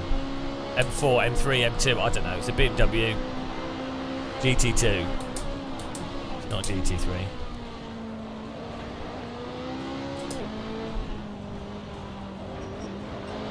Basically, what happens is, the stuff that's successful, you just make a note of the stuff that's successful, and then you're like, oh, okay, that's nice. Now I know that's great, and then you move on to the next thing.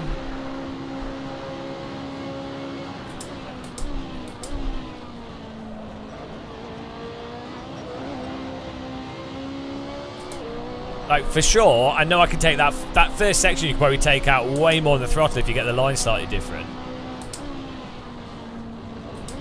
For sure, through this section here, you don't need to trail brake as much as I am. This corner, I could go in slightly hotter and also not lock up going into it, and then push through the fronts more, and then get on the throttle more aggressively as well. This corner, we can probably do the corner in just in 4th gear rather than going into 3rd. Here we can probably do this without downshifting into 4th, and probably maybe just a lift to get it hooked up. And this chicane, we can hit it and fly through in 3rd gear, and we don't necessarily have to dab the brake to turn the front of the car in either. So that's basically, if I did all those things, that's like 4/10s. This corner as well, probably you could do it in 3rd gear rather than 2nd. This corner here, you can turn the car in and have the understeer of the fronts, rather than me using the brake as much and maybe not turning in as much, turning in as tight.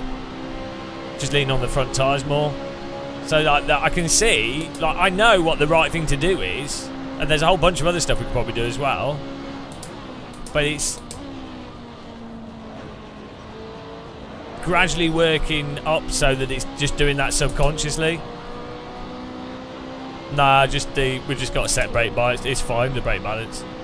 Oh yeah, also I'm braking whilst turning too much as well. So if I broke more in a straight line, that would also really help.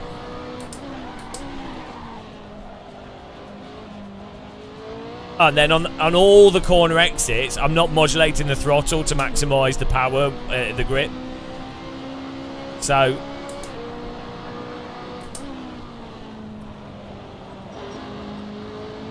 there's a whole host of things we could be doing.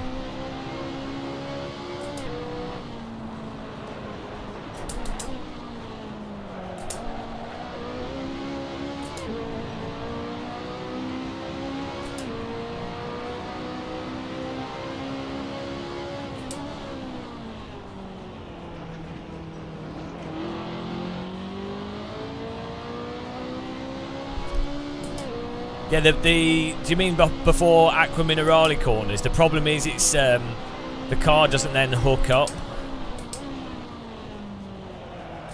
into the corner, so it might. I'm not disagreeing with you, but then getting it to hook up into the corner. So the other thing is, I'd rather be doing a slower thing that allows me to practice something else and get faster at the other thing, and then do this, and then correct the other thing at another point. Just because I'm not correcting that thing right away doesn't mean I'm not aware of it, if that makes sense.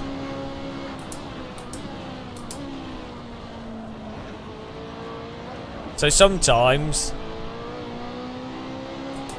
I'm not even necessarily concentrating on one of the corners as the primary corner that I'm sort of really thinking about as well.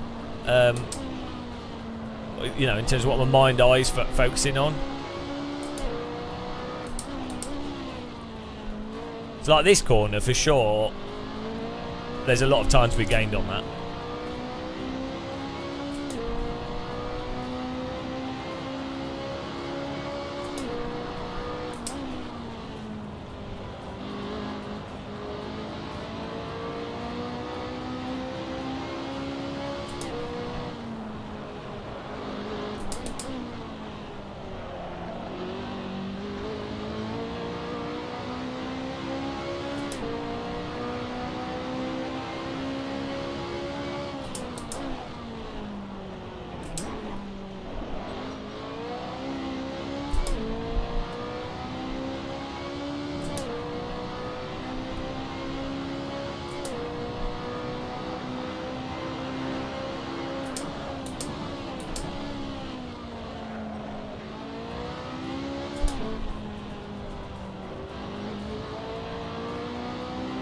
Oh, thanks, Cat Debate, for that great advice. Yeah, I'll definitely consider it.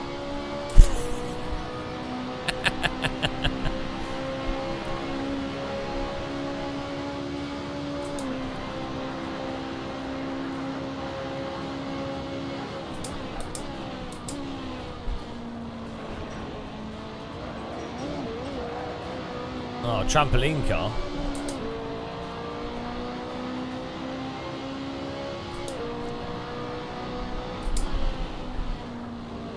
I haven't had any tea today, I've just been drinking coffee. That's a bit of a problem.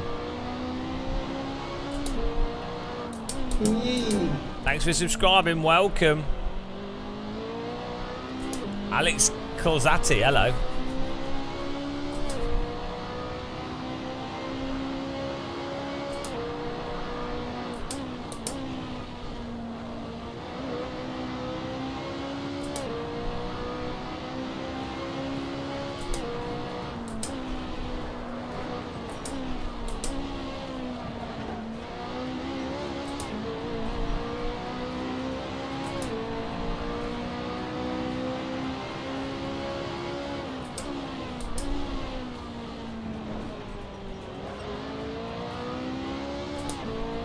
Oh yeah, thanks for that advice. Yeah, I'll definitely speak to Swolio. Thank you, it's great advice.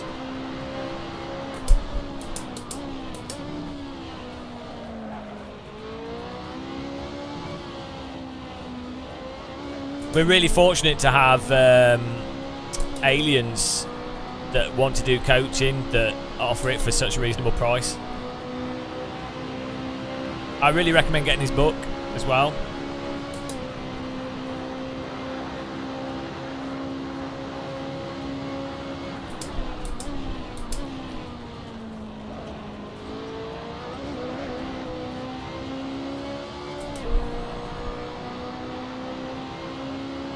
Oh yeah, we definitely will, yeah.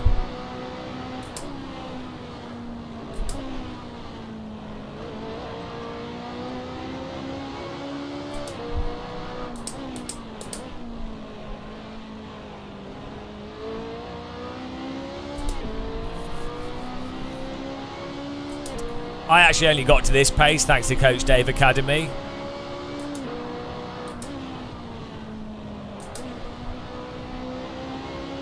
And guys, you can sign up to Coach Dave Academy using the Game of Muscle Coach Dave Academy affiliate link. Also, you might not know this, but Coach Dave Academy does, they've got an automated setup program. So you can get their software, and rather than you having to fiddle with setups, it will automatically give you good setups. So it's a great way of making sure that you can be competitive in an online environment.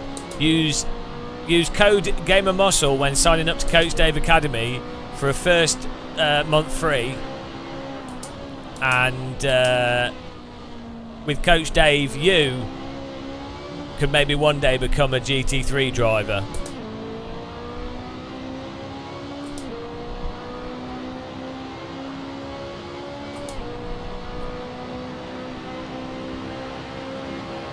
Thanks, Mike.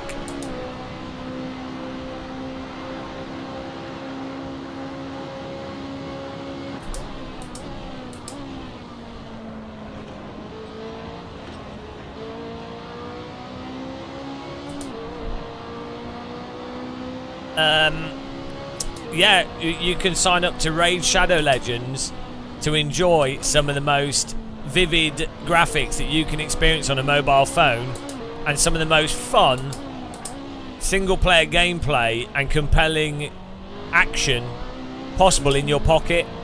Use the code Game of Muscle when signing up to Raid Shadow Legends for a free hero included when you get the game. That's Raid Shadow Legends. Get the most out of your mobile phone and enjoy mobile gaming without even needing a games console. Raid Shadow Legends. Become a Legend of Shadow raiding. Again with the code Game of Muscle. Yeah, we've actually... have you ever heard of Surfshark? Would you like to increase your internet browsing security and also be able to access streaming services internationally so you don't miss out on your favourite shows when travelling? Surfshark VPN has your back covered.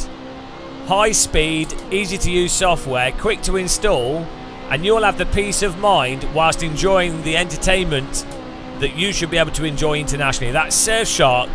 Use the code Game of Muscle whilst browsing the internet safely. We take your... Surfshark takes your data privacy into account. And you should take your data. With the amount of identity theft occurring, you need to be careful on the dangerous internet these days. So make sure you've got yourself covered with Surfshark VPN.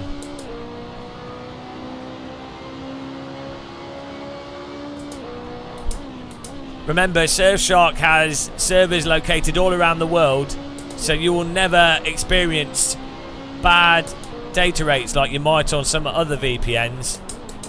And it's also got one of the most user-friendly interfaces, which is why Surfshark is one of the leading and most popular VPNs. Use the code Game of Muscle to sign up to Surfshark today, whilst playing Raid Shadow Legends using your Surfshark. Well, funny you should mention that, Steve. Squarespace is the easy way for anybody to get set up with a modern-looking, custom website. With Squarespace, a simple monthly fee and you could get your hobby page, web store or online service set up in merely hours with many custom high quality templates to choose from, as well as the ability for you to customize your website yourself and for other people to work with it moving into the future, as it's one of the industry standard online web services. That's Squarespace. Use the code GamerMuscle when signing up to Squarespace for a 40% discount on your first 3 months of Squarespace. I was intimidated about the idea of creating a website myself, but thanks to Squarespace I was able to get a web store and my brand online straight away. And if I'm honest, the cost of Squarespace was nothing compared to the profit that I made from having a concise, professional online presence. That's Squarespace. Use the code GamerMuscle for a 40% discount. Squarespace.com.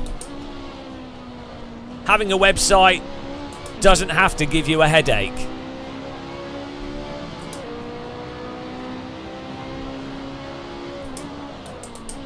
Bloody hell, I could be rich, guys. Manscaped. Yeah, well, guys, as you know, I don't have any hair. So I like to shave my hair regularly to keep me looking trim. And women really appreciate a man that takes care of their appearances. Thanks to Manscaped and their new safety razor, you too can get a tight... Oh, I've got no grip on my ties. You too can get a tight haircut and do it safely. You don't want any accidents when trimming that hair down below, do you? So Manscaped have you covered with their highly accurate safety razor and their larger hair trimmer, which I use in the shower regularly. And the women in my life really appreciate the effect that I've got from Manscaped. So use the code GamerMuscle if you too would like to have yourself looking trim and sharp for the women and the special ones in your life. Manscaped, code GamerMuscle for a 20% discount, and now for the next 2 months only, free shipping. Manscaped. Where would we be without a man scaping? Manscaped. The pace car is out of control. I actually, instead of shaving your lap times, you could be shaving your unsightly body hair off with Manscaped shavers. Safe, high quality, reliable, waterproof shavers. Use the code GamerMuscle for 20% off. Bloody hell. Why isn't my job just getting people to buy pointless shit? I mean, you know. Can we get an ad block on GamerMuscle?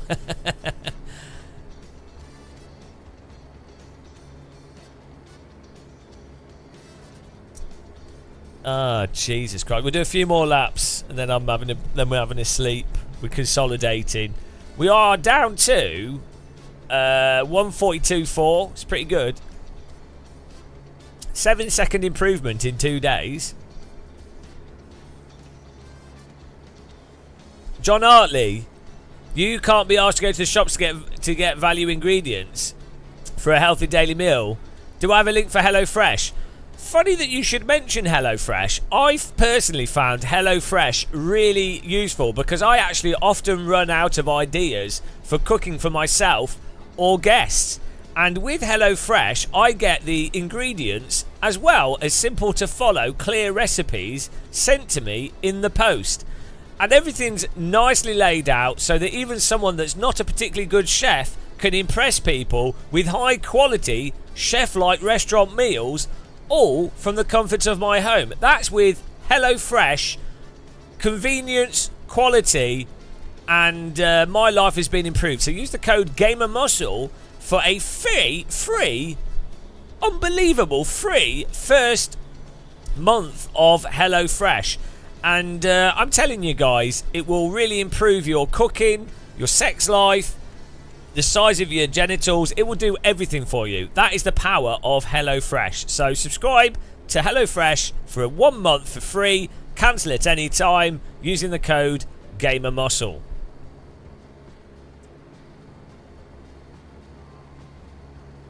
Steve R. Funny you should mention Ridge Wallet, because many people these days struggle to keep track of all their important cards, be it credit cards, driving license, or just business cards. Now, instead of having a wallet that's packed to the brim and falling all over the place, with the ability for people to scan your data, using the amazing Ridge Wallet, you can keep your cards in a simple place, secure and quick and easy to access. That's with Ridge Wallet. Also, you can buy the Ridge Wallet Special Security Edition, which stops people from being able to scan your cards and steal your data, which is something you should be really worried about. I myself have been shopping quite often, and I see people trying to scam my cards, and I think to myself, thank God, thank Christ, holy shit, bloody fucking hell, I'm lucky I have a Ridge Wallet to protect me. So, yeah, Ridge Wallet. They have multiple designs. Carbon fibre for those of you that are fans of sim racing and motorsport. That's what I've gone with because, you know, I like to keep my wallet light. And you'll also be glad to know if you do want some change, you can put some £5 notes, £10 notes. In my case, £100 and £200 notes. You can slip them in there as well. Ridge Wallet, guys, you can get a 25% discount and free postage when you use the code GamerMuscle when buying your Ridge Wallet, or maybe buy one as a gift for someone because you probably already have a Ridge Wallet.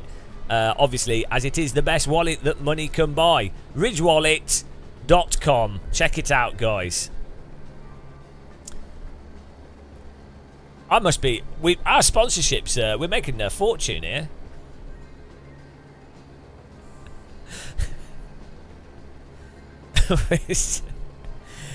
Get your credit cards out.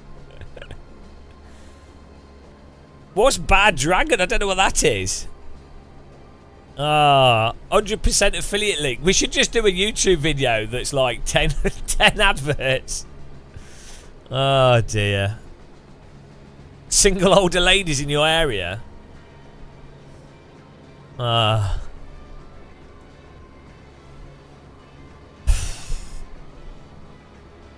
mean, maybe Ridge Wallet's alright, you know. Maybe Surfshark's alright, I don't know. They might be okay. I've not tried them. Maybe they're okay. I could see getting a VPN for like Netflix and stuff.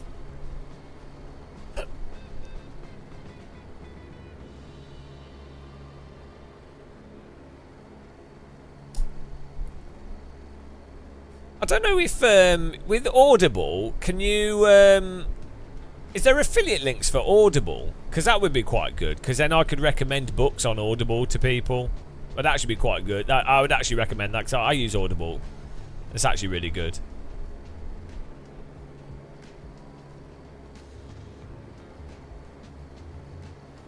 I don't know what D brand is. I don't know what that is. I don't know what that is. Thanks for clicking the like button, guys. Oh, jeez. Yeah, Audible's awesome.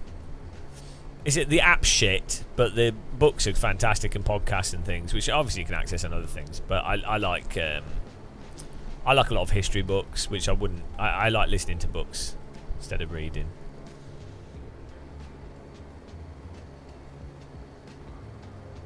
Now, if you read for Audible, what you have to do is you have to pause, or you have to have like a nasal, or like a annoying thing that you do that is really annoying to listen to ruin the entire book. This is one of the great things with AI reading, is they'll be able to read books in a non-annoying way. But there's that American guy that reads loads of books and he sounds like he's AI, but it's actually a person, but he sounds computer generated. Oh, that's good. I'll promote Audible, because there's a whole bunch of books I really recommend. So, like, would you guys like a reading list? Here's some really great books that I highly recommend.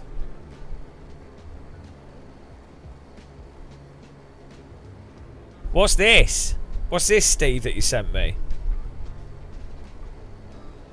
I raced against Max Verstappen. I've seen why he's so quick as he is firsthand.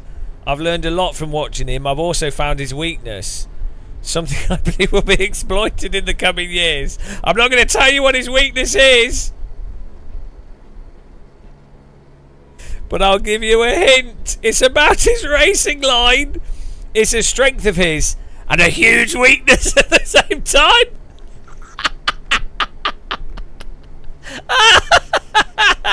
Oh, that's so good. Oh, his race. Yeah, I would imagine of all the things that Max Verstappen would struggle with, his racing line for sure. I wouldn't think that Max Verstappen is so, you know. Oh my god, that's so good. Yeah, of all drivers where I think they would make a mistake with racing line, it's Max Verstappen. It's an easy mistake for them to make. Oh dear. Audible, here we go. Books that are really that are really good that you probably don't know about. Here we go. What Do You Care What Other People Think by Richard P. Feynman. 6 Not So Easy Pieces by Richard P. Feynman. The Character of Physical Law by Richard P. Feynman. It's alright, it's not all Richard Feynman, guys. Rome by Greg Wolfe. Waking Up by Sam Harris. GCHQ by Richard Aldrich. The Time Traveller's Guide to Restoration Britain by Ian Mortimer. A Million Years in a Day by Greg Jenner. That's not very good, actually, but it's alright, but it's not very good. The Time Traveller's Guide to Medieval England. The Other Side of History. Daily Life in the Ancient World. Deep Learning by John D. Keller. Michael Palin, Around the World in 80 Days. Not worth getting, it's just audio from the TV thing, basically. English History Made Brief. Irrelevant and Pleasurable. Irreverent. I can't even read. The Story of Medieval England from King Arthur to the Tudor Conquest. The Practicing Stoic. That's actually quite good. What I Believe by Bertrand Russell. Beyond Good and Evil by Friedrich Nietzsche. The Republic by Plato. Socrates by Professor Thomas C. The Great Ideas of Philosophy, 2nd edition. The Little History of Philosophy. The Skeptic's Guide to the Future. The Real History of Secret Societies.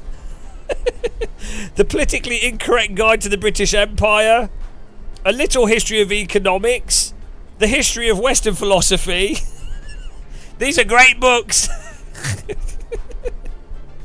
Oh, here we go. We're back again. The History of England from Tudors to the Stuarts. Oh dear. There you go. There's a list. There's a list. The History of Ancient Egypt.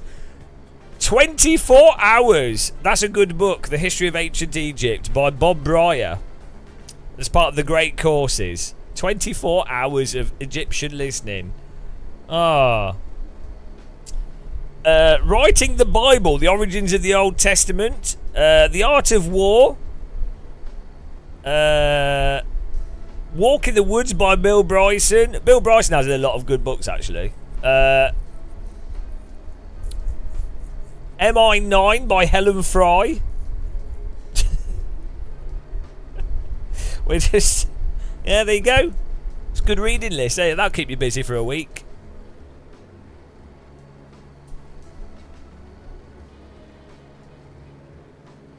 The problem with Audible, though, is that it's like finding people that read books is as important as the book.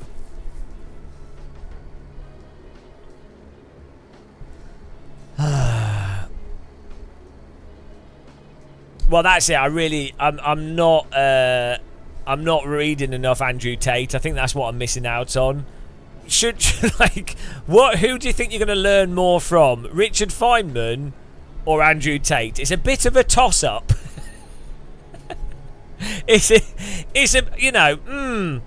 Who would probably be a better role model? Richard Feynman. Actually, I think Richard Feynman was a bit of a what's it called? Like, I think he did sleep around a lot. It's probably not a good role model still. Flying by Wee Too Low, Crash Survival by Bang Ding Ow, and How to Spot an Accident in Process by Holy Fook.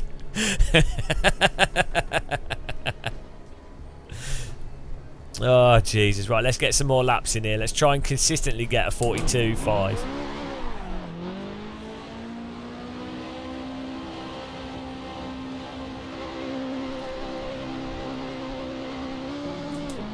We're getting better. We're doing alright. I mean, I didn't think that within 2 days I'd be 4/10 off the time that I thought was borderline impossible, so 4/10 is just... That's just a sack full of mosquito farts at the end of the day. What is this? And what is a sack full of mosquito farts, really?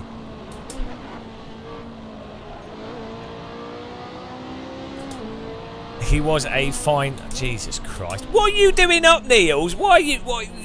It's like midnight. Bloody hell. Paul Graham's essays. Yeah, I'll have a look. They're read nicely. I just like anything that's read nicely, to be honest. I like how Richard Feynman talks, generally speaking. He has a really nice nice accent. That's what's important. Forget the content.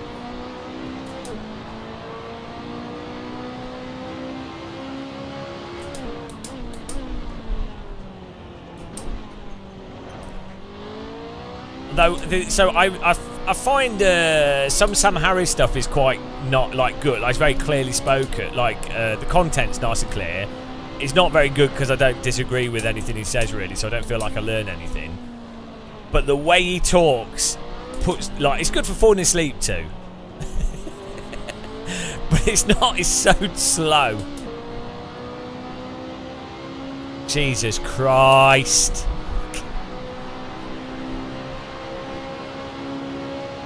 Right, the next terrible pun earns a timeout. Oh dear, here we go. Ow! Sausaged.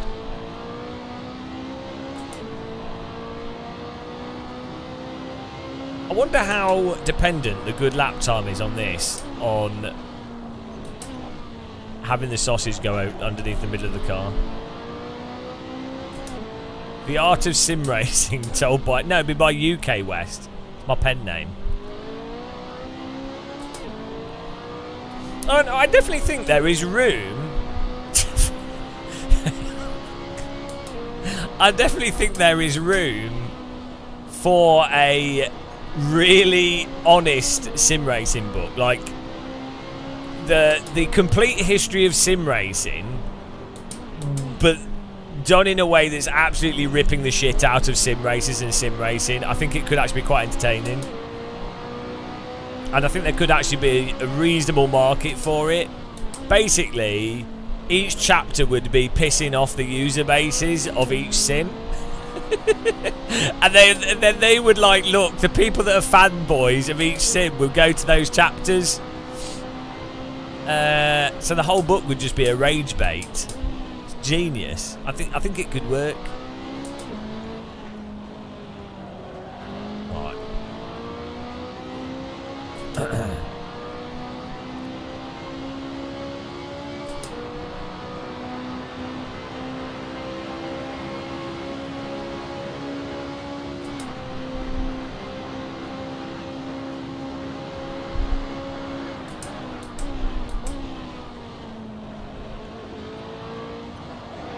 Well, the thing with cars and motorsport and driving is I think the comedy benchmark is really quite low, because most people that are into cars and driving are often a bit dull. It's the same with like flying and trains.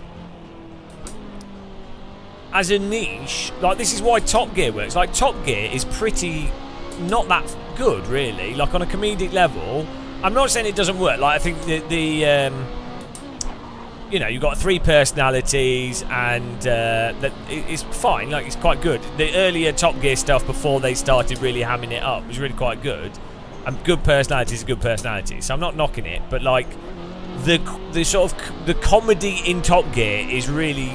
It doesn't have to. It doesn't have to be highbrow, but like, do you know what I mean? It's a bit. It's not particularly abstract. It's not particularly well thought out. It's normally like the most pretty tiresome jokes, which is kind of the point of that comedy. Fine.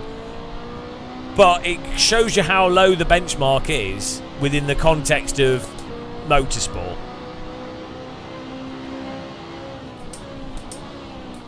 So it kind of makes it easier as a thing to do comedy in, whereas you've got other stuff where you actually have to be a bloody genius to make jokes out of things that haven't already been made.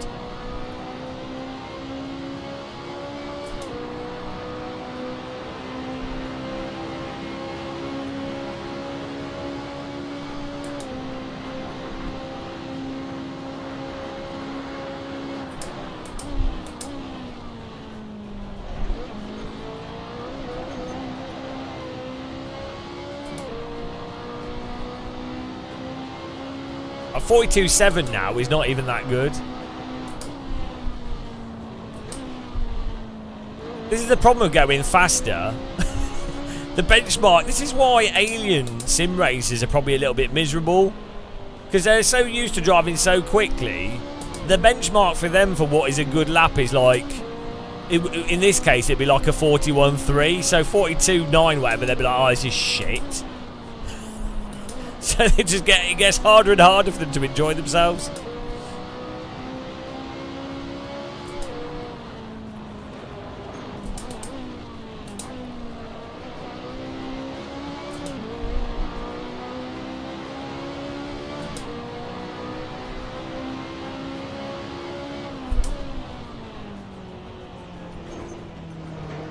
Oh, mega track cut.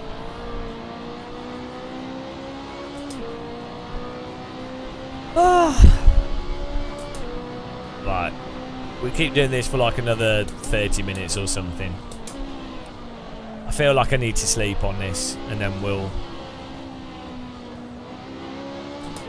consolidate the 40.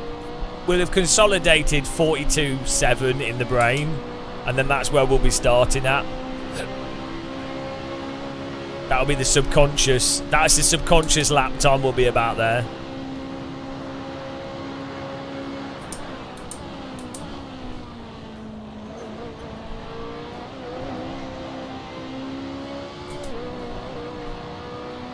No, no, no. One thing at a time, counter debate. Don't be silly. Can't just be changing cars willy-nilly. Are you crazy?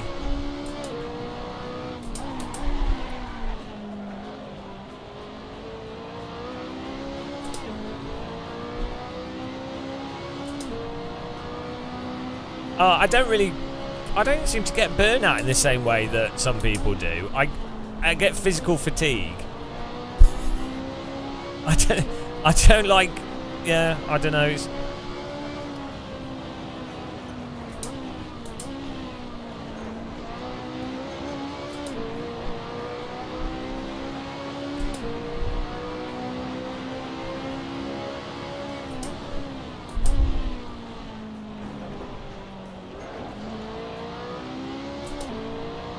Oh, that was a lot better.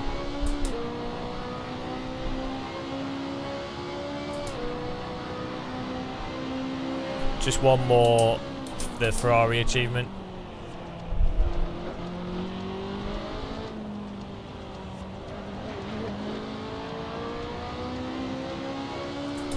Yeah, look, so we got another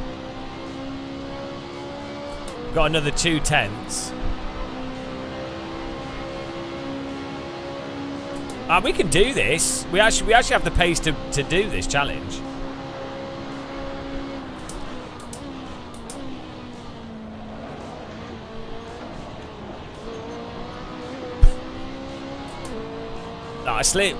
We'll do about 20 minutes more, but then sleeping on this, I think we might be able to do this tomorrow.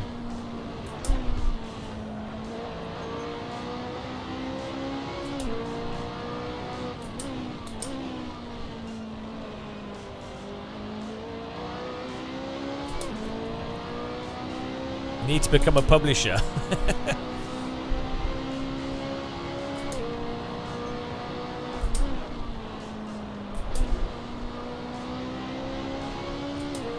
I feel like third gear is better through there for some reason.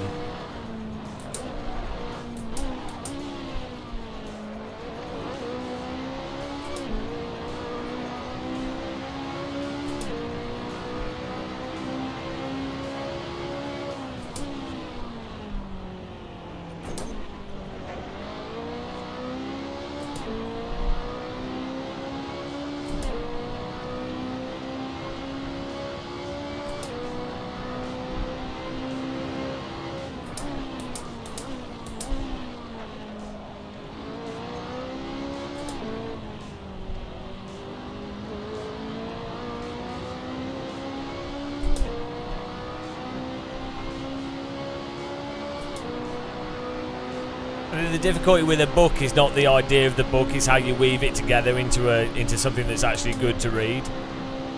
To read, that's the hard process.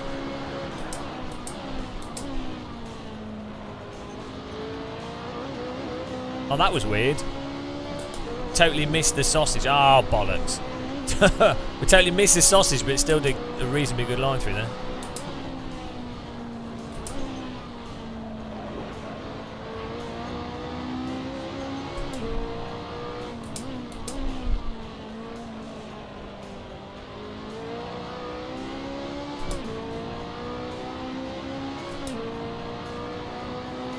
Well, so like normally the advice would normally be for like this would be for like learning instruments and probably would apply to it'd apply to anything. Normally like 3 hours of focused practice, or even like 2 hours of very focused practice, and then stopping and analysing it for a bit, and then another 2 hours, and that like 4 hours a day, and then just do something else. Because at the end of the day, there's like a maximum of what the brain will be able to consolidate, and also a maximum amount of time that you can focus on anything. So, I mean, I'm largely wasting time doing this, but it's good. I'm enjoying it, so it's fine.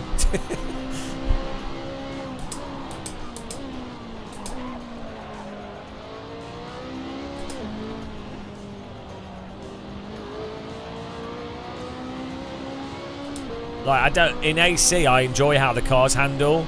So I quite enjoy just the process of chipping away at lap time and trying different things. I don't smile though. I don't want to put off the Eastern European women.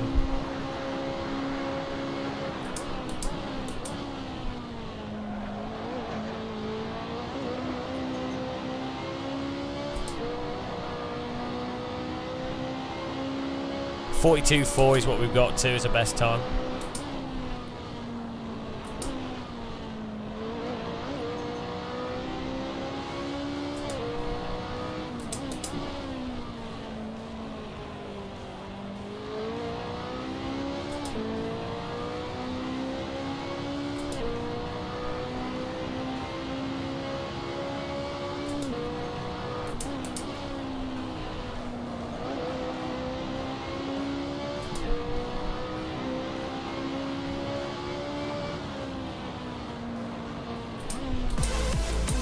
Oh, hello.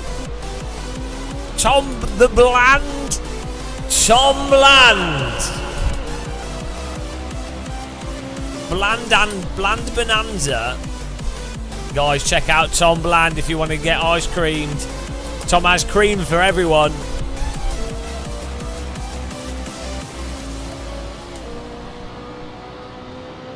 The man with the bland. Bland or band? Band with the bland. Osama Bland Laden. Track terrorist. Welcome along, Blandites. Hope you have some ice cream to share. Yeah, we'll get this tomorrow, Max. It's fine. How dare you doubt the game of muscle? You do know it. This year we're walking across Scotland as well. The challenges don't stop. We'll get back to 6K at some point. I just needed a rest from all the insufferable eye races. Don't worry. Don't worry, Bland. We'll ice cream you.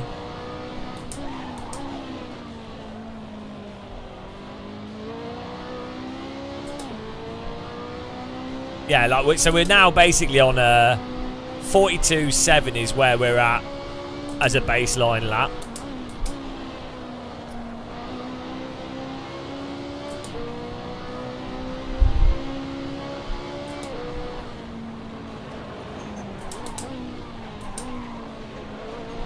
Don't know what that's about. I don't know. How many laps are we on? Probably a few hundred. Well, we did. We've done 9 hours of driving around, hot lapping around this track today. Yeah, one man. That's it. Manscaped all over. Wax. Wax and rinse. I was actually genuinely thinking of getting a Manscaped sponsorship because I do use. I obviously shave my head every day, or every 2-3 days. I don't know if their shavers are actually very good though. I'm sure they're like average.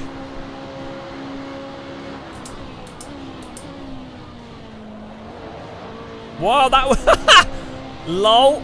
We just understeered between the sausages with all 4 wheels. I want to see a replay of that.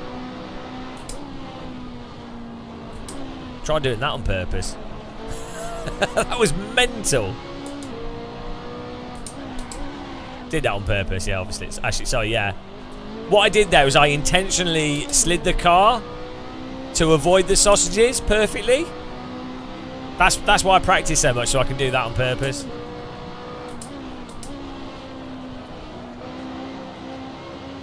All good players can do that.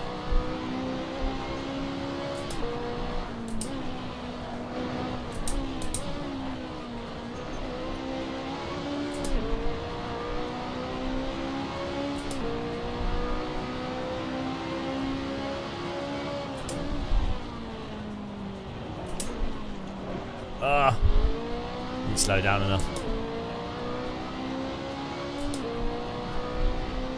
Right, let's do like 3 or 4 more laps.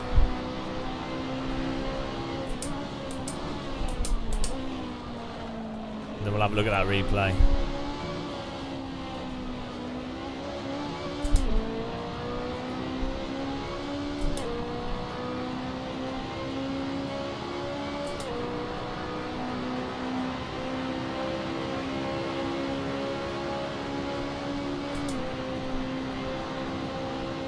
I really like him, Miller.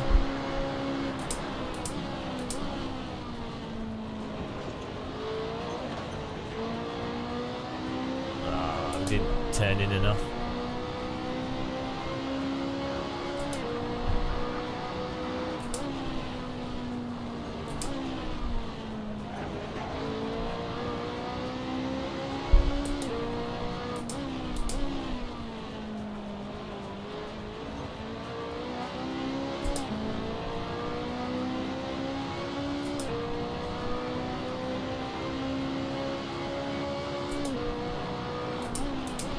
Whoop!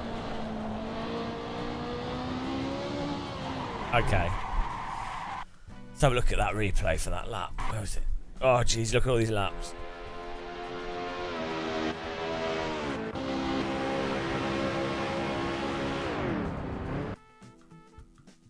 Oh, look at the car so scuffed. Just think how much it would cost to do this many laps. Oh no, this is the lap before, I think. Think how much this would cost. 9 hours of testing in the BMW in a GT2 car. You're talking like we'd have got through like 6 sets of tyres. I mean, we're on soft, so we'd have got through like 40 sets of tyres. You get like 6 laps out of a set of soft tyres. I mean, you wouldn't be able to physically drive a real car this much. Like, you just wouldn't get the track time at all. This would probably, this would be like 2 weeks worth of practicing.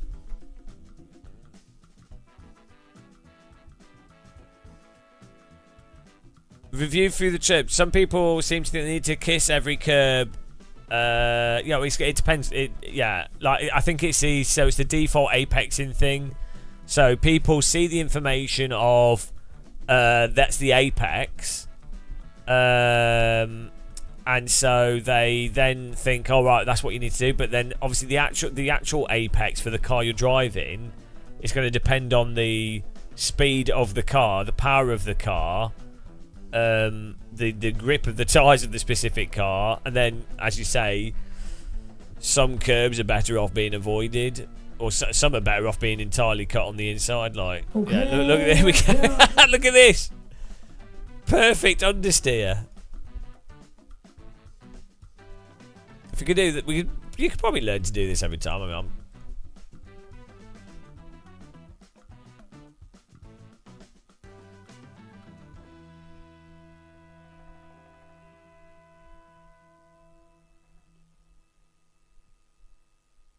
just clipped it so that that goes right over the middle, and then we understeer to miss that one. If you do that every lap, sorted. That's not that unfeasible, really. That is probably going to be the fastest possible way you could take that corner.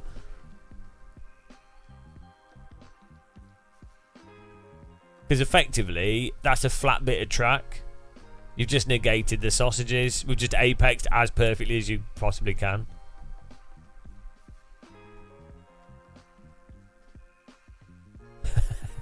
If you could do that every time.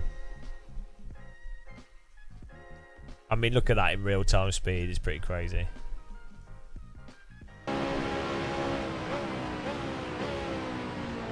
Whee! In real life, the thing is, I mean, I don't know what these sausages are like. I mean, I'm sure you could probably hit them in real life, actually. But like some sausages on some tracks, if you were to hit them at a weird angle, they'd like totally mess up the suspension, and then that's your whole training session. That's the whole day written off. So you just wouldn't risk doing mental stuff until like maybe at the end of the day or something. I don't know. Or if you got like a spare car, or I don't know.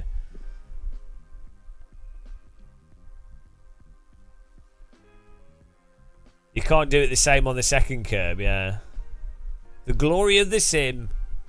It felt nice going over it though. It's really, so this is right. This is the thing with having a sim where you can. This is overdriving, right? This line is going into the corner. First of all, we've induced oversteer from the braking, so the brake is rotating the car around, so we're slightly over the limit, really, on the brake. And then now it's transitioned into, effectively, this right there has now transitioned into understeer. iRacing does not give you the degree of freedom to that. Like, you do oversteer and understeer in iRacing, but it's just like the subtlety of how that's happening and the controllability of it in AC is just on another level, and it makes it so much more enjoyable to drive. Like, in iRacing, I think if you drove this aggressively, the tyres would be screwed for the next corner.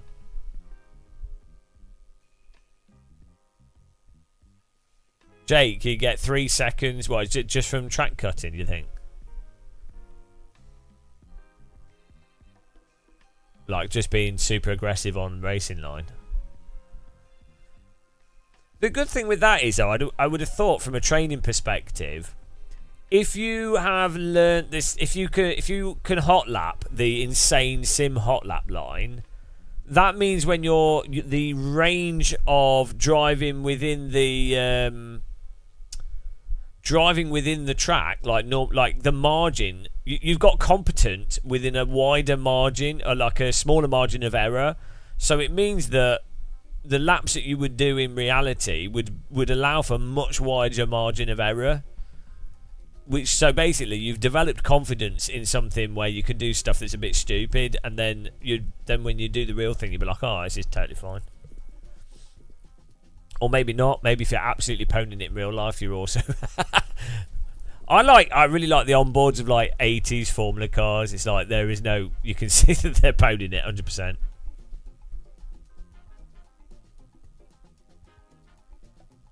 Yeah, Yeah, but GT3 shit, isn't it? So let's just take that off. Well, they're overdriving massively often in GT3 as well, so...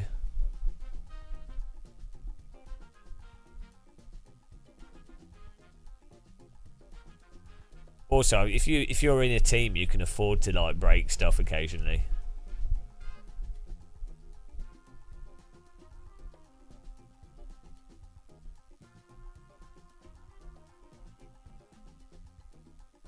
It's weird how real life is both more and less forgiving at the same time. Look at the wind mirrors on this.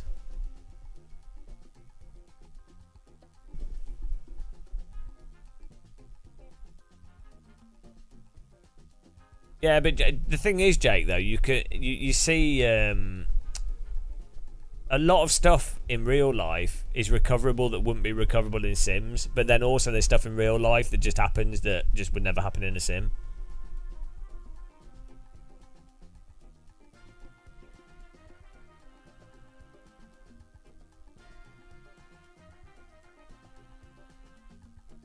Alfie, you know, people club racing who would avoid... Yeah, so this is the thing, right? This is why I wouldn't do club racing unless I knew I could afford... Like, if you're having to avoid doing what is, like, good drop, like, what would be faster, and you're having to avoid it because you can't afford it, for me personally, I'm not saying this is what other people should do, but for me personally, I just wouldn't take part. I'd be like, oh, I can't do the right thing because I can't afford it, so I can't afford this, so I'm not going to do it.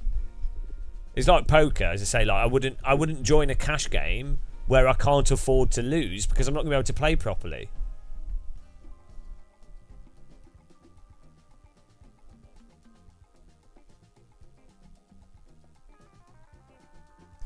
I think in GT3 a lot of people that do it are just so rich they just don't give a shit. They're in like silly money. It's silly money. They have, not all of them obviously, but there's people that just have so much money, in so many things like investments and money, cash that just comes from those investments.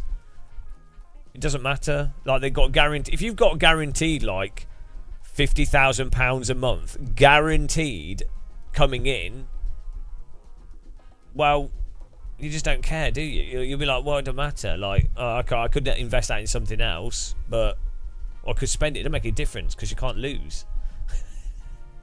Once you pass a certain amount of wealth, you're just like, well, that's why they're doing racing. They're like, well, doesn't matter.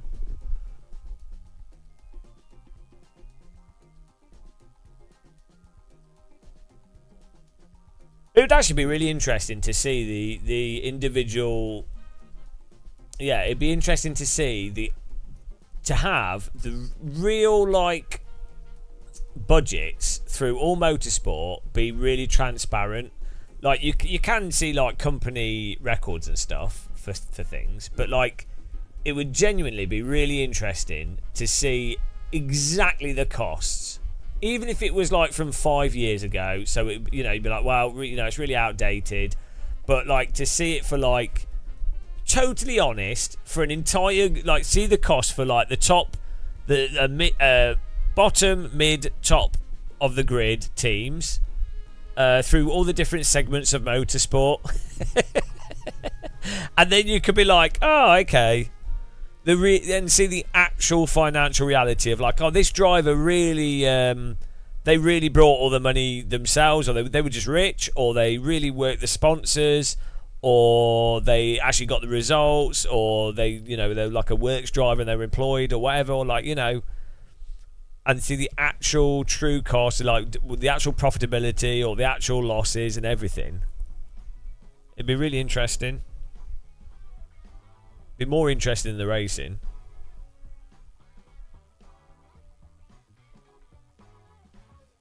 Exactly, Alfie, yeah.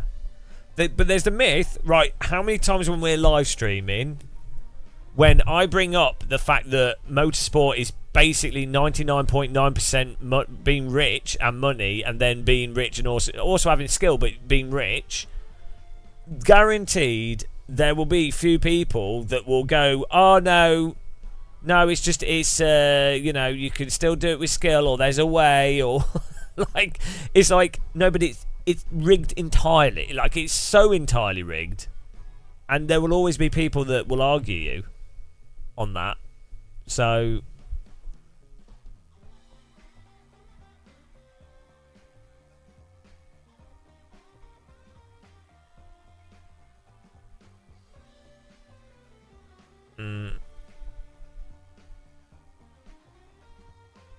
yeah, Alfie, I was talking to a driver coach at a track, and they were saying how drivers buying the entire racetrack for multiple days.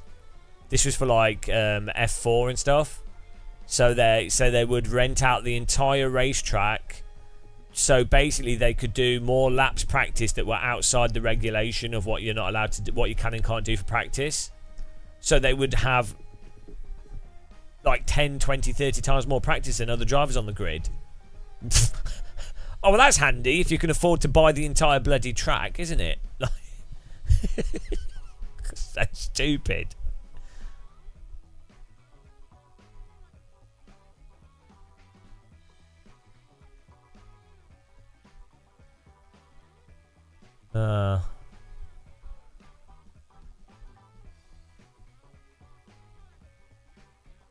Shifter carts. Oh dear.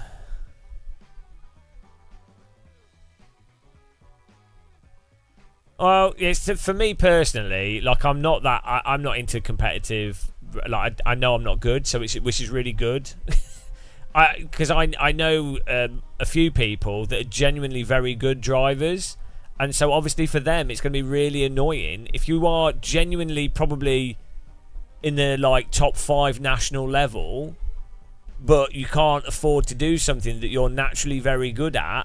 That's going to be really frustrating, isn't it? Imagine like being like a top 5 national guitarist or singer or rower or whatever, mountain bike, whatever, right? You'd be like, oh, awesome, I can do this, I can compete and be at the top level and maybe something will come from it. Great. But when it's like, if you're like the top 5 national level of karting or race driving, it's like, oh, well, tough shit, you haven't got enough money.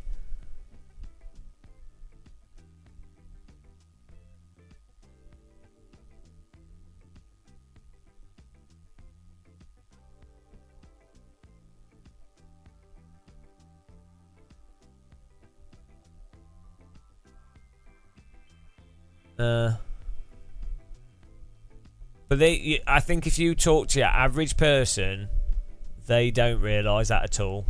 They really. That's why I go on about it so much, because I hope there's like random people watching that'll be like, oh,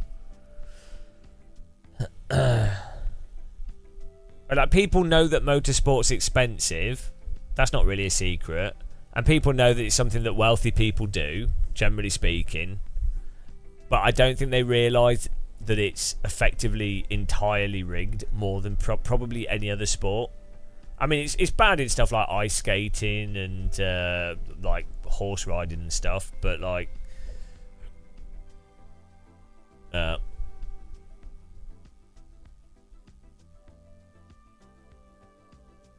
it's just, I think it's really strange that there isn't more.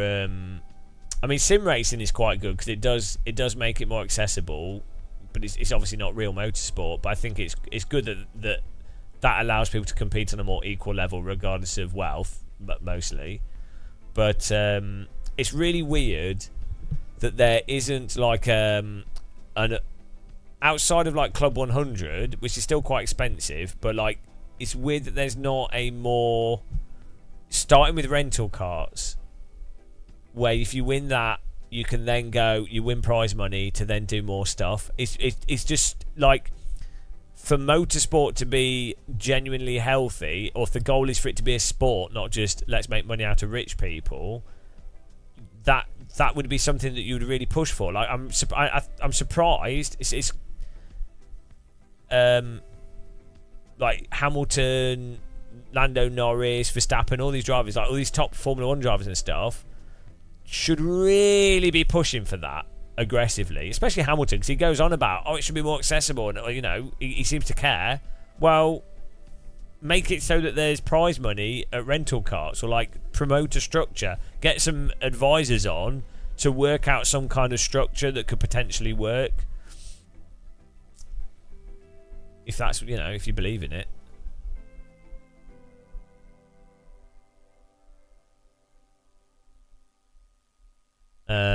Sim racing is really weird, ironic way is one of the most pure. Yeah, well, for Raw.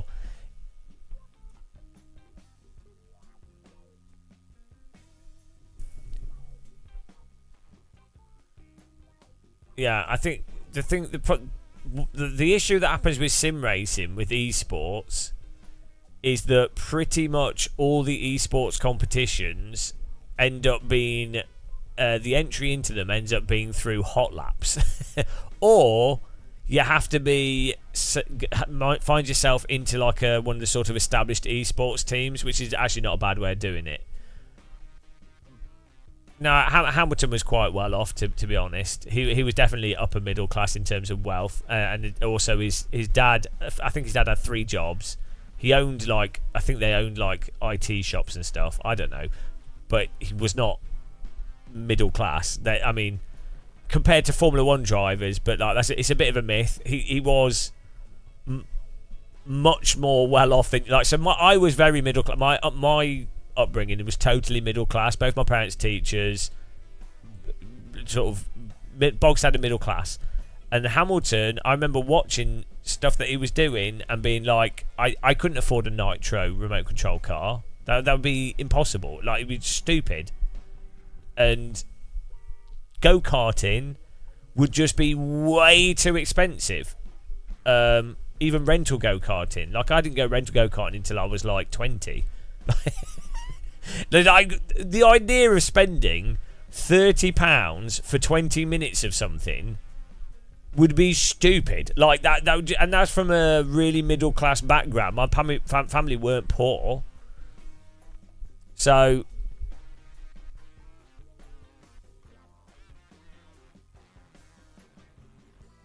yeah. So I'm not knocking it. Again, to be clear, Hamilton would have faced a lot of bollocks. There would have been so much racism and shit, and compared to other people, he's done very well. Like, it's incredible, but the rags to riches story is a little bit of an embellishment. You know, it's like the Bill Gates and the Bill Gates thing in. Bill Gates started Microsoft in a garage, and you're like. And it's like, he quit university. And it's like, hang on a minute. So Bill Gates' mom was on the board of IBM. The garage was like an American suburban, really nice house. He was really well educated, generally speaking, anyway. His family could allow him to take over the garage. Like, what normal, like, family is like, we're not using the garage for the car to keep our insurance costs down. Sure, you quit university prematurely and start a business in the garage. Well, yeah, we can support you. That's not like that's not available to a lot of people. But it's presented as if he started from nothing. It's like, well, just be honest. It's still impressive what they did. Yeah, I'm not saying it's not impressive. It's just, why do they always mega embellish these stories into some crazy narrative?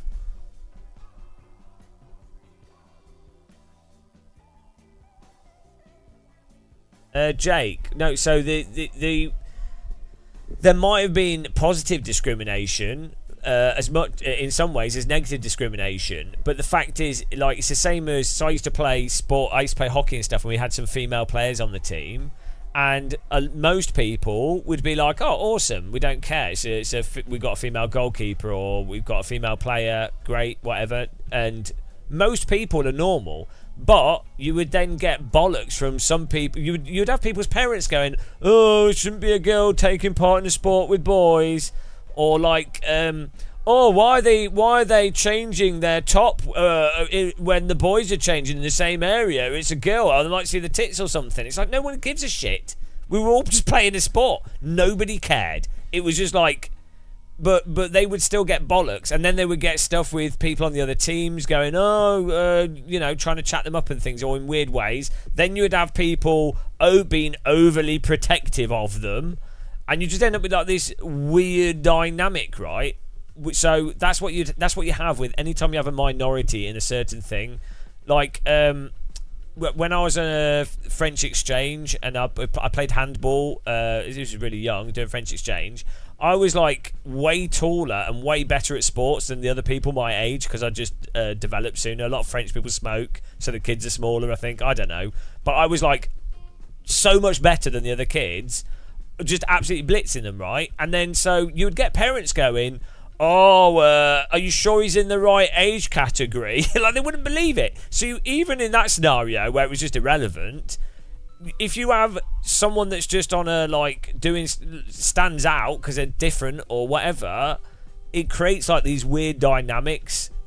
So, and some of it can be really harsh.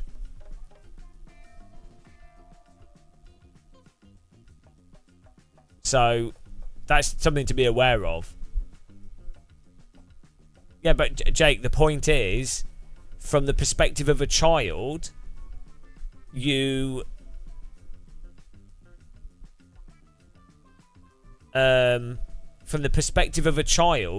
to face bollocks. Like if you have someone, when I used to play football as a kid as well, we would play in Leicester, and people would call there would be Pakistanis playing, obviously because Leicester's got a lot of Indian and Pakistanis, and people would just be outright racist. Like, people spit at each other. Like, it's insane. And so, like, why, you can't deny that happens. And that's obviously going to affect someone's experience of life. And, like, you would have to be totally unaware. Or, like, I mean, you can grow up in areas where it's very homogenous, and maybe you're not aware of it, which, fair enough. But, like, once you actually experience it, you're like, oh, Jesus Christ.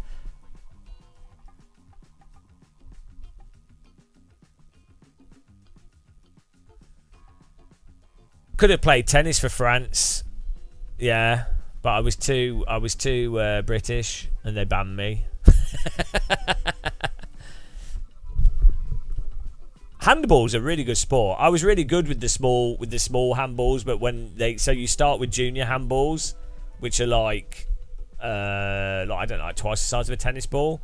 But then full handballs are like the size of like those mini footballs. It's basically a handball. That's just like on another level of difficulty.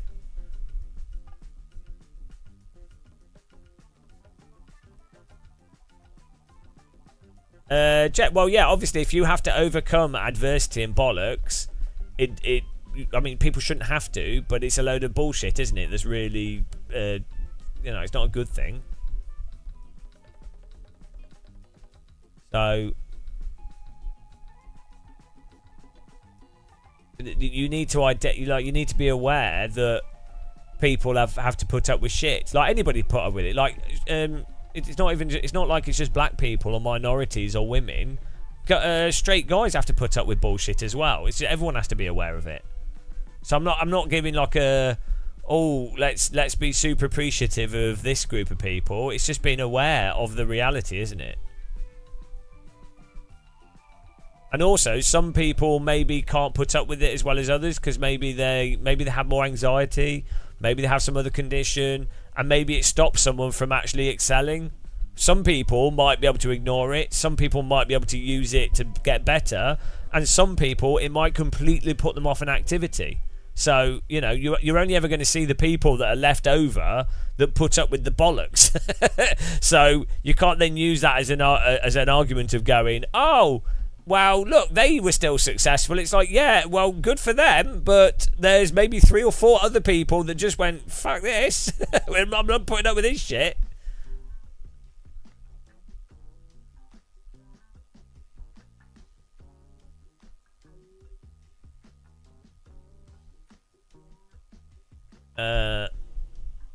Right. I'm having a rest now.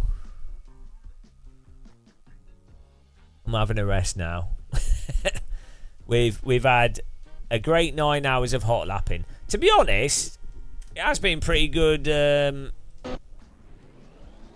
lap time. 1:42.4 is pretty damn good, considering yesterday we'd only just got into 44s, I think. Or 45s, I can't even remember. I'd have to check, but we started off doing 47s. So really, I feel like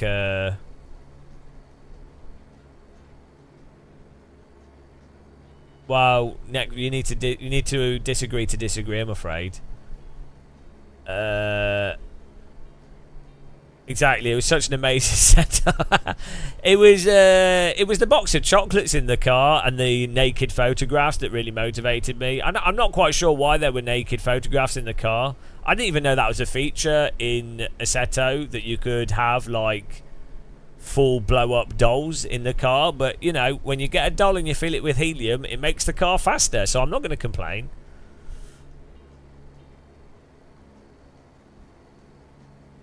Well, you know, it's the key to speed. Right, bloody hell. Bed, and then more pain. But then we will be basically down to one more achievement. If we can get this one done, we're on the final two, and then AC is effectively completativoed. Bloody hell. It's like 20 days of this shit. So, thanks everyone for watching. Really appreciate it. We actually had shitloads of viewers on YouTube today. We're almost on 300 likes. We're 294 likes. If you guys want to get us to 300. 6 likes and we're on 300. That's a nice round number. Beautiful. 295. Almost there. Not quite. Oh, dear. Is it too much to ask for? 301. There we go. We need to raid someone on Twitch that's good. Let's see who's on. Last night we raided someone who then went offline, who then raided someone else who went offline. Who's this Mary? Naranjita y verde y todo eso. Spanish. No, nadie naranja. Or Brazilian, I'm not sure. Let's raid Jamie Drives. We've never raided them. Let's give them a raid. I think they've got like a really southern accent, so we can get them. Let's ask them to do a British accent. Oh, they've got. Well, we're raiding them. Here we go. I've never raided this person before, so there we go. Yeah, Quirk. We've already raided Quirk in the past, so like they know us. His viewers hate me, so you know. Right, let's raid this person. Thanks for watching, guys. Have a good night. Take care. I'll be in Jamie Drives' chat for a bit. We could just start. Let's talk about tea. Just write loads of things about tea. just like loads of just bombard their chat with tea. Right. Goodbye, guys. Have a good night.